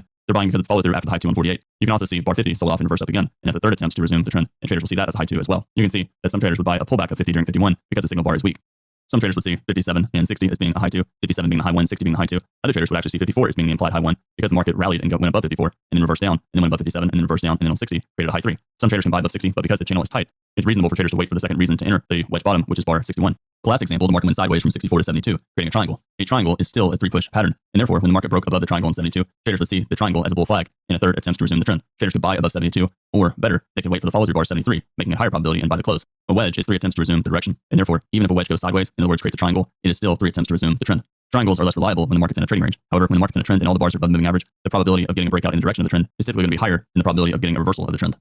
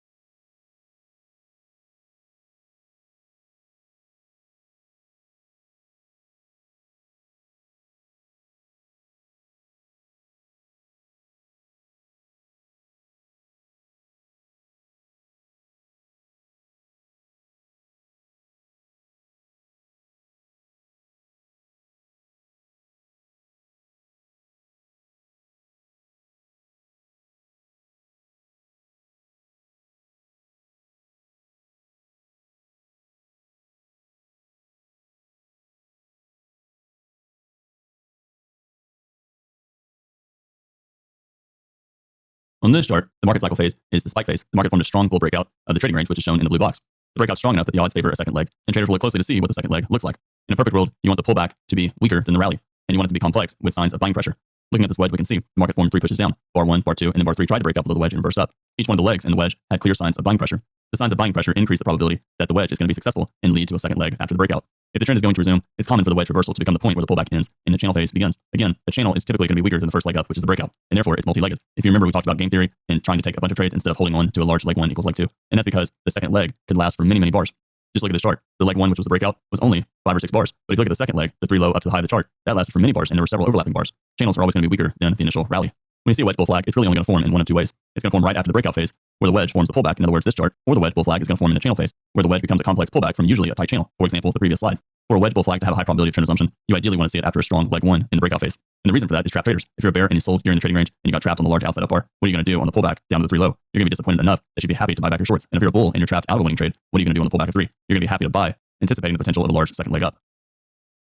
Sometimes, instead of forming a wedge, the market actually forms a second entry buy, such as bar 41 at the top of the chart, then breaks out strongly to the downside, resetting the leg, and then forms another second entry, the high 1 being 49 and the high 2 being 53. When this happens and the market is either in a trend or a trading range, traders will consider the possibility of this actually being a high 4. You can think of a high 4 as being a complex 2-legged pullback, where the first leg down is 41, the market rallied to 44, and then the second leg down is the sell-off to 49 or to 53. So for high 4s, you really want to see a strong trend or a strong breakout. They can sometimes happen in trading ranges. What's important is you want to see the market try and form a bottom, a high 2, for example, at the 41 high. And then you want to see a bear breakout. You don't want the bear breakout to be too strong, but it's okay if it's a little bit strong. And then after the bear breakout, you want to see another formation of a high 2. Ideally, you want to see the 4th trend reversal buy signal bar be a strong bar closing on its high. It's also ideal if the earlier trend resumption signals also get triggered. The 4th signal can also be a second reason to buy the 3rd trend resumption signal. So a strong follow-through bar after a high 3 would qualify as a high 4 reversal. The entry package is the same as the others. It's a stop 1 tick above the second bar or the bar creating the high 4. If trading on a limit order, it can be based on the context, usually the buy zone or the breakout point support level. Lastly, a trader can buy at the market if they're anticipating strong trend resumption based on momentum. The stop loss is 1 tick beyond the last major swing point, and the actual stop is 1 tick below the low of the pullback bar. The exit is at the trader's discretion, and again, at the minimum, they should try and get twice their actual risk. If their actual risk is too small, they can hold for an average bar range profit, or if the context makes sense, they can try and recover their initial risk. In other words, their 1R. Let's take a look at this example. The market rallied on 39 and formed a high 1, and then it rallied on 41, forming a high 2. However, there's a problem with this. The market was forming consecutive buy climaxes late in a bull trend, and therefore the odds favored a pullback into a trading range. The bulls, they tried to form a high 2 on bar 41, but there were problems. The channel down from the 36 high to the 41 low was tight, and that increased the probability and the risk that the high 2, 41, was actually going to be a minor reversal up that would fail, and the market would form a lower high. When the bears got the bear breakout 45, 46, 47, 48, it was actually somewhat of a parabolic wedge. The market went down on 46, up on 46, down on 47, and then went outside down on 48. This created 3 legs down, and therefore a weaker sell-off down to the 48 low. Because of the overall context of the day, the rally was so strong, the odds were against the day forming a bear trend day. This would cause traders to expect a trading range day, and for the market to go sideways around bar 48. When the market rallied on bar 49, forming a high 3, and then rallied again on bar 53. Because the market is still forming a higher low with bar 1, and the day is clearly in a trading range with a bullish bias, traders begin to think about the possibility of getting a rally lasting a couple of legs, and possibly all the way back to the 41 low, the breakout point where bulls got trapped during bar 45. An easy way to think about high 4s is that it's really consecutive bottoms. The market tried to form a bottom on 41, went sideways, broke to the downside on 48, and then it tried to form a second bottom with 53, and that bottom was successful. As I mentioned, high 4s are always high 2s on a higher time frame, and this means that the sell-off down to 53 was really just a 2-legged pullback on something like a 15-minute chart. When the market forms a late leg, there's usually a high probability of at least getting a pullback, and therefore it makes it a reasonable fade. Late legs often reverse more than 80% of the time. And this means fading strong breakouts when they're in leg 3 or 4 is actually a high probability, reasonable thing to do. You must be able to count legs properly if you're going to do this, and context has a greater influence for this setup. When it comes to an entry method, betting on a late breakout and reversal, most traders should enter on a stop, and they should wait for a proper reversal bar. For example, they should wait for a bar such as bar 8 to reverse the late leg. More experienced traders may enter on a limit order. They may fade the follow-through of the late breakout bar at the breakout bar's extreme, such as selling the close or the high of bar 7, or they may sell some distance beyond it, usually about 0.5 to 1 ABR average bar range. The last option is the market order. Traders can sell the close or buy the close. In the example of bar 7, they can sell the close in the opposite direction of the breakout bar. The initial stop is about a measured move based on the last leg, or at least 2 times the signal bar's range. So if you're selling the close of bar 7, it's usually better to put a stop at twice the range of the breakout bar. The actual stop is the amount of adverse move against the trade. The exit package depends on the context and the market cycle. Ideally, you want to try and get 2R based on your actual risk. It'd be better if you could get 1R based on the initial risk. Depending on the context, a trader may hold for a test of support or resistance, or at least 1 average bar range. So for example, traders see the close of 7, they can sell the close of 7, or they can wait and sell the reversal down on bar 8. Their stop placement, if you're selling the close of 7, would probably be of 2 times the range of bar 7 breakout bar. However, when the market reverses down on 8, it's okay to put a stop 1 tick above 8, or put a stop 1 times or 2 times the range of bar 7. Realistically, most traders, when they see 3 pushes up and a wedge, yesterday's 78, today's bar 3, and then today's bar 7, when they see the reversal down on 8, most of those traders would put a stop 1 tick above 8, because they would not want price quickly reversing them out after a strong signal bar, such as bar 8. The target could be twice their actual risk. Since their actual risk was small, many traders would want at least 1 times their initial risk. Better yet, because it's an opening reversal, it's reasonable for traders to hold the trade and see what they get, because the market may test all the way down to the 3 low, or it could test down to yesterday's bar 76 low, the consecutive bull bars late in a bull rally. At bar 23, the market formed another wedge bottom with 11, 19, and 23. The trader may put a stop, a measured move down of 23, or better yet, twice the range of 23. If a trader's buying the close of 23, they have to understand that the buying pressure is fairly low. The wedge bottom, 12, 19, 23, has potential open gaps, and bulls are not making money above stop orders, so it's a parabolic wedge. Traders who are buying a bar such as 23, they really need to be able to scale in lower, and they also need to know how to scale in lower. It's really easy when you buy a bar like 23 to scale in too quickly, and you don't spread out your cost. Because 23 is a bear breakout bar, the market may have to form its own wedge bottom, 23, 27, and then the 31 low. Those traders that bought the 23 close would likely buy more during 31, and if they did, it'd be reasonable for those traders to exit during the rally above 32, or they could exit on the second leg up, 36 and 37. Other traders, they would skip 23 because of the strength of the breakout bar, and they might wait for a bar such as 31. They could buy the close of 31, they could buy the reversal up on 32, betting that's a strong enough bar for a second leg, which the bulls got 36 and 37. 36 and 37 is a bull breakout, but it's a second leg up after 33 in a bear trend, and therefore the market rallied on 33, formed the low 1, rallied again 36, 37, and formed a low 2 on 39. The market failed to break out above the 28 high and reversed down on 39. This makes it a credible sell signal, betting that the breakout 36 and 37 is likely to fail and lead to sideways trading. A trader can sell the close of 37 at the moving average, betting on a reversal down and a test of breakout points, such as the 35 high, or they can wait and exit below the 35 low. Bar 41 is a weak follow-through bar for the bears after bar 40, and it's a possible third leg down, 27, 31, and the sell-off down to 41. The buying pressure is strong for the bulls. The bulls are getting strong reversal bars, 32 and then 36 and 37, and they're clearly making money with stop orders. That increases the probability that there's buyers below the 31 low. When traders see 41, they may see it as being strong enough for the need to get a second leg down, which the bears got on 43. You'll have bulls buying below the 41 low and below the 43 low, betting on a bounce, and a test of the breakout point, the 39 low. The 39 low is important because of the failure. The bulls, they had consecutive bull bars, 36, 37. It was reasonable to expect a second leg up. However, the context was not ideal for the bulls. Bar 36 and 37, as I mentioned a few minutes ago, was at the moving average in a bear trend and had an increased risk of failing, and that's what happened with bar 40. Those bulls got trapped on bar 40, and it was reasonable for those bulls to scale in lower. And if they did, what do you think they're going to do on a bounce? They're probably going to look to exit around the 39 low, near where those traders got trapped. And this is why traders would buy the 41 low and buy the 43 low. Traders buying below 41, they'd probably use a stop 1, maybe 2 times the range of 41. Same thing with 43. If they bought below 43, they'd use a stop 1 or 2 times the range of 43. Other traders, they may wait for the reversal up and buy above a bull bar, such as bar 44, or they could buy the close of 44. You can see the big reversal bar 44. Many traders also bought around the midpoint of 44, which traders could have done on 45. Had they bought the close of 44 or the pullback of 45, it's reasonable for a trader to use a stop 1 times the range of the signal bar. The market rallied, forming a possible wedge top with bar 42, 45, and then 46. And then it formed a bull bar closing on its high, 48. That's a bad breakout pullback buy. In other words, a high 1. Traders will sell above it, use a stop 1 to 2 times the range of the bar, or they'll wait and sell below the reversal bar on 49, either at the close or below the bar. You can see on 50, a trader could have sold a small pullback of the 49 via reversal bar.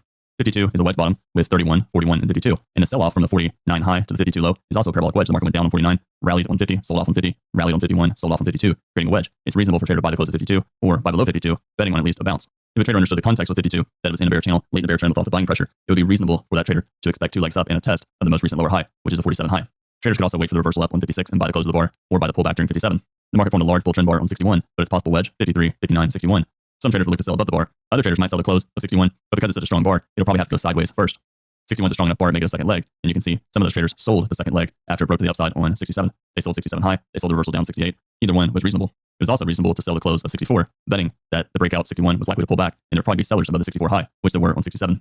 As the range got tighter, traders would start fading breakout bars, such as bar 74, big bull bar closing on its high, top of the range. Probably more traders selling up there than buying. They can sell above 74. They could also wait for the reversal down 75 and sell the pullback of 75 on 76. They can sell above the weak high 1 on bar 76, betting on a second leg down. When traders see 78, they'll see a potential wedge, 64, 72, and 78, and therefore they'll look to buy below 78, betting on at least a bounce. With the market being that late in the day, it's probably best for traders not to take that trade. Again, what's important to understand about fading breakouts is that you really have to understand the context and be able to count legs. Otherwise, it's just too easy for a trader to mistakenly enter what they think is a third leg that's really a breakout on a higher time frame, or really a second leg that might get a larger third leg.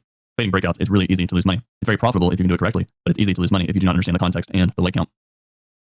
When traders see a breakout, especially when it has follow through, they typically expect a second leg, and this can provide many trading opportunities if a trader understands what the market is doing. Trading leg 1, leg 2 moves typically requires advanced trade management, and that's because most of the time the patterns are fractal. In other words, they're complex. For advanced traders and experienced traders, they'll often use wide stops.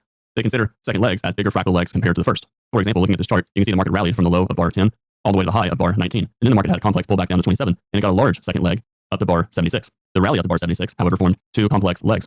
As we've stated in the previous module, most traders are better off not trying to catch the full symmetry of the first leg when trading the second. Ideally, the trader is going to fade the trendline break at support. For example, buying below 24 as it tests the 50% pullback of the first leg up to bar 19. The entry method, the requirement for the entry is that you must have a strong leg 1 present on the chart. And the entry is based on context and really dependent on the market cycle. It can be based on mechanical signals, or, such as this example here, it can be based 100% on the trader's discretion. The stop loss is usually 1 tick below the low of the last swing point. Depending on the context and market cycle, it can also be a measured move in the opposite direction based on the size of the first leg. Why would a trader use a measured move in the opposite direction based on the size of the first leg? Doesn't that sound a little bit extreme? Well, it is. But the reality is, if a trader is buying the close of, let's say, 12, betting that the market is going to get a second leg up, they might put a stop below the 6 low or the 8 low.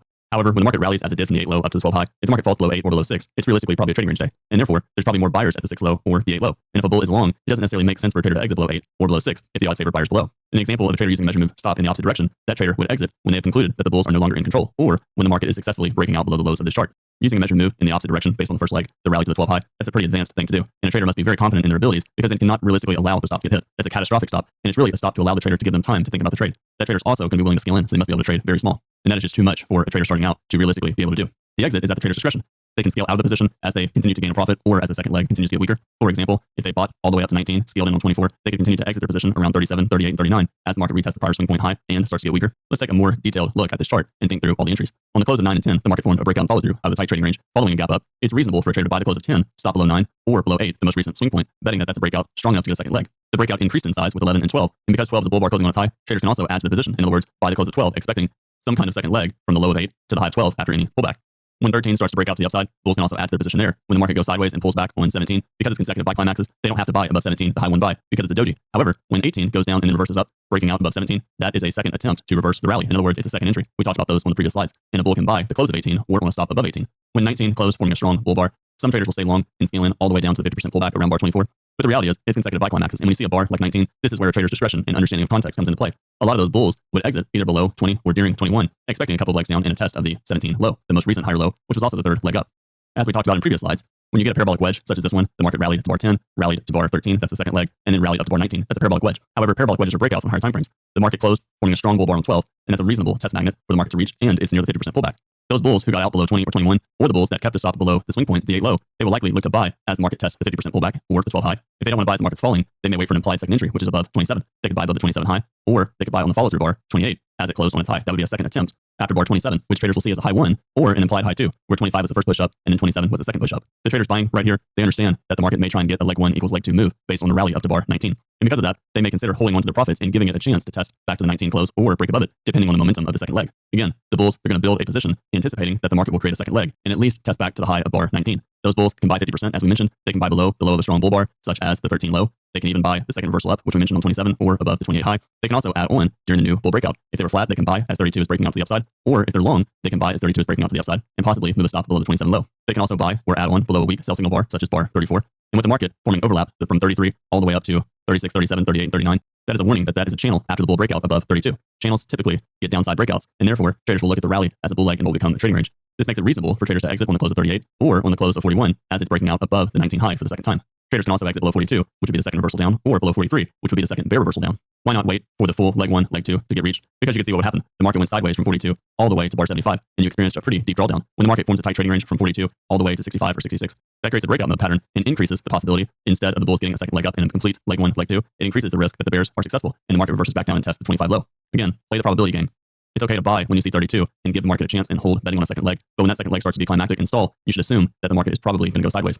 Another thing about this chart that's worth noting is that you really don't want to see a sell-off like you did down to bar 24. That's a lot of selling pressure for the bears, and that actually increases the possibility that the market is going to go more sideways if it breaks out above it. You can see what happened. The market sold off to 24 low and broke above the high of 19 during bar 40, 41, and 42 in that area. And then later on in the day, the market tested back to around the midpoint of the bear breakout down to 24. So if a bear sold to close at 24 and sold more at a new high of the day, they likely were able to get out break even. That's a sign of trading range price action. Bulls that built a position or bought during 32, there's other reasons for those traders to exit. When they see the breakout on 32 and then the overlap 33, 34, 35, and even 36, that's a sign that this is probably going to be a bull leg and will become a trading range. And that will make traders more quick to exit profits, as noted on the blue boxes around bar 39 and bar 41. Next, let's talk about trading a breakout that's in the form of a microchannel. The microchannel breakout is similar to the previous slide, where you buy the breakout and follow through, betting on a simple leg 1. The only difference is, for this example, you need one more bar after the follow through in order to create a microchannel. The requirement is that you need at least 3 bars in the same direction with a microgap. And obviously, it needs to be a microchannel.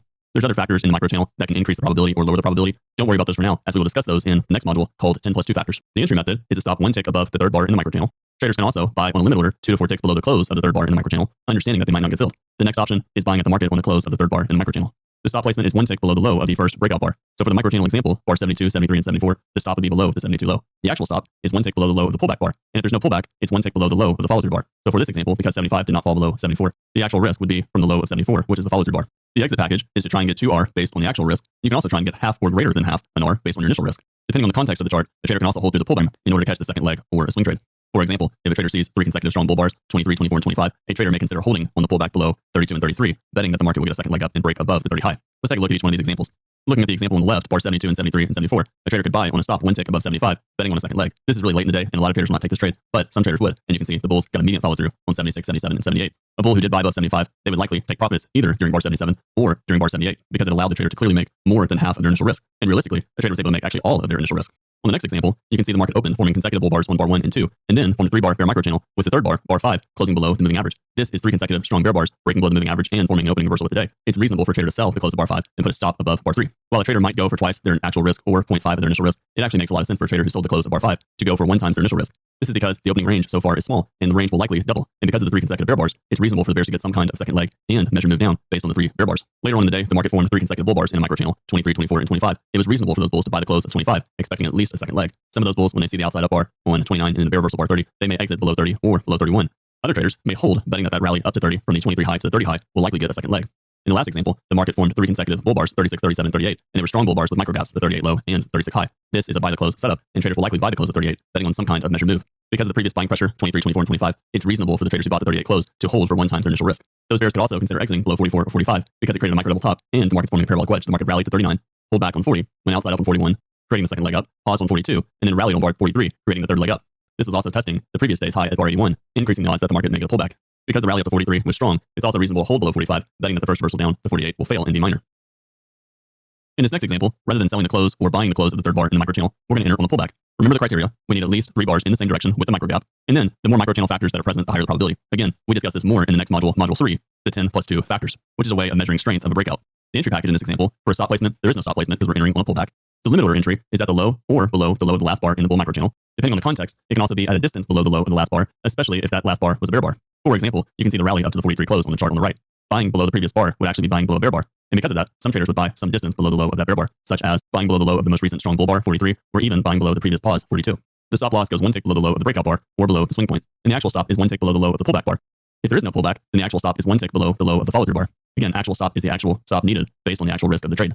The exit criteria, ideally a trader should try and at least get 2 times their actual risk. They can also try and get 1 times their initial risk or greater depending on the context. Why 1 times their initial risk when the previous slide was half the initial risk? Well, if you're entering on a pullback, you're entering at an advantageous price, and therefore it's easier for a trader to make 1 times the initial risk. Depending on the context, a trader can also hold through pullbacks and try and catch the second leg, or a swing trade. For example, a trader can sell the pullback on 7, but because the sell-off from 3 to 6 is strong, they may give the trade a chance to see how far it goes. Same thing with buying a pullback on 26 after the 3-bar microchannel to 25. Traders can hold for the second leg to 30, or they can hold to the deep pullback 33, betting that the market will get a larger second leg up. Let's take a look at these examples. There was a microchannel with 4 consecutive bear bars down to 6. In the previous slide, a trader would sell the close of 5. However, because this trade, they're entering on the pullback, the first pullback opportunity was selling the close of bar 7. If a trader didn't sell above 7, because the market formed a microchannel down to bar 12, a trader could sell the high of the most recent strong bear bar, either the high of 12 or the high of bar 11, which you could see they would get filled during bar 14, and they could hold for a second leg down. A trader could buy the close of bar 26, which is the first pullback after the 3-bar microchannel, 23 to 25, betting on the second leg. Next, the market formed a rally from 35 to 39, and therefore traders could buy the pullback below 40. It's a weak bear inside bar, and there's probably buyers below it, so it's a reasonable buy below the bar, betting on the second leg. For the microchannel, 41 to 43, as we talked about a few minutes ago, because bar 44 is a bear reversal bar closing on its low, late in the rally, far from the moving average, it's reasonable for traders to buy at a distance below the bar, such as below 43 or below the 42 low, betting on a second leg up. When trading breakouts, it's important to understand when to take profits. One method is when you get a gift, in other words, a profit maximization bar. Continuing with our example of microchannels, you need to see a microchannel setup, and your entry was timely and the position needs to be profitable. For example, let's say you sold the close of bar 24. Next, you want to see some kind of pause bar, doji bar. It can be an opposite bar. It can even be with trend bar, but it needs to have a prominent tail below. For example, bar 25 meets that criteria. And at the close of bar 25, even though it has a tail below the bar, the trade is still profitable. And then suddenly you see a big acceleration bar, such as bar 26. This is a profit maximization bar. This is very common inside of a trading range, and it's a climactic bar. If you think about what's going on, the market sold off to 24, and then on 25, the market sold off and rallied. That's a pullback on a lower time frame. And then the market formed a climactic strong bear bar. That climactic bar often leads to profit taking, and that's why traders exit at the market when they see bar 26 forming, especially when it closes. And the other exits and stop criteria, it's the same as the previous slides. The next example, let's say a trader bought the close of bar 50, or they even bought the pullback during bar 52. This microchannel 48, 49, 50 did not have a micro gap, and that lowers the quality of the microchannel, but it's still an okay trade. So the trader's long, and then they start to see tails, 54 and 55 and 56. At this point, the trade is clearly profitable and is becoming prolonged. The market's already formed a second leg. The first leg was the 48 low or the 47 low up to the 52 high. Then the market pulled back on 52 and 53, and now the market's forming a second leg inside of an overall trading range day, with trend bars and prominent tails during bars 54, 55, and 56. And that's a warning that the market may begin to stall. And if the market forms a sudden acceleration bar, such as bar 57 closing above the high of the previous bar, that's a reasonable trade for traders to exit. Traders will see it as the same thing as bar 26. It's a gift, allowing traders to maximize their profits. The reason bulls will exit on 57 is that it's basically a parabolic wedge, and they understand that bears will sell the close of 57, betting that it's high in a trading range. The next example, we can see a microchannel 74, 75, and 76. If a trader bought the close of 76 or better, the pullback on bar 77, and they see a strong bull bar, such as bar 79, many traders would exit for one, it's late in the day, and it's testing highs at 57, but the pullback on bar 77 was already disappointing, and 78 is an inside bar, so it's a hesitation bar, and therefore bar 79 is a reasonable acceleration bar and a gift for the bulls, allowing the bulls to sell the close of a strong bar. It's really important to understand acceleration bars, especially when the market is in a trading range, because it's climactic behavior, and most moves end when the market forms some variation of climactic behavior. This is why you often hear traders say that when the market's forming a rally, it's very common for the end of the rally to break above the top of the bull channel line and reverse down, and the opposite for the bears. It's common for the market to break below the bear channel and reverse back up. This is basically what acceleration bars are doing. It's climactic behavior, ideally in a trading range, that often leads to a reversal. This is why it's so important to understand the context behind the trade.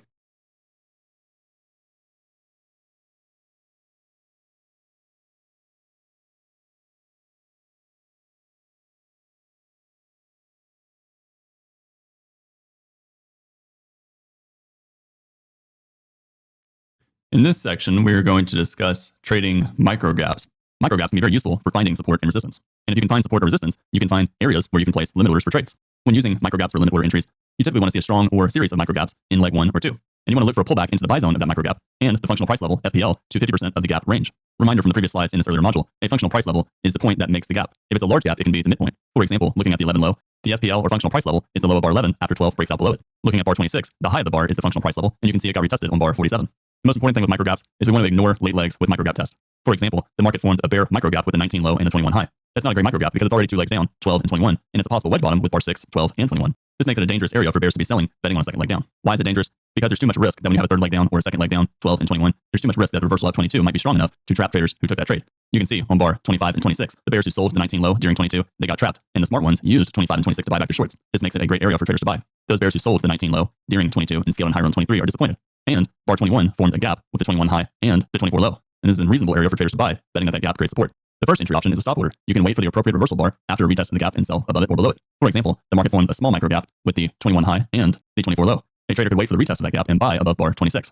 The next option is a limit order buy at 50% of the micro gap, willing to scale in all the way down to the functional price level if it's a bull rally. It's important for the two entry prices to be about an average bar range apart. Otherwise, you're buying and scaling in too close to each other, and it's really better just to pick one. An example of this would be buying the 39 low. It's the 50% of the large micro gap, the high of 26 and the low of bar 30. And you can see the functional price level is the high of 26. That's the start of the micro gap. Traders can buy the low of 39, and they can buy more on a test of the 26 low, which they would have gotten filled during bar 47. Remember, it's important to space out your entries. Otherwise, it's really easy when you're scaling in to build too large of a position size, and your average cost is not going to move that much. By spacing your entries out at least an average bar range in general, it's going to make it much easier to manage those trades. The last option is a market order. Wait for the reversal bar to start and buy as the market is rallying. So for example, the market formed a bull bar 26 and followed through bar 27, and then 28 formed a micro gap 26 high and the 28 low. Traders can buy the close of bar 28, or if they're quick, they can buy as 29 is racing to the upside. The stop loss of the initial risk is below the swing point, where the actual risk is based on an adverse move against you plus 1 tick. The goal is to try and get at least 2 times your actual risk. You can also try and get 1 times your risk based on initial or 1 average bar range. You can also hold through a pullback for a symmetrical second leg or a swing depending on the correct context.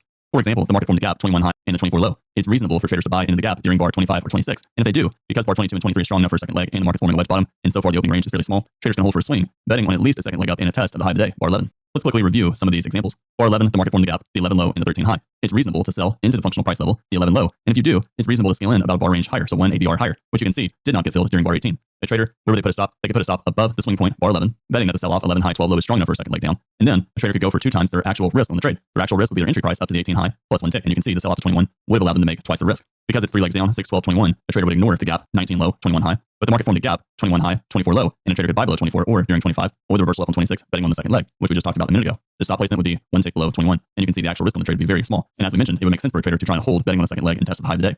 The next trade would be buying the 39 low, as we talked earlier. It was the 50% pullback of the multi-micro gap. In other words, it was accumulation of 3 gaps that created 1 large gap, the 30 low and the 26 high. The buy zone is 50%, which is the low of 39, and the functional price level, which is the high of bar 26. A trader could put a stop below the swing point, the 25 low or the 21 low, and they could exit with at least 2 times their actual risk on the trade. They could scale in more at the functional price level, bar 47. Some traders, because of the 3 consecutive bear bars, 38, 39, and 40, when the market rallied and formed 2 legs on the close of 45, it was testing a breakout point, the 35 low. It's reasonable for those bulls to take profits, betting that the 3 consecutive bear bars down to 40 would get a second leg down, which it did on 46, and we had the functional price level 26 high as a magnet.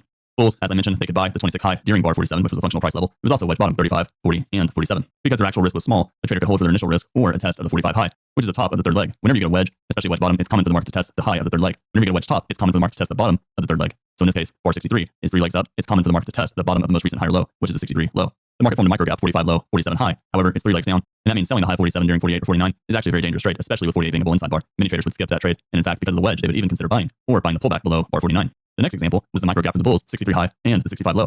This was a third leg up and a dangerous bar to buy below, betting on a test of the functional price level, which was the 63 high. Many traders would skip that trade. Bar 65, the low of the bar, formed a gap with the 67 high. However, when the market sold off to 69, especially with the day being in a trading range, once the market rallied and formed 4 consecutive bull bars testing into the gap, the 65 high, many traders would cancel their order, betting on a limit order sell on a retest of the functional price level, the 65 low. This is because there's too much risk of the bulls getting an upside breakout. The bears that did sell the 65 low during 74 would be very quick to exit the trade if the market went sideways. One thing that's worth mentioning, you can see some of these micro gaps are painted blue and some are painted orange. When the micro gap is painted blue, for example, the bar 27 and bar 28, that's because the gap, the start of the gap, in other words, the functional price level, the 26 high, is a bull bar. And then the bottom of the gap, which is the 28 low, is also a bull bar. You want to see micro gaps created by bars that are in the direction of the micro gap. For example, for a bull micro gap, you want to see it created by bull bars. For bear micro gaps, you want to see it created by bear bars. Context is most important when it comes to micro gaps. However, understanding the difference between a micro gap created by consecutive bull bars versus micro gaps created by a bull bar and then a bear bar slightly changes the probability, which is why they're painted differently.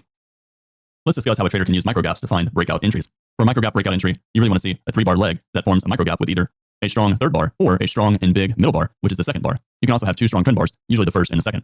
Enter at the market at the close of the microgap signal bar or on its breakout. And most importantly, you want to ignore late setups. In other words, when you see the microgap on 35 and then the breakout 36, you do not want to be selling. because it's a late leg after 3 legs down, 37, 34, and 36. The entry method is a stop above the high of the microgap or below the low for a bear bar. You can also enter on a limit order, buying below the microgap signal bar and scaling in at the functional price level. It's the opposite for the bears. And you can also buy the close or sell the close at the market of the third bar, which is the microgap signal bar, in the direction of the breakout. The stop loss is below the bull swing point and the opposite for the bears. The actual stop is based on the adverse move against you plus 1 tick. The exit package, ideally, as always, you want to try and get 2 times your actual risk. You can also try and get at least 1 R based on your initial risk, or at least 1 ABR, average bar range. You can also hold through the pullback for a symmetrical second leg, or a swing, depending on the context. Let's take a look at some examples. The first example, we have a 3-bar breakout, the high of 8 and the low of bar 10. And you can see the third bar created a gap, the 8 low and the 10 high. Traders can sell at the market and hold for at least an average bar range, or 2 times their actual risk. Their actual risk was the close of bar 10 to the high of bar 10 plus 1 tick. The next 3-bar breakout example was bar 10, 11, and 12. 12 formed a micro gap after bar 11 formed a large bear trend bar. The gap is the low of 10 and the high of bar 12. Traders can sell the high of bar 12, or they can sell the functional price level, which is the 10 low. They can also just sell the 10 high and scale in more at the 10 low, the functional price level. The stop is based on the bull swing point, which could be the 8 high, and they could go for 2R based on their actual risk. Because of the context and the consecutive sell climaxes on the way down to 12, many traders who sold above 12 would be quick to exit on a test back to the 12 low during bar 18 or 19, especially with bars 12 through 18 going sideways. That's a possible final flag and increases the risk that the breakout below 12 is going to fail. The next example is the 22 low and the 24 high. Bar 24 created a micro gap with the 22 high and the 24 low, and bar 24 is a strong third bar in the breakout. This meets the criteria of the setup. A trader can buy the close of bar 24, betting on at least 2 times their actual risk, or 1 average bar range. The next example is the 23 low and the 25 high. This is an example where the market formed a large micro gap, the high of 23 and the low of bar 25. This is an example where a trader could buy the close of 25, or they could buy the pullback on 26 as it retests the 24 high, betting on at least a bounce in a second leg. While the rally, the 23 low to the 25 high, seems strong and it's got a good micro gap in it, the high of 23 and the low of 25, it's actually a fairly dangerous trade. The market had a very tight channel down to bar 19, and that's a bear breakout on a higher time frame. While the rally up to bar 25 is good for the bulls, it may just get a small second leg and go sideways. And if it goes sideways like it did 27, 28, 29, it might actually be a complex pullback. The market rallied to the 21 high, pulled back, creating a low 1 below 21, and then the market rallied up to 27, and that's a variation of a large 2-legged pullback. So it actually makes it dangerous for traders buying into the functional price level, the 23 high, or the midpoint of the gap, 23 high and the 25 low, especially with the 3 consecutive bear bars down to bar 30. The next trade example was the 30 high and the 31 low. The market formed a gap, the 30 low and the 32 high. Because bar 31 was such a large bar and there's a micro gap, a trader could sell the close of 32, or they can sell a bounce and sell in the upper third of bar 32, betting on a second leg down, which they got on 33 and 34, and they would have made at least twice their actual risk, or 1 average bar range on the trade. The next example is the high of 33 down to the low of 35. This is a fairly dangerous trade. You can see the market formed a gap, 33 low and the 35 high. While a trader could sell it, the danger is bar 35 is already 2 legs down. The market sold off on 31, paused, and then sold off on 33 and 34. And 34 is a pullback bar. That increases the risk if we break out on 36. That would actually be a parabolic wedge. Plus, it would be a large second leg down from the sell-off below 19. And the rally from the 19 low up to the 27 high has a lot of buying pressure. This is an example of a late leg and an example of a micro gap that you would not want to trade, because the odds are the micro gap below 33 is probably going to get closed. The bulls got a rally with 3 consecutive bull bars, 37, 38, and 39. And the market formed a micro gap to 36 high and to 38 low. A trader could buy the close of bar 38, betting on at least a second leg up, and they could hold for at least twice their actual risk, which they would have gotten during bar 45. Because of the context on the trade, a trader may actually hold for a swing in a test of the 27 high. This is because the market formed a parabolic wedge down to bar 36, and it's a late bear leg, and that increases the chances that the market's going to evolve into a trading range. Plus, with the strong reversal bar on 47, that's a reasonable location for the low of the day. The next trade would be the 43 to the 44 high. The market formed a gap, 42 high, 44 low, and traders could buy the close and hold for at least twice their actual risk. The next trade, the 55 low and the 57 high. The market formed a micro gap, 55 high, 57 low, where the mid bar, the 56 bar, bar 2, in the 3-bar breakout, formed the micro gap. It's a large bar. Traders could buy the pullback of bar 56. Part of this reason is because 56 is a very large bar following consecutive bear bars, 54 and 55. And the micro gap, you see how it's red? That's a sign that it's traded from bearish behavior. In other words, the breakout point, 55, is a bear bar, and 56 is a bull bar, and 57 is also a bear bar, and that's why it's painted as an orange box. Traders can buy below 57 and hold for at least twice their actual risk. Because the market is forming a tight bull channel and a small pullback trend, traders could consider holding for 1 times their initial risk, which they would have gotten later on in the day. The last trade example was 66, 67, and 68, but this is a late bull leg and a late climactic bull breakout, and you can see 67 is a relatively large bull bar, and that makes it a dangerous trade. Even though there's a gap, the 66 high and the 68 low, a lot of traders would be hesitant to buy below 68 because the gap is late, and if they did, they'd be pretty quick to get out of the trade when it went sideways, especially when they see 69 be a strong bear bar closing on its low. On the previous slide, we looked at microgaps as a method to find entries to get into a breakout. As we saw on the previous slide, there were 2 examples where that microgap entry was really too late in the trend. The sell-off to bar 36, if you remember, there was a microgap 33 low and the 35 high, and therefore the trade setup would be selling the close of bar 35. However, it was late in a bear trend. It was a late second leg down, first leg being 19 low, second leg down, at this time being the 35 low, and it was a possible parabolic wedge. 31, pause, 34, pause, and 35. 35 was the end of the second leg, and when 36 sold off, it created the third leg down. The second example was the 66 low and the 68 high. Both of these trades are lower probability breakout trades, and because of that, we can actually fade the breakout and have a high probability of making a profit. What are the requirements of fading a late microgap breakout?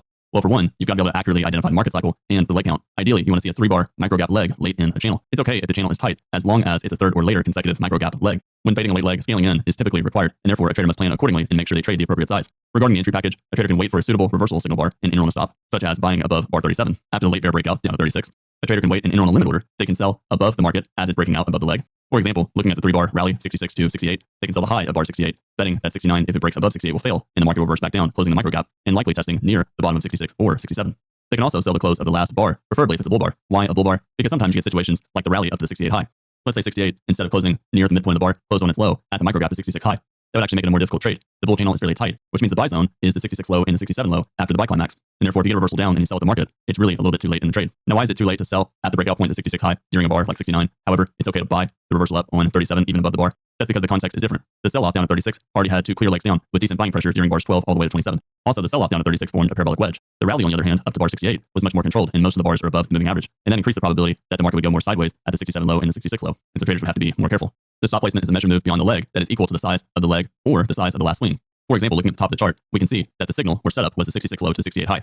A trader could put a stop a little bit above that measure move. As you can see, it's the measure move up in the closer of the initial stops. The other option is putting a stop from the bottom of the swing point, the 62 low, all the way up to the 68 high, and that would be a much wider stop. The actual stop is based on the adverse move against you plus one tick. It's really important to realize that whenever you're using a wide stop, such as these two examples, a trader has to have a proper calibrated expectation when taking these trades. For example, the rally up to bar 68, if they're using a wide stop, they've got to be very careful because the odds are they're probably not going to make 1 times that initial risk on the trade. And therefore, they have to know when to exit the trade if instead the market breaks to the upside. The sell off to 36 is a little bit different because realistically, a trader buying the low of 35 or even the breakout during 36, they can probably make at least 1 times their initial risk because of the context. The exit package is to try and get at least 2R based on the actual risk. They can also try and get 1R based on the initial risk or about 1 average bar range, ABR. They can also hold through a pullback for a swing trade. For example, the trader who bought the 35 low or scaled in during 36, they can hold for a swing betting on a test of the 27 high. And the trader that sold the close at bar 38, they can exit on a profit of about 1 average bar range.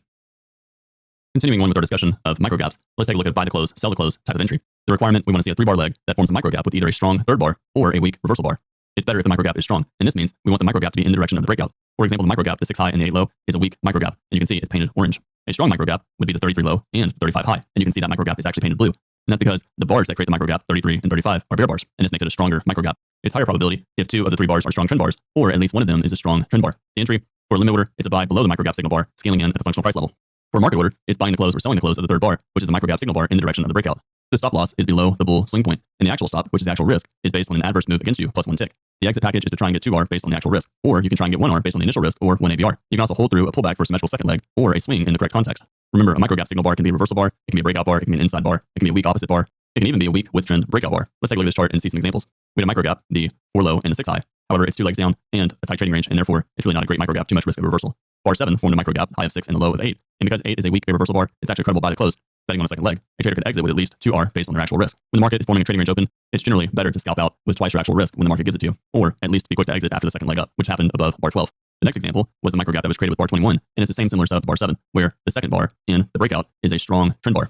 Just like the previous example, the microgap is a little bit weaker because it's created with the bear bar, the 20 high. But 21 is a strong enough bar in the follow through 22, creating the microgap, that it's reasonable to buy the close of 22 and buy the pullback into the functional price level, which is the bar 20 high, during bar 23, betting on at least a second leg. Because the market is in a trading range and it's possible wedge top with bar 1, 13, and 22, it's reasonable for traders to be quick to exit, especially if the market begins to go sideways. The market formed a microgap 133 with a low of 32 and a high of 34. A trader could sell the close of 34, betting on a second leg down. They could go for twice their actual risk, or they could hold because the range is small and bet on a breakout below the 6 low and a test into yesterday's bar 81. The market formed another gap, 33 low and a 35 high.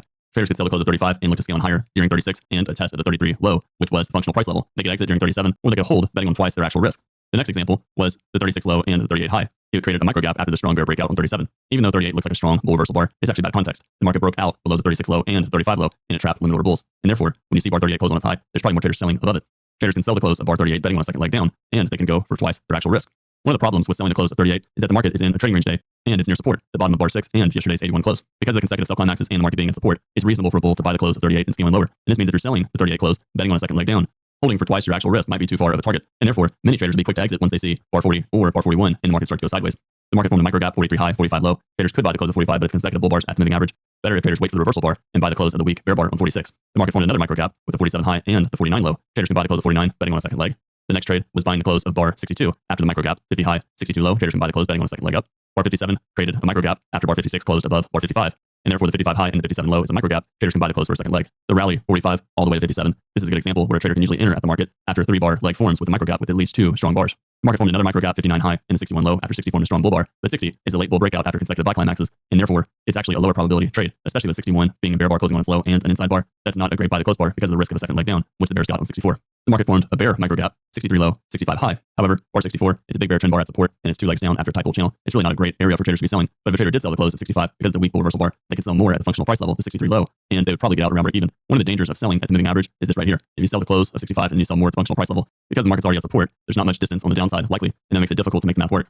The trader that did take that trade would likely be very quick to exit when they see 66 close on its high. They could probably get out break even on the next bar. The last example, the market formed a microgap 69 high, 71 low, and it formed a consecutive decent bull bars, 70 and 71. A trader could buy the close of 71, betting on at least a second leg. Because bar 72 is late in a bull rally and it's a second leg up after the rally above 60, and the pullback from 60 down to 64 has decent selling pressure, it's actually more dangerous of a trade buying the close of bar 71. If a trader did buy the close of 71, they would likely be disappointed with 72 because of the overlap. 72 sold off to the bottom third of 71 and then rallied, and that's a warning that the market may pull back soon.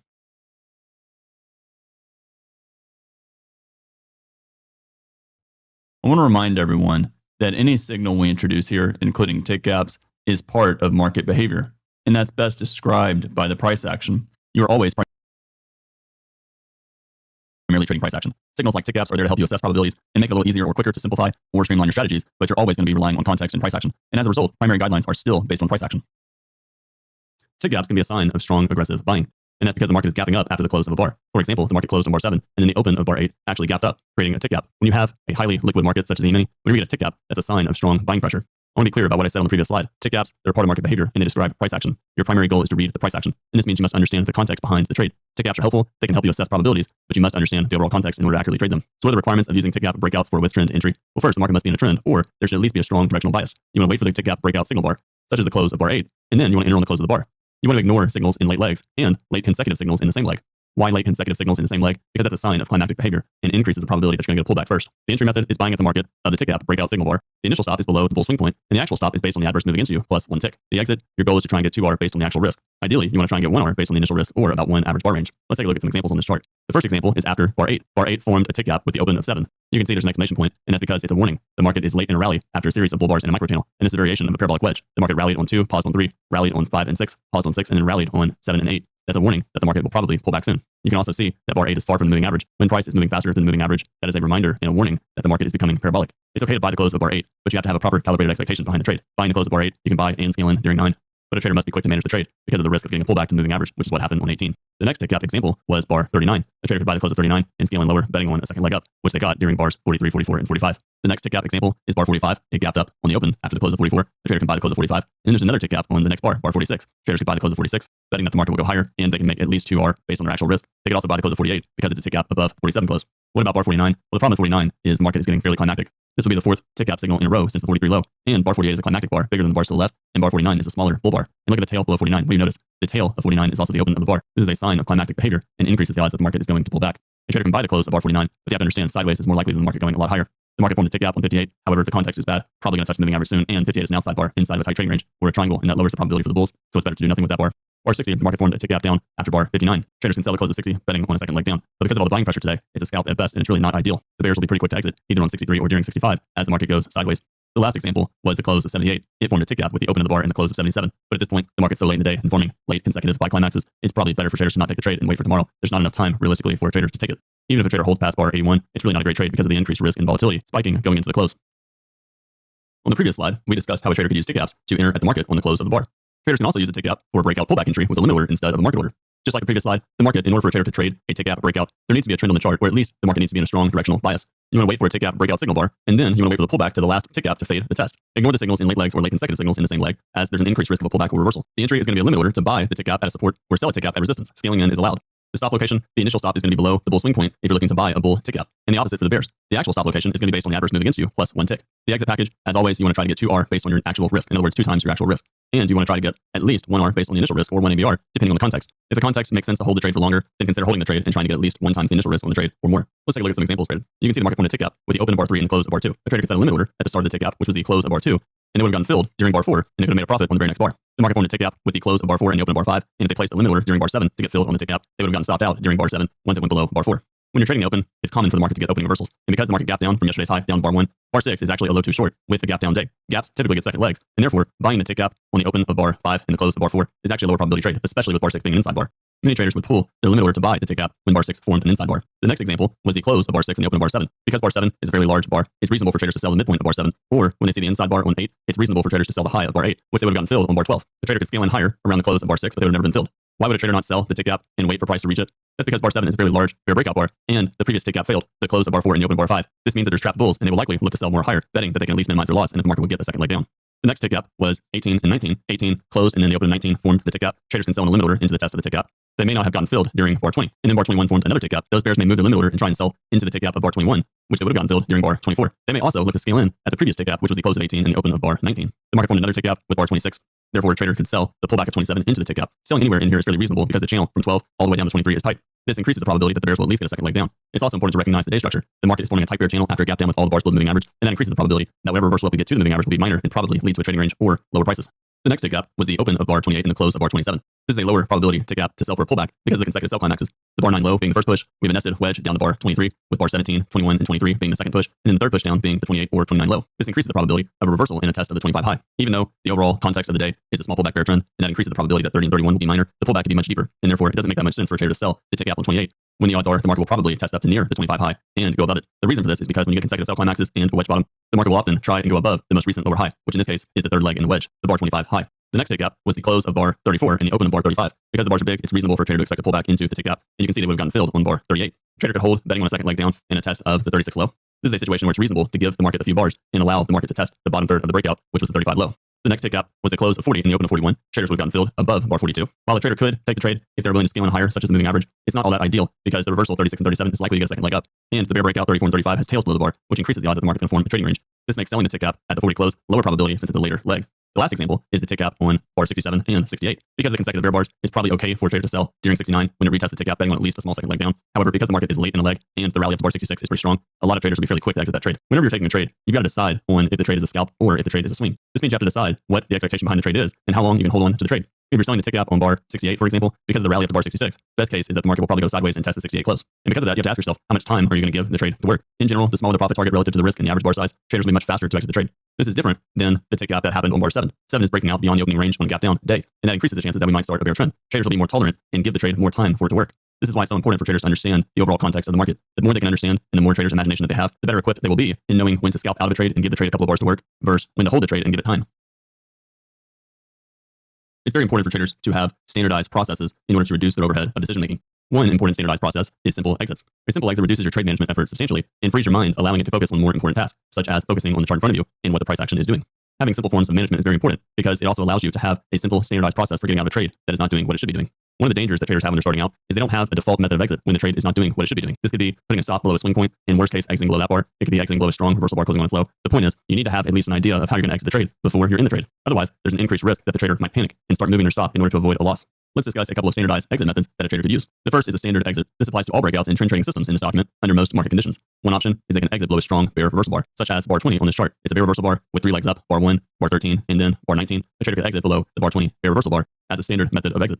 The other option is to exit a scalp size below a bull bar if the market is in a bull trend. For example, bar 42, you can see the market went below bar 42 and bar 43 by about a scalp size distance below the bar. Why is this important? That means the bears were able to make money selling below a bar. In a bull trend, you do not want to see the bears make money below bars. And if the bears do make money below bars, that's a warning that the bull trend is forming a trading range. Another option is a wide stop in a bull trend or a wide stop in a bear trend. This applies to all swing trades when the market is in a strong trend, forming strong trending behavior, and you do not want to get ejected by a sharp adverse move against you. The stop placement will be 1 tick below the swing point. For example, if you thought bar 42 was in a strong bull trend, you might put a stop below bar 27. One of the issues with using a wide stop and putting it below the most recent swing point is if the market's in a trading range, it could easily fall below that swing point. For example, looking at the bar 19 rally, you can see the most recent swing point was the 17 low. So if you use the wide stop and you put a stop 1 tick below 17 on bar 19, you can see the market would have stopped you out on bar 24, went sideways, and then got trend resumption. Most traders, when they put a stop below a swing point, they do not want to be putting a stop below the swing point if the market is forming climactic behavior. We talked about this on previous slides. You can see the market on bar 19 is far from the moving average, and the market is moving away from the moving average faster than the market is rising. That's a sign of climactic behavior and a warning that the market may enter a trading range. Most traders, when using a wide stop below the most recent swing point, they're going to be quick to exit if the market starts to go sideways or develop more selling pressure. That wide stop below the swing point gives traders time to think. For example, the trader who buys the 42 high or the 42 close and they put a stop below bar 31 or 27, they're not going to realistically allow that stop to get hit. They're just betting that the first reversal down will at least go sideways and form a trading range. And this is a good example. You can see bar 44 sold off pretty sharp to the moving average, went sideways, and then rallied back to near the 42 close. The trader that used the wide stop below the swing point, they were not stopped out on bar 45. They could have scaled in during the sell off to 45 and gotten out around break even at the first entry back at the 42 close, sometime around bar 56 or 61. Again, using a wide stop, you've really got to understand the overall context of the market. Otherwise, you'll inevitably use the wide stop at the wrong time, such as buying the close of 19 and putting a stop below 17. The last example of simple trade management for exits is adverse momentum. If you're holding long in a strong trend but adverse momentum develops, you should exit after you see 1 very big opposite bar, 2 consecutive strong bars against you, such as bars 20 and 21, 3 consecutive average bars against you, such as bars 63 through 65, and then 4 consecutive bars against you. Again, it's very much dependent upon the overall context. A trader, when they see a strong adverse bar against them, it's not unreasonable for a bull to exit when they see 44 break out and close near its low. That bull who exited during 44 must be prepared for the possibility that 44 is just a 50% sell vacuum test of the midpoint of the rally that began at the 27 low or the 25 low and ended at the 43 high. Again, the more that a trader understands the overall context of the chart, the better that the trader will be positioned to exit accordingly. The whole point of this slide is to give you ideas on general minimum trade managements that a trader can use in order to exit the trade. Traders can also exit on completed price structures. When a pattern is complete, the market is in breakout mode, and this means you can exit on the first reversal. For example, traders can exit below 19. Now, why would a trader exit on breakout mode? Because a breakout mode situation implies that the price structure is complete and the market is now free to create the next structure. For example, when the market forms a wedge top as it did bar 18, there's a 75% chance that the market will get 2 legs down, and there's only about a 25% chance that the market will break to the upside and create a new upside breakout structure. When the market's in a trading range, traders can exit after a 2-legged pattern. They can use the reversal of the second leg to exit. For example, a trader may exit above 50 or above 51 because it's a large 2-legged move inside of an overall trading range day. The first leg down was to the 28 low, and the second leg down was to bar 50. Traders can also exit after 3-legged patterns, such as triangles, expanding triangles, contracting triangles, wedges, parabolic wedges. They can exit on the reversal of the third leg. Remember, a trading range is often a continuation pattern on a higher time frame, especially if that higher time frame is in a strong market regime. For example, let's assume that yesterday's chart was forming a large wedge bottom on a higher time frame. The market rallied up to bar 18, and then the market sold off for 2 large legs down to bar 50. The sell-off from the 18 high to the 50 low might be a complex 2-legged pullback, increasing the odds that the bulls are going to get a second leg up and test the 18 high. Markets are fractal, and you can see the sell-off down to bar 28 is a leg 1 on a higher time frame, such as a 15-minute chart, because the sell-off from the 18 high to the 28 low is fairly tight. But it's also a wedge bottom. It's a parabolic wedge with bar 22, 24, and the 28 low. And that's enough of a reason for a trader to exit above 28, expecting a couple of legs up. Taking this chart one step further, it's also a dueling lines pattern. The market has a gap or a breakout point at the 2 high or the 4 high, and the market is testing it on bar 28. That's a dueling lines pattern. This means that the market is testing 2 levels of support that are approaching each other, the bear channel, bar 28 low, and the test of the breakout point, the bar 2 high. The market rallied from the 28 low up to the bar 38 high, but it formed a parabolic wedge with the 38 high. Because the sell-off down to 28 was tight and a breakout on a higher time frame, that increased the odds that the bears would get a second leg down, which means traders would exit below 38 expecting that it would at least get 2 legs down and try and break below the 28 low. Another method a trader can use when exiting is to exit on big profits, in other words, a gift. When the market gives you a gift, you generally want to take it, especially when one of the following below is true. For example, the market forms an open profit that is immediately larger than 1 times your risk. If the market suddenly forms a late big bar, late in a leg that has more than 4 consecutive bars in the same direction. If the market forms a leg that is in leg 3 or later and is becoming climactic. If the leg is a second leg in a trading range day and it is suddenly much bigger than anticipated. And then lastly, if the leg becomes parabolic, a sudden sign of acceleration. The benefits of maximizing your profits and exiting early instead of waiting for reversal is that you can potentially increase your profitability by at least 30% or more. It reduces your exposure to risk and it increases the number of opportunities you get in a trade. This is because when you go back to flat, you can now take a new trade rather than holding through a pullback. It also removes the need to scale in on pullbacks, and it reduces the mental pressure and preserves your energy. Most of the time, the market's in a trading range, and therefore there's a tempo to the market. This means by exiting on profit maximization, more often than not, you're going to be given a pullback that allows you to re-enter the trade. Again, this goes back to the mentality we've talked about several times in these first 2 modules, and that is it's generally better to scalp and take more trades than it is to hold on for a large trade. For example, the market sold off from the high of bar 1 down to the low of bar 10, and therefore traders expect a second leg. If a trader was short on the close of bar 10, they could hold all the way up to bar 30, and then hold for the second leg down to bar 59. That would be a leg 1 equals leg 2 move, but obviously they would have missed a ton of trades, and the reality is they would have not even made 1 times their actual risk.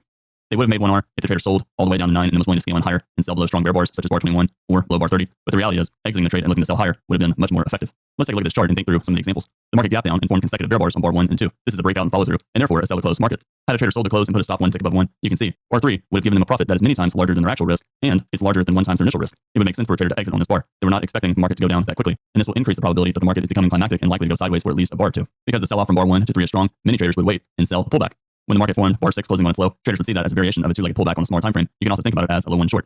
Traders can sell to close the bar 6 or below the bar, and they would have made a profit on bar 7 or bar 8. Since this is greater than their initial risk on the trade, many traders would exit on the surprise profit either on bar 7 or on the close of bar 8. The market formed a microchannel from the 14 low up to the 17 high, and then it formed a weak bear reversal bar on 18. That's a low probability short, and it's a reasonable buy the close bar because it's a weak sell signal bar in a bull microchannel. Had a trader bought the close of bar 18, bar 20 would have given them a very quick profit, and it's a relatively big bar late in the rally from the 14 low. Many traders would use the close of 20 to sell out of their longs and capture more than 1 times their initial risk on the trade. The rally up to bar 20 was strong enough for traders to expect a second leg up, and when the market formed a second entry buy on bar 24, it was reasonable for bulls to buy above the 24 high, betting on at least a test of the 20 close or a second leg above 20. The market rallied during bars 25, 26, 27, and 28, and then suddenly bar 29 formed a larger bar breaking out above the bar 20 high. This is a climactic bar, and it's the 6th consecutive bull bar inside of the microchannel that began on bar 24. This is a great opportunity for traders to exit on acceleration and maximize the profits on a strong bar. Because the sell-off down to bar 10 is a breakout on a higher time frame, it's reasonable for traders to assume that the rally to bar 29 might be a 2-legged pullback, and therefore if bar 30 closes on its low, many bulls would exit. A trader that can understand that would be even more inclined to maximize the profits on bar 29 because of the increased risk of a trading range day and not a bull trend. The market reversed down on 33 and 34, and traders would expect at least a small second leg. But because the market's in a trading range, and the market just broke below the trading range after being above it for a couple of bars, many traders would expect the market to go sideways around the trading range for at least a few bars after the bear breakout 33 and 34.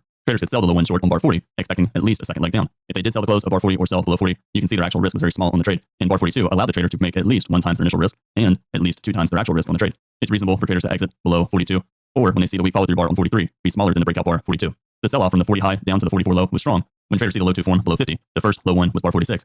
Many traders would assume the trading range from bars 40 to 50 was likely to get a breakout to the downside and become trend resumption for the bears. Because the doji on 50 is a weak sell signal bar for the bears, many traders would wait for a strong breakout bar such as 51 and sell below it. Had a trader sold below the bar, many would exit after 5 or 6 consecutive bear bars down to bar 54 or bar 55.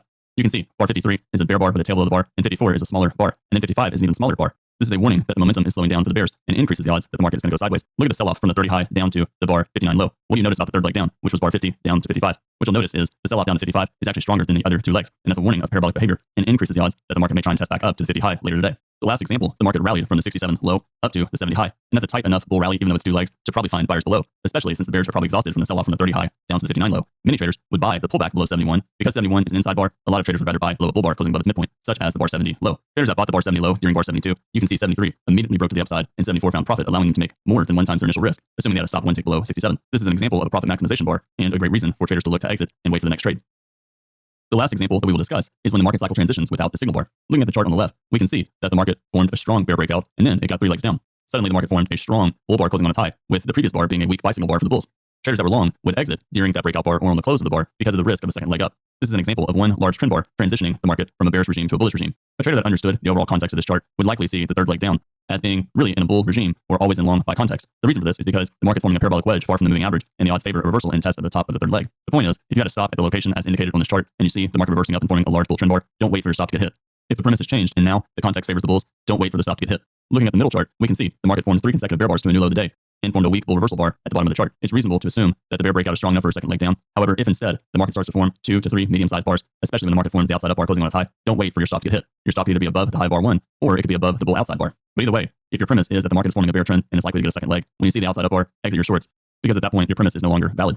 Looking at the chart on the right, you can see the market formed 4 consecutive bear bars in a micro channel, and then all of a sudden the market started to form a series of small trend bars. When the market forms 3 to 5 small trend bars, generally it's better to exit on the close of the third or fourth small bar, closing above its midpoint. Again, don't wait for your stop to get hit when your premise is no longer valid. The reason you should exit is because when the market starts to form a series of bull bars, it's forming a strong reversal bar on a hard time frame, and this increases the probability that the bear breakout is failing and that the market is going to get a reversal up. The point to realize is that you're not always going to see a clear reversal signal, and therefore you have to be prepared to exit if the market is forming strong momentum against you. Every one of these charts actually had bad context for the bears. As we mentioned on the chart on the left, the market was forming a parabolic wedge far from the moving average, and the momentum was slowing down at the bottom of the chart. That increased the probability of the bulls getting a reversal up. On the middle chart, the market is getting a late bear breakout in what is likely a bear trend. This means that the low of the chart and the last final bear bars that you can see on this middle chart is likely a late climactic into the move. When traders see the doji bar, even though it's a small bull body, traders will see that as lack of momentum by the bears, and traders will begin to buy back their shorts. Looking at the chart on the right, you can see that most of the bars were completely above the moving average.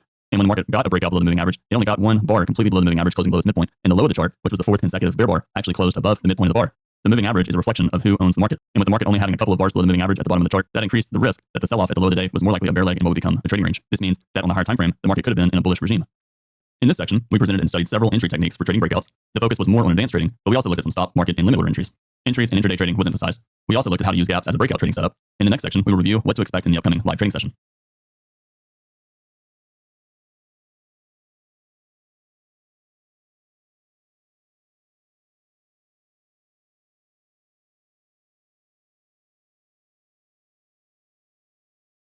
Here are some things to prepare for the upcoming live trading session. First, review the daily, weekly, and monthly charts of the ES. While we are hopeful that the market will accommodate us, the reality is it may produce less things than we would like to trade. We will trade what the market gives us, trying to stay close to the concepts as possible. Be sure and write down your questions in order to ask them in the Q&A session afterwards.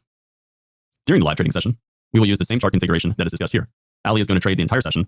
The session will start at 9 a.m. Eastern Time, with 15 minutes allotted for getting set up and 15 minutes for the pre-market analysis. After the close, Ali will review the day and discuss the trades or any important points that he noted during the day. During the day, our team will discuss price action as it evolves and any comments that are needed regarding Ali's trades. Now that you know more about breakouts, please repeat the same homework that you did in Module 1 of Trade With Me, but this time, go more in detail. Identify strong breakouts with correct context, strong market control, and strong bars. See how you can enter on a pullback in order to capture profits in the second leg. The average probability is going to be greater or equal to 60%, at least. If filtered for a few exceptions, the probability can be greater than 85%. Again, breakouts in second legs, they will continue to be the focus of our live trading. Once you've done practice 1, I want you to take the signals from practice 1 and classify them into the following: breakouts with open microgaps, breakouts without open microgaps, breakouts with non or small overlapping bars. Remember, breakouts with no overlap means that not even one tick can go beyond the previous bar. So it's better to look at small overlapping bars as a criteria, because non-overlap is going to be very rare. Look at least 100 examples of each. Find examples in different chart contexts that we mentioned in this module. Think about how each one reacts to pullbacks, and which group has better odds of getting a tradable second leg. So between breakouts with open microgaps, breakouts without open microgaps, and then breakouts with non or small overlapping bars, which ones tend to get a tradable second leg? And then lastly, how do different contexts change the expected outcome? If you remember back in this module, we talked about event and response. How do the various contexts of the breakout change the expected outcome or the expected response? Thank you for taking the time to watch and review the learning material in Module 2. This is a lot of information to learn, and it's okay if you don't know everything and if some things feel confusing. The key is to continue to review this information and think long and hard about it. And the longer you think and the more time you spend reviewing this information, the more it's going to make sense. Spend a good bit of time working through the practice slides and really take them serious, as that is going to help you learn and be more prepared for Module 3.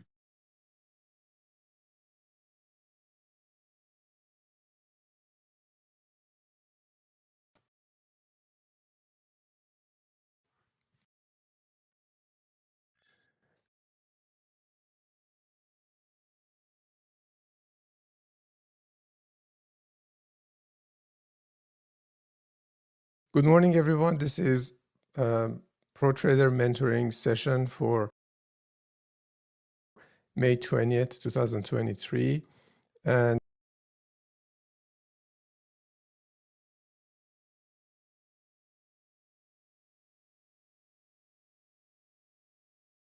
we're going to continue our discussion from last time. We started on this list of items that I was going through from the beginning of our reset back in last month. And during the last few sessions, we talked about these topics. And last time, I talked about the two-test rule. And this session, we're going to start with breakout node and continue to go through the topics here. So any questions from last time before we start? Okay, so all right, so breakout node is the term that Dr. Brooks uses in his in the books that he's written and his work. And my personal impression of that was the market is in breakout mode whenever there is a trading range. But although that is correct, that's not complete, because market can be in a completely different state, but still be in breakout mode. So let's take a look at what constitutes breakout mode really. So the easy stuff, let's grab a chart here, like this chart. All right, so for example, up here in this area, right after the open yesterday, that the market is in a trading range. After a few legs, you can say that market is in breakout mode. And that is correct, because the range is well defined. So if I put a rectangle around it, okay. And you never know how big this rectangle is. It's just that you start with a point in mind, like the first bar, and then you continue. The more bars the market adds to the initial bar, the more information we're getting. And once you see that the movement up and down is basically a form of a leg in a trading range, then you know the market is in a trading range. Now, for some traders, it's fairly easy to initially have a good idea of where the top is and where the bottom is. But for most traders, you at least need two legs, so a leg up and a leg down, because this is the minimum definition for a trading range. So you cannot have a trading range that basically trends. So this is not a trading range. Okay. The minimum requirement for a trading range is a leg in one direction, so a leg up, followed by some kind of reversal and a leg down. So these two are the minimum trading range, basically a reversal. Now, most trading ranges don't stop there and they reverse and have subsequent legs up and down, but the absolute minimum is two legs. So before you can really decide that, okay, this leg here is a leg in a trading range, the minimum thing that you need as a beginner is to see a reversal, one leg up and one leg down. That defines the minimum trading range.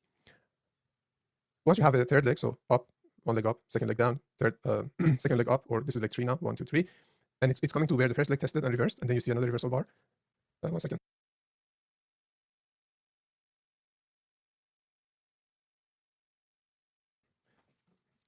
And you see a reversal bar, then you decide that, okay, it looks like you're reversing basically at the same price that the previous leg reversed, and now this is the minimum requirement for a trading range. And that is correct. However, there are other ways to decide whether the market is in a trading range or not before even you see that first reversal. And that really comes from understanding the price structure of these legs that are testing.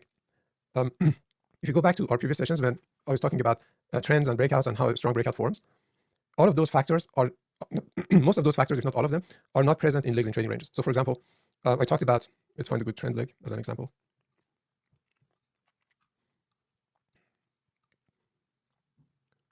Okay, so this one might be.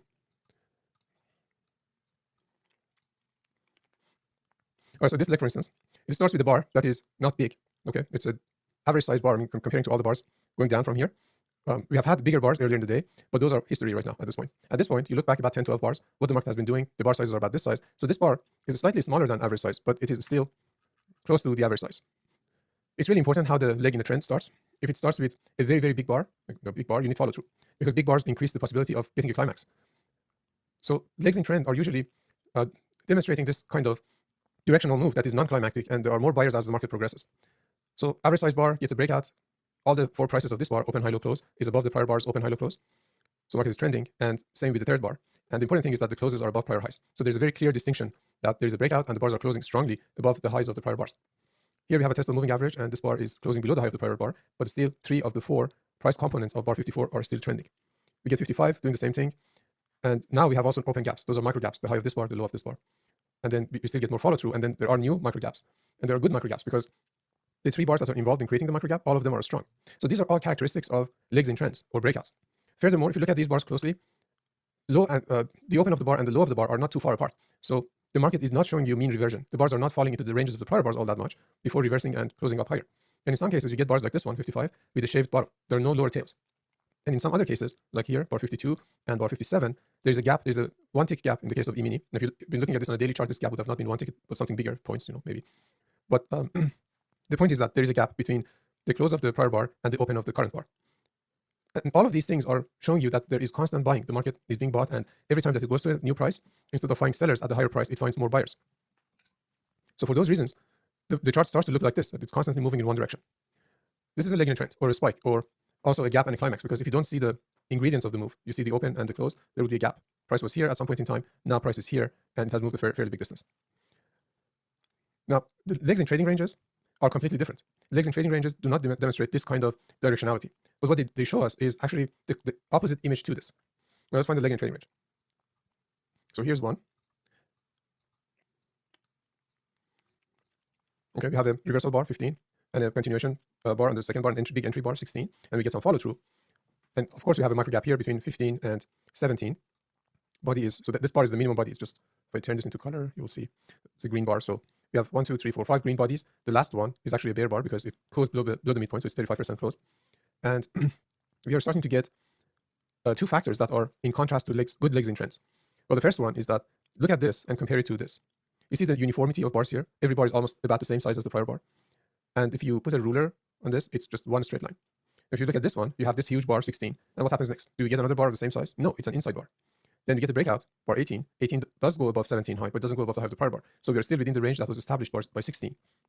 And then we have 19, which is basically a failed breakout. So we went above there. Well, not so much. We closed about, I think, one tick higher. 36, and close of this bar is 36.25. So it closed one tick above that bar. Now in trends, even small breakouts get follow through.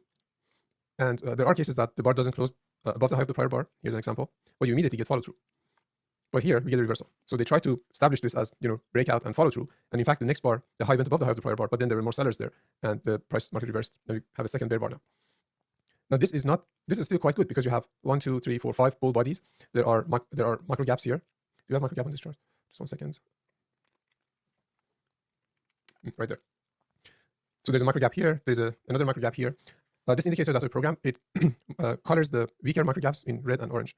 And this is a weaker micro gap because the two bars that are responsible for creating it, 17 and 19, one of them is actually a bear close. That's 19. So close below the midpoint, this bar is a doji opposite bar. So this gap is less of a strong gap compared to this one, that all the components were strong bars.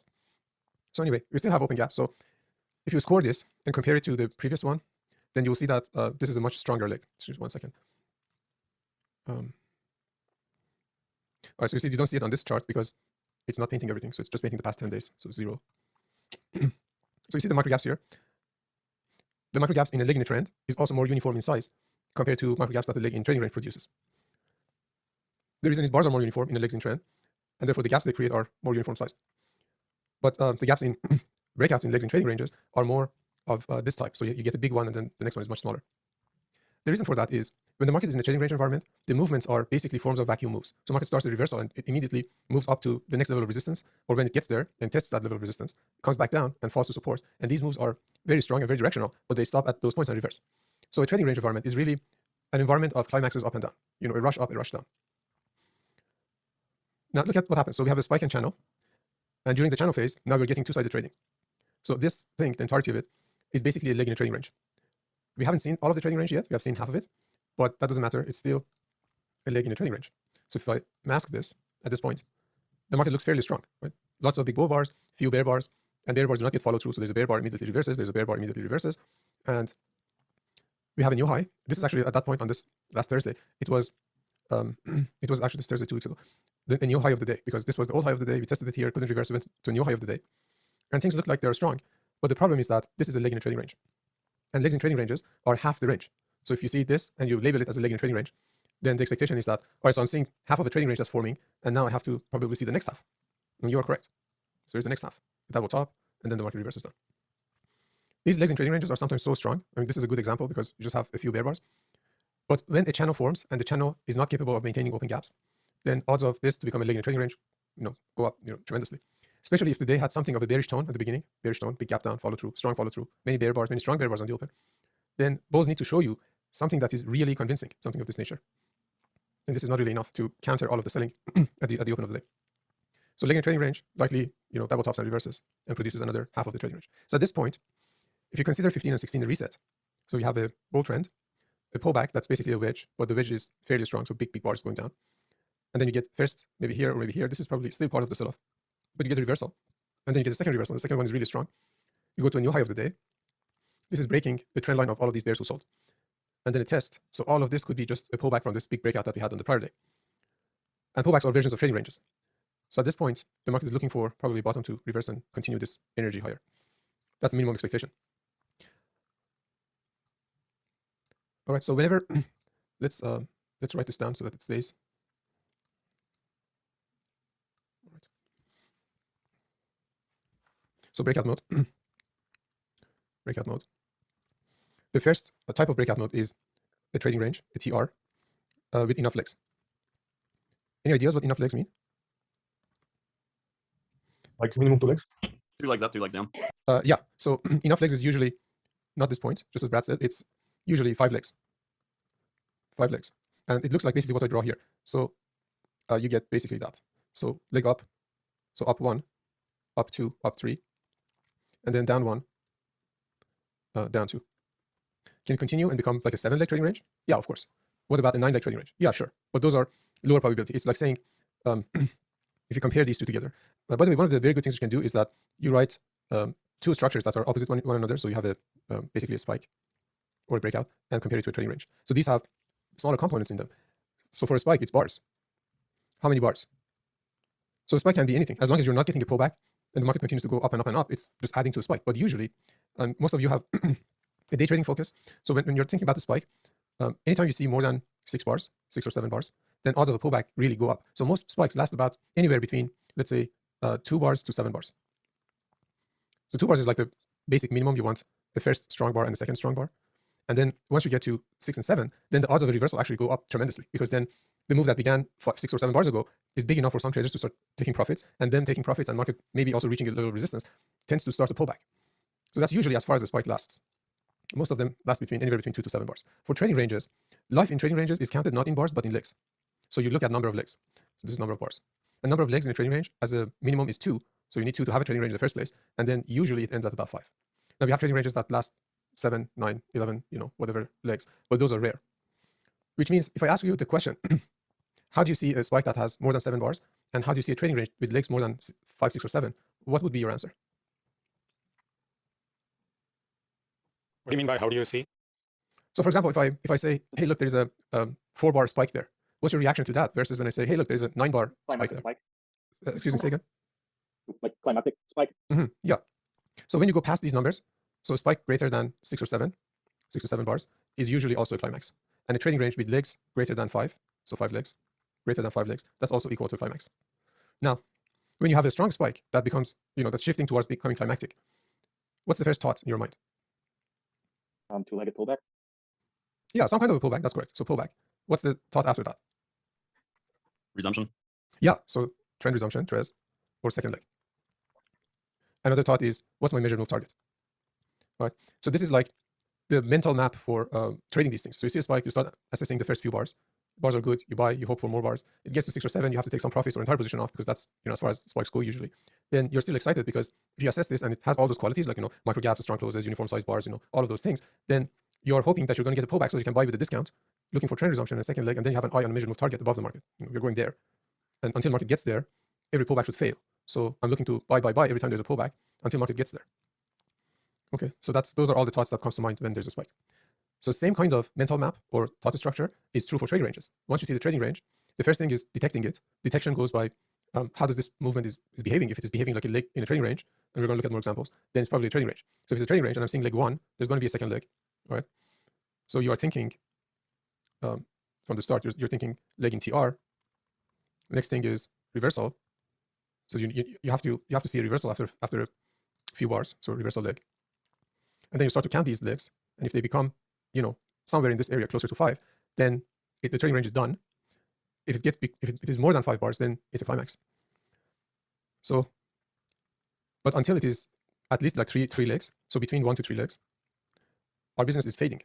So we're looking to fade all the breakouts. And we stop when the market gets to 4 or 5 legs, or when the range is getting so small that you cannot really do anything. So one of the other things that in trading ranges you pay attention to is what's happening to range, because trading ranges operate within a range, right? Go up and down within a certain distance. So what's happening to this range? And there are only 2 things that can happen. Actually, 3 things. 1, 2, 3. It can stay the same. It can expand, and it can contract. If it stays the same, the trading range that's produced looks like a rectangle. If it expands, it would be an expanding triangle. And if it contracts, it would be a triangle. So ET and try. What's the most difficult one to trade? Expanding triangle. Yeah, this one. Because it has components of trend in it. As the market is building this, it's becoming bigger and bigger. So the legs are becoming extended and they have usually more than one part in them. And you constantly wonder, is it finally breaking out? Because these are series of failed breakouts. Market goes above some price, fails. Goes below the low of the prior leg, fails. Goes above the high of the prior leg, reverses. But the movements are directional. Because remember, it's a trading range. Trading ranges, these moves are usually very directional and very climactic. That becomes trading expanding triangles, more of an advanced skill set. But anyway, you have an eye on the range. And if it really contracts to the point that every bar is reversing the prior bar, then it's not tradable. You just have to wait. Now, don't forget that we started this with the goal of talking about breakout mode.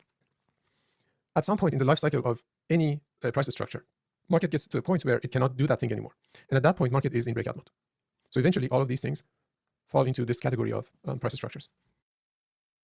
And when it becomes a breakout mode situation, then the best recommendation is let the mouse on the desk, just don't touch it anymore, fold your arms and just watch. Because usually if you continue to look for trades at that point, it's a high chance that you're going to make a mistake. So how can a spike become breakout mode? So the spike starts here with a reversal bar and gets some kind of follow through, and the market starts moving in this direction. What should happen for us to look at it and say, hey, look, this thing is done, it's in breakout mode now, and you're expecting a reversal or further breakout? What are your thoughts on that?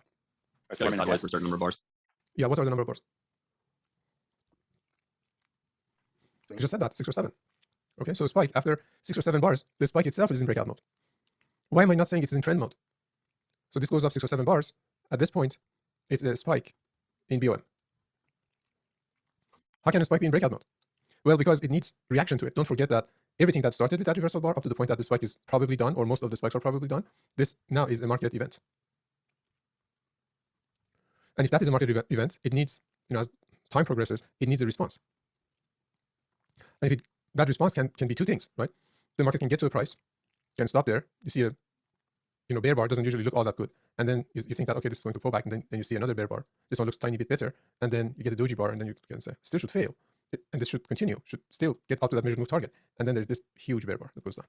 So that's one possibility. That's a low probability response to that event. Or in its own right, a low probability event. Most likely the market gets to that doji and then you get a trend resumption. But it doesn't matter. The point is when the spike is done, the market is in breakout mode. And the breakout can fail, become a pullback, because a pullback is really a breakout. Don't forget that every time that the market changes what it has been doing, there is a breakout. It cannot be anything but a breakout. If the market was going up and it gets to some price and starts to reverse, that reversal is taking the price from where it was below certain lows. And those lows are supposed to be support. So if the support is breaking, then you have a breakout. Every reversal is a breakout initially. And you cannot have a reversal without a breakout. So that's why when a spike is done and it gets to the end of its life, the market is in breakout mode. But we have breakout mode and we have breakout mode. So the breakout mode after a spike usually leads to a pullback and a trend resumption. The breakout mode at the bottom at this point. At the bottom of a pullback, so the pullback now is in breakout mode. It needs to find support and finish, and then there's something else. When the pullback is in breakout mode, you expect trend resumption, especially if that spike was strong. But if it is in breakout mode at that point, there are 2 possibilities. Higher probability, if that spike is really strong, maybe 70% chance for trend resumption, but there's always about 30% chance for a failure, for a bear breakout. This is trend resumption. Okay, so probabilities are not zeros and ones. Probabilities are ranges. In fact, probabilities are never 0 and 1, because if probabilities were 0 and 1, they were not probabilities. They were called certainties. So probabilities are always a range of percentages that range from 0 to 1 or 0 to 100%, but it is never 0 and never 100%. In fact, in trading, it gets close, but it never gets that close. So if you look at, let's give us some space. So if you look at the range from 0 to 100%, in trading, most probabilities are actually quite far from 0 and quite far from 100. So 20% and 80% is probably, the range that most of the time you see most things start to happen. And then there's a big chunk in the middle here that is from, let's say, 40 to 60%. And the majority of events are actually in this area, in that 40 to 60%. But having this in mind, every time the market is in breakout mode, you have to think about this scale. So at this point, at the bottom of a pullback, high 1, high 2, high 3, doesn't matter what bar it is or what setup it is, the market is in breakout mode, and there is these 2 possibilities. It doesn't mean that because it's a pullback in a bull trend, it should resume. It's likely to resume, but likely means chances are it sometimes does not, and you get that big bear breakout and follow through. That's what trading is all about, betting on higher probability outcomes and being cool when things fail and you have to pay for them in losses. Okay, so the sooner you get settled down with accepting this probability range in trading, the sooner and easier it is to become a trader. All right, anyway, so market resumes, you have several legs up, and now you look at this point and you would say, all right, what's my event? So your event, so let's say this didn't happen, right? That didn't happen. You have a spike here and a wedge channel. So spike plus wedge channel should result in a reversal. How big of a reversal? Well, at least 2 legs and half of the bars in the wedge. These are the minimum requirements for correction from when that price structure is mature. So at this point, the market is again in breakout mode. So if the market is in breakout mode and you have been long and you recognize that okay, it looks like the market is falling back into breakout mode again, you have to cash out and wait, because that's usually the best course of action. You're looking for this dynamic event response. That's your event at that point. Market is mature. The price structure is mature. Market is back in breakout mode. So at this point, you're waiting for more information. So again, the same probability scale that we had for the pullback area applies here too at this point. Now probabilities flip. So 25 to 30% chance of a bull breakout and 70 to 75% chance of a bear reversal. But these are odds. And sometimes the market does the low probability thing, like the bear breakout right after a spike. That's low probability. A bull breakout after a mature spike and channel is also a low probability event. But a low probability event doesn't mean zero probability. It just means there's only about 20 to 30% chance for it. But if you get it, then that's the market response to everything that happened.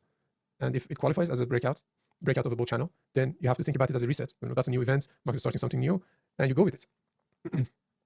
So it's obvious, but I just want to say it because I personally tend to forget this. But really, in trading, acceptance is one of the success factors. And that's what other people say, don't fight the market, don't fight the market. Basically what they're saying is that accept the event and responses that the market is showing you. So acceptance is important because it means you understand this probability dynamic and you accept it as the way the market operates, and you're okay with it. I mean, part of it is having a loss sometimes. 1 second, please.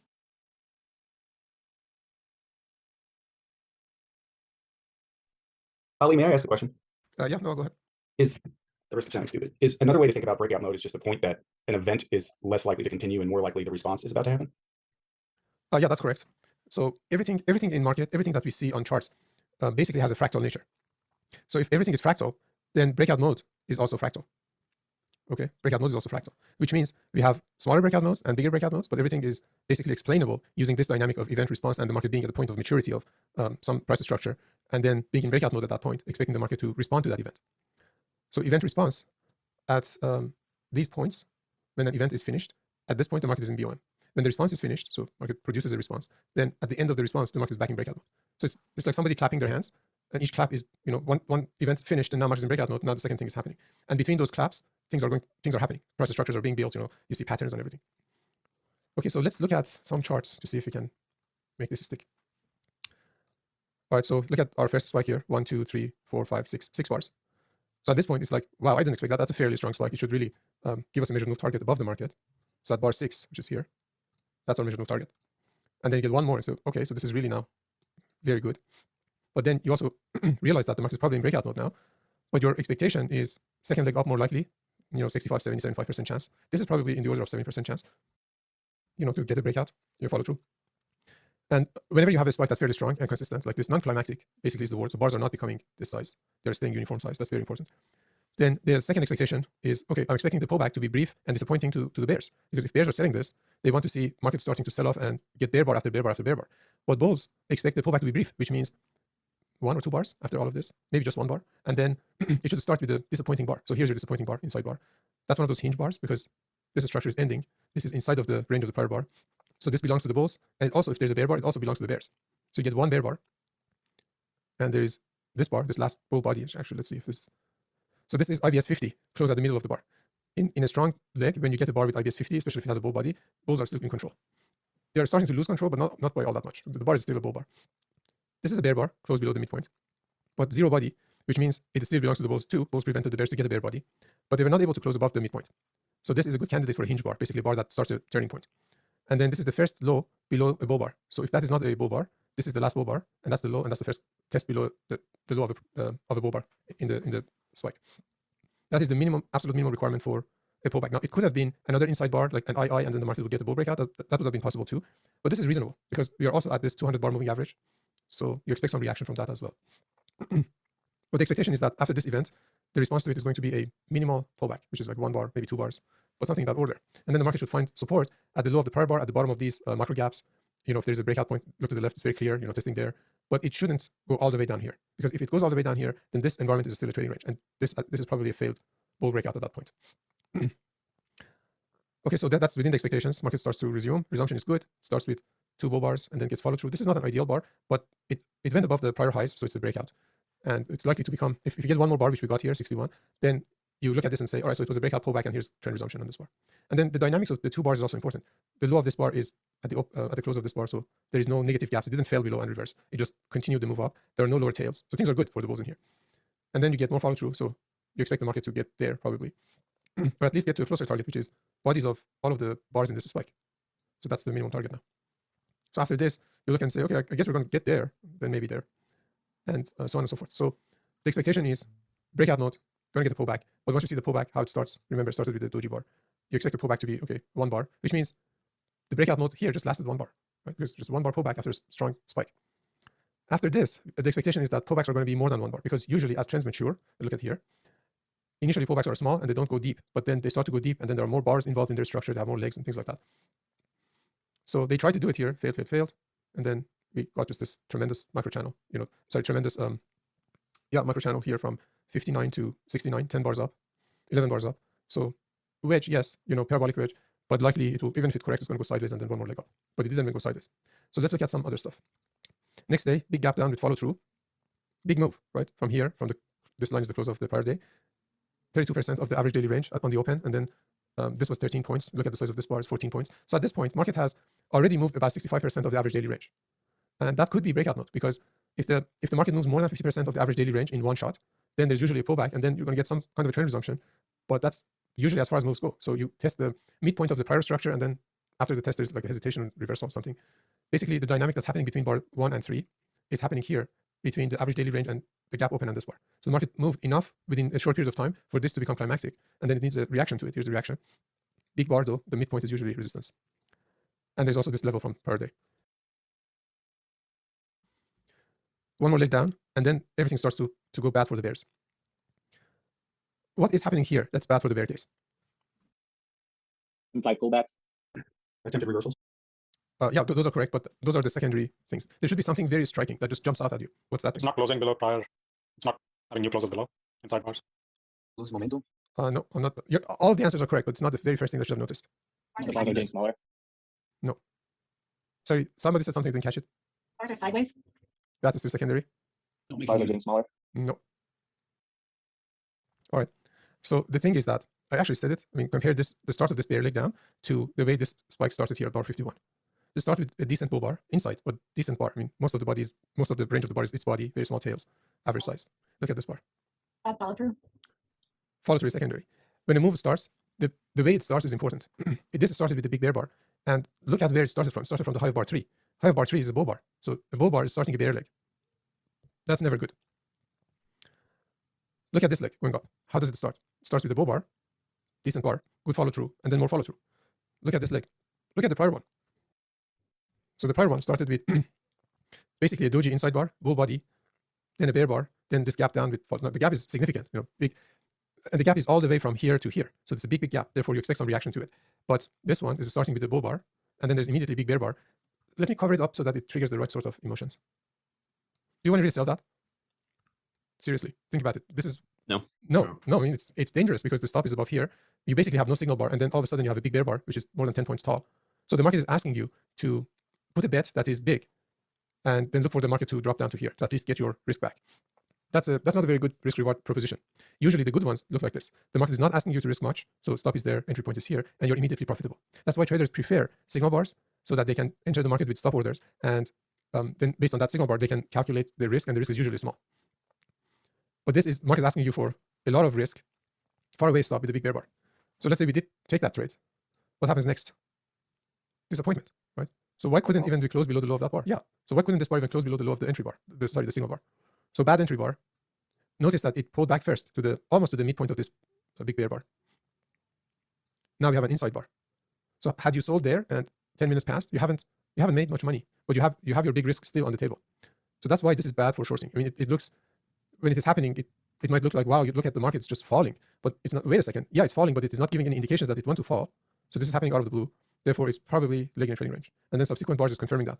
So note that a pair of bull bars, there are usually buyers below, especially on the open. And they bought there and they bought below the low of this bar and they made money. So they bought there. At least they could exit break even. Now compare what happened here to what happens here if you were selling. Did the market give you any chance to exit break even? No. No. So it's just up, up, up in small increments. And if you actually do it, so at least do it once if you haven't done it already to get the experience. Sometimes you have to pay for the experience, but it's going to be worth it. So when there's a bull spike, start shorting. Short one contract more. And then get outside of your body, get out, stand on the other side of the room and watch yourself. What are the emotions that are coming up? It's like, I'm losing money, but it's not sudden. So it's market is going up incrementally. So my loss is going up incrementally, but it's not sudden. So it feels like I'm still going to be okay if I can sell some more up there. Maybe it comes back, but never comes back. But in here, it's like you sell and you're out 5 minutes later. So the completely opposite environments. Also, if this is going to be a trading range, in trading ranges, professional traders, professional scalpers, they want these kinds of bars. They want big bars because they want to do the opposite trade. So they see the bar, the big bar, they buy the close instead of selling the close, and they scalp. They see the big bear bar, they buy the close, they buy below the low, and they scalp. And the market is giving them that profit. So once you see this, if you were going in the direction of the trend, I mean, in my case, I get worried. So it doesn't feel all that good. It feels like, oh man, I took the wrong side of the market because these guys are scalping profitably, and I'm just hopeful here. All right, so 1, 2, 3, 4 scalps in the opposite direction of the market. Now, this is still good for the bears because whenever you get 4 bear bodies in one direction, there's usually going to be a second leg. But if the market is in a trading range, this is also where it approaches that breakout mode situation because usually after 4 bars, even if in trading ranges, even after 2 bars, there's usually a pullback. After 3 bars, odds of a pullback starts to go up much, much more. And then when it gets to 4 and 5, then expectation is that, okay, here's when the pullback comes. And this is 4 bars down, here's your pullback. Maybe we go up there, but if the market goes up there, there's going to be a second leg down. Up there, and that's the reversal, second leg down. But now you have 3 legs down, 3 pushes down, so there are probably buyers below 10 as well. Buyers. All right, so don't want to spend too much time on this, but at every point that the price structure is complete, the market is in breakout mode. And breakout modes are fractal. So one big bear bar down, if the day is a trading range day, at this point, market is in breakout mode because counter trend traders, they want to pull back, they want to buy this bar, they want to scalp in the opposite direction. So they recognize this bar as putting the market in breakout mode. And bears who want a bear trend want to pull back, and then because why do they want to pull back? Sell higher. Yeah, they want a discounted entry because this is a big bar. It's asking them to put a stop above or maybe up there to sell here at the low of 1. So bears also want to pull back. So they get a pullback, bears sell, both scalpers exit. So the pullback doesn't pan out as a reversal, just becomes a failed reversal attempt and a pullback really. Then you get this bar, and this bar I talked about it. This is not very good for shorting. So bears again want to pull back, and both scalpers look at this and say, haha, bars below here, they're going to be scalping. And the more information you can glean from this chart, the more of that kind of counter trend trading you can do. One of the most important things that's present here is the trap failure from yesterday. So usually when you have these many bars below the moving average, first time market gets to the moving average, it doesn't cross. There's usually hesitation, market pulls back, there's a leg down, there's a higher low at least, and then the market reverses. But this did the low probability thing. So these 2 bars were information really. At this point, the market was telling the bears that you can probably short because you see tails, so there's selling coming to the market. But then instead of getting at least 1 bear bar, which was the minimum expectation, if you sell the moving average, you want 1 bar. You want 1 bar to scalp out. And they didn't even get that. So they got breakout, follow through. And everybody who sold here became trapped in a losing trade. Some of them take a loss, some of them never take a loss. So they just scale in forever. And then the market comes back and tests that price. It starts to find buyers, as you see here. So the more of this stuff that you can see that correlates the price action of the current day with what happened the day before, the more ideas you can get for structuring scalps, really. And that's what scalping is all about. It's about small nuances that give you, a little momentary edge to take a profit out of the market. But anyway, so this bar, one single bear bar, and it's a good bar, but it has issues. And because of that issues, at the close of this bar, the market might be in breakout mode again. So bears want follow through, and both scalpers want the counter trend move. They get it. Now this bar gets minimum follow through, good for the bears, but still, they need bigger bars, they need breakouts, they need micro gaps, and none of that happens here. What happens is control over time. Control over time is important. So after 4 bars down or 5 bars down, market is again in breakout mode once again, but the expectation is pullback and second leg down, pullback and second leg down, and bulls bought this bar. So this is now first reversal up, got a good trigger, so close above the high. Second reversal up was triggered, but no close because this is a bear bar really. Bar 9 is the reversal bar, and it gets triggered, but then the market doesn't close there because of the 5 bars down. You expect the test down. That's a test down. They buy again. So this is now the 3rd reversal up, first, second, third. And the 3rd reversal up on the open is a fairly high probability opening range reversal setup because the market opens and tries to do something usually at the beginning of the day. Market starts to do something, and that something usually fails, and the market goes the other way. And 2 or 3 failures on the open with decent bars, strong bull bars, that's a good case for expecting the market to go the opposite direction. This one gets follow through, close above the high, so that's good now. This is our new event at this point. So prior breakout mode ended with a wedge, low of the day reversal on the open, and now this is a new event. This bar 12 is the response to the wedge. The wedge formed on this bar. That was the last piece in that wedge, 3 legs down and reversal. And then the market response to the wedge is acceptance because you get a follow through bar, and the follow through bar closes above the high of the signal bar. So this bar 13 and especially 14. So 14 is a bear trap most likely because on bar 10, there was a case for selling the close of this bar. 5 bars down, low 1 short. Expecting a second leg down, which is roughly the size of this leg. So going down to test here. But then you get an inside bar, and that inside bar is, so let me take a step back. So bar 13, as far as selling the market goes, is equal to selling bar 4. So you have a reversal point formed by bull bar, followed by big bear bar, and if you sell here, stop is far away. Basically the same thing that we had here. Reversal point formed by bull bar, big bear bar, far away, stop, big risk. Same thing. Reversal point formed by bull bar, big bear bar, stop far away, big risk. So this is not ideal for selling. So this is the second second signal bar to go short, bar 14. But the problem with 14 is it's an inside bar. So inside bars are usually lower probability trades. If you get an inside bar here, this bar was an inside bar, but it got good follow through. So inside bars really need follow through, or they need very good structure. And we had it on the prior day. So this was, a big wedge, and then it was nested. So I had another wedge here for the last leg, and it was a climax. So good context for this bar 51 inside bar to expect it to get follow through. But here on bar 14, we don't have that, because now this is a late leg. It's 3 legs down. We know there's a wedge that got completed here and got a breakout. And if this was the first entry short, and now this is the second entry short, the second entry is giving you the possibility of taking a smaller risk, because if you sold here, stop is up there. If you sell there, stop is up there, but you're selling at a discount. The market is higher than that, but not much higher to make sense. So let me digress for a second, because I want this to stick. Every day, almost every day, you see at least one of these. So you have a bear leg. Bear leg should be red. So you have a bear leg going down, and then it starts to get deeper pullbacks. So pullback starts with a reversal bar, starts a leg up, and then here there is a bear reversal bar. And this usually fails, because remember, moves are two-legged. This fails, and you go higher, and then at the higher price, you have a reversal bar here. Now, this is the correct image, and you would say this is low 1, this is low 2. I can sell here with a stop short and expect the bear trend to resume, and that's fine. The problematic ones is when, so let me copy this part. Okay, so the problematic one is when this failure occurs and market goes higher, but not much higher. And then there's a signal bar here, so that's your low 2, that is basically letting you to sell at a slight advantage compared to the first one. So if this price was low 1 entry, and then this bar is the low 2 entry, the problem is there's not much of a difference between these two prices, but there's a tiny difference. So if that difference is tiny, then this can be a bear trap. So that is the difference between this type of a low 2 and this type of a low 2 that has a good structure, complete legs, and symmetry. This one usually doesn't have that. Now, if you look at this chart, this is basically that. So you had your low 1 here, failed, market went higher. Then you get your low 2, or a bar that is now is good enough. It's showing you promise that, okay, maybe we're starting to go down on this bar. But the problem is there's not much of a difference, and this is giving you a discounted entry compared to the guys who took the bigger risk. So that can be a bear trap. Also, bear traps usually have a bad structure. And here's a bad structure. So 3 legs down, reversal up. Now you're expecting 2 legs up. Therefore, this can also be a pullback from the first leg. So the market is giving you showing you something that's interesting, but it is really dangerous. And the expectation is market will fall below this bar, but then reverses up. And that's what you get. Now 15 is actually a high 1 for the bulls, and it's a panic bar for the bears. So at this point, another version of breakout mode, but in the context of a bear trap. So 3 legs down, we expect 2 legs up, and the pullback is a bear trap for the bears, and it's a potential. By the way, this is an implied high 1, right? Can you explain it to me? Because bar 13 pulled back on a smaller time frame. Correct. Yes. This is an inside bar. Every inside bar is a pullback on a lower time frame. And when you see this, it's actually very clear. So market went down, produced that tail, stopped at a certain point, and then went up and produced an inside bar. Every inside bar is a pullback. Now, in the case of our good old friend here, this spike, let me remove that. That inside bar is a high 1, but it's an implied high 1. It's happening on the lower time frame, and the low of the bar is high 1. So this could be actually a high 2. This bar 60. Market went down once, some more, and then reversal up. The real high 2 is at the very bottom of this bar. So if you look at the price structure of this on maybe a 30 seconds chart or something, what you would see is 3 legs down and a higher low. So that portion of that chart basically is this very strong spike, 3 legs down and higher low, and then the market reverses. And all of this is summarized in these few bars. Down once, up, down twice, up, down 3 times, up, lower high, higher low on bar 60, and then reversal. Anyway, so back to our breakout mode discussion. So this is a high 2 for the bulls who had a bull breakout. So bull breakout and 2 legs down. And then it's not a major trend reversal, but the price structure is the same. So you have a bear trend, get a break of the bear trend line, these highs, this high, this high, and this high. So let's draw it just quickly. All right, we can say there. Okay, so you have, a break of the bear trend line, and it goes, a certain distance, actually quite good.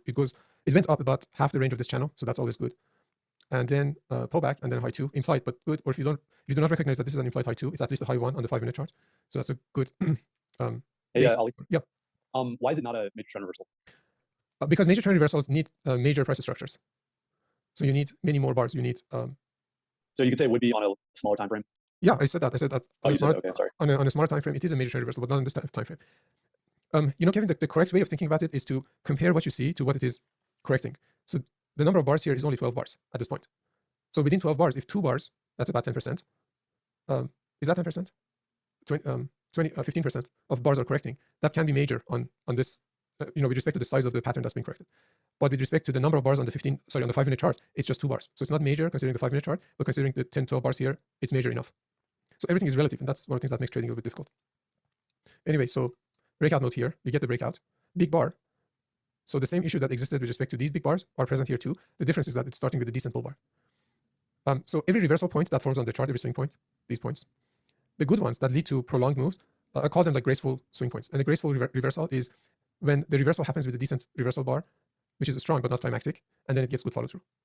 So this is another example. 3 legs down, reversal point. It forms with a good bull bar. So the low, who owns the low basically? That's the question. Bulls are owning the low here. Bulls are owning the low here. They're owning the low here, but they're not owning the low here. So this low is, the ownership is bearish, it's bears. Here, bears are not owning the reversal point. That's happening on a bull bar. That's one of the distinctions between trending and trading range environments. In trading range environments, markets do not need much to reverse, so they reverse on bad bars. But when the trend starts, trends usually start with good bars, and then there's good follow through. So things are happening in a way that are low stress. It's textbook style. Things are. Do I see a signal bar? Yes. Is it non-climactic? Is it something I can accept the risk? Yes. Now you put on the trade, and immediately you're rewarded for it. Market goes in your direction without giving you any hassle. So the entry bar is also good, and then immediately the position is profitable. And you look at it and say, okay, even if it comes back, I can at least get at break even. So it's low stress. And those are the characteristics of beginnings of trends. It happened here. It happened here. With respect to this one, so another high 2. The bar is not good, but the entry bar is good.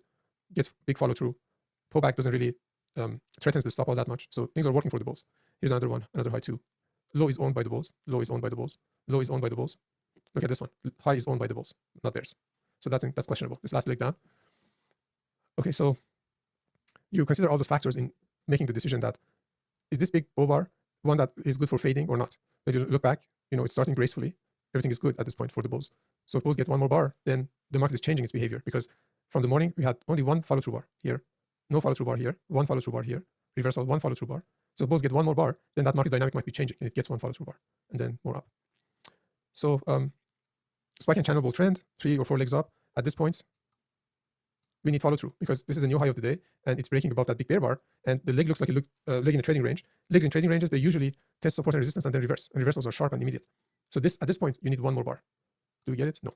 But bear inside bar, bad for selling. It's still above the moving average, so maybe this needs a double top to reverse. Here's your double top, one more bear bar, inside bar, not good. That's better. So this has the potential to become one of those bear traps, but the context here is different. You have a spike and channel, double top, failure. The market tried to break out of here 2 times and it's failing. The bar is upside down, so this is not ideal for selling. But if bears get one more bar, then the pullback from that bar is good for selling. They didn't get that. So that's a new sell signal, another outside bar. This needs follow through. Okay, that's now better. So this bar, still not very good, but the price pattern leading up to it is now good. So you have a spike and wedge channel and a double top, lower high. So double top, lower high. And that's usually a good point to expect the market to change direction. So at this point, it's breakout mode again, with about 25-30% chance of a bull breakout and 70-75% chance of a bear breakout. So you can take that and boom, there's a bear breakout. Or don't take it and trade the pullback. Both of them are good methods for getting into a short position. Okay, so any questions with respect to breakout mode? No, let's look at some examples. This was a very interesting day because the market continuously produced wedges and decent reversals. Well, not all that decent, but very strong. And then all of them failed. This is an example of, it's not very broad, but it's actually a broad channel. And broad channels are difficult for trading because all the time market tends to be showing you opposite the strength, like it is reversing, it's reversing, but all of those reversals fail. One of the things that you can do is to go back and try to find examples of broad channels. You'll see that there are not many of them, and that makes trading them even more difficult because we get less experience seeing them and less experience trading them. All right, so this one, let's do it this way. So we have a gap up open, which is again about 30% of the average daily range, but this is 3 legs up. You can say all of this was 1, 2, and 3, or 1, 2, deep pullback, and all of this is 3. Or you can even count it from here. So first time market tried to went up, failed bear breakout, second time, third time. All of them are correct, depending on how you want to count it. But there's a bull channel however you want to draw it, there or there, that's getting 3 legs and 3 pushes and trying to reverse. We don't know if it is going to reverse or not. All that we know here on the open on bar 3 is that we have a tight trading range at 30% average daily range above the market, and this looks like the third push up. That's all the information you have before that bear bar prints. So before this bar. But this is good enough. What is this? How do you read this? Like trading range. Expanding triangle. Could be. But with respect to the patterns on the open, what is this? You have a gap up open, so bull breakout. Up away from EMA. Okay, and then what? So the 3 bars are overlapping, tight trading range. It's producing new highs and lows, so as you said, expanding triangle too. But what's happening to the opening gap? So at the open of every day, because most days open with the gap, down, up, small, big, doesn't matter. That gap is your very first event. The response to that event is a failure. So bar 1 is saying, market is not accepting the gap. The gap is up, but we're getting a bear bar. Now, fine, 1 is not strong, it looks like a doji. 2, better, so 2 bear bars. So it's rejection of the event, first event of the day, which is the opening gap. And then what happens on 3? You start to go up, and then there's a failed breakout. So tight trading range after a gap up, which is the third leg up. And where is it? Far, far away from the moving average. Okay, moving average, tight trading range up there. This is important. So let's say you have your moving average there. That's the moving average. And then you have some price structure that's leading up to a tight trading range. And you look at it and say, wow, there's quite a lot of distance here. So TTR, far above or can be below EMA. What does it do? It usually brings the price back to the moving average. Now, once it is at the moving average, so let's say our moving average is now flattening like that, and price is now here, and it is doing that. So this is now TTR sitting on the moving average. What does this one do?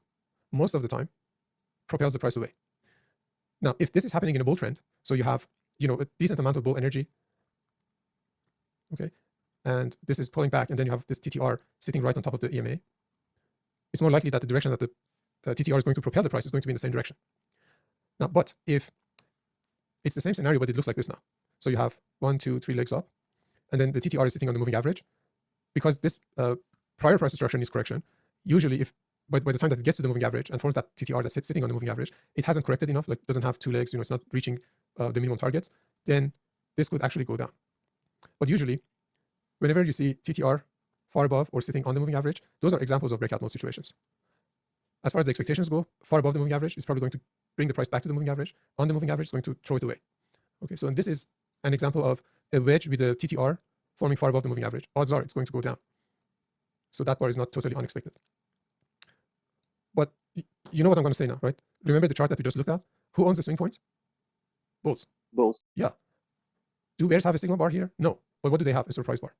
So good for the bears, they have a surprise bar, but at the same time bad for the bears because bulls are owning the swing point.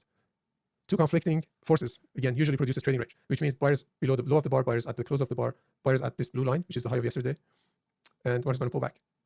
But surprise bar, people got trapped, so there's a sell at the midpoint of this bar and higher to get a second leg down. Okay, now look at this. Here's another example of the same concept with respect to tight trading ranges that I just draw up on the whiteboard. We have a transition below the moving average and a tight trading range sitting just below the moving average. What's the expectation here? Energy down, tight trading range just below the moving average. It looks enticing. That's one of those beginner traps. Reversal up, decent bull bar, bad follow through. Reversal bar looks good again, but the problem is it's after this and it is just sitting below the moving average. Basically, think about it in this manner, that you have an event. There was an event which turned the market to a bear regime, or as Dr. Brooks calls it, always in short. And following this, so now at this point, this always in short is our new event. And the market responds to it. And the response is a pullback. But what kind of a pullback? It's a TTR below EMA. It's actually smaller or equal to EMA because it's touching it. That's usually the first pullback. So you have a major change, that this is the major change. And then there's a first pullback as hesitation. The pattern that's being formed is a TTR just below the moving average. This usually results in bear trend resumption, because that big energy that changed the environment to always in short is going to have at least a small secondary part to it. And that small secondary part resumes the bear trend. Now, those are all minimum expectations, but something starts with the minimum expectation and then expands and expands and expands and becomes a big trend. But the expectation here is 2 big legs down. And if you look, bears are becoming stronger and stronger. So they initially had 2 bear bars, not big. Then they have this big breakout bar, which actually kept the breakout open. Can you explain that? By the way, this is from our previous sessions. I just want to know how much of that stuck. Can you repeat the question? Why is the breakout gap open here? Bear breakout gap. The bodies aren't overlapping. Correct. Excellent. Yeah. So this bull body and this bull body They're not touching. Although there are overlapping tails, but the bodies are not touching. Therefore, the breakout gap is open. So good for the bears. But at the same time, bad for the bears, because why couldn't they just keep the micro gap open and then like create a micro gap and keep the breakout gap open between the tails? So that's still trading range price action. But then you get a low one short, gets triggered. Now you have basically reversal and follow through with very good bars.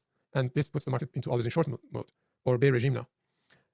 Now, do you remember last time I talked about the point of clarity? Whenever something becomes clear and say, aha, it's this now. What should be the immediate expectation there? Pullback. Yeah, disappointment.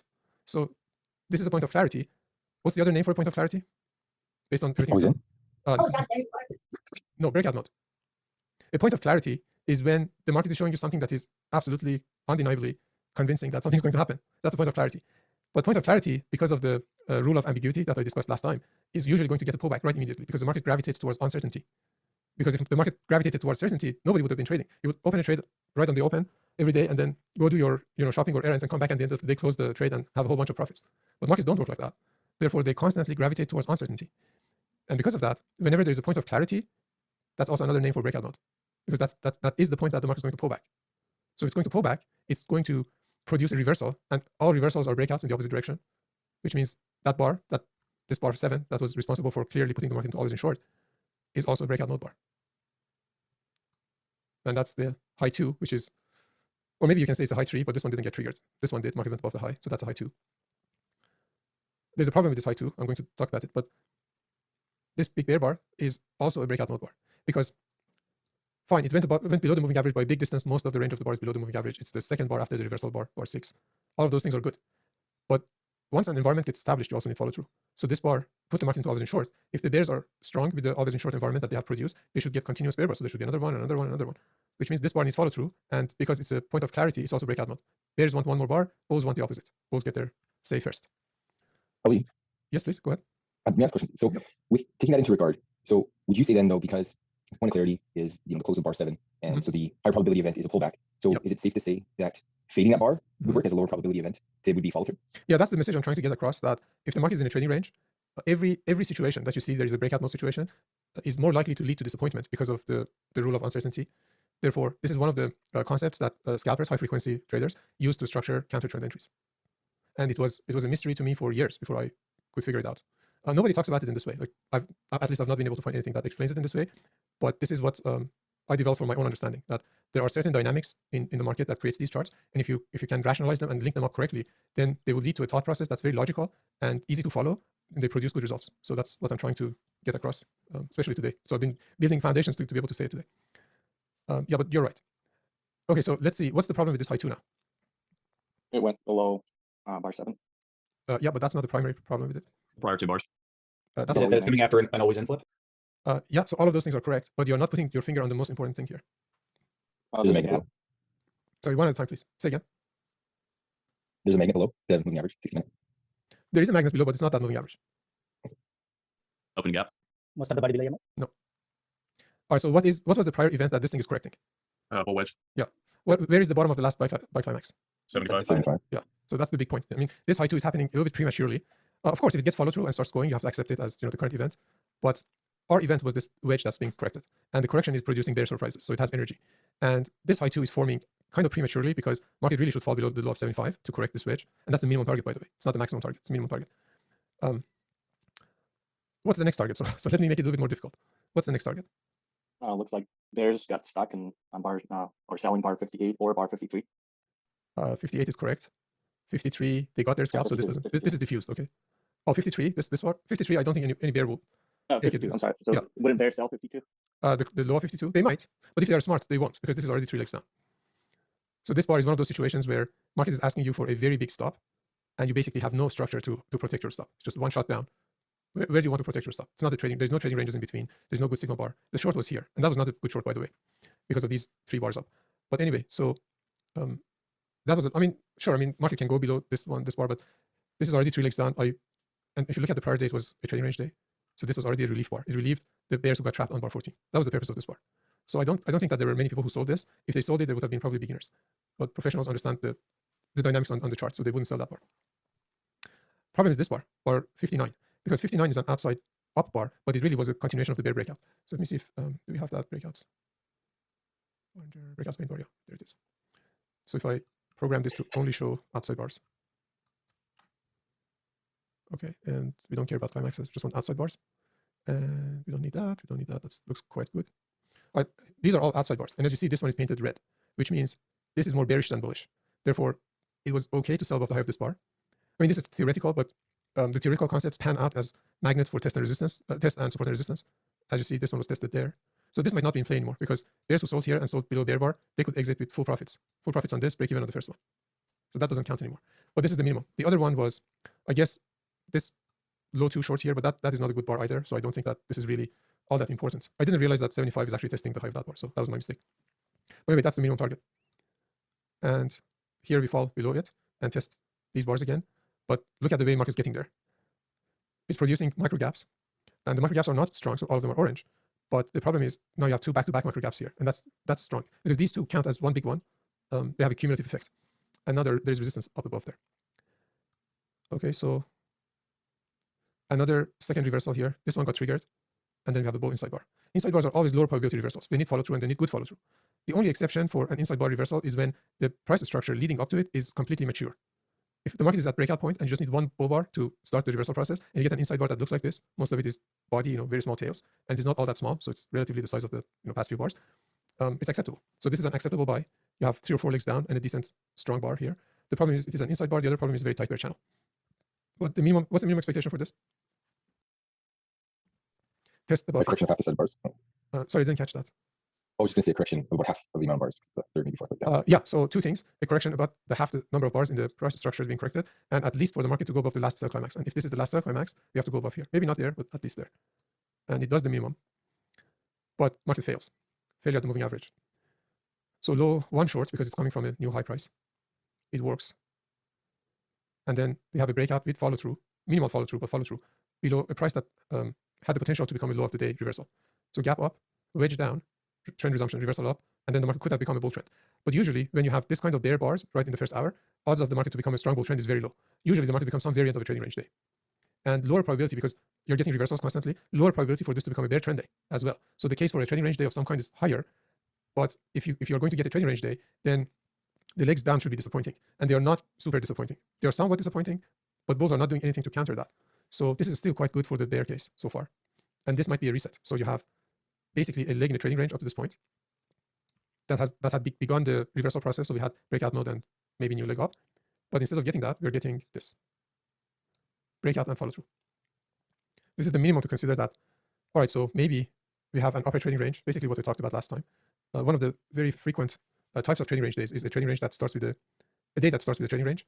And that trading range, I mean, this is a schematic. It can form in any form of variance of trading range. And then you have a sharp and quick breakout. And then you have a lower trading range that forms the rest of the day. And somewhere around 2 p.m., market usually starts a reversal up that in most cases goes at least to this breakout point from the upper trading range, and then either becomes a complete reversal. So in fewer cases, it goes up there. So that's low probability. But in most cases, it starts to go sideways here. And sometimes tests there and immediately reverses back down.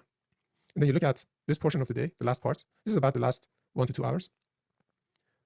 The way it shapes up changes our perception of the day. So for example, if it is this one, number 1, then you will look at it and say, okay, the day was a reversal day. If it was number 2, you look at it and say, it was a trading range day, TTRD. And if it becomes 3, this one, you look at it and say it became a broad channel, broad bear channel in this case. But really, all that you are basing that classification is based on this last 1 to 2 hours. So if you don't really pay attention to the last 2 hours, the majority of the day was that. 2 trading ranges with a transition in between. Now the market responds to that, then changes our perception to be either a reversal day, a TTRD, or a broad channel. So having that in mind, if you look at this area that we had that wedge reversal, we're getting a bear breakout with follow through. Now we have 5 bars down, 5 bear bodies. I mean, is that a bear bar? It's actually a bull bar. So that one doesn't count, but 1, 2, 3, 4 bear bodies. It's still a bear bar, but it has a bull body. There's a distinction between body direction and bar direction. Do you want me to talk about it? Because I think I've covered it enough in the past sessions. All right, so let's. You're cool with it? Everybody remember what we said? Yeah. All right, so 5 bars down and 4 bear bodies. So 4 bear bodies is really important, and 5 bars down is really important. But both of them are pointing towards breakout mode on bar 4 and bar 5. So bar 23, 24, market is again in breakout mode. But breakout mode for what? Pullback. Okay, pullback, not a reversal. Because whenever you get 5 bars down, you usually get 1 more leg down. Now, when there's an event and we're expecting some kind of a response to this. You also have to pay attention to the probability direction. So that event usually generates directional probability. Excuse me for a second. Our event generates directional probability. And that directional probability, so here we had our breakout node situation, usually generates something in that direction. So directional probability is influencing the direction of the response. But once you get your response, this is now your new event. And that new event produces its own directional probability. So this produces directional probability. And that influences the direction of response. So what does all that mean? So we have a bear leg, 5 bars down. So 5 bars down. And you get a pullback bar here. So directional probability is down. But market is in breakout mode, which means we're expecting a pullback. Directional probability of the response is now opposite, right? Because if this thing is correcting from a breakout mode situation, it should not get followed through, it should get a pullback. So that event is dictating the directional probability of the response to itself, which is now up. But then once you get up, so now this is your new event. New event is the pullback. And the pullback gets to some point, and you know that everything is two-legged. So at the end of the pullback leg, you expect back to breakout mode again. So at this point, I have to use other colors really. So at this point, market is again in breakout mode, and the expectation of this one is a leg down. Okay. Now what I want to say here, and you already know it, is it's just a reminder to see this in context of everything that we talked about today, is that we have general probability and we have immediate probability, or general direction and immediate direction. So always in short market, general direction is down. Okay, so bear trend, AIS, general probability is down. But at the point that this leg becomes a breakout mode situation, then immediate probability is up, and because of the event response dynamic, general probability is also up. Do you remember last time I was talking about this? I said, if you look at the end of day charts, let me just show you one of them briefly, just as a reminder. 1 second here. So let's grab, for instance, yesterday's chart. If I can copy this over, that'd be nice. Paste it in here. Okay, so this is basically yesterday. And I said that on this chart that I post at the end of the day, there are these arrows that show market and stop orders, and then there are arrows that show limit orders. There are certain points in time that both immediate and general probability are pointing in one direction. And those are when you're allowed to use these bigger arrows. But at all the other times, those two are in disagreement. And if they are in disagreement, then it means market is in a breakout mode situation, and now immediate probability is counter to the direction of general probability. But the second expectation is that, yeah, sure, it is in the opposite direction, but it's not going to last all that much, which means most of the trade setups in a day or on any chart, any time frame, is going to be limit order counter trend trades because of the disagreement between these two. And they are also scalps because they're not going to last all that long. And that's the case for scalping. So if you want to convince someone that, hey, scalping works because of so and so, this is the reason. Okay, so when we get the pullback, and the pullback is expected to be two-legged. So at the point that this bear leg, this middle leg is ending, the market is in again breakout mode. And because of the disagreement of these two, general probability is still down, but down and down worked. So now we have to correct up again. Immediate probability is up. But don't forget that since this always in short move began, general probability was down, and the pullback was probably not strong enough to become a reversal. So that general probability is still ruling the environment. And once both try twice and they get a bear bar here, then that's one of the situations where, again, both of these two are in the same direction, and now we're expecting trend resumption down. So having this in mind, going back to this chart, let's put it back to here. So 5 bars down, 4 bear bodies down. Breakout mode, we're expecting a pullback. Here's the pullback. And then 4 bear bodies down, we expect a second leg down, but pullback up, so up, pullback up. Here's the second leg, but who owns the second leg? Bulls or bears? What do you think? Bears. Not really, bulls. Because look at this, that's that second leg. Bulls are not finished yet. Bulls want a two-legged correction. Leg 1, pullback, leg 2. Bears had a big leg down. They expected the second leg. But bulls also expect a second leg, and bulls expect a pullback. So this pullback here, this red line here, at the end of the day, look at the chart, you see, okay, so this might be the second leg from that, but in reality, it's the pullback from the pullback. Bulls reversed, they're getting a failure. They're going to try one more time. So this is just, in the eyes of the bulls, it's just the pullback. This is not enough to discourage them to stop buying, basically. So what I'm saying is, because of the 5 bars down, you expect at least a minimum of one more bear bar. Here's that. But if you get a correction, the correction looks good enough, then the really big trend resumption leg is not going to be this one. It's going to come later after bulls had a chance to try 2 or 3 times to reverse the market. And that's the play between these two, event and response and breakout mode. So now you have all the components of it after finally a few sessions. Bear leg down, 4 bear bodies. You expect breakout mode and reversal. Well, just a pullback, 1 bar. And then bulls are going to try 2 times to go up, 1 and 2. So this bear bar here, in the eyes of the bull, is just a pullback from the bull reversal. In the eyes of the bear, it's the minimum required follow through after 4 bars down. But once this leg is big and strong, and it was actually a 6-bar bear macro channel, 1, 2, 3, 4, 5, and 6, they see all of this as a minor reversal compared to this bear leg because they know that the general probability is down, and we haven't had any bars above the moving average for the past 2 hours. So this bar is not enough to reverse the market. It needs follow through, which means bar 30 is again what? A breakout mode bar, right? Bulls need one more bar here, and bears are going to sell that. And remember what happened here? So this became a bull trap because this was supposed to become half of a trading range and the market reverse and go up there. Instead, the market did the low probability thing, which was breakout and follow through, going below the low. And everybody who bought here is not trapped. Therefore, this is a relief bar to let these guys get out. So for those reasons, bulls really need one more bar here, and they couldn't get it. So therefore, now this is one of those bars, especially when it gets follow through, that on this bar, on bar 32, again, general direction and immediate direction are both pointing down. So that becomes a market order short situation, and there's follow through. The more you know about the nuances of price structures, the more accurately you're going to be able to point your finger on certain bars and say, that bar is a breakout mode bar. Here's one of them. So one of the price structures that lead to pullbacks is something I call big, small, big. And this is how it looks. So you have, because we're looking at a bearish chart, so let's draw bear bars. So you have a bar down, which is big. You have a smaller bar here, and this is followed by a bigger bar again. So big, small, in the middle, big. And the other name for it is 3CC, 3 consecutive bars in one direction. But there's a difference between 3 consecutive bars that are uniform in size and look like this, and 3 consecutive bars that are not uniform in size and look like this. What is the difference between these two, by the way? What do you think? A pullback in the middle, as opposed. Yeah, so this is on a lower time frame. Correct, exactly. On a lower time frame, it is a clear 2-legged move. Down once, pause, down second time. This is not. So this is just one simple leg. And it is probably also a simple leg on a lower time frame. But this is not a simple leg on a lower time frame. This is probably 2 legs down. And here it is. Big, small, big. The outcome is usually an immediate pullback. So once you get the big, small, big, bar 33 is again one of those breakout mode bars. You expect the market to initially go counter, opposite, go up, but then this will have a second leg. And that's the second leg. And because it dropped so much, now it's also a breakout, it needs follow through. So bar 36 was the follow through, was just minimal because body is 0. So this is all now one leg. It's a simple leg. See, there are no pullbacks, there are implied pullbacks. Here's one, here's another one. So at this point, bar 36, because it didn't really close below the low of the prior bar, bears need one more bar. Bulls are going to buy it right at resistance, support, low of the prior day. This line is the low of the prior day. So they're going to buy that, and bears are going to sell because they look at this and say, all right, so this is just one single shot, one simple move down, and they're going to be sellers above. But remember the 2-legged pullback? So one up, down second, but you get this. All of this happening on a lower time frame. It became an expanding triangle and got follow through. Now, what's happening here is interesting.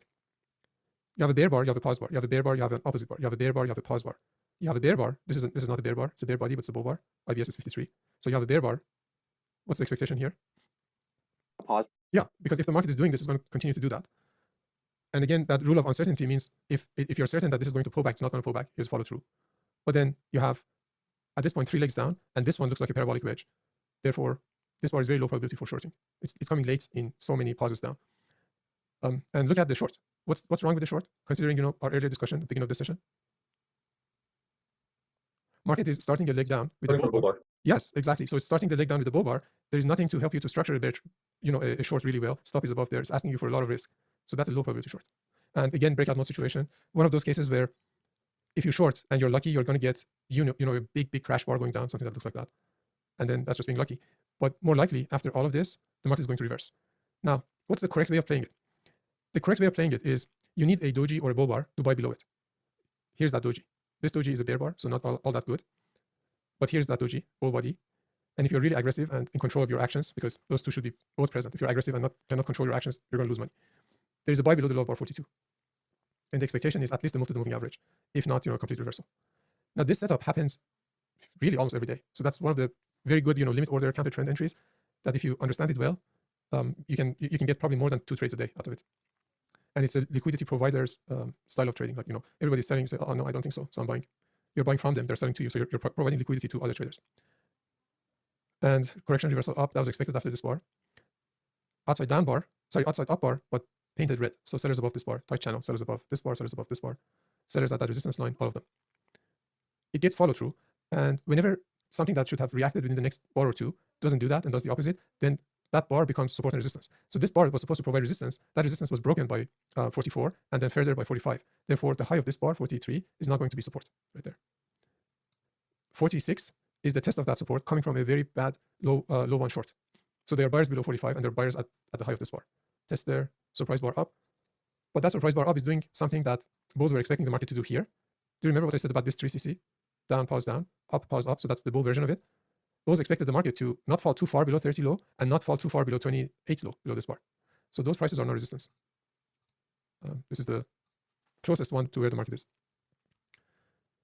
One more thing about any trend is that if you get a 3-bar pullback like this one, 3-bar pullback, this is less of that case because the 3rd bar in the pullback is actually bear reversal bar. So this is not all that important. But this one is really important because it is one of those 3 CCs that usually gets a second leg or hesitation. Instead, it just crashed and market went through it.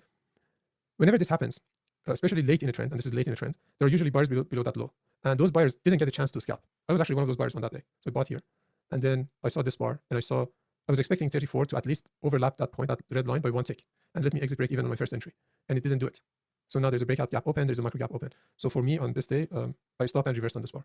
So I took a loss on that trade and then I won the stop and reverse and I held it all the way to here. So I added on that pullback and exited on bar 39 because I thought it's a breakout mode bar. All right, so anyway, this is an important point to be tested, and the market is doing that, and a whole bunch of bulls like me who got trapped there are going to exit. Therefore, this could just be a vacuum move to resistance to relieve the bulls who did the right thing of buying below a big pullback in a late channel, bear channel. So big bar does the thing. This is bulls selling, by the way. It's not bears selling. Bears wouldn't sell that bar. This looks like a wedge that's reversing and it's nested. So you have a wedge here, you have another leg, and it is a parabolic wedge for the 3rd leg. That's a good context for a reversal. So bears are not selling that, but these are bulls selling it. And then when bears see it had 48 forms, very good, strong bear reversal bar, and you see that the bar that seemed to be by the close became a bull trap. Now they're going to sell the close of this bar. And they're also going to front run that close. So when the market comes up to produce the second bull leg, there are limit order shorts from the high and close of this big bull bar all the way down to the midpoint of this bar. So this forms a layer of resistance basically here. And that catches the pullback from the second bear bar. So it really had 2 legs up, surprise up, and the second leg up, but that is all summarized in the tail of this bar. Now you don't know that when you're trading. You don't know that 49 is going to look like this because initially it's going up and that was the expectation. But the other expectation is that so far up to this bar 48, bulls have nothing today. What do they have? Do they have a decent close above the moving average? What do you think? No. No. Do they have a bar that's mostly above the moving average? Not yet. Not yet. So everything is against the bull case up to this point. So that thing should continue. The market usually continues what it has been doing until it goes far enough and exhausts everything so much that there's an excess, there's a climax, and then reverses. Market never knows exactly where it has to go to reverse. So it usually does everything more than necessary. It overdoes everything. That's why you get climaxes at the end of the trends because the market is going up, and it goes so far that it exhausts everybody, and there's a big profit, and bulls start to take profit and then reverses. Same with here. So reversal and follow through. That's very good. 2 very good bear bars. As soon as you say, "Oh, that's very good," what should you think? The opposite. Pullback. Law of ambiguity. Yeah. As soon as you say, "Oh, that's very good," that's clarity. So bears at this point need 1 more bar, and bulls will buy that bar. So they would buy 49, expecting this to have 1 more leg up. But that's a point of clarity for the bears. So bears need 1 more bar. Here's that 1 more bar. Okay. So bears got what they expected to get, and bulls are not disappointed, which means the close and low of 49 is now resistance, and that's the test. That's one of those conditions again that leads to a limit order trade in both directions. So there are buyers below 49. Once you get the bear breakout bar, then there are sellers at the low of 49, which means this bar will be sold. And that's what we got. So again, we have reversal, follow through, and follow through. Usually, this is now probably a trading range. Why is that? It comes after a bear leg. That's not enough. Remember, this was a bear trend. Okay. What happened? You went above 3 bear bars and you broke above a major lower high. Yeah, that's correct. So this was a major lower high because the price move from this point led to a new low. Whenever you get a new low in a day and you go back and say, okay, where did this thing start? It started here. That is a major lower high. But in trading ranges, market goes above major lower highs and then reverses. We went above a major lower high and now we're reversing, which means up to this point, bar 42, this is still a bear trend. It's not a strong trend because it's getting deep and strong pullbacks. It's a channel, but it is still a bear trend. But at this point, this might not be a bear trend anymore. This might be really part of a trading range, which means there are now buyers below the low of this point, the buyers below the low of 43, and there are also buyers below other support or at other support. And the immediate one is this line, low of 2 days ago. Remember what happened 2 days ago from here, right? That thing. Ali, I was going to ask you about that. So that's when you see that, like the bull trend starting and the bear trend, that's something you will carry forward until it's tested, basically, or you go. Sorry, I didn't get your question. If you see a very strong bull spike, what's your response to it? I think you mentioned that you were, carrying that information from the previous 2 days that you had that big bull trend that started from an inside bar. And I think you structured a trade around that, right? And that's something that you'll kind of pull that line forward until it's tested again. It's something to kind of remember. Yeah, market has memory, and so should you. So every strong move is a spike and a breakout. And do you remember what we talked about at the very, very beginning? So you have this huge strong move, and it looks very strong. And that they had that characteristic to the bull trend. And then it gets to a certain point, and then there's a bear bar and starts to reverse and go down and go down and go down. And then everybody's initially optimistic. So they look at 25 to 30% pullback, and then they look at 50% pullback, and then they look at 75% pullback, and then they look at 100% pullback. And as this thing is going down and breaking all of these pullback levels, the optimism for trend resumption starts to diminish. So if you get a decent reversal at 25% pullback, there's a better chance for getting a symmetry up there. Okay. Now, if that is the symmetrical leg, is that symmetrical? It's not. So let's make it symmetrical. Now it's symmetrical. So if it starts from there, say, okay, it's going to end up there. It starts from here, it's going to end up there. It starts from 75%, it's going to end up there. It starts from 100%, now it's a trading range. Okay. So the problem with the pullback is that as long as it is going deeper and deeper and deeper into this breakout, it's increasing the probability of a trading range forming, but it doesn't diminish the chances of a second leg for the bulls all that much. The problem with the second leg then is that, well, it's not going to be a breakout. So we're not going to go to, a measured move based on this when this starts to fall deeper and deeper into the range of the breakout, but it's probably not going to be sideways, which is why Dr. Brooks says, big up, big down, big confusion. What is big confusion? It's a trading range. It's because of this, because if you have strong energy in one direction and strong energy in the opposite direction, then this was your event. That's the response to it. That event needs something. At this point, you're at breakout mode. And there's always higher probability for the response to the response. So that was the event, that's the response, and this is the response to this, to be in the opposite direction and in the direction of the initial breakout because of the two-legged rule. But then you're in trading range, and now this is also big because it will reverse 100% of the first one. So now this is expected to go down, and that results in this. Make sense? Yes, sir. Yeah, so you look at how far the market is correcting. It shouldn't have gone down 100%. This is 100% pullback. They tried to resume it here, and that was around, I would guess 60%. Maybe. Let's take a look. No, it actually was 75%. So this was about 75% pullback from there to there. That's the 50%, that's 75. So they tried to catch it at 75, they couldn't. And then it went down to 100%.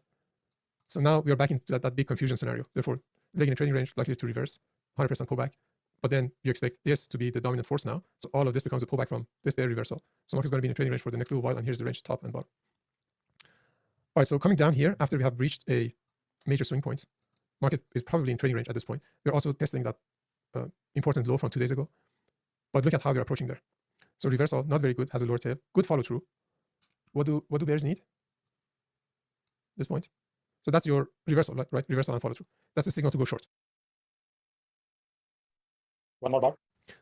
Yeah, so this is one of those situations again that bulls want to go above there because they buy below the lows of the strong bull bars if this is a trading range environment. So bulls need to buy here. Bears need one more bar to reinstate their control of the market, which means there are buyers below the low of this bar, and then there are sellers at the close. They want the market to fall. Let's see who gets the upper hand. So bears got it. Because bears got it, now, at the close and low of this bar, up to this swing point here, maybe low of 46, maybe low of 47, there's a layer of resistance here, and this micro gap here is helping it too. But now we have 3 bars down, and so far, this day, every 3 bars we've had a pullback. 3 bars pullback, 3 bars pullback, 3 bars pullback. So 3 bars pullback. But the pullback is not expected to go much above these lines. That's your pullback. And there are sellers here, 4-bar bear macro channel, probably has to test down one more time. Because it has to test down one more time, it's not going to test down one more time. It's going to disappoint you and discourage you, but it's going to test down one more time. So just for the sake of variety, let me tell you something. Many years ago, there was a situation on the daily chart, and I was thinking that there's going to be a pullback, and it's going to be basically a variant of the stuff that we're talking about right now, but it was on the daily chart. So I emailed Dr. Brooks and said, hey, I think that this thing is going to happen. What do you think? And his response was very interesting. He said, the market is going to correct in his own manner. Like, you sense the trader stubbornness in him all the time, which is a good thing. The market is, yeah, you're right. The market's going to correct there, and it's going to be this many bars, and it's going to go to that price.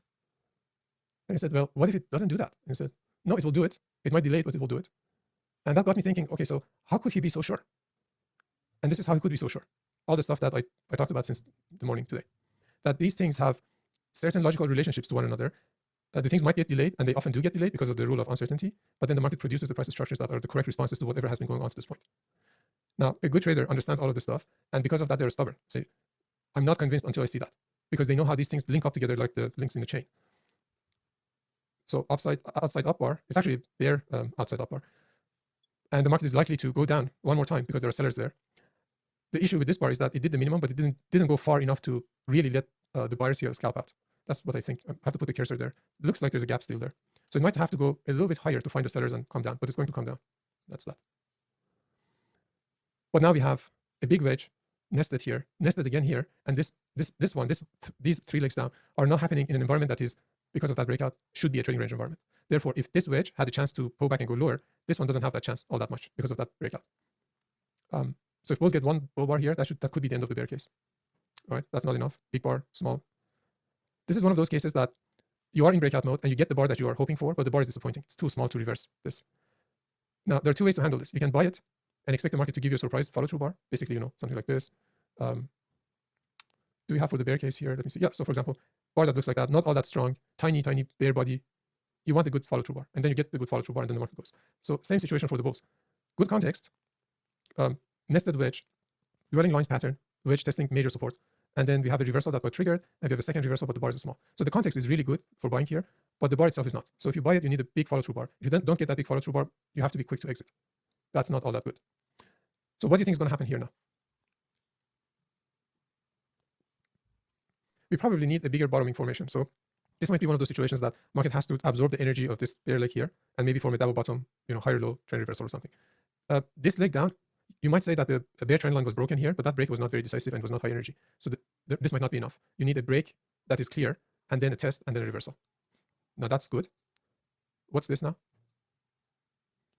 At this point, I'm expecting everybody rushing to answer my question because you should know this. 2 legs. No. It is 2 legs, yes, but It's like a double bottom. No. No. No. The new event. This might lead to a major trend reversal, but major trend reversal has 3 components: a trend, a break, and a test. Where is the test? So this might lead to a major trend reversal, you're right, but it's not finished yet. We don't have the third component of the MTR yet. Why don't you just look at the chart and tell me what you see? I mean, that's the easiest thing. The first 4 consecutive bull bars of the day. Yeah, that's the thing. So first 4 consecutive bull bodies, not bars because this is a bear bar. 4 consecutive bull bodies of the day. When the market is supposed to be in a trading range at the bounce from support, all of that is good. So now this is a new event, and this needs a second leg. But remember what I said about all of this stuff. General and immediate probability, and this dynamic of breakout nodes interacting with one another to produce up and down legs. So point of certainty, which means market is going to do the opposite more likely, but then that opposite might have 2 legs, and then form a double bottom with here. Minimum expectation is small pullback, 1 more bar up, not 1 more leg up, 1 more bar up, because that 1 more bar is this red leg here. Okay, if it is not clear, let me know to explain it more. But this is going to get something up, but that something might become a pullback in a 2-legged bear correction down to form a bigger pattern. You have to be open to that too. So here's the uncertainty part, disappointment, but this should not lead to a breakout. This should lead to another pullback. So buyers below the low of 61. Oh, oops, it fell too much. It shouldn't have fallen this much. So those who bought there are going to panic out and sell. So this is going to have some other structure, but it's also a second reversal. So maybe first, second, third. And if bears see this as a disappointment, it might not go down all that much. Okay, so that's good for the bull case. And bears are now probably going to buy here if the market gives them the chance. It didn't. So then now there are buyers below the lows of all of these bars. Basically, bears just get one chance there and then nothing. So this was likely to have one more leg up, but then that leg and the bear test down was too deep. So this will have some ramifications later on, but bears got trapped. So now buyers below everything, and that tail was all that bears got. Test of the high of the bear bar. By the way, that was the minimum expected, because if the market goes above that bear bar and gets closes there like here, then this is still a bear micro channel with 4 bars down. So the market should at least test the top of the last 2 bars. So these 2 are the last 2 bars. That's the top of the last 2 bars. Market should at least test there, and that's the minimum. Every micro channel, if you look at it, market usually tests at least the first bar, and in most cases, the last 2 bars. But if it goes above or below the 3rd bar, then that micro channel has broken. It's not going to function all that much. Here's an example of it. Bull micro channel, 1, 2, 3, 4, 5, 6, 7, 8 bars up. You expect buyers below these bars, but you expect the market to not fall below the low of the 3rd bar. That's the low of the 3rd bar. And it fell 1 tick below the low of the 3rd bar. That's bad for the micro channel case, even though it was just 1 bar. It was just 1 bar falling below the last 3 bars, and it fell just by 1 tick. That means there are sellers above that swing point now, and that is the next high probability trade, because in very strong trends, do you remember the last one, or look at this one? Pullbacks are just 1 bar. 1 bar. The last 2 bars gives protection to the stops. So if somebody's too finicky with their stop and they don't want to put the stop where it belongs, below the low of 63, and they're just tracking it up, a lot of these swing traders, they have a stupid rule that says put your stop 2 bars before the last bar on the chart. So if this is the last bar on the chart, their stop is below this bar. So the expectation is that market would not test 2 bars deep into the trend. They are expecting this. And then 2 bars, if this is the last bar on the chart, the stop is here. Market tests below 1 bar, but not 2 bars. Trend resumption. But if you do that, if you code a system, program a system that has this rule for the stop management, you will see that you're going to break the system, because most of the time you get pullbacks that go below the last 2 bars and kick all of those traders out, and then trend resumes. Therefore, the smart trader will buy below the low of the 1st bar and the low of the 2nd bar, and then if they get this, they will exit break even. That's the reason for this tail, because everybody who bought there got disappointed by this big bear bar. But then once you get that, then there are sellers above the swing point, and very likely that you get a second attempt to reverse the market. But then 1, 2, 3, 4, 5 bars up, and 5 bodies up. So this is going to have a second leg of some sort, but 2-legged pullback, and that's just minimum second leg test of the high. All right, any questions? I just noticed that we're past 2 p.m. I have a quick question. Yes, please.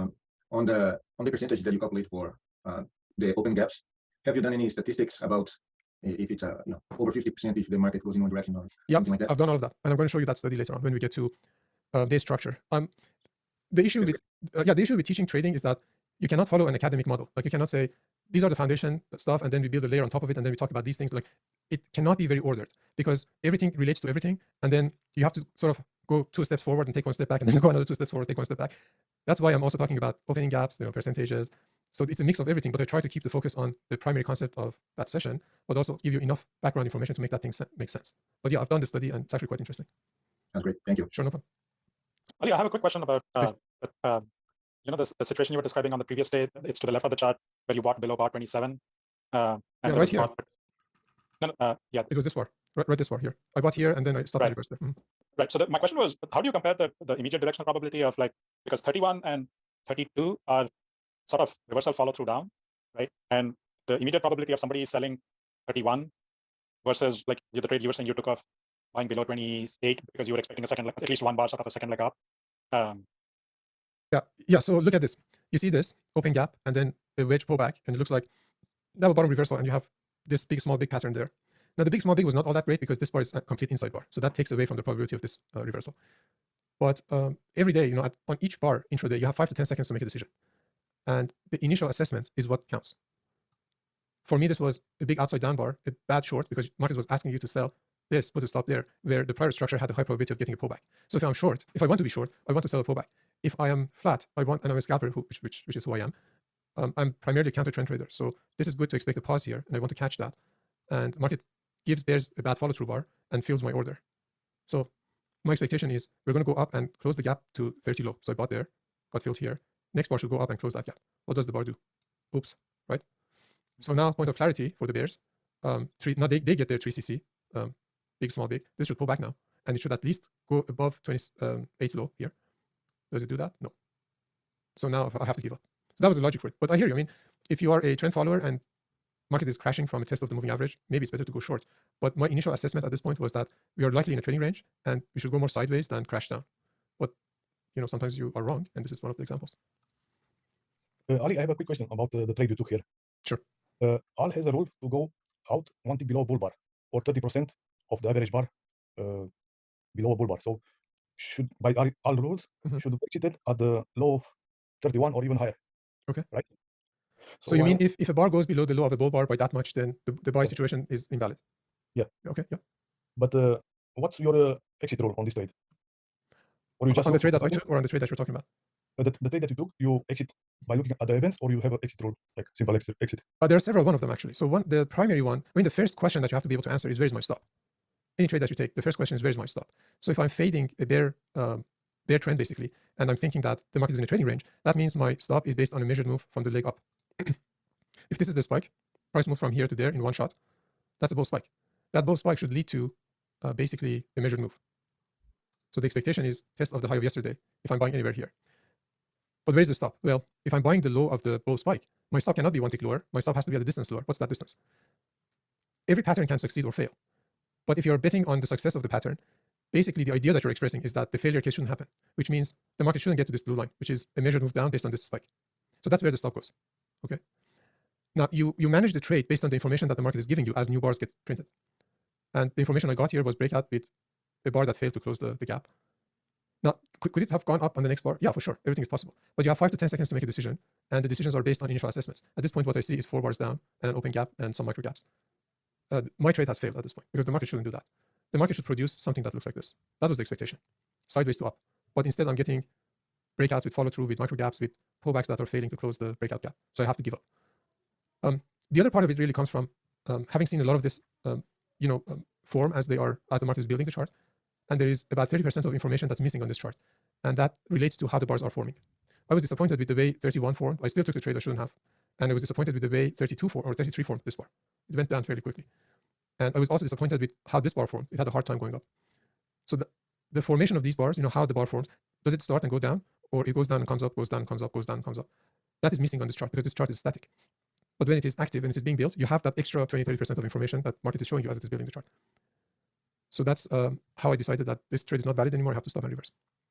Also, the pattern is good. So you get a big, small, big that follows a big, small, big, and this one is a breakout in the direction of the general probability.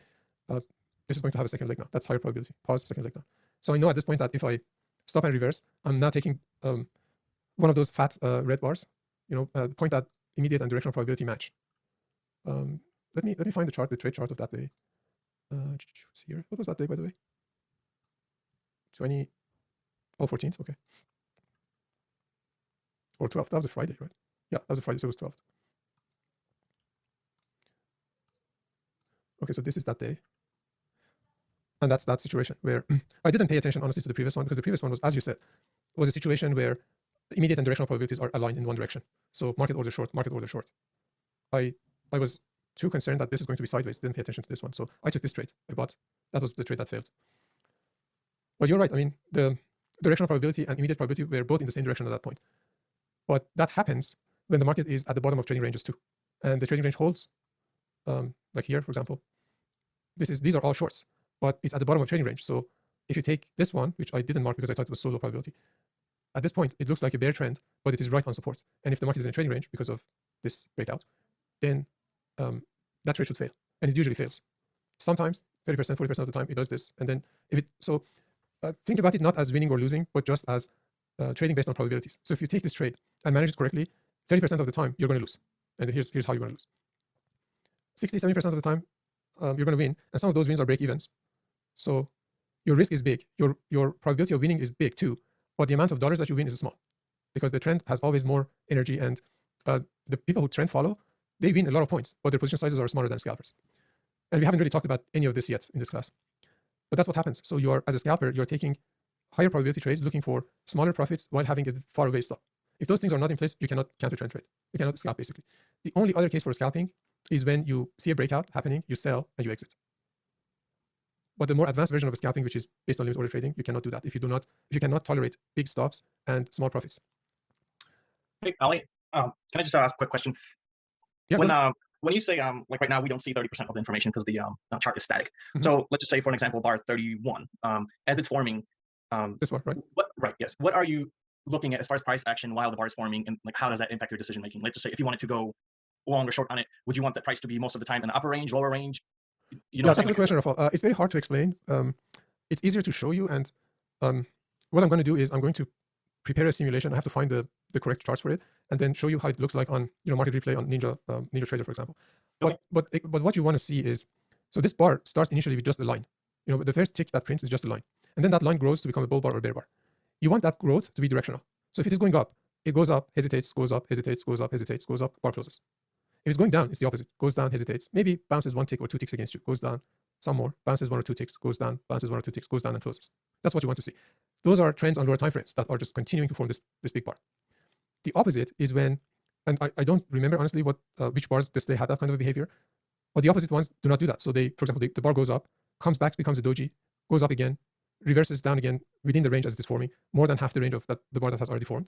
And it continues to do that until it closes. So if I try to just draw it here for you. Oops. So for example, in the case of a bull bar, let's say it starts here, that's the opening tick. And it goes up, hesitates, goes up, hesitates, goes up, hesitates, closes up there, becomes a big bull bar. That's the good case. The bad case is it opens here, goes up there, comes back down here, and the body becomes this size. So already during the first 1 to 2 minutes, it's looking like a bear doji.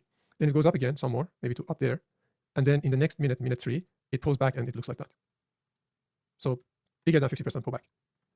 And then goes up. And these bars usually, even when they close up there, but then they have a tail on top. Most of them do. So it has a big body. At the end of the day, you look at this and say, all right, it looks like it's like 65 to 70% IBS. But really what it was doing was forming a trading range on the lower time frame. That is the difference between, that's that 30% of information that's missing from a static chart. Yeah, so even like if the bar pushed up in the last minute, all the way up, but the first 4 minutes it was in the lower range, then it's not really as reliable because it closed just at the end, but most of its life it's spent in the trading range. So if you're fading a bar, those bars that hesitate while they're going up and reverse their range quite frequently, those are better bars to expect to have tests that result in reversals. Okay. So I'm not saying that if you see that, go ahead and short the bar. I'm not saying that. But I'm saying that if you have a target, for example, let's say we have this target, this line here, and moving average to sell, we want the approach to this to be one of those hesitative, disappointing approaches to finally get there. But then market doesn't make things easy for anyone. But then you also have these things. you remember how this bar formed? We were watching the market this day. Yeah, it was actually explosive. Yeah, and that's the other version, which is not good. So if the market goes from one price to the other without actually going through the stages, that's usually a vacuum move, and it's much less reliable than when the market does this. So basically, all that I'm saying is that you want the lower time frame to have a consistent trend with uniform size bars. That's what I'm saying. But you're not looking at the lower time frame, you're looking at this time frame. The end result of lower time frame having a consistent trend is that the bar grows consistently throughout its lifetime. It's not explosive and it's not disappointing. It just goes up, goes up, goes up, goes up, closes there. So basically gives you an opportunity to buy as the bar is forming and take a profit at the close of the bar without giving you heartache. But the bars that are explosive, goes from one price to the other, those are much less reliable, especially if they're counter trend as entry bars. They need follow through. Yeah, they usually need follow through. Thank you. Sure, no problem. So pay attention to it. It's actually a very good exercise. If during the day, you sit there, you're waiting for setups. But instead of, I'm not saying don't do that, wait for your setups. But while you're waiting for your setups, you are not, you're actually quite occupied and you're not free, you're not wasting time. So as a developing trader, you have to constantly do these two things. The first of all is everything that we discussed today, all of this material here. Breakout mode, general immediate probability, expecting the direction of the legs, all of those. So you are practicing this as you're watching the chart. It's fairly intensive. Like if you do it every day, I bet you're going to be very tired at the end of the week. And you might not even be able to do it for 6.5 hours because it's a lot of mental processing, a lot of thinking. So that's one very good exercise. The other one is just try to take trades in the direction of the general probability, because ultimately that is what is going to win. That's going to win over immediate probability, which is trade in the direction of the always in or market regime. And then the third thing is pay attention to how the bars are forming and try to remember that as part of the subconscious internalized knowledge that you have that will enable you to react quickly when you see something happening in the market. You will hear from traders that say, oh, I didn't like how that bar formed. Don't want to take this trade. In other words, what they're saying is that they didn't like what the lower time frame did while that bar was forming, but they're not watching the lower time frame. So they're referencing the formation of the bar on this chart. But that's what they really are saying. They're saying they don't like the lower time frame without even seeing it, because they see the lower time frame as the bars are forming on this chart, on this time frame. All right, guys. So I guess that's it for us today. And I hope it was good. You learned something and it's going to help you. But be active in the Telegram group chat, post your trades, and let me know if any other questions come up. We'll be very happy to answer them for you. Thank you. That was really excellent. Thank you very much. You're welcome. Have a good weekend. Thank you. Bye-bye. You too. Thank you. Bye.